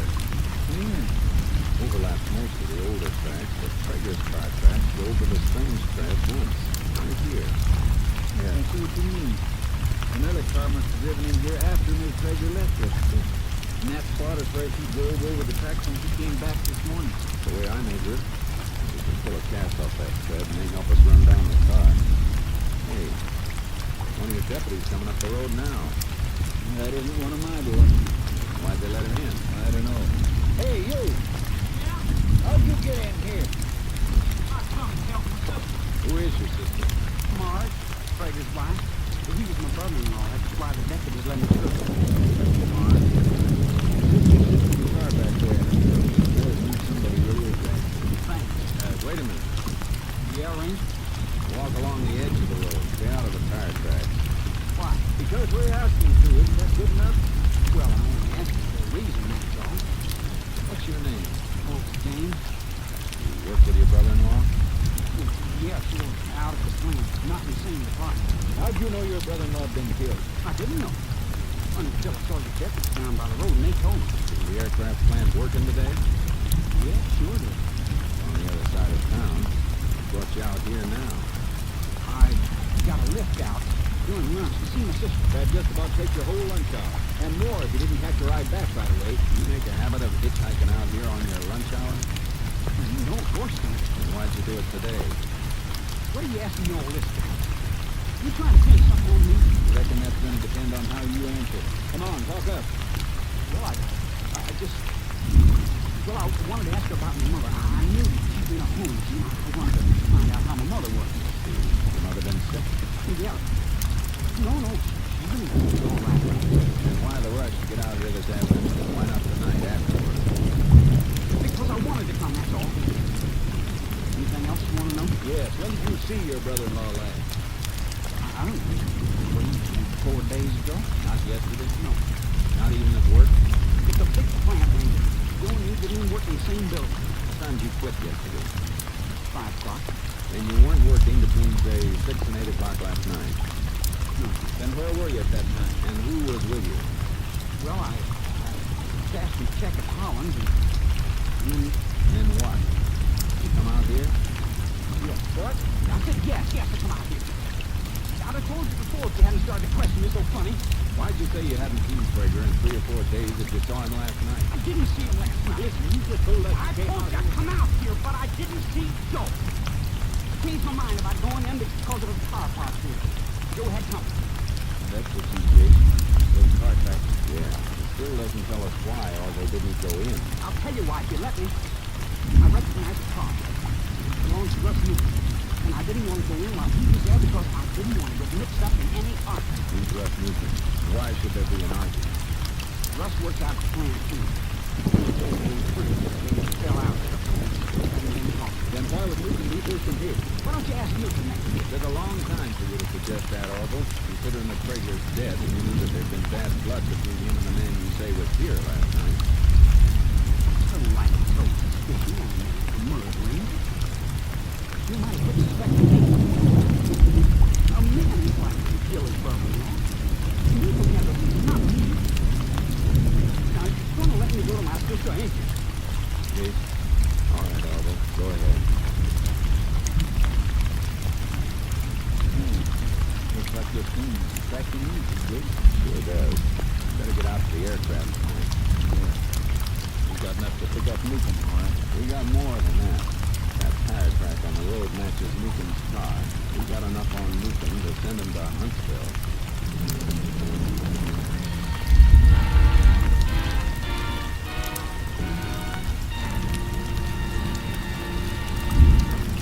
You are listening to Tales of the Texas Rangers, starring Joel McRae as Ranger Jake Pearson. We continue now with tonight's case, Bad Blood, an authentic story from the files of the Texas Rangers.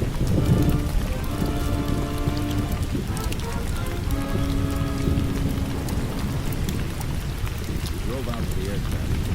News of Trigger's death had reached the place yet. We were directed to Russ Newcomb's section leader, and he pointed Newcomb out to us. He was on a welding job. Hey! Hey, you up there! Newcomb! Yeah, knock off a minute and come down from that wing, will ya? Be right there! What can I do for you? Go into the office where we can talk. Sure, I'll be glad to. Sheriff, what's up? Find a woman who owned that purse? First? What first? What are you talking about? Purse I turned into your office about 2 months ago. Funny, ain't it? Don't you remember? Oh, that was on a Sunday. Guess I looked different than you got it.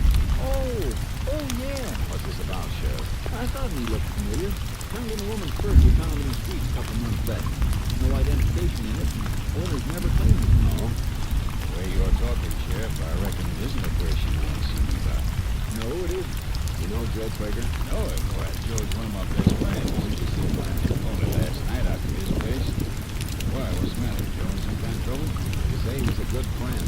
Other people say you weren't on speaking terms for the last couple of weeks. We weren't until last night.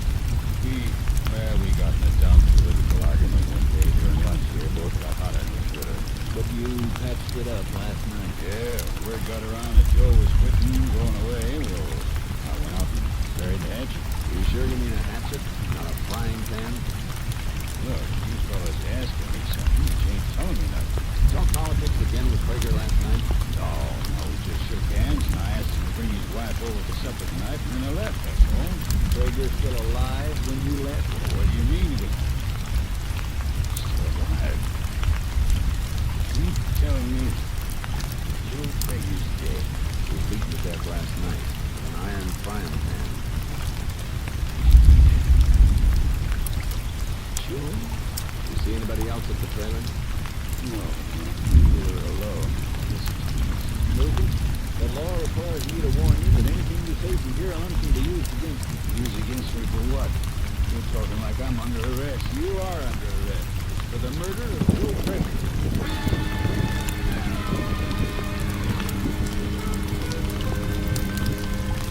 We took Newcomb back to Cheney and locked him up. Meanwhile, Prager's body's been brought into the funeral home. I went over to see Mrs. Prager to see if she could get further verification of a quarrel between her husband and the man under arrest. Joe told me that had something in an argument, but I didn't think it would ever be as bad as this. I didn't think Russ would kill him. Why don't you leave her alone, Ranger? I'd already told you there was bad blood. Now maybe you can leave. Other witnesses aren't going to hurt anything out of that. I'm gonna write all of it. He's gotta find out everything he wants to know. What else do they need to know? You ask me, they got enough on the case right now. If we ask, so far nobody has. Until somebody does, how about keeping quiet? All right. You're the law. Go ahead, make a miserable. I'm going to the house, so I'll be there. Sorry to get you like this, Mrs. Prager. Did your husband ever have any trouble with anybody besides Newcomb? No. Was he in fear of anybody, worried about anything? No. He was worried at first when the army let him in. When he decided it was right for him to go, he didn't worry anymore. just figured out things that me and David could get along. Even when we mother told us we were going away together, but he'd shown me to the place we went on our honeymoon. We were going to have so much fun. Now I'll have to use that money to bury you. I'm sorry, man. I didn't ever do a thing like this to Joe. Why? I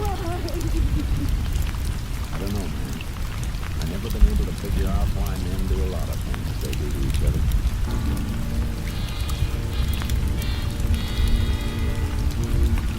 I went back to the sheriff's office. It looked like the case against Newton was just about closed, but it opened again. Opened wide when the sheriff showed me the personal effects that had been removed from Prager's body. Look at this, Jake. Thanks for it, prisoner. Yep, Prager. Was in his shirt pocket. Take a look at that last line. Drew out every dime he had yesterday afternoon. Prager told me they had some savings when he used to go away. That's why he drew it out. Yesterday was payday. Prager should have had just the night he withdrew $312 plus his pay. Was there any money on him? Less than $1 in change. I had my deputies go out and comb that trailer. Covered, vision. They didn't find a dime. You can turn any money over to the jailer when you booked him. About $5, that's all. But he had time to hide that money. All we gotta do is find out where he hid it. If he did hide it. What do you mean? The first Newcomb found a couple of months ago, the one he turned into you. He mentioned that there was some money in it. That's right. A little over $100. What are you thinking? I'm thinking about motives. I'm figuring Newcomb killed Prager because he was nursing a grudge. Robbery ain't gonna change this, that picture. Yeah, it sure does. Fellow who finds money and turns it in when he could keep it isn't likely to kill somebody and steal from him. Unless, of course, he was trying to cover up. He said he'd invited the Purgers to supper tonight, and they were going to come. Okay. Did you check on all those movements last night, see if he was telling the truth? Had my deputy do it. The only place we checked was Holland's, and he was there all right after work. Passed his check there, like he said, then got in a trap game with some of the boys in the war crew. Didn't play very long. They wouldn't have gotten the Prager's by 7 o'clock when Newcomb was there. I don't know what you're driving. Orville must have lost in that trap. A game like that when these fellows work together, the winners usually stick to the end. Yeah. They get sore at a winner who's good until they've had a chance to get even. The deputies find any sign of bloody clothing when they check Newcomb's place? Nope. They're checking the cleaning shops now. You know where Newcomb lives? Sure. Want to go over there? Listen to the neighborhood. I want to talk to Newcomb's butcher. Come on. Newcomb's butcher? What can he tell you? What Mrs. Newcomb ordered for tonight's dinner?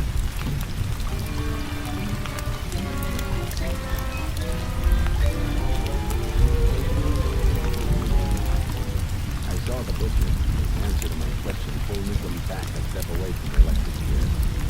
Got in my car and started to drive toward the field in Prager's trailer. You look like you learned something here. I did. Miss Newcomb ordered stew meat yesterday for the night's supper. She called up this morning and changed the order to lamb chops. 12 lamb chops. That mean anything to you? Well, changing from stew meat to lamb chops sounds like she was expecting company. When she orders lamb chops for her own family, she usually gets 8. I see. The other 4 chops could have been for Prager and his wife, then. I think so. Prager was dead when she ordered them. Well, Newcomb could have told her to order them for a cover and spread out. She's a little too smart. She didn't strike me as being that clever. I'm going to go along with that. I think you're right. So what do you expect to find at the trailer? I don't know. I'm going to look around a lot more than we did before. I shouldn't have waited this long. Any reason for it with the case you had against Newcomb? Well, there's a reason now. I need a new case. I got a hunch which way it's going to point.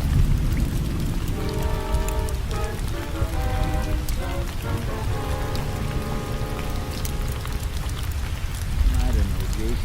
We fine-tuned that trailer, and there's nothing we didn't do before. And the only strange Fairfax we found on the road was Newcomb. Wait a minute, Sheriff. He was sitting down here by the well. Leaned back against it, had his feet stretched out. You could see where the edges of his heels were resting on the ground.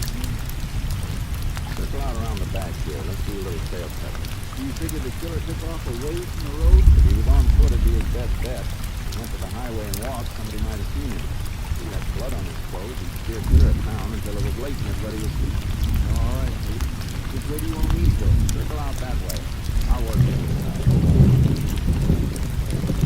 Hey, Jake.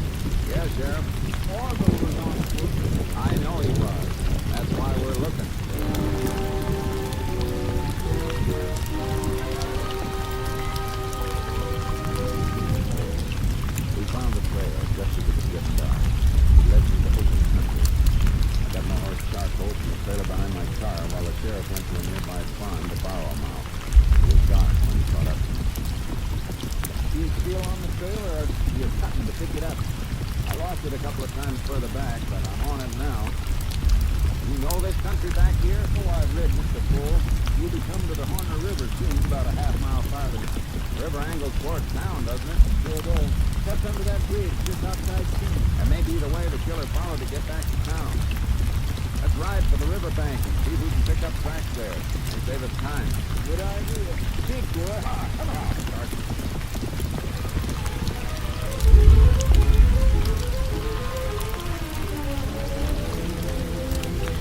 We found tracks on the bank, all right. Just a few that led to the edge of the water, and that was all. Got back and forth on both banks for hours before we picked up a side. We came out of the river on the rock, and then we spotted the place where we marched around. That's it, all right, Pete. Same healing trip. You had us moving for a while, all right. Now let's go. Come on, son. Yeah, come on, boy. What's that up there ahead? Looks like a shack of some kind. I don't know, Dave. Quite a few shacks in here along the river. A lot of gear around. Some folks keep places for fishing and hunting. The tracks lead right to it. Yeah. Get on, boy. Come on, boy. Yeah, he's got here, all right. Flash your light on that door. Yeah. Clock and front. It's open. He was here, all right. Just marking the dust on the floor. I guess nobody's been using the place for quite a spell. There's something else, too. Foot locker here. Lock on it, busted too. There's some beans in there. I'd like to bet there's one setting it. Porter or whoever it was stopped there to change clothes. He must have known the setup. There's a funny smell in here, Sheriff, like the place been smoked up not long ago. Something burning. Hot-bellied stove there. Plenty. Clothes that didn't quite burn. Smells some kerosene poured on it. It came through the river, so his pants were wet. I must have smoldered out after he left. But it's full of those things out, see if we can save enough of them to try to good enough, all right. Look at this. Wasn't going to give them warmed off when it came through the water. We prove who owns these. We got them. Be able to prove it. Look. Shirt was bundled up with a wet pants. Just enough to save most of the collar and this. Come on, let's get back to town.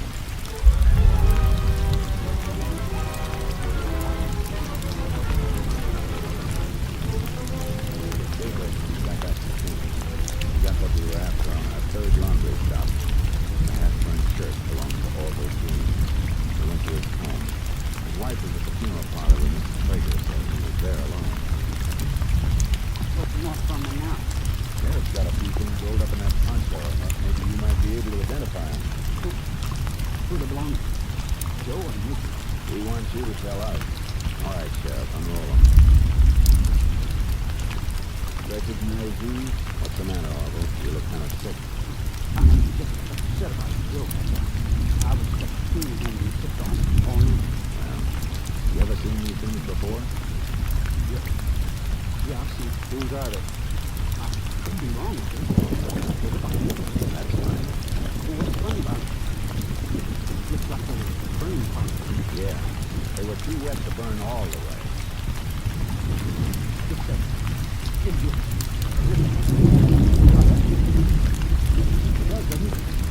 A perfect case. Except for the laundry mark on the shirt. That's right, Orville. You're a laundry mark. Hands are alone. But can't be alone. Keep your hands off those things. You hurt him, Orville. Let me go. Let me go. Oh, my arm. Better hold still.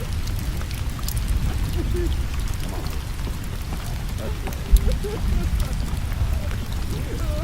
My wife always hounding me for money. Always screaming about how hard she worked. Always yelling about how she was running her hands, shoving breathing with kids. But she wasn't. She was sending them out. Laundry box. The lazy pig, I'll kill her, I'll kill her. We're not going to kill anybody, Orville. Your killing days are over. Sure. All right, Orville. In the car. Let's go.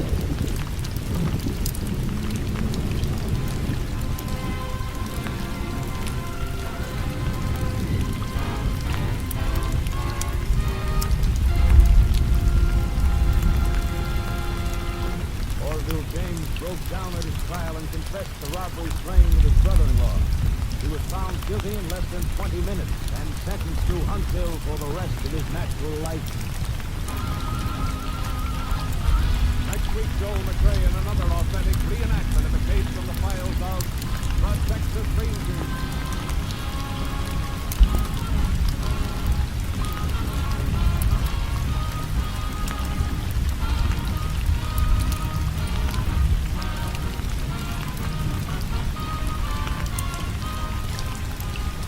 Joel McRae is currently seen starring in the Universal International Technicolor production Frenchie. Tonight's cast included Tony Barrett, Paul Frees, Whitfield Connor, Sam Edwards, Marley Fair, and Barbara Luddy. This story was transcribed and adapted by Joel Murcott, and the program was produced and directed by Stacy Keith. This is Hal Gibney speaking.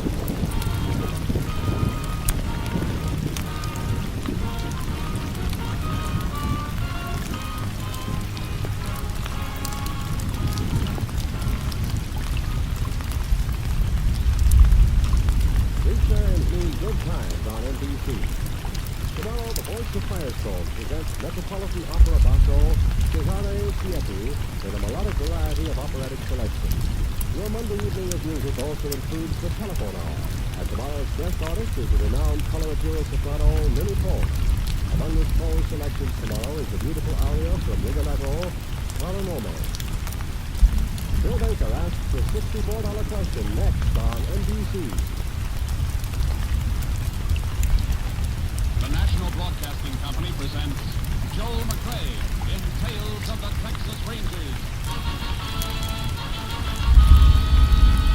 Tonight, transcribed from Hollywood, another authentic reenactment of a case from the files of the Texas Rangers.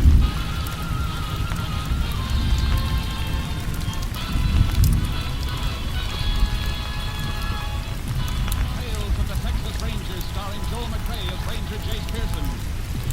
Texas, more than 260,000 square miles. 50 men who make up the most famous and oldest law enforcement body in North America.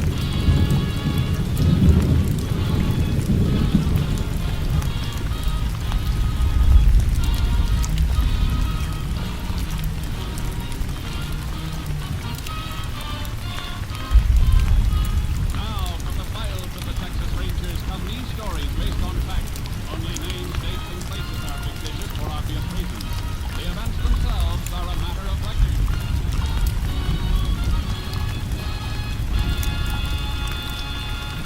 Case for tonight, conspiracy.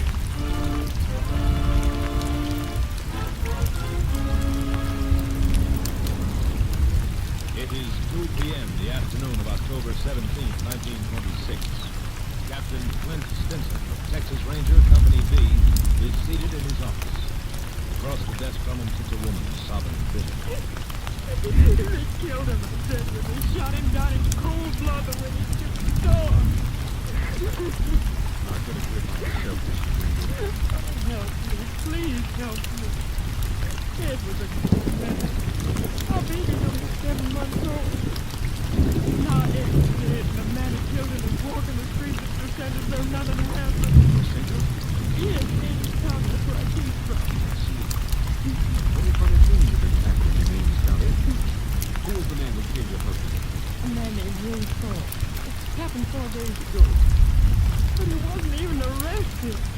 The grand jury said that according to the evidence, he killed Ed in self-defense. Any witnesses testify to that? Yes, 3 of them. But they were lying. They were lying. My Ed never carried a gun in his life. Are you sure of that? A wife doesn't always know.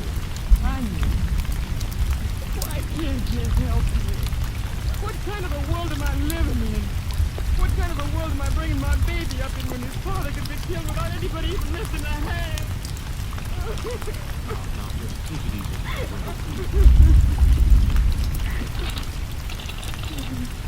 Yes, Captain. Get me a sheriff's portrait for Center in Ames County. Yes. What are you calling him for? I want to help you, Mrs. Brindle, if there's anything that calls for help. You won't get the truth from Sheriff Paul. You say discovered funny things that happen in Ames County. Funny things about what's happening in any county. Big oil strike, drifters and floaters crowding. You can't always condemn a sheriff for what happened. You mean it's just too bad if a man gets murdered?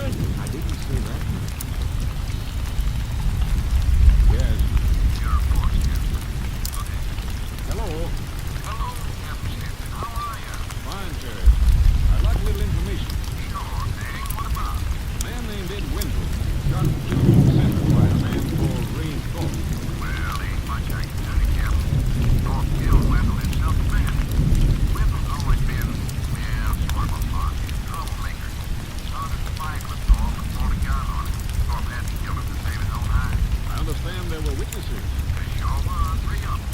And one of the 3 was my deputy. Open and shut me. I see. Well, thanks, Sheriff. Just checking. What brought the case to your mind? Do you have some sort of a complaint? Wendell's wife thinks he was murdered in cold blood. Well, yes, you know women. Can't believe anything wrong about the men folk. That happens. Thanks, Sheriff. Anytime. Good night. Goodbye. You don't have to say anything. I know what he told me. Listen, I'm sorry, but there's nothing much I can do. He left the house smiling, waving to me. And he never came back. They wouldn't even let me see him again after he was killed. What's that? Mrs. Wendell, are you telling me that you never saw your husband's body after he was dead? No, they wouldn't let me. They said it was a law because of the way he got killed. There's no law like that. Are you sure you're telling me the truth? Why would I lie to you? You never saw the body. No, I tell you, they buried him in the county cemetery. They have killed. Do you know if an autopsy was performed? I don't know. I see. Mrs. Wendell, if I can get an order to have your husband's body exhumed, will you give your permission? Yes. Oh, they won't let you do it. They're not going to know it's being done. Yes, Captain. Put out a call for Jace Pearson. Tell him to report to me immediately. And bring Steve Clark in, too. Then get me headquarters at Austin.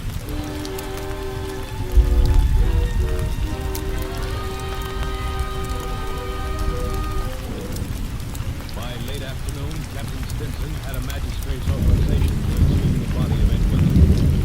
Later the same night, Texas Rangers Jace Pearson and Steve Clark, accompanied by a medical examiner and Mrs. Wendell, were at the Ames County Cemetery, 3 miles from the county seat at Percent.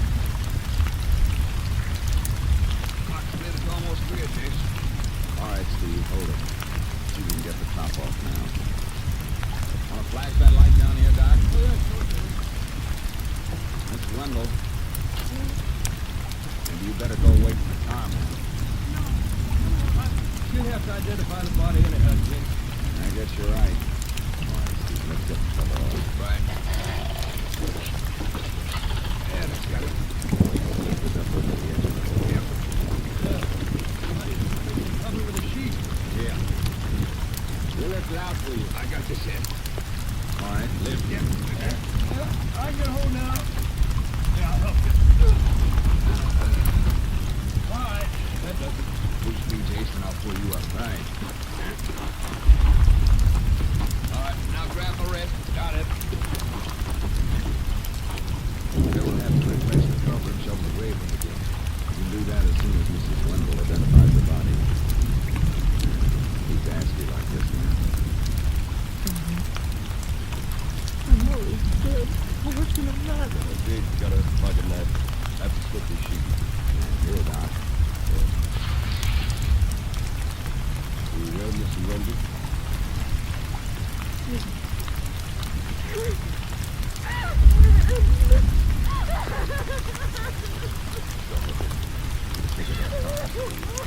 Come on, man. Just a sheet on it. Bury him with his clothes. Well, what's even it for? There's something strange here, Chase. Here. Let me move the body. Bring that sheet down. Sure. Marks in the head from the chest. Yeah. Here's what we're looking for. Yeah. This man was shot, all right.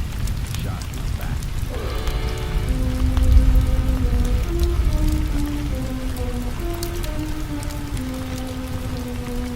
The medical examiner took the body into the funeral parlor and Steve Clark took Mrs. Wendell home. It was after 2 a.m.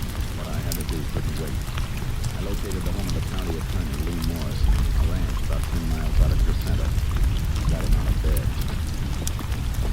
What's on your mind this time, Head Ranger? Official business. Seems to me you could have waited and come report us in town in the morning. A few men on after might be disappearing from town by morning. I had to wake you up. Need some warrants. Warrants? Somebody in Crescenta? Yeah. First one for a man named Ray Thorpe. What charge? Murder of Ed Wendell. Thorpe killed Wendell in self-defense. He's already been exonerated by the grand jury. Look, Mr. Morrison, I've just come from the cemetery. We exhumed Wendell's body. That party can't be exhumed without an order. We had an order from a magistrate at the other end of the county. Wendell's body, Thorpe couldn't have killed him in self-defense because Wendell was shot in the back. Did you see the body before he was buried? No, I didn't. But there were witnesses. The witnesses lied. Mr. Morrison, I want a murder warrant for Ray Thorpe. All right, then. You seem to have some evidence. Go in my office and write them up. Get Judge Petty to sign them. Thanks. Now, that's good. You said you wanted several. That's right. 3 more besides Thorpe. For the witnesses who claimed that Thorpe shot in self-defense. What a charge. That's a funny question from a county attorney. A charge of perjury before the grand jury. I got the warrant, but Morrison's attitude told me they weren't going to be easy to serve. I'd arranged to meet Keith Clark for an all-night campaign for center. He's waiting there. Get the warrant? Yeah. Dave, there's something funny about this town. It smells to high heaven. Say that again. More to this than just a murder. The county attorney didn't want to cooperate. One of Thorpe's witnesses is a deputy sheriff. Yeah, it looks like the law is trying to cover Wendell's death, and I think I found out why. Mrs. Wendell spilled it when I was taking her home. Said that her husband was planning on having some kind of a meeting at his house on the night of the day that he was killed. She said, what kind of a meeting? Yeah, about the county elections coming up next month. What about? Sheriff Schwartz and County Attorney Morrison are both running for re-election, but nobody's running against them. Both unopposed candidates? Yeah, that's why Wendell called a meeting. He didn't like it. He was fixing to stir the town up for a writing vote. How come Mrs. Wendell didn't mention that before? He just didn't seem to have any connection with her husband getting killed before. Seems to be salty? Yeah. Let's get those warrants, sir. This town's gonna get awful hot.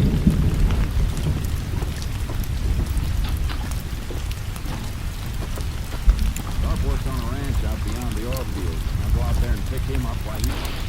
Hit the ground, Steve. Where'd it come from? Saw a flash from the corner across the street. Something moving in the shadows there. Let him have it. He's on it, Jake. He cut through the alley. Fields behind town. Can't get a shot at him now. Come on, let's get our horses out of the trailer. Right. He's back, everybody. He's back.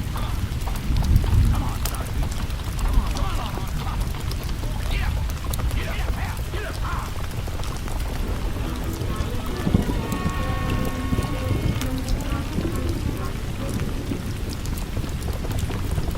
There he is, Jake, top of the rise. Not gonna go far. His horse is breaking stride. Looks like he's gone lame. Yeah, must stick to the stone. Have to leave him soon. He's out of sight now. Be careful after we cross the rim. He may run on foot and keep going, or he may drop into cover and try and pick us off. Anyway, he wants to play. It's all right with me. There he is, top of the rise. I'm slowing your saddle. There's the horse, Jake. No rider. It's dismounted. Drop, man. Drop. Whoa, whoa. Whoa, no. Keep flat. Let's just get comfortable fresh beside you. Reach over and match it to draw time. Back. Get it? I don't know. Heat beams went over like there's some weight on part of it. It's all parted. Keep your gun ready. Better stay a few feet apart. No sign of movement. You'll know in a minute. I can see a boot sticking out mesquite. Must be laying out flat. You did all right. We can get up.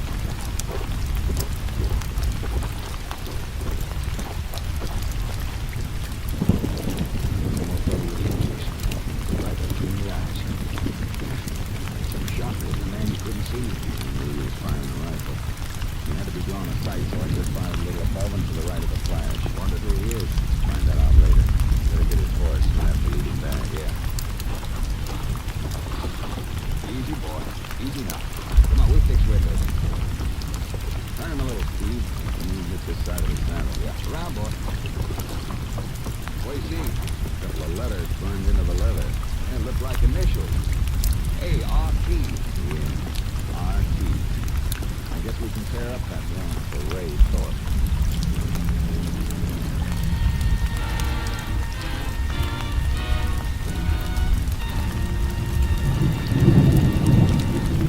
You are listening to Tales of the Texas Rangers, starring Joel McRae as Ranger Jake Pearson. We continue now with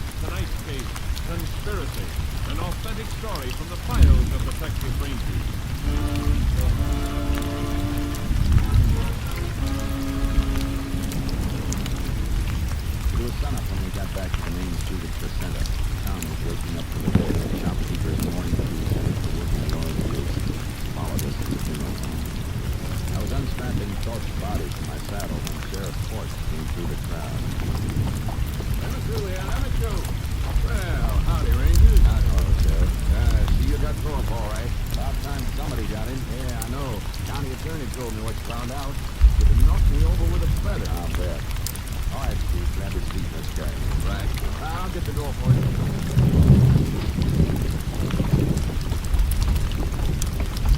Put him down, man. All right. Sure is heavy. Tried to find it out, huh? Tried to ambush us, you mean? Somebody better explain how he knew we were after him. Reckon you can blame me for that, Ranger? What do you mean by that? County attorney called me right after Judge Paget signed your warrant for it. I knew where Thorpe was hanging out when the hot spot's outside the town. Thought I'd go out and pick him up for you.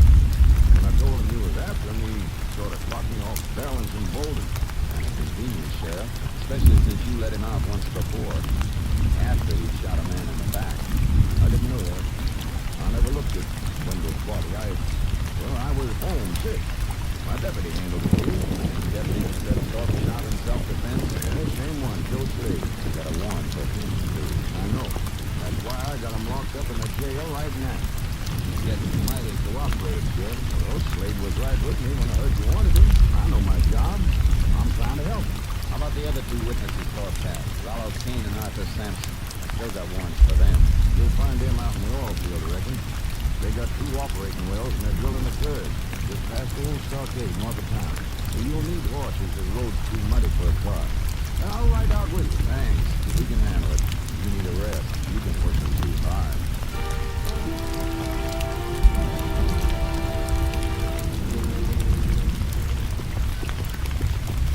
They're not drilling, Jace. They're just pulling the drill stem out the hole. Yeah. Probably jumped the pin on the bit. Funny thing, Kane and Sampson being mixed up in this Wendell killing. You think a couple of oil men with producing wells would be on the side of the law?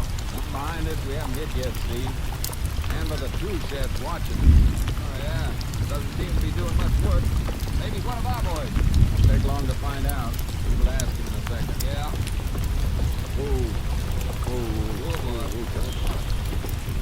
Howdy, Ranger. Howdy. Well, I'd like to talk to you for a minute.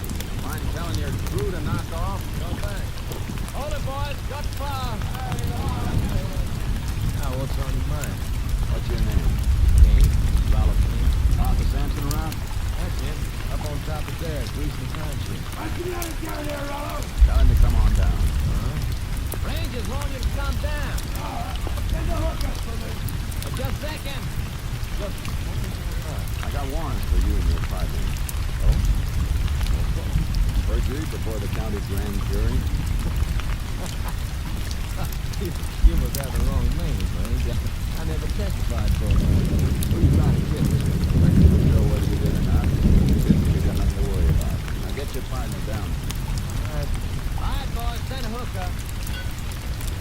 Look, you mind if I get my coat right down the tube, sir? Go ahead. I can watch you. All right, thanks. Cut that power. Hey, drive flashed off the top of the dirt. Yeah, just like where we were standing. Thanks for the clue, yeah?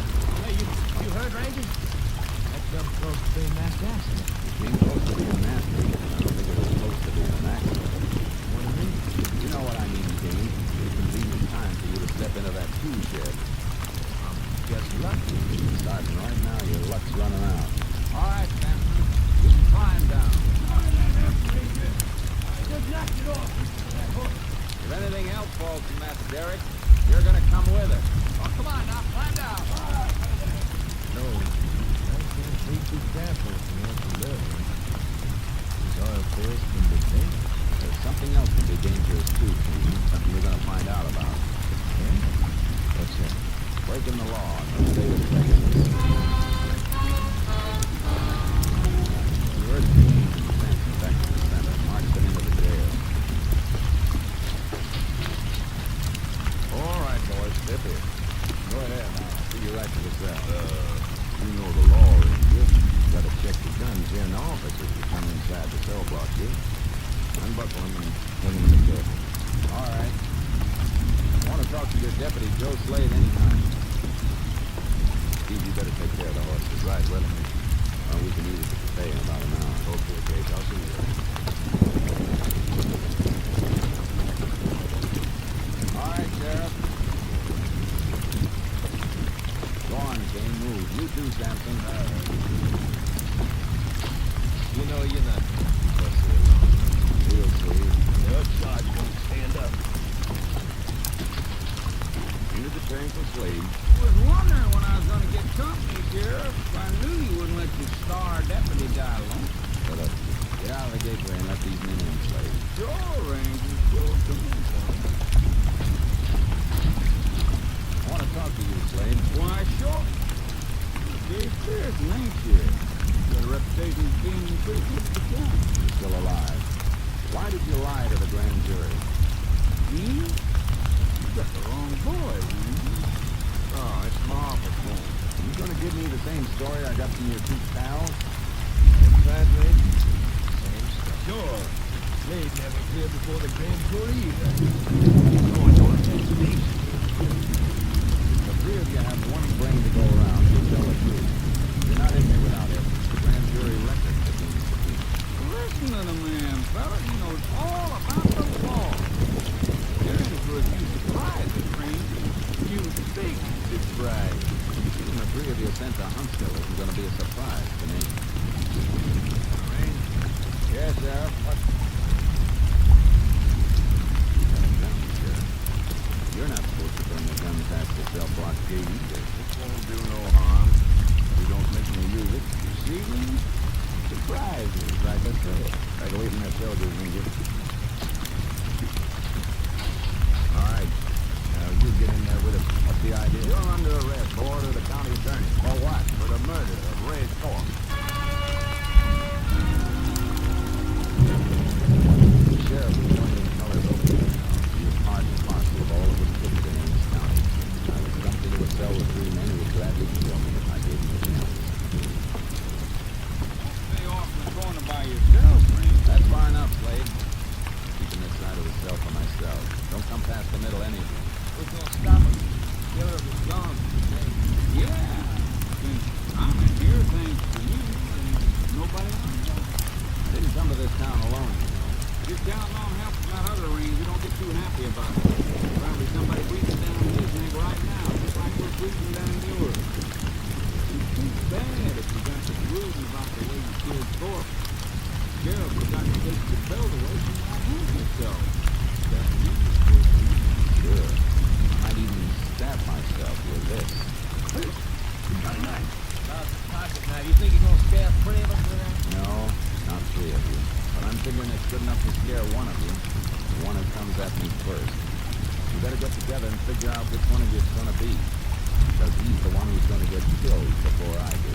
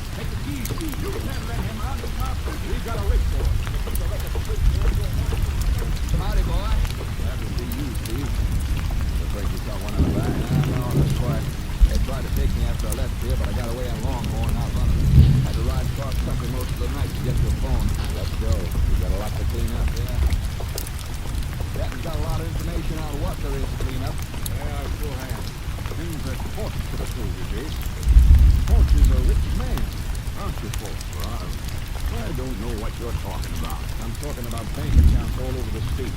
Big bank accounts belonging to you and the county attorney Morrison and Judge Patrick. I've been checking on you for 2 days. You can't prove nothing wrong about that. Yes, we can, Sheriff. We just come from the courthouse. Your friends didn't have time to burn all the records. It was just business, that's all. Nice business. You and others like you forming a combine to rob the people of this county. We can convict you on 50 conspiracy counts, along with complicity in Wendell's murder. Killing Wendell wasn't my idea. Morrison ordered it when Wendell started to raise a fuss about the administration. That's all I wanted to hear. Case, you and Steve go after Morrison. He's not in town. Must be at his ranch. What about the others? We had a shooting match with Sampson and Kane as we left the courthouse. They were making a run in the car. Some of our boys took him to the hospital, packing up. How about Joe Slade? No trace of him, but I got a hunch we'll find him with Morrison. Morrison's account shows Slade's on his payroll. He's probably burning more papers out at the ranch. Let's go.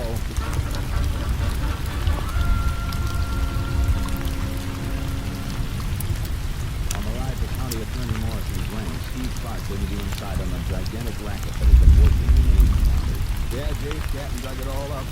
When the oil strike came, Morrison was on Borough County landed auctions. But no auctions were actually held. Of course, Morrison and his pals didn't take the land in their own names. They turned it over to men like Kane and Sampson. Strong on board, they give them a kickback. Must have been some of the townsmen know what was going on. Sure they did, but they were scared stiff. Didn't always take force to do it either.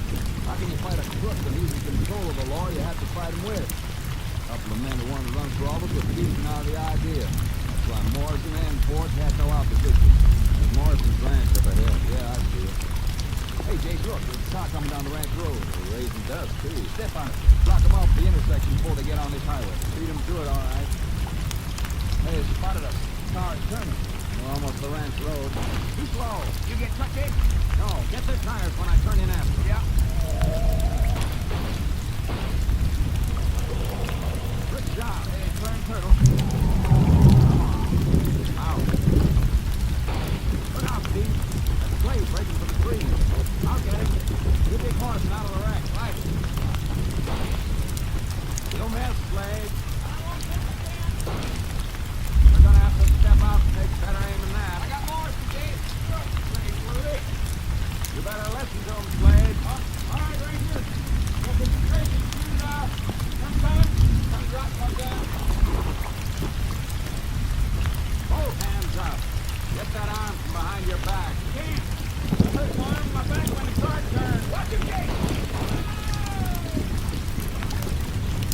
There. Still had one rattlesnake stick left, didn't you? Yeah. He's laughing. Send somebody out to his body. All right, Morrison, let's get back to town. Company should have all your friends rounded up by now, including that phony grand jury you stacked. You won't keep us long. I wouldn't bet on that, Morrison. You won't be handling the prosecution this time. The judge won't be one of your partners. Get moving, mister. You've got a long way to go.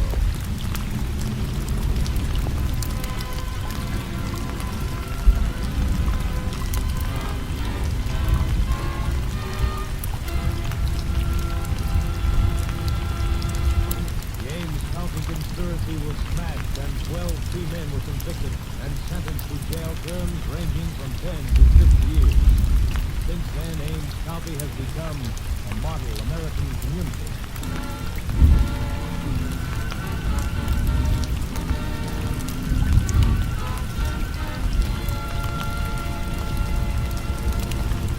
And now, here again is the star of our show, Joel McRae. Mighty proud of their state. Enjoyed the best of luck search that tried has made the rounds for many years. It started by an old Texas Ranger whose son was going off to war.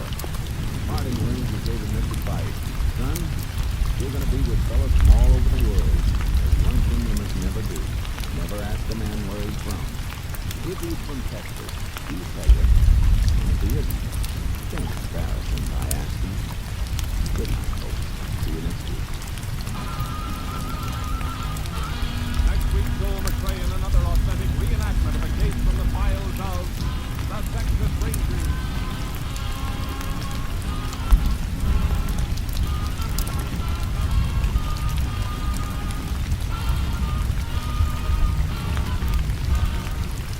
Joel McRae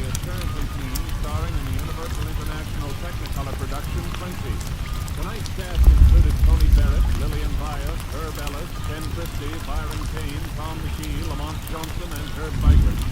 This story was transcribed and adapted by Joel Murcott, and the program was produced and directed by Stacy Keith. Al Gibney speaking.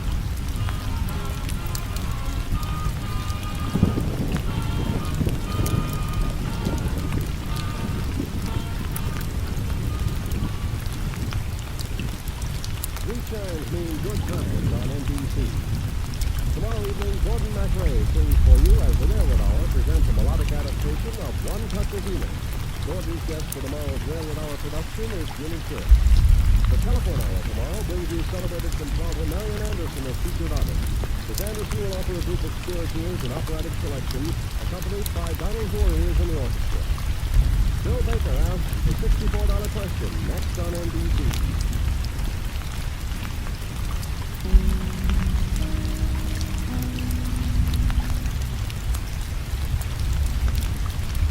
The National Broadcasting Company presents Joel McCrae in Tales of the Texas Rangers. Tonight, transcribed from Hollywood, another authentic reenactment of a case from the files of the Texas Rangers.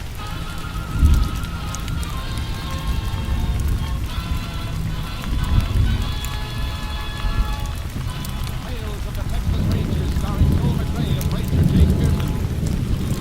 Texas, more than 260,000 square miles, and 50 men who make up the most famous and oldest law enforcement body in North America.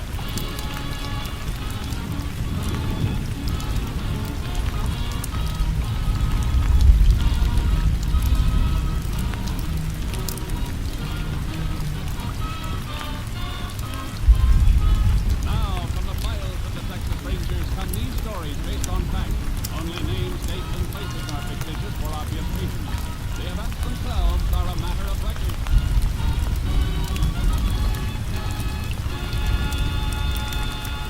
Page for tonight, and death.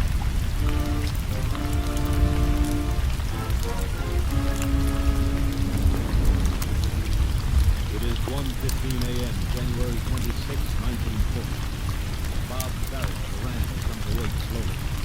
As his eyes open, a wave of nausea sweeps over him, and he breaks into a cold sweat. He throws back the covers, staggers to his feet, noticing that his wife has left her place beside him. May? May? Where are you? May? What's the matter? Why are you out of bed? Yeah, I feel kind of funny myself. I was just putting some water on me.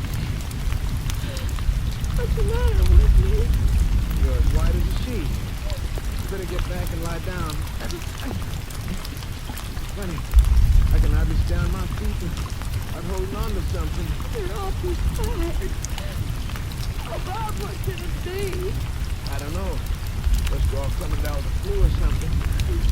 Kids acted kind of funny before they went to bed. I was up with them about 11 o'clock. They were scared and thought something did. Wait, we better go have a look at them. If they feel like we do, I'm gonna call the doctor.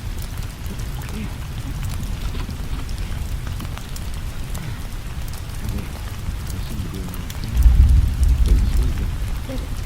Push me under my keys, but then it got covers picked off. I'm in trouble. We better get back to bed ourselves. Have Doc out in the morning.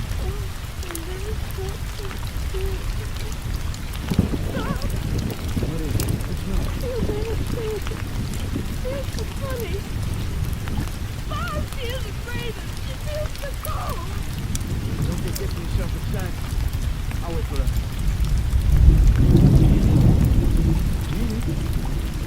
Wake up, baby.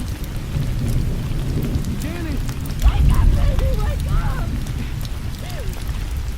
Petey! Wake up, Petey! Petey! Oh, what's the matter with him? Doc, gotta call the doc right away. Up! Don't let me! Up! May! May! May! Gotta get here. Get 2 minutes here. Gotta get downstairs. Yes. To the phone.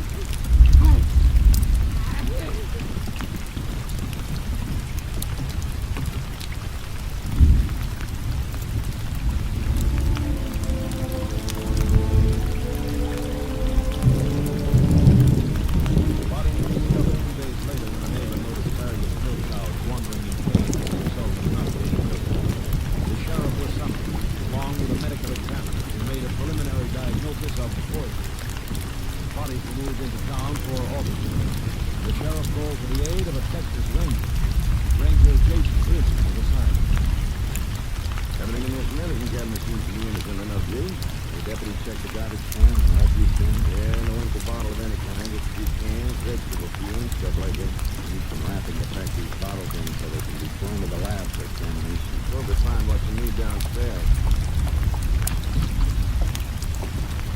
I've been in office 9 years. And this is the dirtiest killing I've ever had. I'm pretty sure this wasn't an accident. Doesn't look good to be in effect. Surrogates were mighty careful people. Tarpaulin.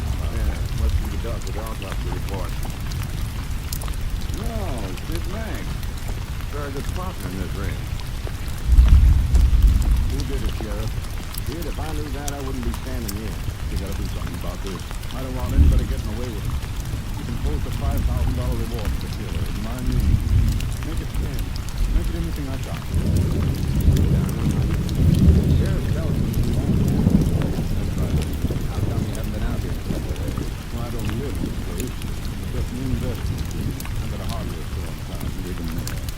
You know anybody who was packing a grudge against the Farragut? Against Bob and me and those kids? Just a madman who wanna hurt families. Oh, Jay, that's coming out. Yeah. And why does everything take so long? Everybody stand around and wait instead of doing something. No point in doing anything until you know what you're doing. Doc tells us what killed the Farragut. We'll have something to trace. No, I'm sorry. All right. Howdy. Howdy, Doc. You know Sid. This is Ranger Sid. Hello, Sid. Hello, Ranger. Well, the results of the autopsy were kind of surprising, Sheriff. Death in all 4 cases is accidental. Accidental? No doubt about it. Deaths are caused by botulism. What's that? It's the result of improper home canning. Stomach contents showed the Farraguts had made their last meal on green beans, potatoes, and canned sausage. There's nothing in that to kill him. Yes, there is, Mr. Mack. The doc's right. Canning meal room is tricky business, Sid. It is done under stiff pressure at high temperature. If it isn't, bacteria forms and it's plenty deadly. You sure that's what's killed him, Doc? Bacteria was unmistakable, Sheriff. It was the sausage. Nothing else. Guess we should be thankful in a way. Nice to know it wasn't murder. Dead. Just been sitting down to a meal, and they're all dead. Yes, looks like a busted down rough enough. I don't know, Sheriff. Looks like we've got a real job on our hands anyhow. What do you mean, Ranger? The sheriff and I have fine-tuned the house. There's nothing in there that's home canned, and no equipment for home canning. Yeah, that's right. All we did find was 1 cannon jar on the kitchen green board. Must have been washed out along with the dishes in the last meal area. Are you sure of that? And even a steam boiler big enough for home canning. A woman doesn't just put up 1 jar. She cans in batches, and the whole batch might be contaminated. Women do pass out samples of their home canning to neighbors and friends. That jar must have been a gift. Quite a gift. Like a stick of dynamite with a lighted fuse. Somebody around here must have a pantry full of poison, and they don't know it. What happened to the Farragut could happen to somebody else. It will happen to somebody else if you don't find out where that sausage meat came from, and fast. Sheriff, you better get all your deputies and a bunch of volunteers out here right away. We need to make direct contact with anybody in the area who can't be reached by phone. Got to warn anybody that may have given the Farragut that sausage meat. I'll phone them out. And ask the phone company to put on a staff and make calls to every listener. Is there anything I can do, Ranger? Get your car. Take an area when the sheriff and I map it out. I can help you there. I'd rather use you in another way if you don't mind, Doc. Drive into town, go to the newspaper and the local radio station, ask them to get out a warning. Right. No, you better stand by in town. Pray that we don't bring in another case for the hospital or the morgue.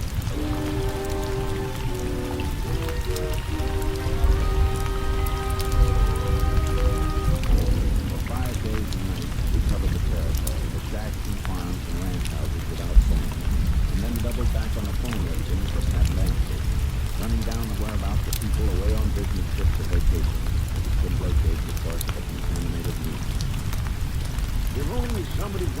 than admit they can discuss a surrogate case. He'd know who he was sick. And they'd be afraid of being held responsible for the death. There is something to wonder about. Yeah, we're almost back in the office. Maybe one of the other men has left a report. What time is it? Almost midnight. Here we are.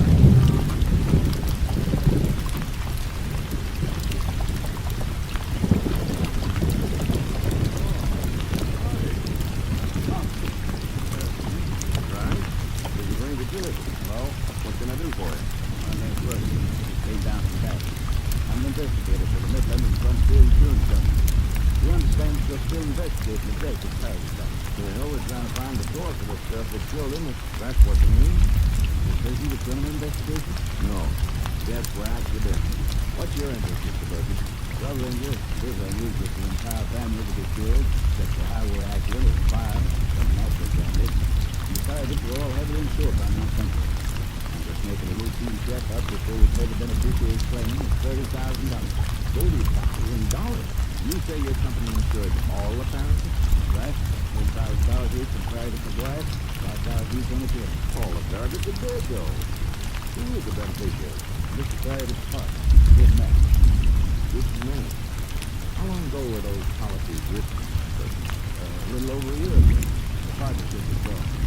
That's the main reason my company wanted to make certain about your investigation. Not as routine partners can kill each other, but this involved Farragut's whole family. Yeah. However, this is no criminal investigation. You must honor Mr. Max Pleasant. That's your time. Just a second, Mr. Burton. If I were you, I wouldn't recommend paying for that thing just yet. Sheriff just said that there's no criminal investigation. There wasn't a minute ago, but there is now.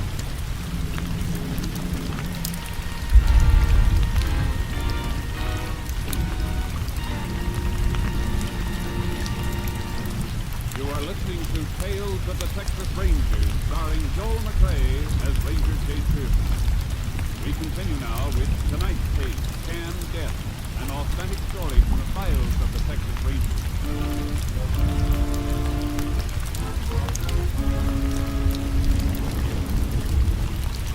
the morning, Sheriff King got a search warrant for Kid Mac's house. Mac had already left the hardware store, but he was admitted by a tired girl. He was young and frightened. He watched him in silence as we started our search and then disappeared. Doesn't even need Dave. In the pantry either. Try the attic. The girl scooted mighty quick, didn't she? Probably told Mac what we're doing by now. We kept her here until we were through. Doesn't make any difference. No sooner or later. If anything's here, we won't be able to stop us from finding it. We're not going to find anything here. There was more that day. Kevin, right?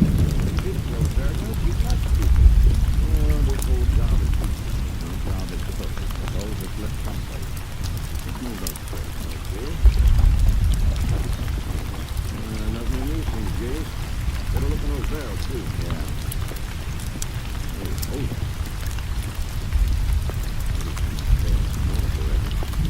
You want the Ranger up there, Sheriff? That's right, Mac. What's the idea? I'm just having a look around, Mac. We've got a search warrant. Maybe you're going to need more than a search warrant. I had a call from an insurance man named Burton this morning. We had a call from him last night. That's why we're here. I've got a legitimate insurance claim.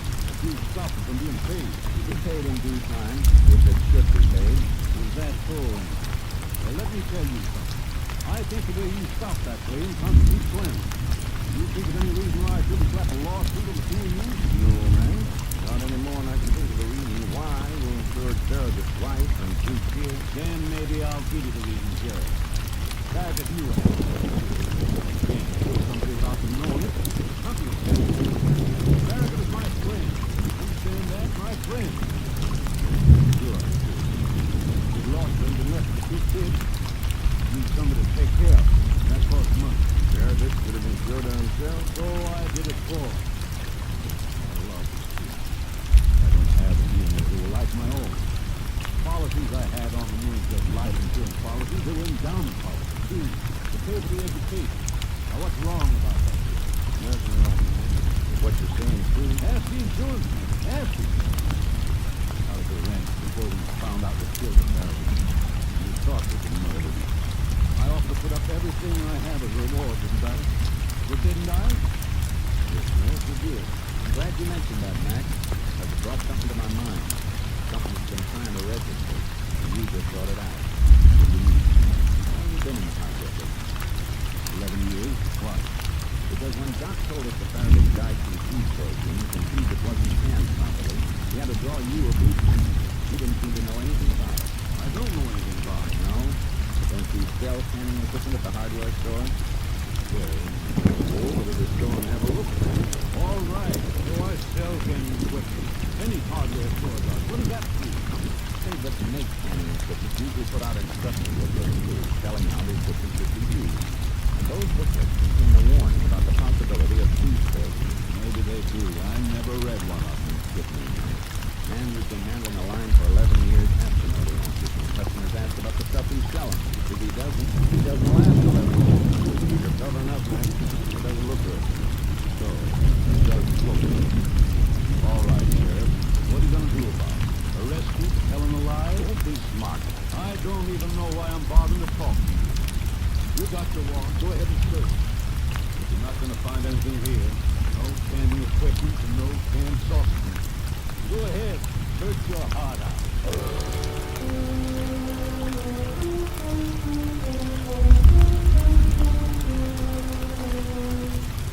Mac wasn't hedging anymore. Having him out in the open made me feel uncomfortable.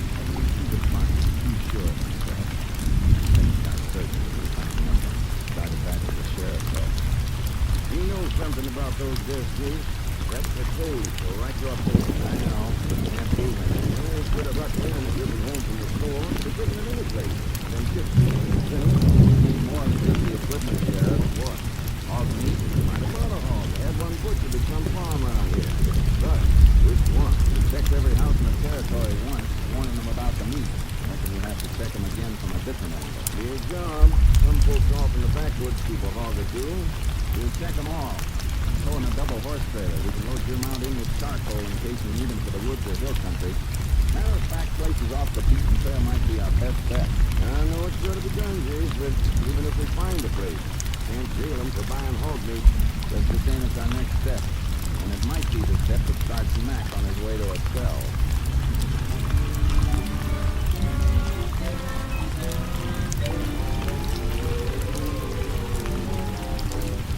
It was work. Grim, routine, discouraging work. A game of questions and answers without ever getting the right answer. In 3 days, we checked all the spots that could be reached by car, and we switched to the horses, rode into the back door. These backwoods people are kind of tight-mouthed, James. Yeah, so I've noticed. I guess they figure the world doesn't want to share the trouble, so they hold up back here. You see what I mean, this place has come to? Crazy Annie. Crazy Annie? That's what they call it. Crazy, crazy. Not crazy. As a son, feeble-minded. They had him at the big asylum for a while, but he was harmless, so they let him go. Old lady came into the woods with him, and, well, they've been here ever since. They got hogs? Yeah, hogs, couple chickens. That's about all they have got. Oh, yeah, they got one other thing. The meanest dog in the state of Texas. Keep your eye open for him when we ride up. Don't they keep him tied? Yeah, but he's too loose. Hates everybody but the old lady and her son. The place is just through this front stream. Hey, hold it, Sheriff. Ooh, boy. Ooh, look at that. On the verge covered with a rock and a cross sticking up at their head. Looks like a grave. Reckon Luke did that, old Annie's son. Always burying dead birds and things. Gives them all a first-class funeral. Oh, get up. Oh, come on, boy. There's Luke now. Luke! You scared him. He was off in the woods like a jackrabbit. Yeah, never know how he's gonna act. I don't see any dog in place.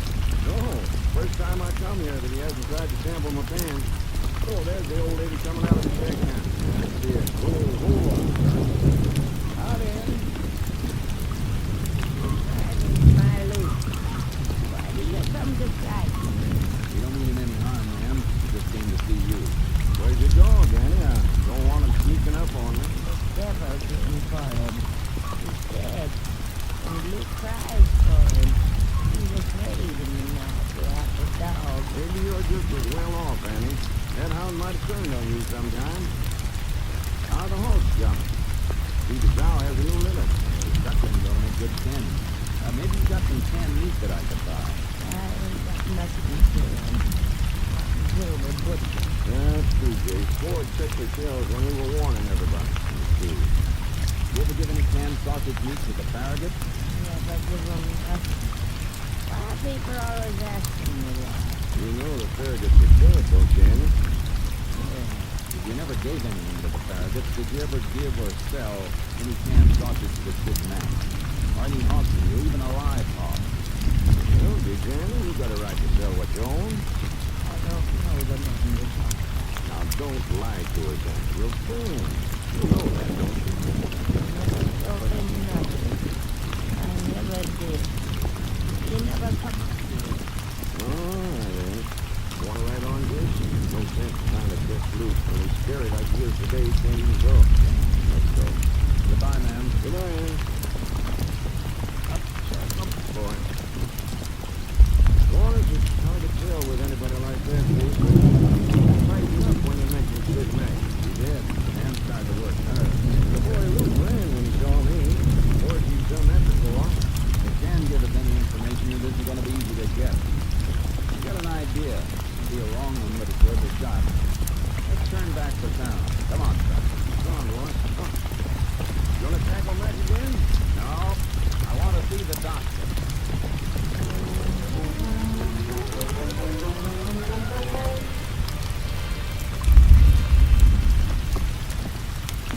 Well, there's a complete chapter on botulism in this book, Jake. Now, what was it you wanted to know? This food poison from improper canning, Doc, does it always happen? I mean, if the batch wasn't cooked the proper length of time, or if it wasn't cooled under the proper steam pressure, would it necessarily be poison? No, not necessarily. It could be all right. Max put up that contaminated meat. You have no way of knowing if it's bad without testing it. You think he wouldn't test it on himself? He didn't test it on anybody else either. There's been another death or somebody sick enough for Doc to know about. Mac wouldn't have gambled on the Farragut just getting sick. He wouldn't have even gotten the food to it unless he was sure it was deadly. Well, he could have tested it on an animal. Would an animal eat that food, Doc? It seem all right by taste or smell. Yes, yes, an animal would eat. That's all I wanted to know, Doc. Sheriff, we're going for another ride in the woods. I think I know what for. Shouldn't take two guesses. We're going to dig up Luke's dog and dump it at the lab at Austin.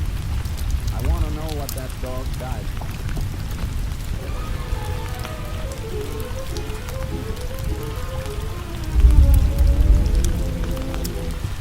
We took Deputy Ford with us to stay on guard and keep old Hanlon Luke from leaving their shack. We dug up the dog and sent him to Austin.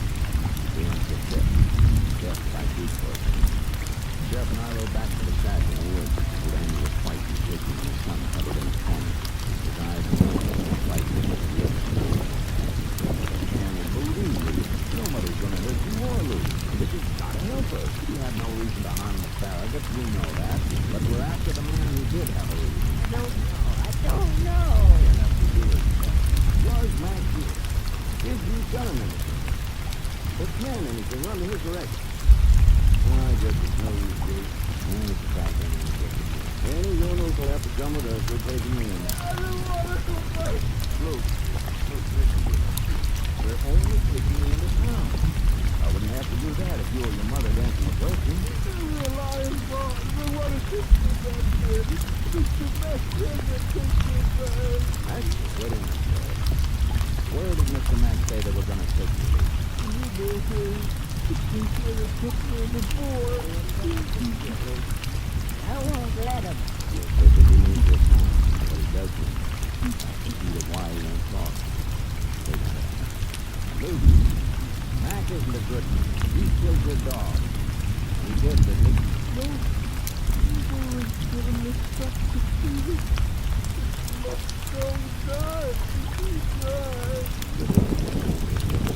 We don't want to send you away, Luke. Mac alive. He's the one. We want to send you away. No, he's got to help me. He told me he was trying to help me get back to me. It was just a Farragut. Don't tell him, Luke. Don't lay him on. You better let him talk on it, because if Mac didn't kill the Farragut, then Luke did. He didn't mean to. He didn't know what he was doing. Mr. Mac said I should be nice. Mr. President is what? Then they wouldn't send me away. What do you mean by telling you to be nice? He said I should go into the place. He gave me the present to do. It's a nice for me. Something in a jar? Something canned?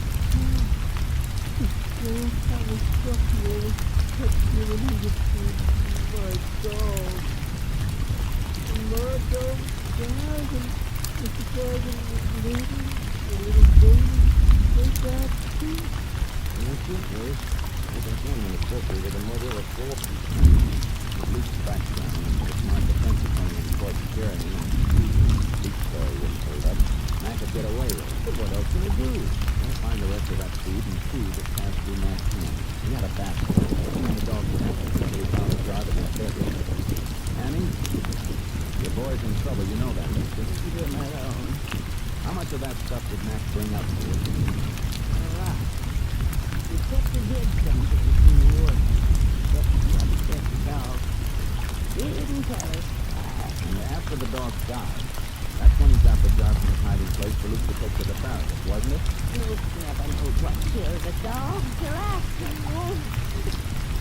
Mr. President, this policeman is in the hot dollar. You need to smile at me. Luke, you know where Max hid that food. Did you see him digging any place? Did you follow him? I never know where he took it. He always went over the hill. Way over where it's all around. There's rock formation across the gully, Bruce, about a mile from here. Think you left the stuff there? Wouldn't be safe from the drive around. You had to leave it someplace. Come on. We're gonna need more men, Sheriff. We have an all-night digging project. Ward! Sheriff, there's water in the house. Well, hop on your pronto and head for the nearest ranch. Get on the phone and call for deputies. Tell them to bring shovels and keep their mouths shut about where they're going. I want them up here right away.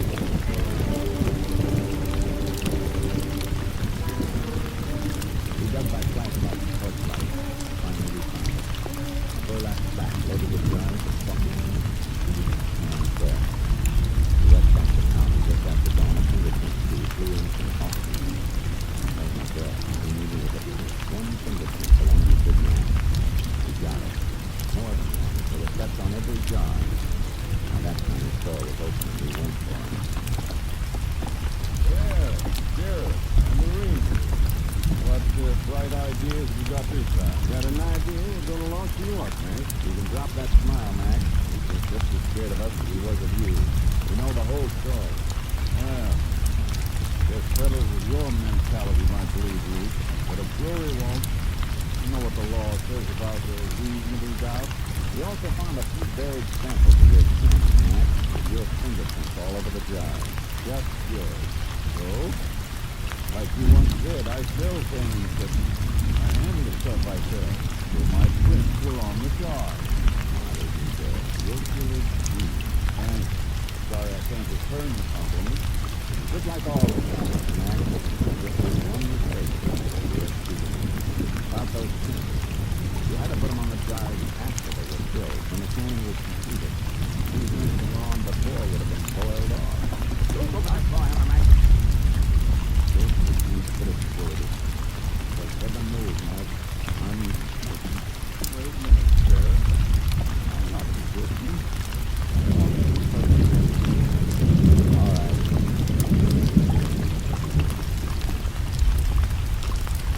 Better lock the door, man. You won't be coming back.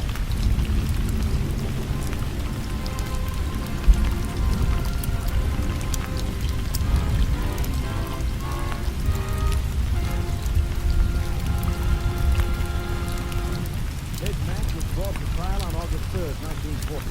He was convicted of premeditated murder. And on April 19th, 1941, he died in the electric chair. Next week, Joel McRae in another authentic reenactment of the case of the files of the Texas Rangers.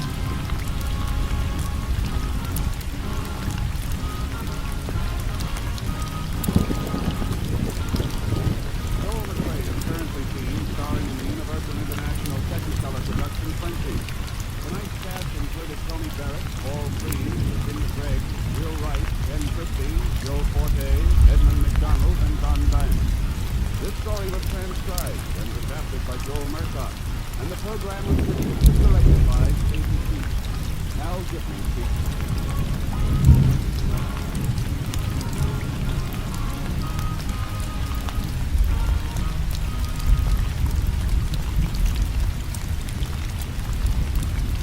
Three times mean good times on NBC.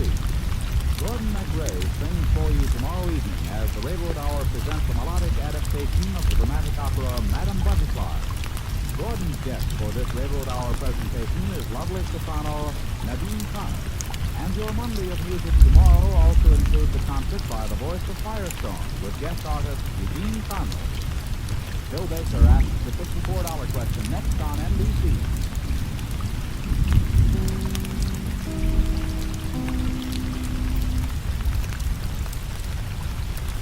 The National Broadcasting Company presents Joel McRae in Tales of the Texas Rangers.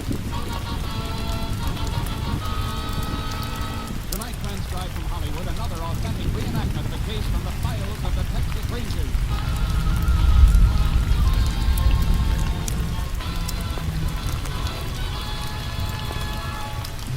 Tales of the Texas Rangers, starring Joel McRae as Ranger Chase Pearson.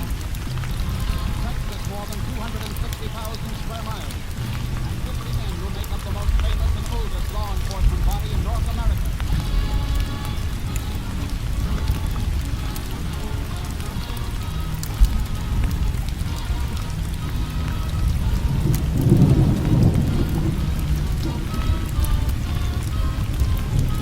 Now, from the files of the Texas Rangers come these stories based on facts. Only names, dates, and places are fictitious for obvious reasons. The events themselves are a matter of record.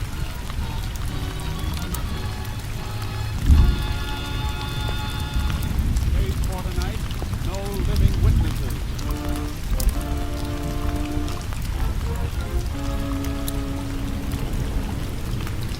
11:30 a.m. on Monday morning, November 1949.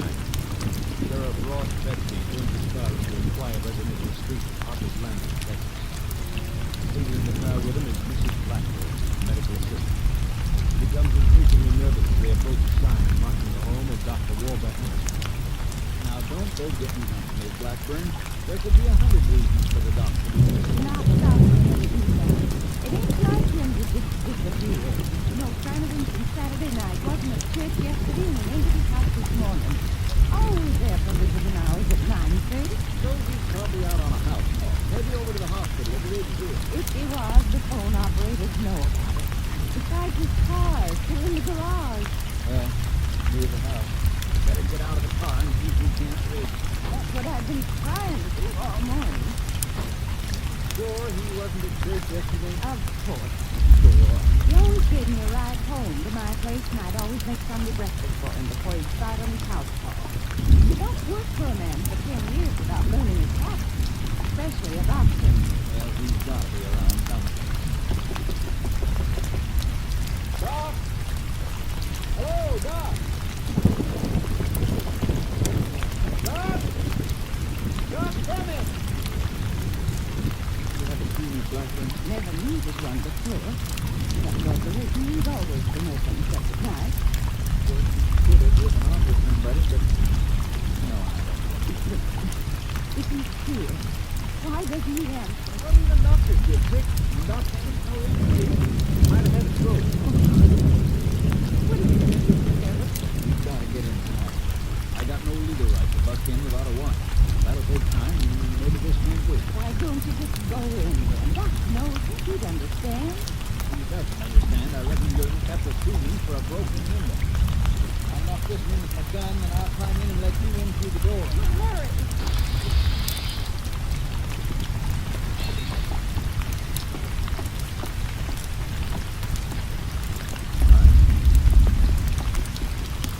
Where's Dr. Baker? That's here. Not here. Bed's been used, though. It's all made up Saturday night when I left. You slept here Saturday night. Bathroom door is open. Nothing in there. You better go through the rest of the house. Kitchen's clear. You see out back through the windows, there's nothing there either. Here is her. I'm frightened. The sliding door to his office was closed, and you can leave away from it. Let's have a look at that office.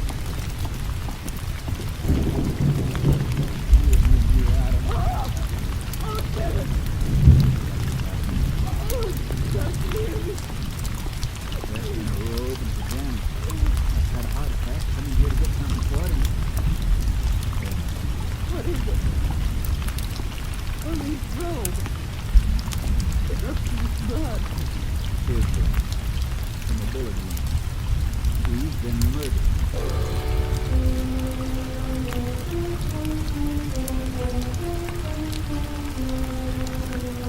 Sheriff Betsy made an immediate request for the aid of a Texas Ranger. Ranger Jace Pearson was signed. He joined the sheriff at the home of Dr. Emmett shortly after 1 p.m. Jace, said this is Blackburn. She was Doc's helper. But this is Ranger Pearson, Miss Blackburn. Howdy, man. I asked Miss Blackburn to stay with me about this. Second to know about Rocky. I have gathered you didn't live here in the house. I have my own people. That's just what I'd like to ask you yet until I look around. Would you mind waiting a little longer? Thanks, man. It's body, Sheriff. Through that sliding door. Closed off. Nobody's been into it. Me and one Dusty. He a couple pictures. Good. Has the examiner been here yet? No, but he'll be along soon. He's driving down from Mexico. Alongside the doc's temple here. He's about 2 inches long. He's a big load. Like another But he wasn't standing up when he was shot. He was lying there on the floor. First and right to his chest, buried in the floor. I moved him a little and I dug the slug out. Here. 45. Funny about this, though. Got a bit of blood on this examination table, almost 6 feet away from the body. Yeah, I wondered about that myself. Surgical dressings pulled up beside the table. There's a couple of hypodermic needles that look like they've been used. Well, Jay, Doctor must have been trying to feed his own. He never moved after we shot it. That slug wouldn't have been on the floor right under him. Of course, he must have staggered around before he was shot. After he got hit on the head. Still wouldn't account for the blood on this table. There's no bleeding from the mark on his head. That means the blood on the table comes from somebody else. Let's examine it and type it for us later.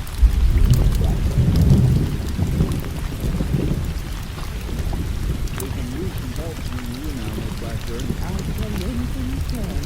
This is Blackburn. Was it part of your job to clean the doctor's office? Yes. Every day I see final visiting office. Wasn't there a sign outside at evening hours were from 5 to 7 p.m.? That's right. You clean the place after 7 p.m. Saturday night? Yes. What time to leave? Well, Doctor had a few calls to make. Visiting office, house calls. I waited till he got back, but he was dinner for him. Wasn't so late when I left. After 10 o'clock. Look through the door of the examination room. That surgical tray usually in that position? I mean, did you leave it like that Saturday night? No. Everything was pretty good in the house. How about the examination? Clean that off Saturday night? Yes. Was the doctor inspecting any patients after you left, late? No, he said he was going back to bed. And that's gone, people. Let it been questioned. See if it's well. I think it'll be all right for you to go home now, man. If I need any more information, we can reach you there. Well, tell the deputy outside that I said to drive you home. I just didn't go. Well, thanks for helping me, Blackburn. Well, what is one thing, Jake? Doc had an unexpected patient late Saturday night. Somebody who routed him out of bed and killed him. But why? I got an idea it would keep the doc from calling you. Keep him from calling me? What do you mean? Whoever came here was hurt, bleeding. But it wasn't a plan. Not somebody who came here deliberately to kill the guy. Doc was killed to keep him from talking about the business. Oh, Doc would never talk about a patient's business? Only in one case, where the law would require. You have to report it if you shoot anybody for a bullet wound. He's right. That's good news. That probe on the instrument tray has blood on it, and that's just what a doctor used to dig out a bullet. Yeah, but if you dug out myself. This examination, What are you looking for? is your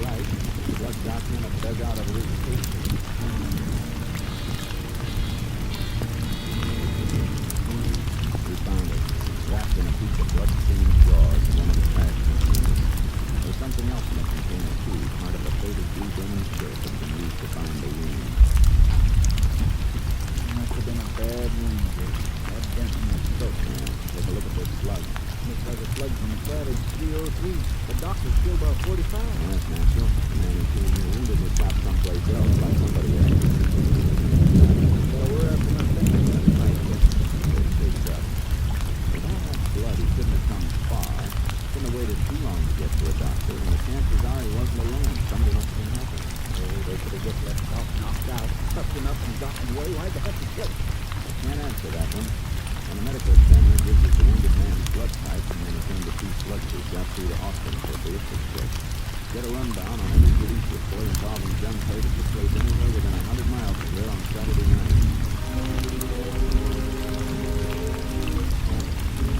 Medical examiner came after a quick check gave us the blood type of the man who last. Arranged for the blood to have to be sent through to Austin at the same time his own person could report on all shooting incidents that had occurred on Saturday night. Sheriff and I started to drive to his lodge. This looks like a tough one to me, Jake. You got a blood test to check for, but I reckon 1 million people in Texas have type O blood. Yeah, but not all of them are going to have a recent bullet wound they can't account for. You're right. If you find one who's been wounded. But for all we know, the man Doc Stewart might have got himself shot by accident. If he did, he wouldn't have killed the doc to keep him from reporting. If he doesn't hard tight on that to be safe, but all of them. Hold it, Unit 10 to KPSA. Go ahead. Having all you requested on cases involving firearms. None reported your general vicinity this afternoon. 10-4. There is possible lethal unit in. What is it? Body of man killed by gunfire discovered a few hours ago on slope of Thunder Ridge, Roebling County, about 70 miles west of present location. Time of death not yet determined. Waiting report of medical examiner. 10-4. Another unit assigned to that case? This unit proceeding to join Unit 3 to explore possibility of link between two killings. Best approach to scene is west slope of Thunder Ridge. Have to leave car and go in mountain. 10-4. Unit 3 making contact by field set. Will notify Unit 3 they're coming. 10-4, Unit 3. You think that might pick up with us, Jake? The only thing that's turned up, and the ranger unit say Unit 3 wants to be fly. We can work it together. Suppose I leave you on deck here to cover anything that turns up. It's government in my office. Even if this fellow you're going to see was killed on Saturday night, Jake, it could still be a coincidence. I know. It would stop being a coincidence if he was killed with the same 45 that was used to murder Doc Emmett.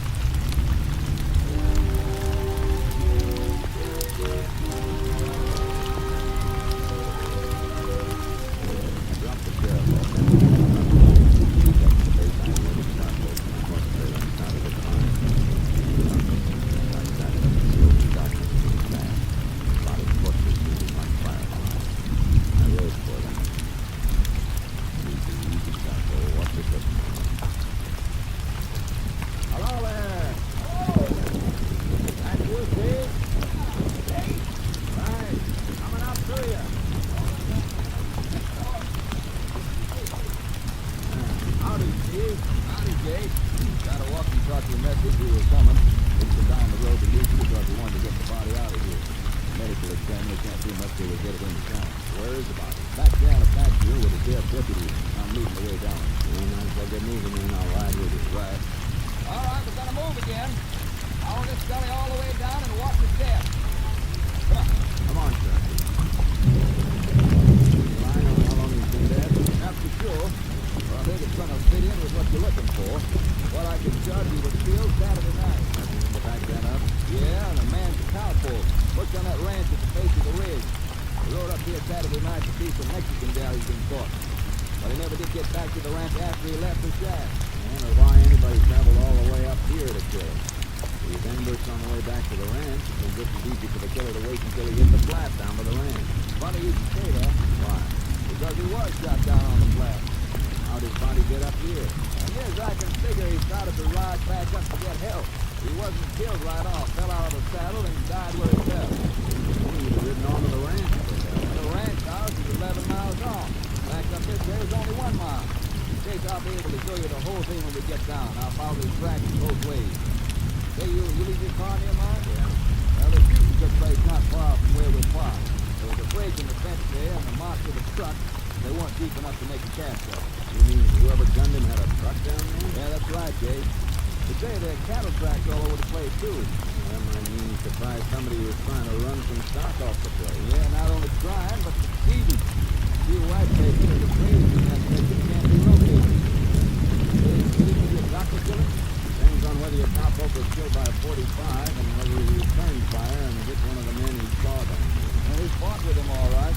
He was carrying a saddle rifle. He dropped it when he got hit, I reckon. I found it beside his tracks down below. Already sent it down to us.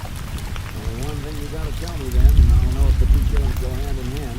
What kind of a rifle was the cowpoke using? What kind you looking for, Dick? Savage 303? You got a case. That's what it was.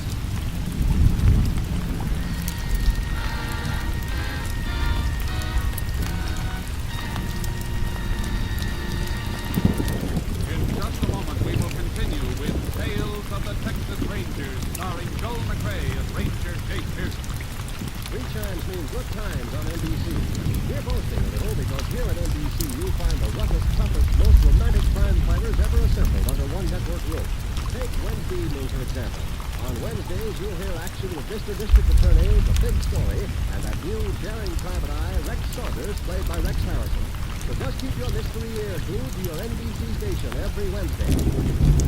We continue now with Tales of the Texas Rangers and tonight's case, No Living Witness, an authentic story from the files of the Texas Rangers.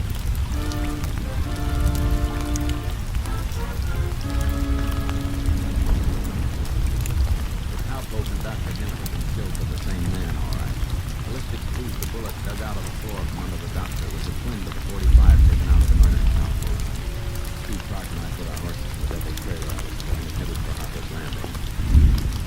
Listen, boys, the lab didn't take long to burn those slugs, did they? They never do. It all fit. They even test fired the cowpoke's rifle. They fired the slug Doc Hammond took out of that patient with him. They're not only looking for him, but finding whoever was with him. There must be more than one man, all right. But you told me about the blood on that piece of denim shirt. He couldn't have been in any condition to drive by himself, not all the way to Harper's Landing. 70 miles. He must have known he was going to need a doctor. Hey, you look like that gives you an idea. It does. I think it answers the question the sheriff asked me. Why they killed the doc instead of just tying him up. And what's the answer? They killed him because they didn't just happen by his place. They knew Doc Henry, and he knew them. That's a big conclusion, Jake. Hard to reach either. Look, Steve, Doc Henry's house in Harper's Landing isn't on the main street through town. It's on a side street, not easy to find in the middle of the night, unless you knew where it was. Not only that, but they had to pass through two bigger towns on the way there, towns with more than one doctor. Steve, if you were shot and wanted to keep it covered, you had to be treated, what would you do? Well, go to my own family doc, I reckon. Hope that I can talk into keeping it quiet. You're right, Jake. That means the men we were after must live in or near Harper's Landing. Let's say on a ranch somewhere outside the town. Someplace they could have taken stolen cattle. You know, the brand mark and those stolen white faces. Say we're going to do some range riding? Until we find them, until they show up for sale at some commission house or auction. Think the sheriff will be willing to ride with us? I think he will. Doc Henry was a friend of his, and the sheriff doesn't take the killers.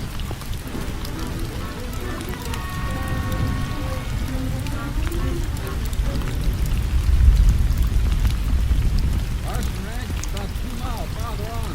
Might stop there and get some grub if you'd like. I'm all for it, Sheriff.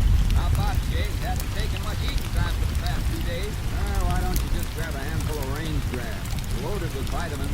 You'll be loaded with buckshot if you come up with any more ideas like that. Yeah, come on, Jake. Before we get to the induction, you get nothing right out of the saddle. Okay. I guess the horses can use the rest. See there, Sheriff? You don't care about us, just the horse. Look who's talking. Never saw you sit down to a meal without seeing to it that your horse was fed and watered first. I was only kidding, Jake. Let's get out of that Larson place. Right. Get up, Roy. Get up. I wish we'd find some sign of those white faces. You must look over a couple of thousand head without finding a single alder brand. They gotta be around, Steve. They haven't been sold to any commission house or farm. All records have been checked back through last Saturday. Well, we better find them soon before too many people know what we're doing.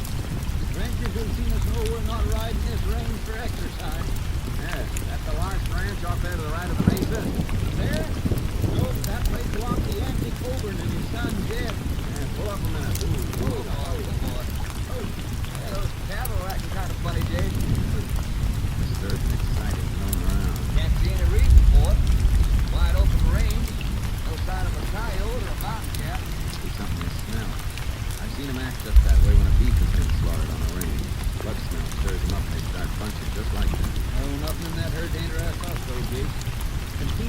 white pieces. Yeah, white parts might have been painted over. You know, that kind of camouflage was used before. You can't tell till we get close up. Gonna have to check them sooner or later. Might as well be now.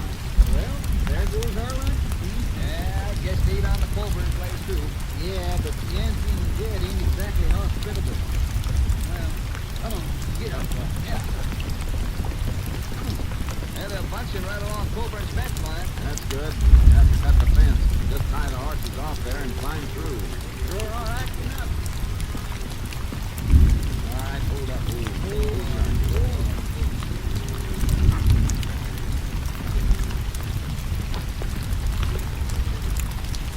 I'll hold the wide, Dick. Thanks. I'm good, Sheriff. I'll come through and hold your seat. Right. Okay, Steve. Come ahead. Okay. Up there, let it go. Yeah. Ain't no strings stuff here, Jake. They're all wearing Colburn strings. Yeah, I can't spot any that have been altered. Besides, not a white face in the lot. See that plane now. What are they so head up about? What are you looking at, Jake? Thanks. Where they've been milling around. Marks form a big circle. The boulder over there seems to be the middle of it. Move up toward it, and they start to mill and pull back. Come on. Wow. Look at the mess of red ants around that boulder. Now they're just pouring in and out of that farming hole under it. Hey, look at it. Boulder's big and look. It's been covered by the boulder. Hey, let's see if we can move it out. Yeah. Jam too tight, Jake. Enough opening for my arm. Stretch flat. Stick my hand down there. Well, watch out, Jake. You'll get ants all over you. Don't care about the ants so much. Just hope I don't get a miss of gopher teeth in my hand. Feel anything down there? Yeah. Look.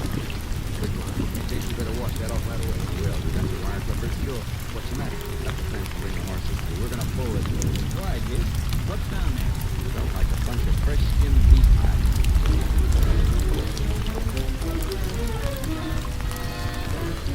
They were hides, all right. Stripped from a half dozen white faces. Place for the branch that was burned over to obliterate what had been there. Packed the hides on the horses and headed to the Coca ranch house. You sure wiped out any proof on those hides, Jake? Yeah. There wasn't something wrong with them. They wouldn't have gone to the trouble of hiding them. Pretty smart butchering the stuff before they sold it. Probably figured every commission house in the state would be watching for brands. Couldn't risk altering them, and they couldn't risk keeping the stock around. Seen the Coburns lately, Sheriff? Haven't seen Jed for some time, but I saw Yancey only last night at the drugstore in town. Yeah? You buying something? Yeah, he was. A lot of stuff. Bandages, a decent cake. I saw the druggist wrapping it up. Sounds like the stuff they take to change pressures on a bad wound, Dick. He would come to the shed, the house is on the other side of it. Right into the shed. The horse is there. I don't want him to see these hides yet. Okay. Here we are.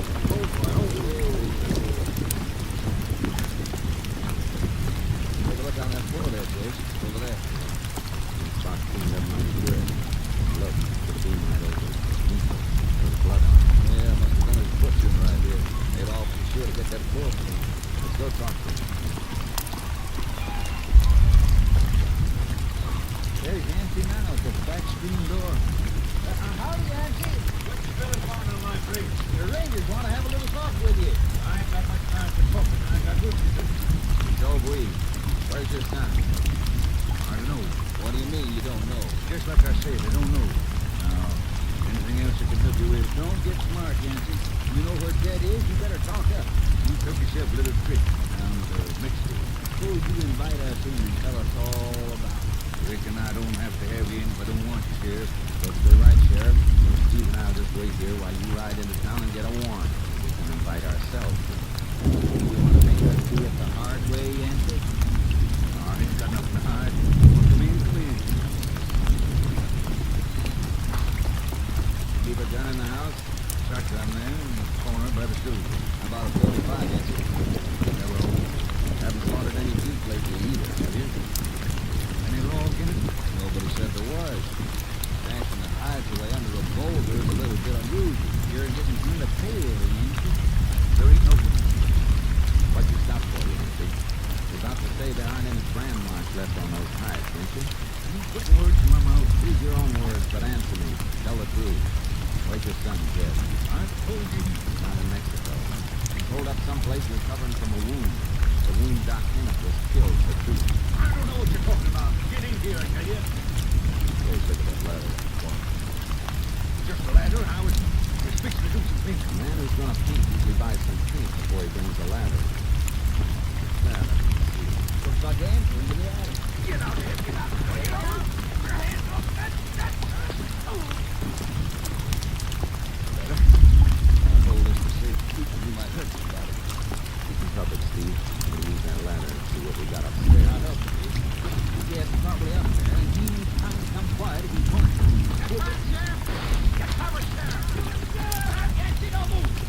Be smart, Jed. You can't get out of that attic. No! I can pull the head off there or comes up here to take now. I gotta see you first, remember that. We don't have to come up after you, Jed. You can rake every foot of that tree with gunfire. That's just a sample.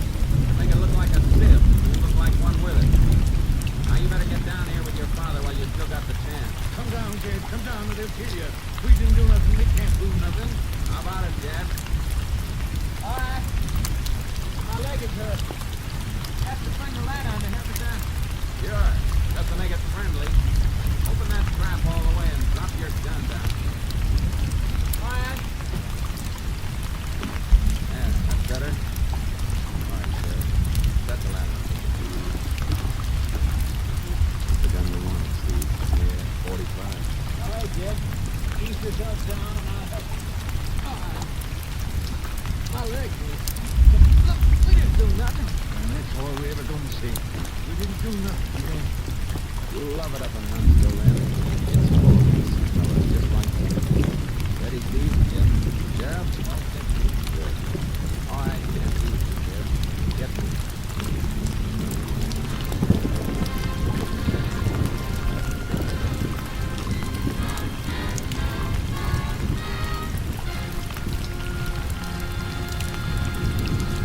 Throughout their trial, Yancey and Jed Coben steadfastly denied any crime. However, Jed's blood type matched the blood found in the office of Dr. Emmett, and ballistic experts definitely identified his .45 caliber gun as the weapon used to murder both Dr. Emmett and the cowboy whose body was found on Thunder Ridge. It took the jury less than 2 hours to bring in a verdict of guilty. The Cobens were sentenced to Huntsville Penitentiary for the rest of their natural lives.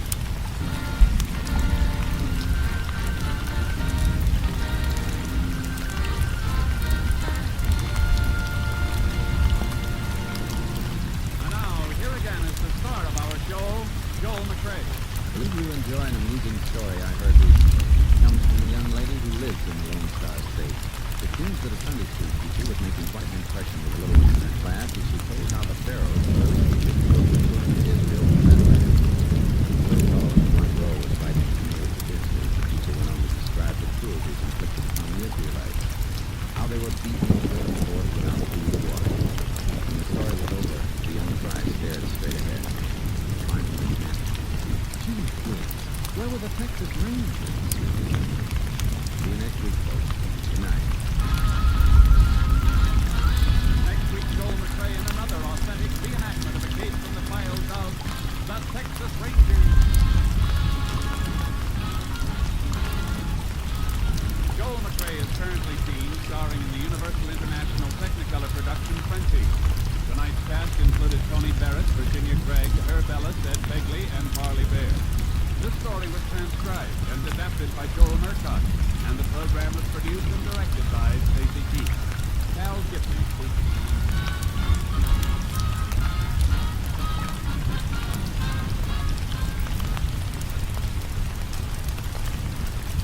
Three chimes mean good times on NBC. Turn back the calendar. Tomorrow evening, the Railroad Hour takes you back to a golden bygone era with a refreshing presentation of the musical comedy High Button Shoes. Railroad Hour Zoom star Gordon McRae is joined by Margaret Whiting for this program.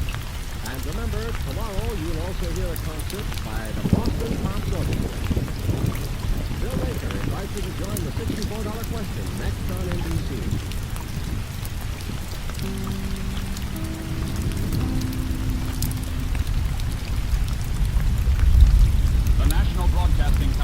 presents Joel McCrea in Tales of the Texas Rangers. Tonight, transcribed from Hollywood, another authentic reenactment of a case from the files of the Texas Rangers.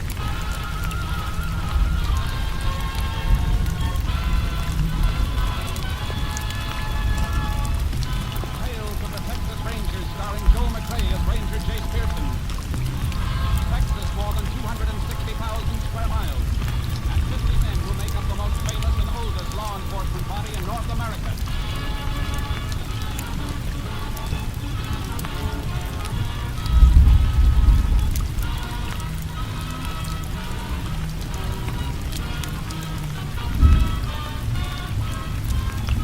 Now, from the files of the Texas Rangers come these stories based on fact.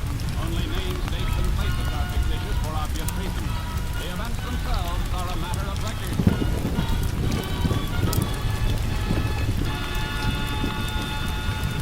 Case for tonight, paid in full.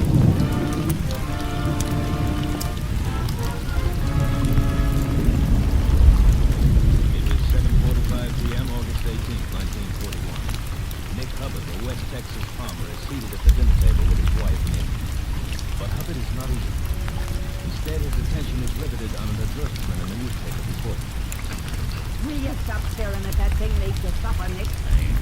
Had your nose buried in them new car ads ever since you got the check for the cotton farm.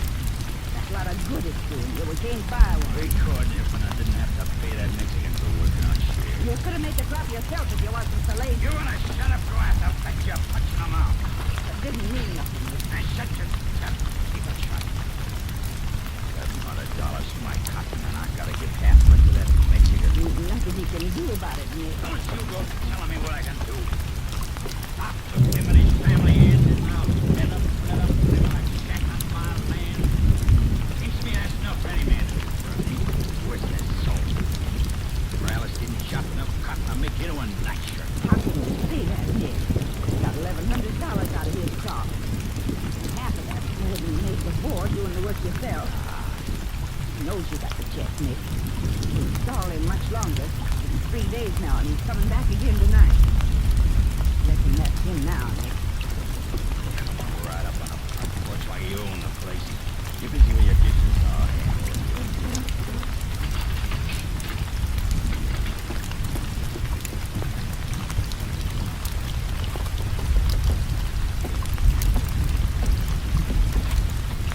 Morales, what you want? Senor Hubbard, I don't want my money for the crop. I told you I'd bring it to you when it come. I ain't got it yet. I can't give you what I ain't got. Listen, I don't like to bother you, but my wife is sick. We're going to have another baby. Look, I got troubles of my own, Morales. Senor Hubbard, I know you that. I asked the cotton buyer to tell me that everybody is paid to. Checking up on me, you stinking wetback. I am not a wetback. I do not sneak across the border. I am a good citizen of this country. Good. Tell you what I'll do. It's better than you deserve. Here. Here's $50. Well, I swear, and you and your brute can get off my land by morning. No, senor, no. You don't give Jose Morales $50. I want my money. All my money. You better pick that 50 up, Morales, because that's all you're gonna get. Senor, you do not give me the money. Tomorrow I go to a lawyer in the town. Lawyer? Please, let me go. You want to take that 50 and sign a paper right now, please? Nick, what is it? You stay out of this, man. Me and Morales just made a deal. Where's that insurance and paper? In the second shelf. I cannot find any paper. Come back here, Morales. You ain't going far. Nick, no! No, not the shotgun! Nick, you're crazy! Get back! Come back here, you stinking wetback! All right, then. That brush ain't gonna cover you. Oh, yes! Nick, what'd you do?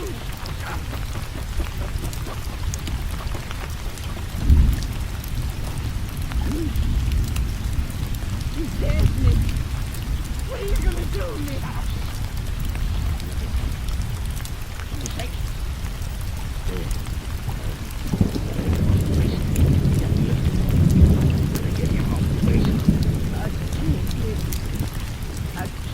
Look here, Mom. Shut Keep your mouth shut. Forever from now on, keep your mouth shut. Oh, shut it like I'll shut his.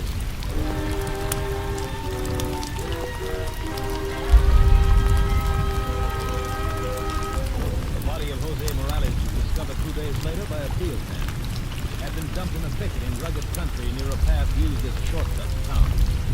The sheriff was summoned, and he in turn asked for the help of a Texas ranger. Ranger Jace Pearson was assigned. Good thing you were towing your horse trailer, Jace. Be a rough go on foot. That looks like it gets plenty of use, though. Yeah, field hands use it for a shortcut to town when they're walking unmounted. Guess they figure 3 miles to this is better than 8 miles to highway. My body's just up ahead. I rode down away from you when I heard your horse. Said something about somebody reporting Morales missing before the body was discovered. That's right. His wife came to my office yesterday and said he hadn't been home all night. Means he might have been killed the night before last. It seems that way. Oh, here we are. Oh, boy. Oh, God. Right in that thicket. Shot. Yeah, got him behind my head and threw it back. Said he's, well, gave something. He's just like he was found? Yeah. Wasn't killed here, then. Killed here. Why not? We're at the head of the body. That means he'd have been walking this way, through the thicket, when he was shot. He'd fall forward on his face toward us. That's right. All right, now look at the thicket behind his feet. Direction he would have been coming from. What about it? Hasn't been disturbed. He couldn't walk through that thicket without breaking some of it down. Besides, he wouldn't be walking off the path. I see what you mean. He must have been on the path when he was shot, then. Never turned in, carried the body over this way and dumped him into the thicket. Have a look at that path. Blood from his wounds should have left a mark someplace. Stain on the ground. Yeah. Nothing there. No sign of blood, no sign of the earth being stepped over to hide it. Yeah, we're not going to find anything not around here. He's been dumped when that wound was fresh. We'd have found something by now. He was brought in here after all the bleeding had stopped. But somebody didn't want the body found where he was killed. That means we gotta find out where. It's gonna be easy. Never is. One good thing about it, once we do find a place, it's going to be far from the killer. The body wouldn't have been moved. There's enough for us to see here.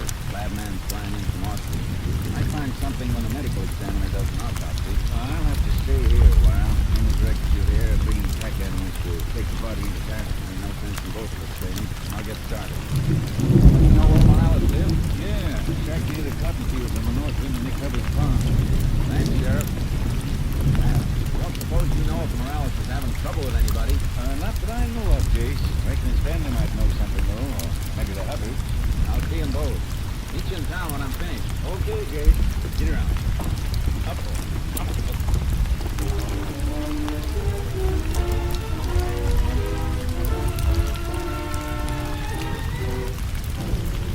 I got back to my car, loaded charcoal into a horse trailer, and drove to the Hubbard farm. Hubbard wasn't there, but his wife was out back scrubbing clothes. She was trembling and kept wetting her lips as she spoke to me, but seemed to be crying. Yes. We heard about it maybe an hour ago. Somebody called on the party line to tell my husband. Where's your husband now, Mrs. Hubbard? Drove out to Morales. Down to Morales. There wasn't something necessary with kids. Morales was sheriff. So the sheriff told me. I don't know what his movement will do. How far is the shack Morales lived in? Just over a mile. That place goes back right away. Down in he's good. There's a lot of them. Morales ever come here to your house, I mean? Oh, he makes business. It makes me happy. When was the last time? But like you know, I said he'd come to see me. Probably be around when he came, though. When was the last time you saw him? I can't say for sure. You see, upset the thing. Oh, here comes Nick now. There's his car coming across the field. Good. Maybe you know something. I'd like to know if Morales was here the night before last. Nick will know for sure. He'll tell you. Hi there, Ranger. Howdy. Well, your car here as I was coming across. Mighty slick looking here. Just my old bud Jay. Nick, the ranger wants to know some things about Morales. Well, I can figure that for myself.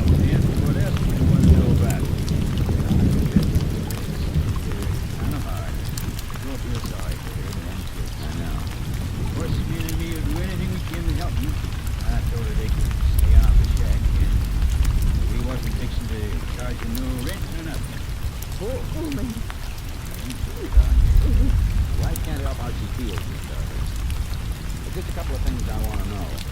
When did you see Morales last? The wife couldn't remember. Well, you sure are broken up. You ought to remember Morales was here night before last. I wasn't sure. Night before last. What time? Why, you said we finished supper, 8 o'clock maybe. Same night he was killed. You mean he's been dead that long? Judging by the appearance of the body, yes. You know for sure when medical examiner gets finished with him, but why are you so surprised? Well, I mean, he was only found a little while ago. Been missing since the night before last, though. His wife reported that to the sheriff's office yesterday. You knew that, didn't you? Well, sure I knew it, but I feel he was off on a shoot, celebrating with that roll of money. What roll of money? Money I paid him for working shares on a cotton. Is that when you paid him? He was here night before last? Sure, I handed him $550. That's why I'm surprised he didn't remember him stopping by. I do remember him. He was there when I handed him the cash and he made his X on that receipt I wrote out. I wasn't sure of that. That's $550 cash on him. Now I can see a reason for him being murdered. Wait a minute. Wait a minute. What's the matter? What? Something Mrs. Morales told me just a while ago when I was over there about a field hand who dropped in the night Morales disappeared. He wanted to borrow some money. Waited around for him, but when he didn't come, the fella said he'd walk down toward my place here and see if he couldn't meet Morales on the way. You mentioned the field hand's name? Can't remember. Shorty, Shorty something. Anybody show up here that night looking for Morales? No, not while he was here, not after he left. Wasn't nobody, was there? No. Must have met Morales away from here then, Ranger. Maybe the man you're after. Well, it's mighty possible, Hubbard. I'm going to see Mr. Morales and find out who that man was. You want to point out the way? You'd rather not, Ranger. I'll ride out with you. Fine. Let's go. Goodbye, Miss Hubbard. Bye, man. Back later. Sure is a new car you got here, Ranger. I'm going to get me a new car soon.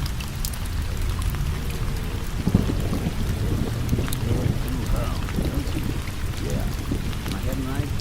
Oh, yeah. Stay across the field and follow that fence line. Stories are saying about Morales. But, I reckon you ain't gonna have much work once this woman tells you who that fella was. Shorty. Yeah, looks like you had a motive, all right. Sounds like a killer to me. I hope you get him, Ranger. Morales is a mighty fine Mexican. Mighty fine. Ain't seen anybody get away with killing him. And this is a fine car, yeah? Listen to her purr.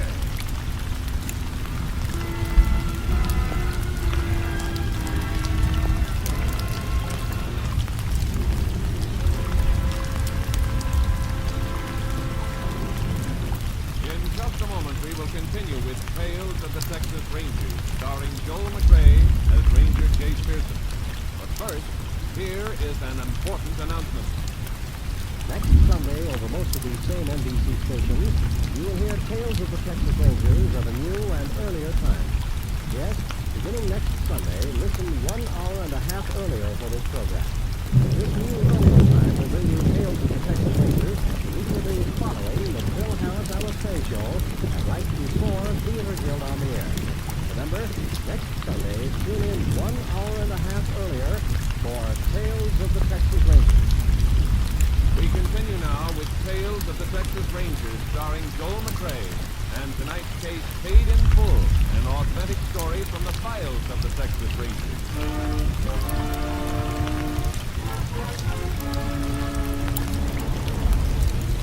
Morales' shack was threadbare, but scrubbed clean like a two wide-eyed kids who came to their mother's skirts.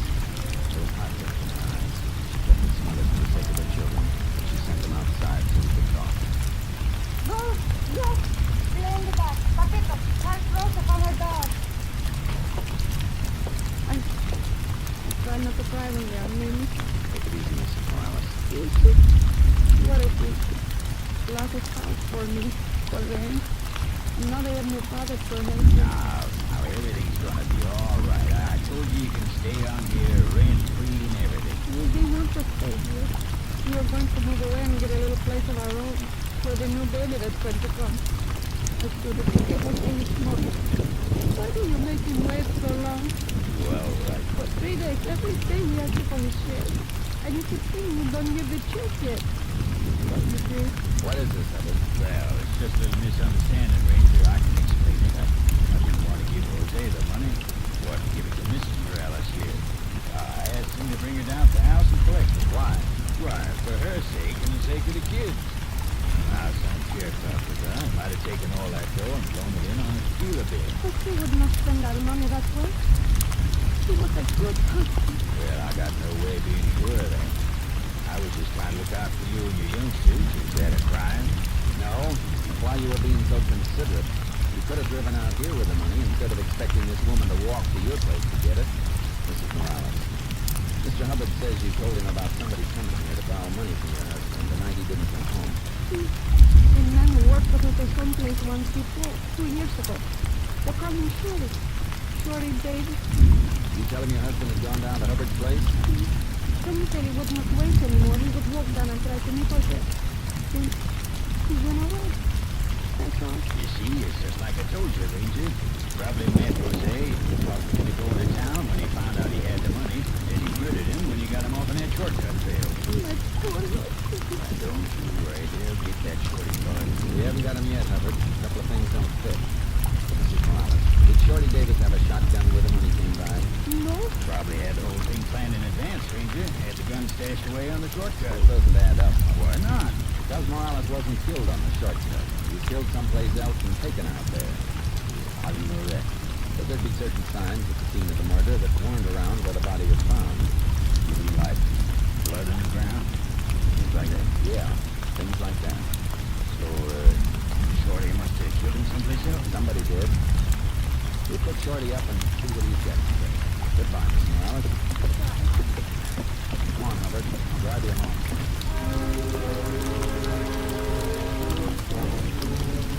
When I got back to the sheriff's office, it was late afternoon. The medical examiner and our lab man had finished. The sheriff had a complete report.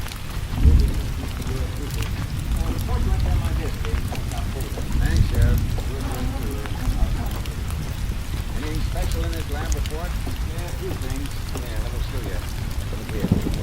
The doctor followed the download path indicating that the gun was fired from above and behind the building.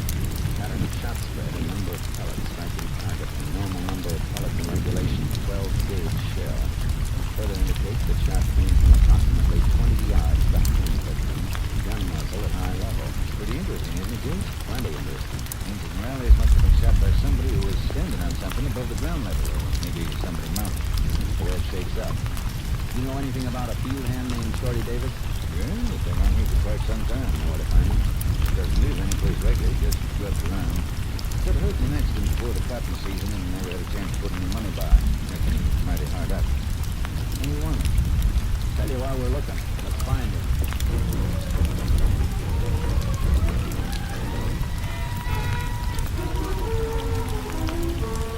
We phoned the town until midnight, but there was no sign of Shorty Davis. Called my headquarters and the sheriff supplying a description put out a statewide pickup. But just after dawn, when it paid off, Shorty Davis was picked up by the highway patrol less than 50 miles away. They brought him back to us. All right, Shorty. You sit down over there. What happened to you taken back to where you were picked up?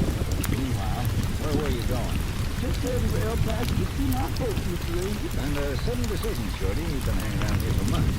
I couldn't go before, but I was ready to give you some money. Got money now? What? Yes, sir. Where'd you get it, Shorty? What? From the accident. You remember the accident I had, sir? When Mr. Fox was looking with a automobile? Where the lawyer man, Mr. Culprit, he got me some settlement money for giving him. Is that the truth, Shorty? Won't take long to find out if it isn't. I wouldn't lie to you, Paul. You could ask Mr. Hockey Wilson. You better call him and check, Sheriff. I sure will.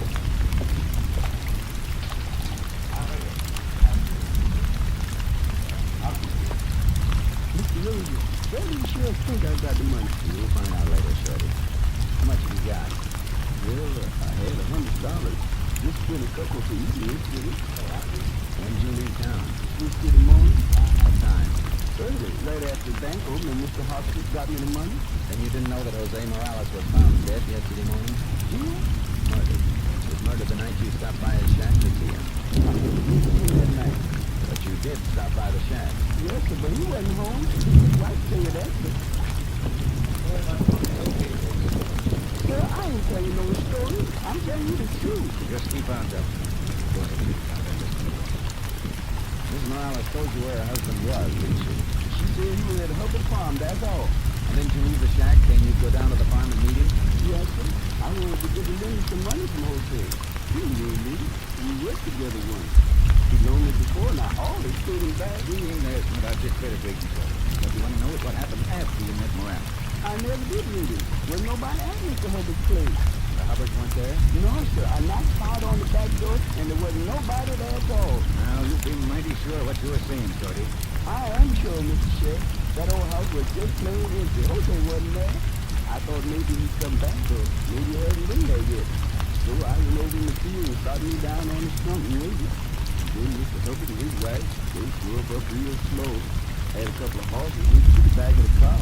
Horses? Yes, sir. What kind of story you find in there? I ain't inventing nothing, Mr. Sheriff. That's gospel. Didn't Hubbard see you? No, sir. Like I said, I was in the field. Couldn't buy a stump. Did you let him know you were there? No, sir. It was Morales that come to me, and he wasn't with him. I didn't want Mr. Hubbard raising the first of me and asking me what I was doing around his property at night. No, sir. That man, he mean. Hubbard wouldn't be throwing horses around the night without a reason. These men would think I was the pack of something to a place. That's right. Hubbard was lying about paying Morales his share of that cotton crop. It was mighty funny when it came out he'd stalled about paying. Shorty? Yes? I want you to repeat your story and we'll type it. Yes. Take your statement. After that, Sheriff, going out and have a good look at Hubbard's farm. Darn good look, and 2 minutes.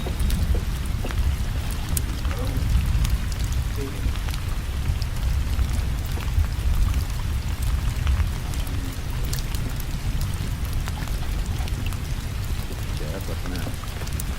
That was Claus Clark. Mrs. Morales. Coming to the funeral parlor to see her husband. She was better. She was lost.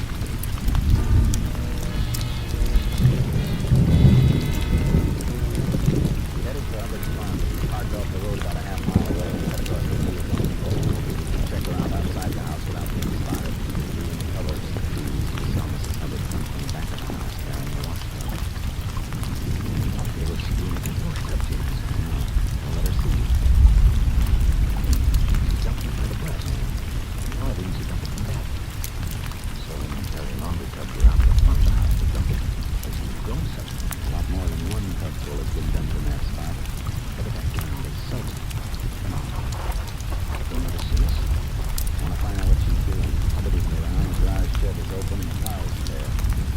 Just a minute, Miss Hubbard. Oh, it's you then. Sheriff. It's a funny place you picked to empty a laundry tub, ma'am. Well, I thought the ground seems kind of dry. Dry all around here, except for this one spot for the brush. Quite a lot of water's been dumped here. Much more than you had in that tub. Take a look around, Sheriff. Well, what are you looking for? Maybe a couple of blood stains dried into the ground. You're too rich, man. Much means sticky, big, but this is quick. Yeah, I know. There's one thing that's still here. Take a look, Sheriff. Leaves on the brush. Old bricks through some of the leaves. Just the way they'd be if a shotgun charge came through. Some bugs. Bugs never made these holes, man. Sheriff, look at the porch of the house. How far away did you say it was? Maybe 18, 20 yards. Put me... The lab report said the shot was fired from approximately 20 yards with the muzzle level above the victim. And that porch is the only elevated spot it could have come from. Hubbard must have fired from there. That ain't so. We didn't kill Morales. He didn't. He did, and you know it. When I asked you when you'd seen Morales last, you kept stalling your answer until your husband. He's committed 2 murders if the truth is known, men. Or if Mrs. Morales just lost the baby she was having. Oh, no, no. Most of you are husband men, but lying for somebody like him ain't right before earth or heaven. And you know it. I told him not to do it. I begged him to pay Morales, but he didn't treat it. He's greedy. He took a shotgun. Where is the gun, man? In the house. I'm not sure. I can't go on with this no more. All last night we dumped in water out there by the brush where Morales fell. Something was said yesterday. Did it. That's why I dropped the laundry water out there. I couldn't stop thinking about it.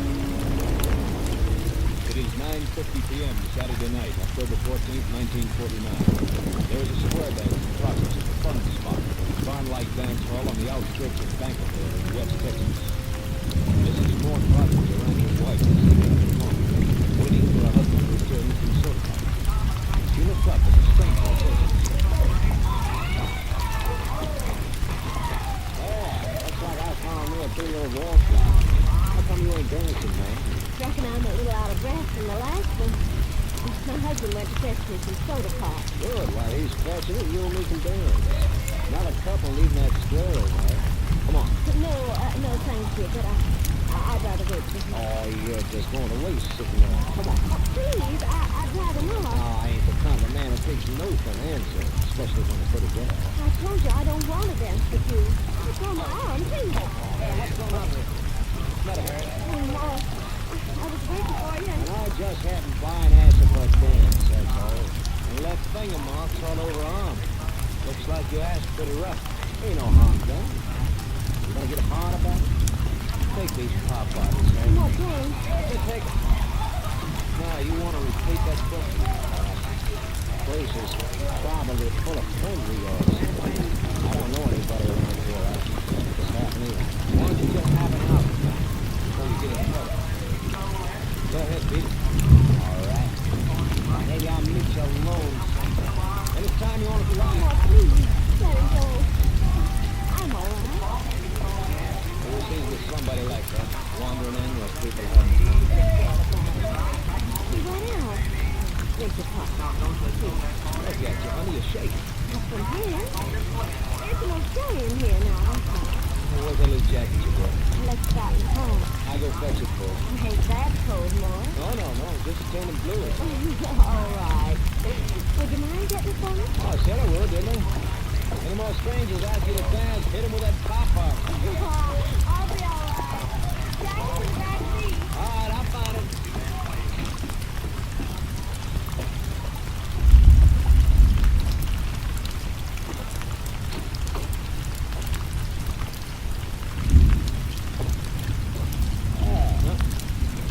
Who's here? You? Doing hanging around these cars. Thought I thought you'd get lost. Better watch your turn. You're surrounded by friends. I think you follow me out. I didn't follow you. Come out to get my wife's jacket. That's for friends, mister. I don't need any to hang the lights for you. And why don't you get while the getting's good? Too bad your wife if you come out to get her own jacket. Well, she's kind of cute. Shut up. Right now. If I would have asked her that dance if she hadn't given me the eye. Why, you? Come on, get up. Get up and fight. Get up and run. Fight my way with this. I don't know someone like you. Carry a megaphone and know it. Just one small good measure. It's your wife ain't gonna be so particular who she dances.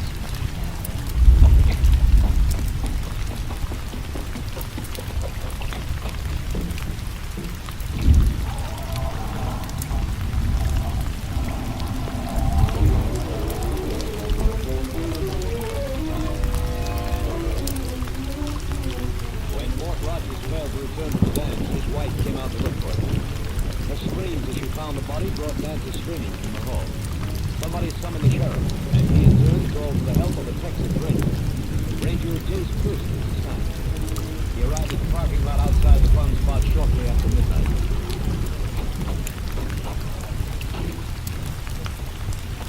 Howdy, Sheriff. Howdy, Jake. I'm glad you were close by. Here's the body. Radio was buzzing with calls as I drove in. KPXA's ordering roadblocks set up on every highway near here for 100 miles. Yeah, I know. I phoned in a description of a stranger who was at the dance tonight. Yeah, I heard it.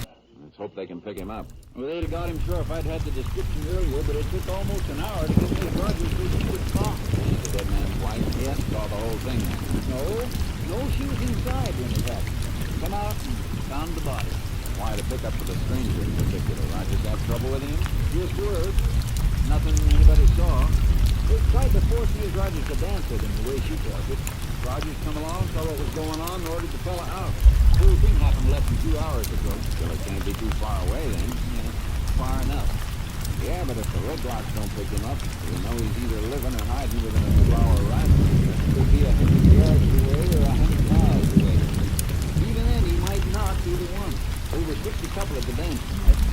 Any one of them could have stepped outside. I haven't let a car pull out since I got here. Good. You shook everybody down? Yeah, didn't find anything on anybody, though. Deputy has 2 knives and a gun that were ditched under benches when he started searching. Knives clean, as far as I could tell. We'll send him through to Austin and make sure. If there's any blood left on one of them, the lab will find it. We're gonna have to wait for that, though. Not if the killer's still around. Why? This wound on Roger's throat cut the jugular. See how the blood spurted out. The killer couldn't miss getting some of that blood on his clothes. You check for that on the shakedown? Just her hands, dude. Better line them up again inside. Blood's had time to dry. Killer may have had a chance to try and wash it out, but we'll have to check every suspicious looking stain. Well, I got the names and addresses of everybody in the place. Good. Use that as a checklist. Make sure nobody's taken a run out since you got here. Deputies been stationed all around. All doors have been locked, except this one leading out to the parking lot. I had let folks out here because some of them have got babies sleeping in their cars. Well, let's get them in. Right. All right, inside again, folks. Everybody inside. Joe, Charlie, Higgins, don't let any stragglers hang back. Keep them moving. You better send one of your deputies into town. Dig up some clothes from the jail or someplace.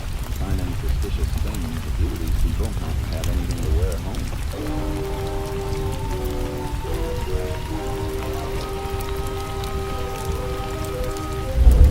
The sheriff's list checked out 100%. Nobody's around. A couple of cowpokes had stains on their shirts and jeans. Took their clothes and sent them through Austin for now. Next morning I got my report. Long distance call from my chief, Captain Simpson.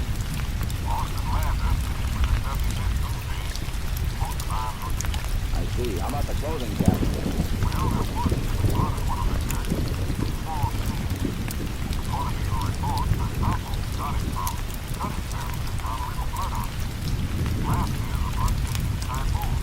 Typo, huh? He's not our boy, then. Medical examiner did an autopsy on Rogers during the night. Rogers' blood was AB.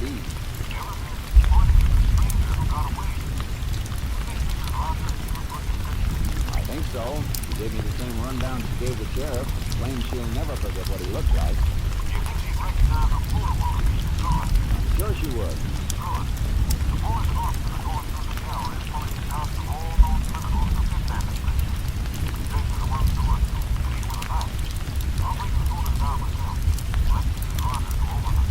While I'm waiting, I think I'll have a look through the range area around here.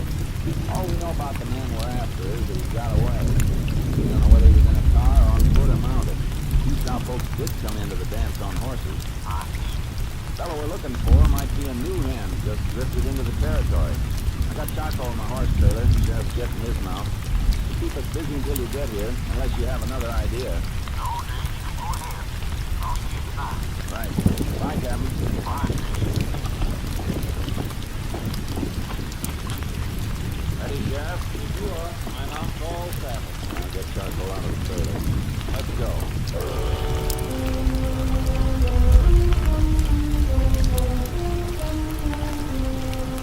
We rode from ranch to ranch, taking shortcuts through the gullies and arroyos, working through the good grazing as well as the bad ones, riding coach, get a good look at cowpokes working the range wherever we spotted them. We're on 2 acres land now. You're able to see the ranch house when we reach the end of these trees. How many hands you got on the place? 3? They've been around for quite a spell. Unless you took on a new one. Rebecca. That seems to me his name was on the list of folks who were at the dance. Yeah, he was there with his wife. Well, then he was asked if he'd noticed the stranger. Asked everybody that. If anybody by that description was working for him, he spoke up. Well, I thought we might talk to his hands. Even if they weren't at the dance, they might have noticed a stranger around someplace. Possible. Worth a try. Hey, there's Brubaker now, climbing into his tractor, there with the tool shed. Hey, Brubaker! He sees us. Howdy, Sheriff. Yeah. Howdy. Glad to see you, Sheriff. Matter of fact, I've been thinking of phoning you. You got some information on the Rogers case? Yeah, no. Something I guess I shouldn't even be bothering you with right now. Just wanted to put in a little complaint. What kind of complaint, Brubaker? Well, sir, just before the dance last night, the missus and me did some shopping in town. Matter of fact, going to the dance was an afterthought. Just decided to drop in when we was driving home and pass the fun spot. Well, sir, like I said, I hate to bother you about it, because a couple of things were stolen out of my pickup while we was at the dance. New bridle I'd bought in town and a new pair of watches. Sure those things were taken while you were at the dance? Well, they couldn't be taken anyplace else. They were the last things we bought before we went to the dance. Put them on the shelf behind the casket. Could be something to this, Jake. Sure could. Anybody stealing things from the car wouldn't be doing it while you and your deputies were all over the place. And you were there till after everybody was cleared out. Stuff must have been taken out of Brubaker's pickup before Rogers was killed. As a matter of fact, Rogers might have surprised somebody going through the car. Wouldn't rule out the stranger we're looking for. He left the dance hall before Rogers went outside. Bridle and wire clippers would have been easy to trace. I wonder if he might have taken something else. Well, I haven't had any other complaints, and people don't always complain. Thanks, Brubaker. Come on, Sheriff. Let's get back to town. So long. So long.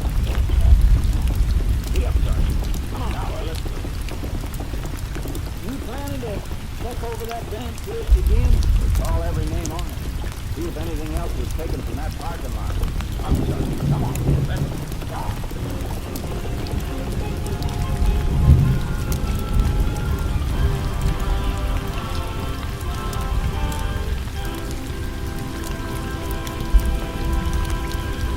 In just a moment, we will continue with Tales of the Texas Rangers, starring Joel McRae as Ranger Jay Pearson. Good times mean good times on NBC. Tonight over most of these NBC stations, Theater Guild on the Air will feature Raymond Massey and Shirley Booth in Ethan Frome. Mr. Massey also starred in the play's original production in 1936, while Miss Booth is well known for her dramatic performances on radio and the Broadway stage. Remember to hear them on the Theater Guild on the Air presentation of Ethan Frome tonight. We continue now with Tales of the Texas Rangers and tonight's case, Where It Ends, an authentic story from the files of the Texas Rangers.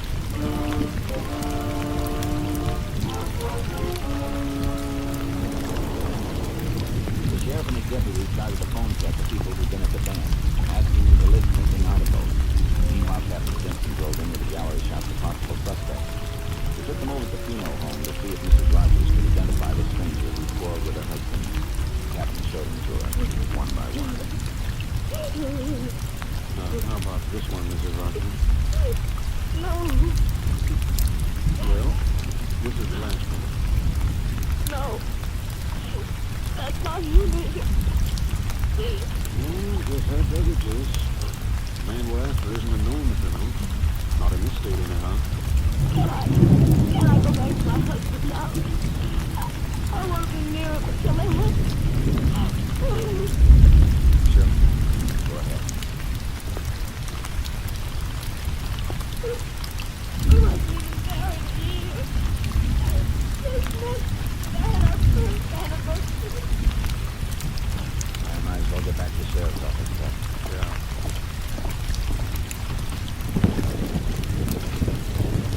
Young bride like that. A nice piece of the killer left her. We gotta get him.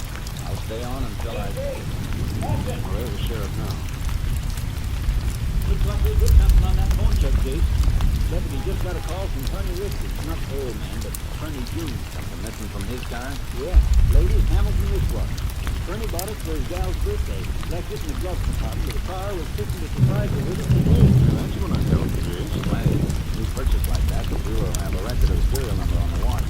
Killer might try to sell it or pawn it someday. Might just give it to some guy. I don't think so. Man we're after doesn't sound like he'd have a gal of his own. Come on. Get a rundown on that watch.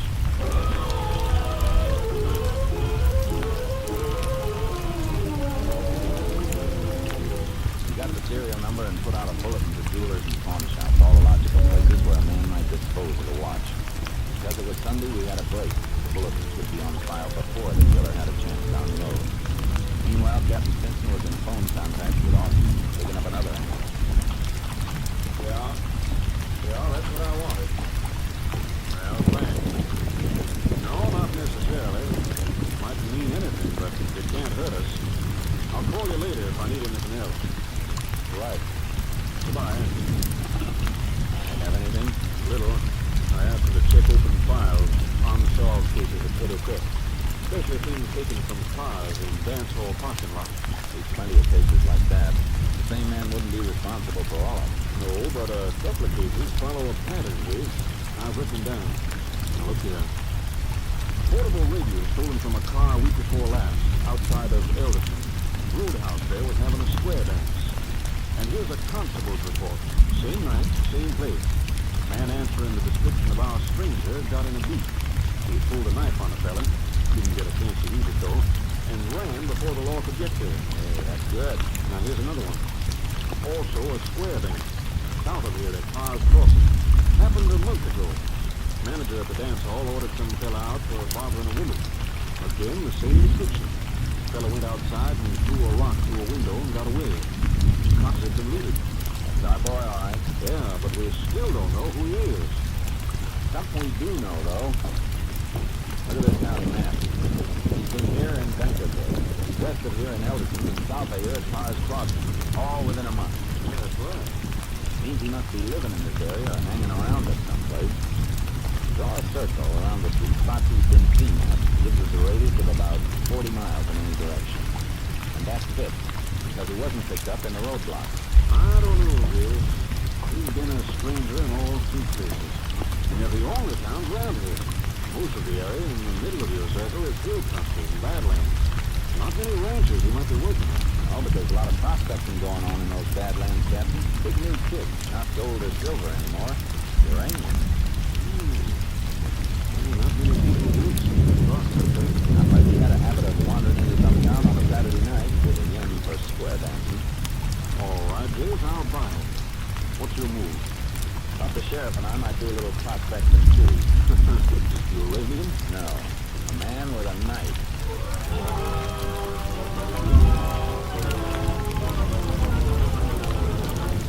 The sheriff put in with me. Next morning we loaded his horse into my trailer with charcoal and headed into a badland. The old settlement's up ahead. We need the car at Red Miller's store. Thought the settlement was deserted. Well, it was for a few years, but Miller opened up again because of this prospecting thing. Reckon they give him enough trade to keep going. It's either they buy from him or take a car trip every time they have to lay in supplies. I never thought of that. Miller may have seen our man. Possible. Coming into the settlement now. Ghost town. Where's the store? Long derby building just ahead. A lot of cars parked under a shed just behind it. I did. Well, I hope he's got some soft drinks and a way of keeping them cold. His son's a scorcher. Well, be able to wet your whistle in a minute. Here we are.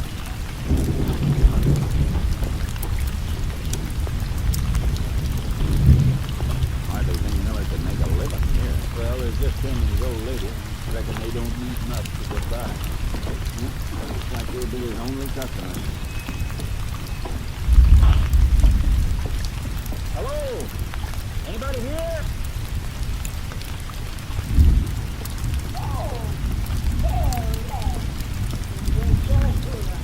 Howdy, Miss Miller. This here is Ranger J. Pierce. Hello, son. Where's this red, Miss Miller? Oh, now he's just plain gonna die from the Mr. Sheriff. And he drove up there and she's dumb.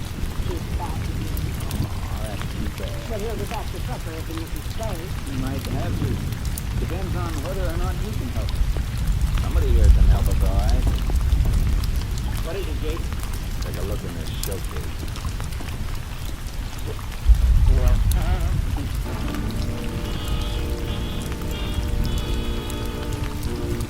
I called his attention to something that stood out like a sore thumb. The store was run down, shelves barely stocked with necessities. But there before our eyes, in the dirty showcase with cracks running through the glass, was a brand new Hamilton wristwatch. Red is stocking some mighty fancy merchandise, maybe, Miss Miller. Oh, you mean that watch? Do you want to buy it? All we want to know is where you got it. Well, Red's just been trade from the fella who run a bill here. What's his name?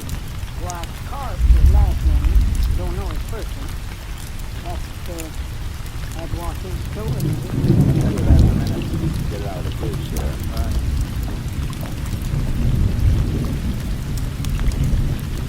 Do you remember the serial number? Yeah, I got it written down in my book. 5 pry the back cover off. Fingernail won't do it. Now let's find something. When does Carp bring the watch in, ma'am?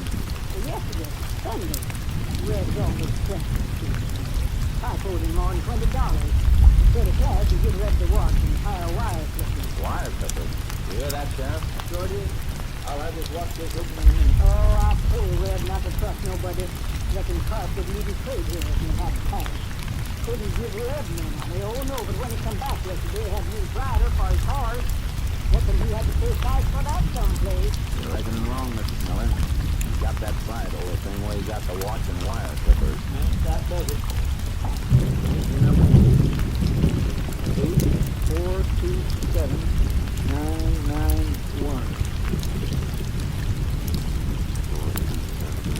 That's it, all right. That's our boy. Where is he?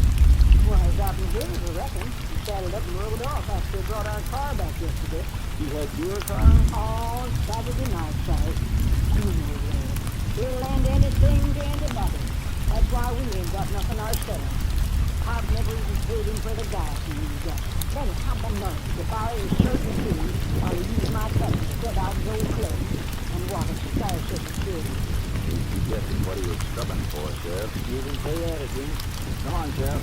Get the horses and move. Thanks, ma'am. But that's something we already know.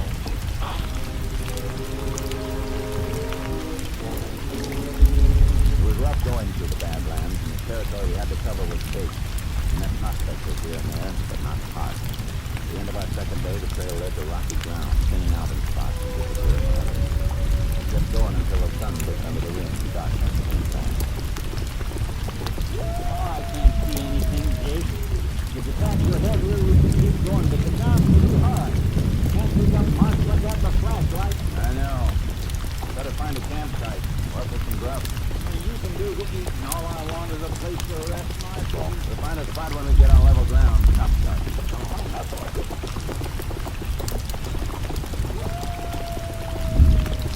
Sheriff.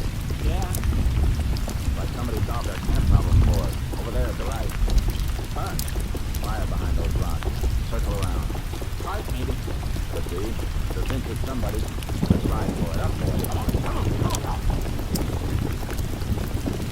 See the fire now, Jake. Man getting up. Can't see us yet. Here's it coming. Looks like a big fella. Carp is big. Roger said about 6'3". His horse is there, Jake. He's using over 40. Be able to see us in a minute. Drift away from us. Leave a little distance between us. All right, get over, boy. That's good. You wait. Don't go all the way in mounted. Pull up and we'll walk to him. Oh, boy. All right. Keep the same distance. Who's that out there? We're looking for somebody. I'll tell you in a minute. Your eyes open, Sheriff. Hey, you better come now. Fellow named Carp. Is that you? They want to keep talking about it. It's kind of a personal matter. Unless you're Carp. You stay where we are. Hold it, Sheriff. Who's shot? Who? This first place is mounted right off. I don't like anybody sneaking around me at night. And I don't like getting mounted and riding away from a fire.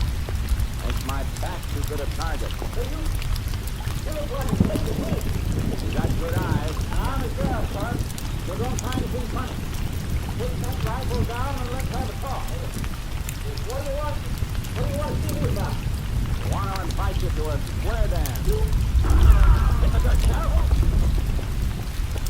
You drop down. Go behind fire, Jake. I can't see. Can't see us either. I'll be close behind that fire.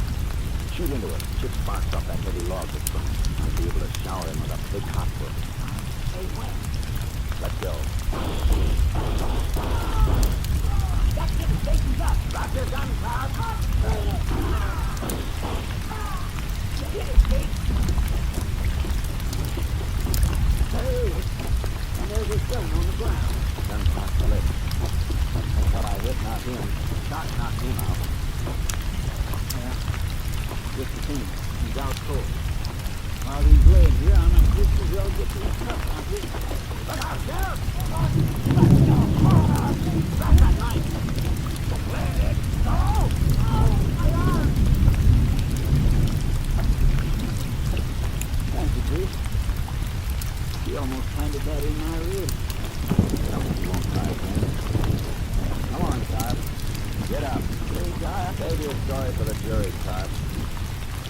maybe you can tell them how to be a big hit or a square dance.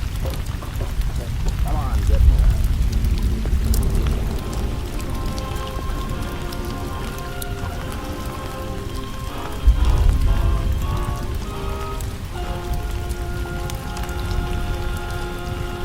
Randolph Karp was tried and convicted for the murder of rancher Mort Rogers. The final piece of evidence against Karp was a bloody fingerprint on the steering column of the car he had borrowed from storekeeper Red Miller. It was Karp's white thumbprint, and the blood specimen matched the type of the slain man. Karp was sentenced to Huntsville Penitentiary for a term of 99 years.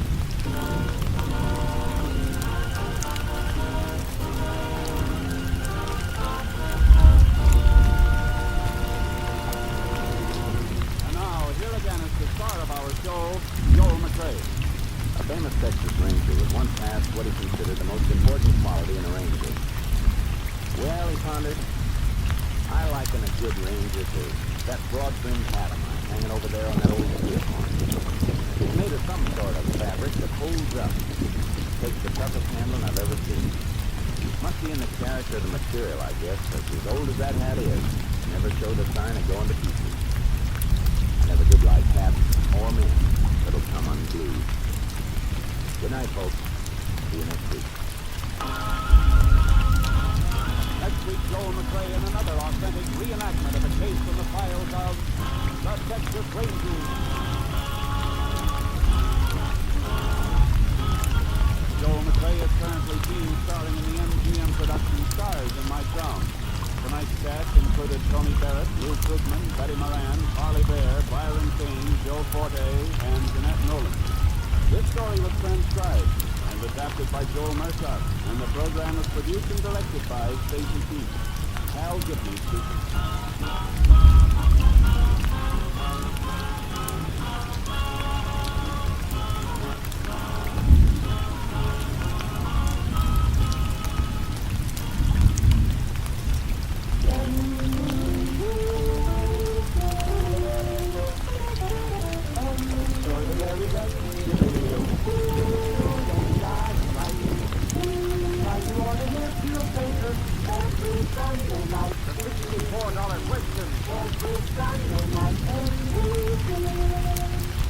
Raymond Massey and Shirley Booth and Theater Guild, next on NBC.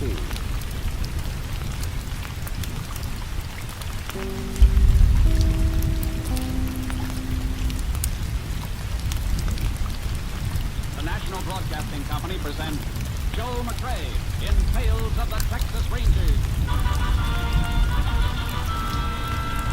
Tonight's transcribed from Hollywood, another authentic reenactment of a case from the files of the Texas Rangers.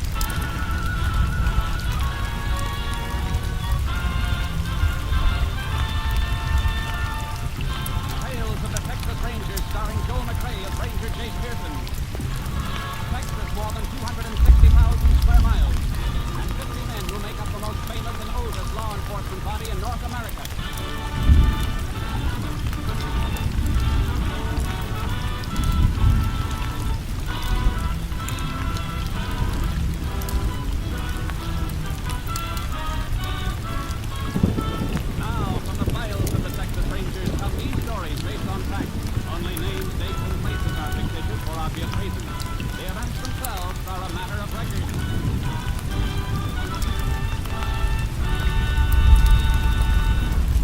Tonight, Joyride.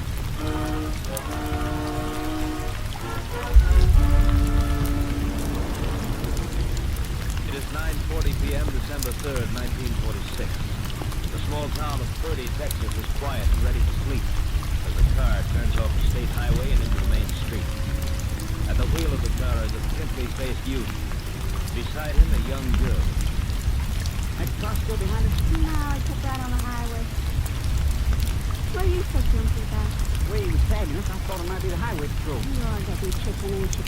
I ain't fixing to go back to no reform school after all. Oh, stop worrying. This car ain't even reported stolen yet. You thought only going to the movie, didn't you? Okay, Ruby, okay. Oh, joyride.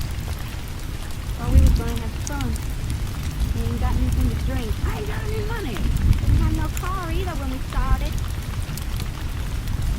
You like this one? You need to have lunch.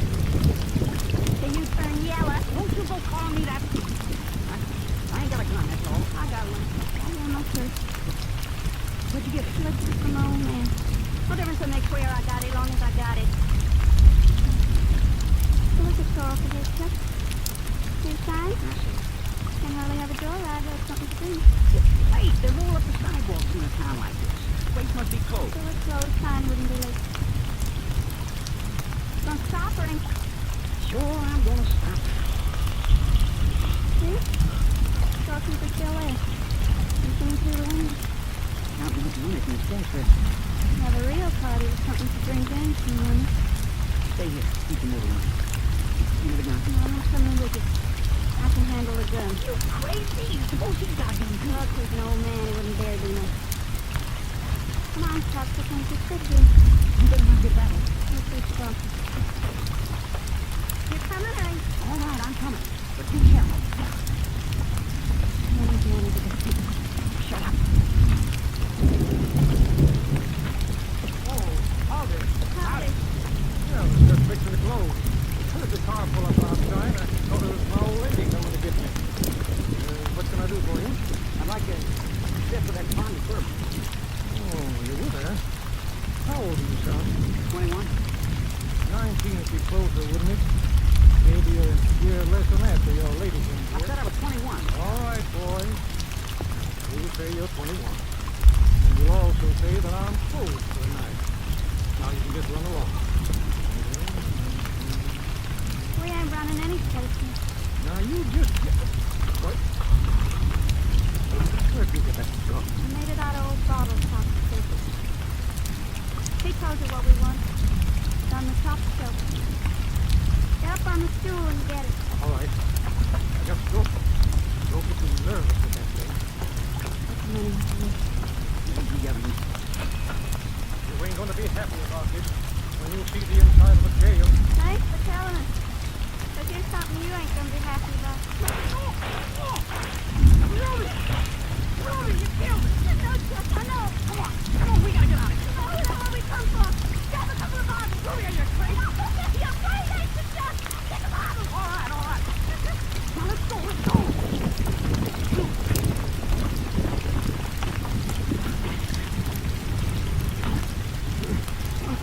You know I have a marriage. Well, I'm here. Here. Oh, wonder what it feels like, Chuck. I always wondered.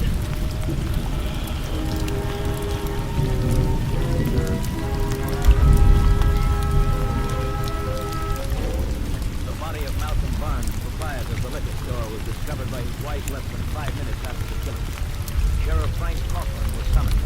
He immediately phoned for the help of the Texas Rangers. Ranger Jace Pearson was assigned, arriving at the scene of the crime at 1 a.m.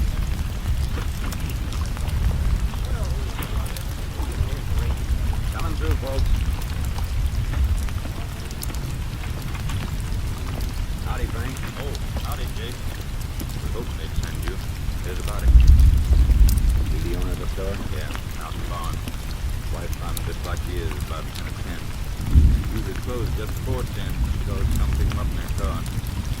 Doc figured it couldn't have happened more than just a few minutes before she got here. Where's the doc? Drove over to see about the funeral for him. Body will be taken in for autopsy once we finish. Let everything photographed.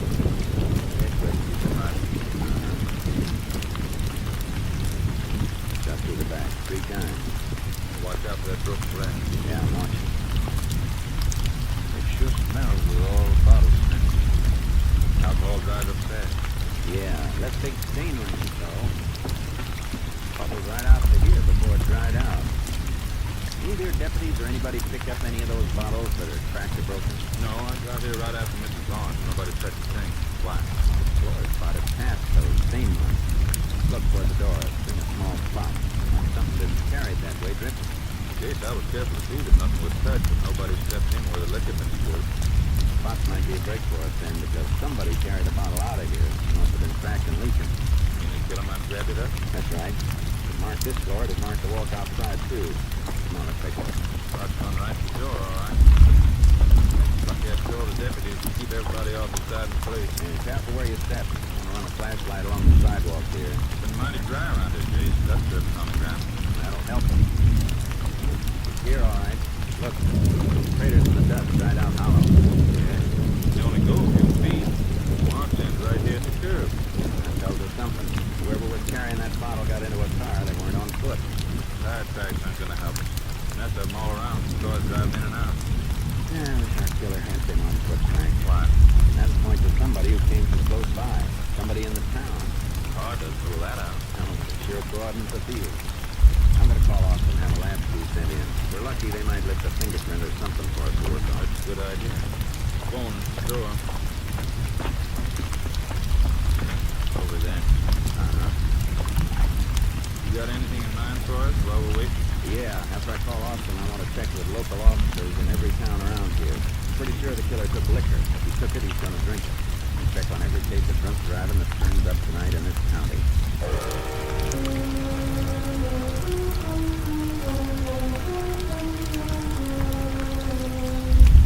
Lights burned in the liquor store all through the night as the last crew checked. Meanwhile, the sheriff and I covered more than 200 miles by car investigating drunk driving cases reported by local constables and highway patrolmen.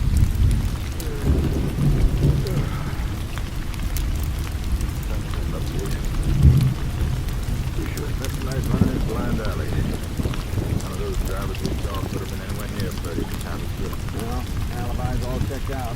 The lab crew will have a lead for us when we get back to the liquor store. Did you get some kind of report on the shortwave before, while I was ghost? I kind of remember you talking. Yeah. I ordered the phone headquarters for a ballistic report. Barnes was killed by a 38 police special. Well, it's our first lead. We need more than that before we can... KTXA to Unit 10. KTXA to Unit 10. Unit 10 to KTXA. Go ahead. Highway Patrol Unit 109 requests Unit 10 to proceed to junction of Branch Road 23 and State Highway 19 west of Clarksville to examine stolen car recovered at that point. 10-4. Does Unit 109 think stolen vehicle may have connection with this unit's current investigation of murder? Unit 109 reports liquor bottles found in abandoned vehicle. 10-4. Unit 10 heading for rendezvous with 109 immediately. We'll keep you informed. 10-4. Unit 10, clear. KTXA. Hold tight, Frank. Gotta swing around. Let's hope this is a break. Better be. We need one.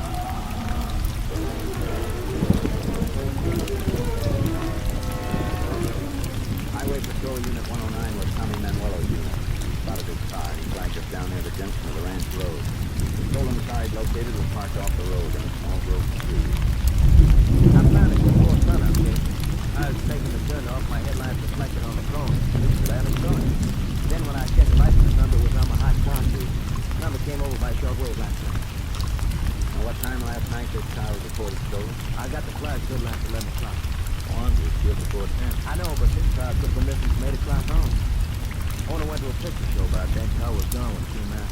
Where was the car taken from, Tommy? Bartonville. Only 4 miles from here on the station. Rustic, out near the Pretty Gate. Yeah, but if the car was taken at 8 o'clock or a little after, the thief had plenty of time to drive to Purdy before 10 o'clock.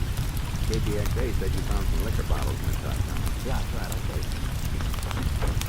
Hey, empty fifth on the floor in the front seat, and there's one half empty down the back. I'll open the back door. Getting a tax deal on that bottle isn't even broken. Didn't notice it. Oh, the empty half of it without breaking the seal and pulling the top. The bottle must be cracked. Seen around on the floor now. Where's the leak? Go to the liquor store, Jake. Yeah. Pick the bottle up, Frank. Don't touch the glass. Let's keep your fingers pinched around the tax can. Right. Good store, right? Skip out of the bottom. Wonder why I didn't all empty out. I would have the bottle been standing up instead of lying flat. It emptied down until the liquor was even with the place the bottle was cracked, and it couldn't run anymore until you picked it up. I'd get the prints off with it, maybe the empty bottle in the front seat. We can try. But think we're not going to get any from the steering wheel. No, I noticed that right away. Not with the cloth cover around the wheel. Might get something from the dashboard or the inner door handles, but I don't know. I'd often pick up good prints on the car. There's a piece of cleansing tissue on the floor there. Here. It's like lipstick stain on it. That's what it is. Another little thing on the floor mat here. Yeah. Gold bobby pin. Yeah. Lipstick is kind of a light shade. Could have been a woman in there, too, Jake. Probably a blonde. Or that bobby pin in the tissue might come from the owner's wife or his girl. Oh, I doubt that. How come, Tommy? Owner of the car's colored man, huh?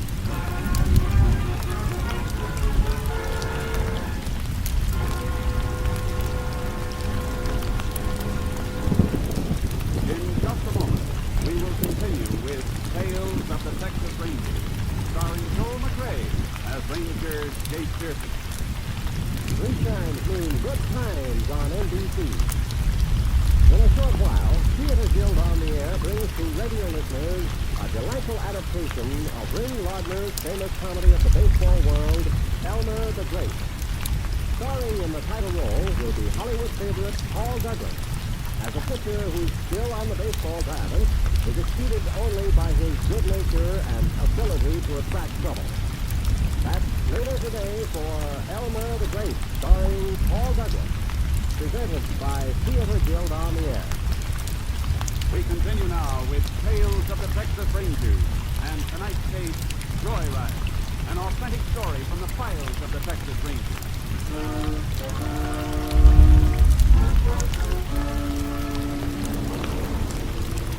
I put out a call for the last two to meet us at the stolen car when they finished checking the liquor store at Purdy. They joined us within 2 hours. Nothing had been found at the store that would help us, and it didn't take long to realize that we weren't going to get any evidence from the car, the bottles either. Doesn't look like they're going to find anything, Jake. They don't. It won't be their fault. No point in our hanging around here. Want us to drive back to Purdy now? I think we'd do better if we drove into Barnesville. Because the car? Stolen from Barnesville, then brought back here to about only 4 miles away from where it was taken. Figures that whoever stole it must live nearby, or the car would have been left someplace else. Yeah, I'll go along with that. Let's drive, Barnesville. Good.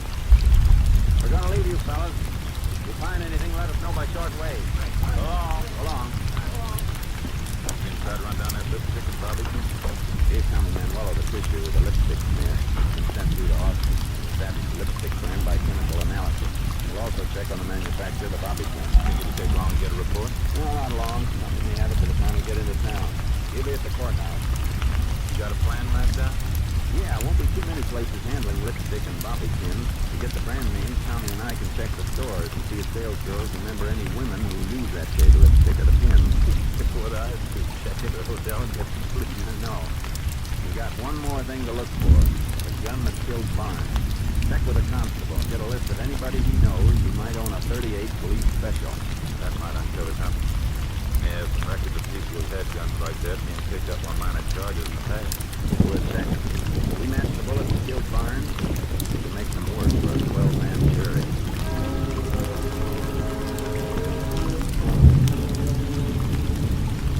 Tommy Manuelo had the information on the lipstick and bobby pin examined by the Austin lab. We started to check the drugstores and general merchandise outlets for charity items. We couldn't get any concrete information from sales girls or clerks.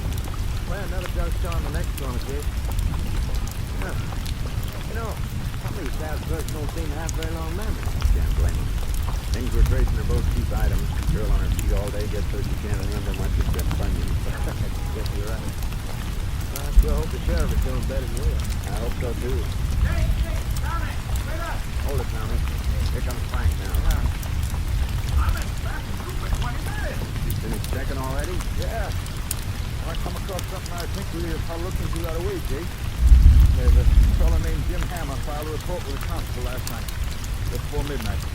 The gun's been stolen from his house, 38 Police Special. Isn't that what Barnes was killed with you? Yeah. Get any information on this Jim Hammer? Yeah, sure did. He's night watchman around the cattle camp, told the officer barn. So the constable had nicked the gun when he was getting ready to go to work last night. Let's find his drawer. Get Hammer's address? Yep, 214 Arthur Bruce. Tommy, you can check in the stores. We'll meet you at the courthouse later. Right, Jake. All right, Frank. I left my car on Main Street. Let's go.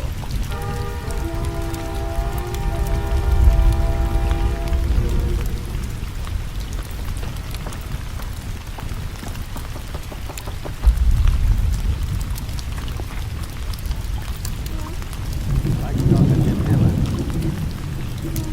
No, we can find him. Over to the Austin barn. I thought he was the night watchman over there. Yeah, he goes there during the day sometimes when he's safe. That was Austin this afternoon. You look kind of young. You're not a quiet boy. No, I'm his dog. Ruby Hammer. That's 5 o'clock. Oh, it's probably over by now. Yeah. You expect your father to come home to eat? No, he'll probably spend some time sitting around the barn and maybe get himself some grub in town for last week. I see.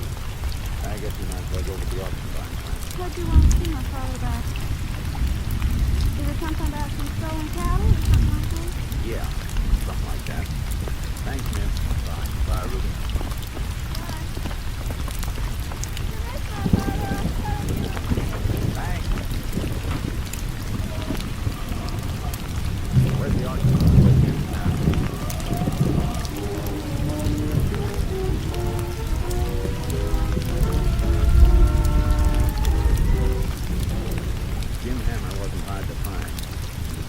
who are talking to cattlemen who bought stock at the auction. They wait for their camp and load their purchases on their trucks at the end of the chute. We call him off to the side.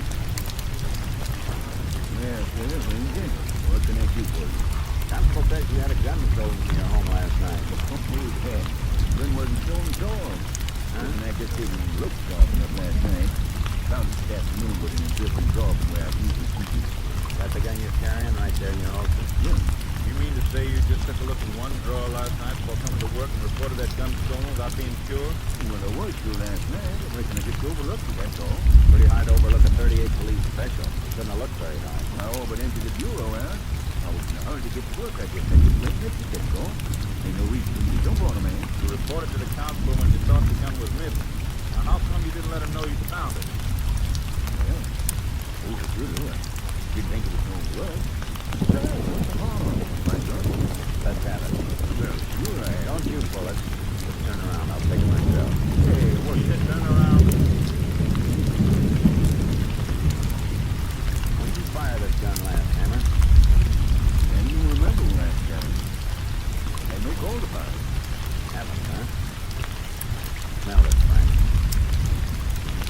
It's been used all right not long ago. You're crazy, I tell you. I ain't fired that gun in months. Somebody has. You better come with us.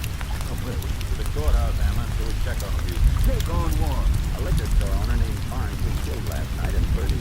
Shot 3 times through the back by a 38 police special. Are you trying to blame me for something? I wasn't nowhere near Florida last night. We know you filed a report with the constable around midnight, Hammer. But where were you between 9 and 11 o'clock last night? I was home, sleeping.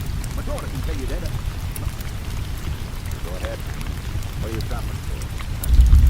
Go to work home. Just remember, she went out.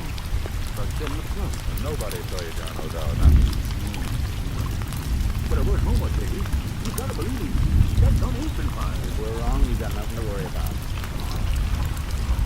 Let's get that gun to your lab, Jake. Take the flight off and go down for 45 minutes. Good. Boys ballistic.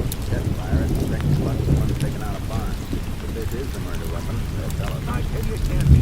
Our lab doesn't make any mistakes, Hammer. If you're telling the truth, there's a little test you can volunteer to take. We have a lab crew working nearby right now. I'll give you a diphenylate test. What's that? Just a matter of pouring a chemically treated wax on your hand. When they peel it off, it'll show traces of nitrate if you fired a gun recently. What did I tell you? I heard you. Now I'd like to hear it from a lab man, just to be sure.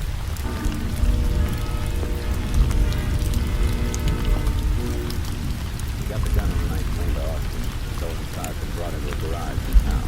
We waited for the lab crew to finish with it and had one of the men go to work on Hammer's hand. By 10 p.m. we had the answers. 2 answers that didn't fit each other. Hey, what are you keeping me here for, Ranger? You heard what the lab man said. My hands are clean. Wasn't no nitrate on it. Doesn't settle everything, Hammer. While he had you in the next room going over your hands, I had a phone report from Austin on your gun. You better talk up, Hammer. Your gun's been identified as a murder weapon. That's a lie. You weren't in bed at 10 o'clock last night. You went 30 driving a stolen car, and there was a woman with you. That ain't true, I tell you. You run around with any blonde women? Only blonde woman I ever run around with was my wife. Guys, just go. The gun was taken from my house last night. Somebody must have taken it. Then put it back again. My hands were clean, wasn't they? Got it, Jake? Yeah. Oh, I almost forgot about you. Find anything, Tom? I think so. The private time show closed when I got to it, but I got the address of the woman who works at cosmetic counter. Went out to see. They handle the lipstick and scents we've been checking on. Give me the names of a few women that you remember to buy both. Who's up in Jake? Maybe Hammer's girlfriend is listed here as Mitch Nelson. One name on here you'll admit to knowing, all right? That's what you think. That's what I know. It's your daughter, Ruby Hammer. Sheriff and I drove Hammer back to his house, but Ruby wasn't there. He waited around, looking through the house. First you try to figure it on the meaning. Now it's my daughter. You crazy? She's only 18 years old. She with you last night? No, she's out on a date. With who? Well, how should I know? All I know is you wouldn't get into no trouble like this. I've heard that same speech in 100 buses, Hammer. Jake, Hammer. Yeah? What is it? You're stupid, Claus. Now, Keep any liquor in the house, Hammer? No, no. Okay. Hammer's daughter was not boy. I know this kid before. I sent him to the farm school 3 years is yours. Chuck Allen. What was the start again? Helping to fit this case like a glove. Automobile set. My daughter wouldn't go out with nobody like that. Of course not, Hammer. She's just got a habit of posing for pictures with people she wouldn't go out with. I'm gonna get my pile of fried planks and we'll sit down and wait for Ruby's date to bring her home.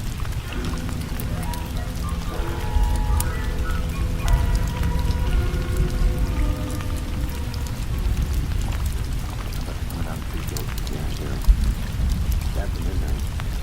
I think you're at work, Hammer. You may come in, so keep quiet for me. You hear me? Yeah. I do. Yeah, come. Quiet. I'll come into the hall and we'll see us in the living room with the lights off.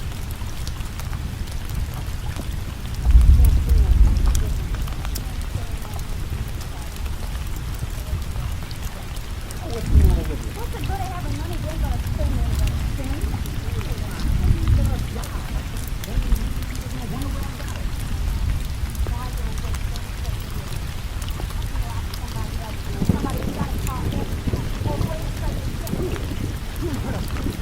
Don't move anybody. That means you start. Let's go. Let's go.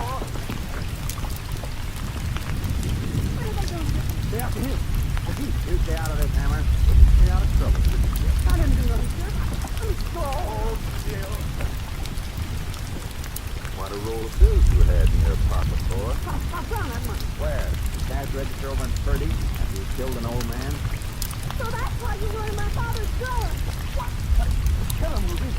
Did you have my cousin kill him? Last night, he won the bar just for fun, he said.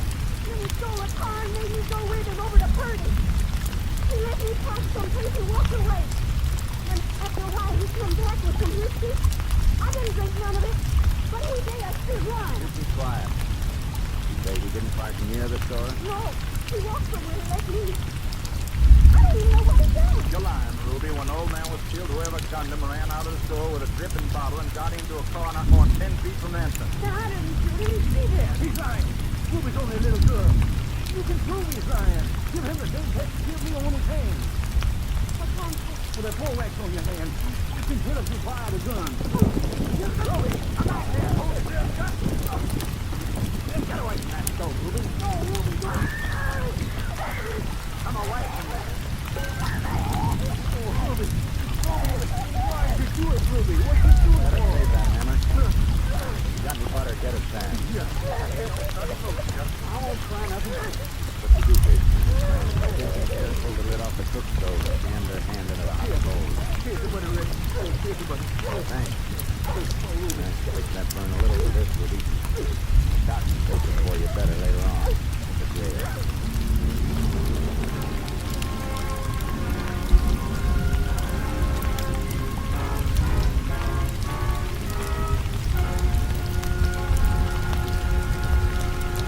Chuck Allenby and Ruby Hammer were found guilty of the murder of storekeeper Barnes. Allenby, who turned state's witness, was sentenced to a 30-year term at Huntsville. Ruby Hammer pulled 50 years in the women's prison at Glory.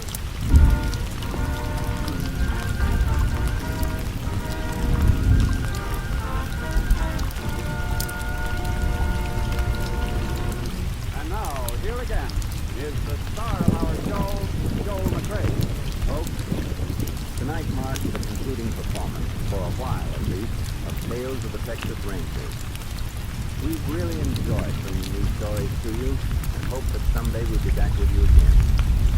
To NBC and its affiliated stations, Colonel Homer Garrison, Jr., Chief of the Texas Rangers, to Captain M.T. Lone Wolf Gonzalez, our technical advisor, and to all the Texas Rangers and members of the Department of Public Safety, our grateful thanks.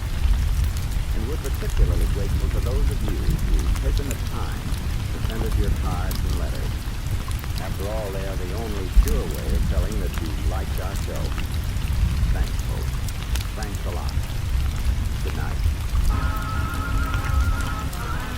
You have just heard Joel McRae in another authentic reenactment of a case from the files of the Texas Rangers.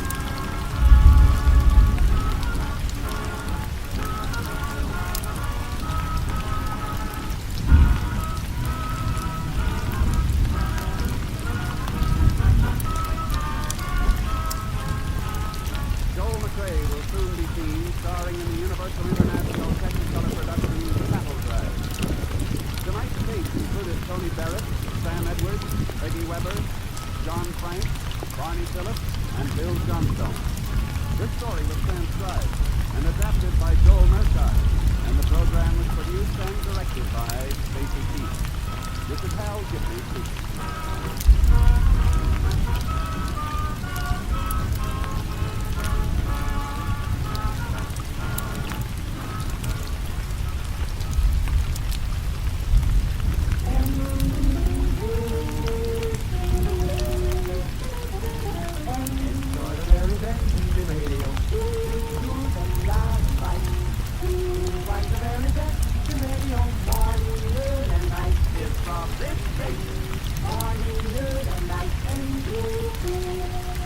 Paul Douglas and Theater Guild, next on NBC.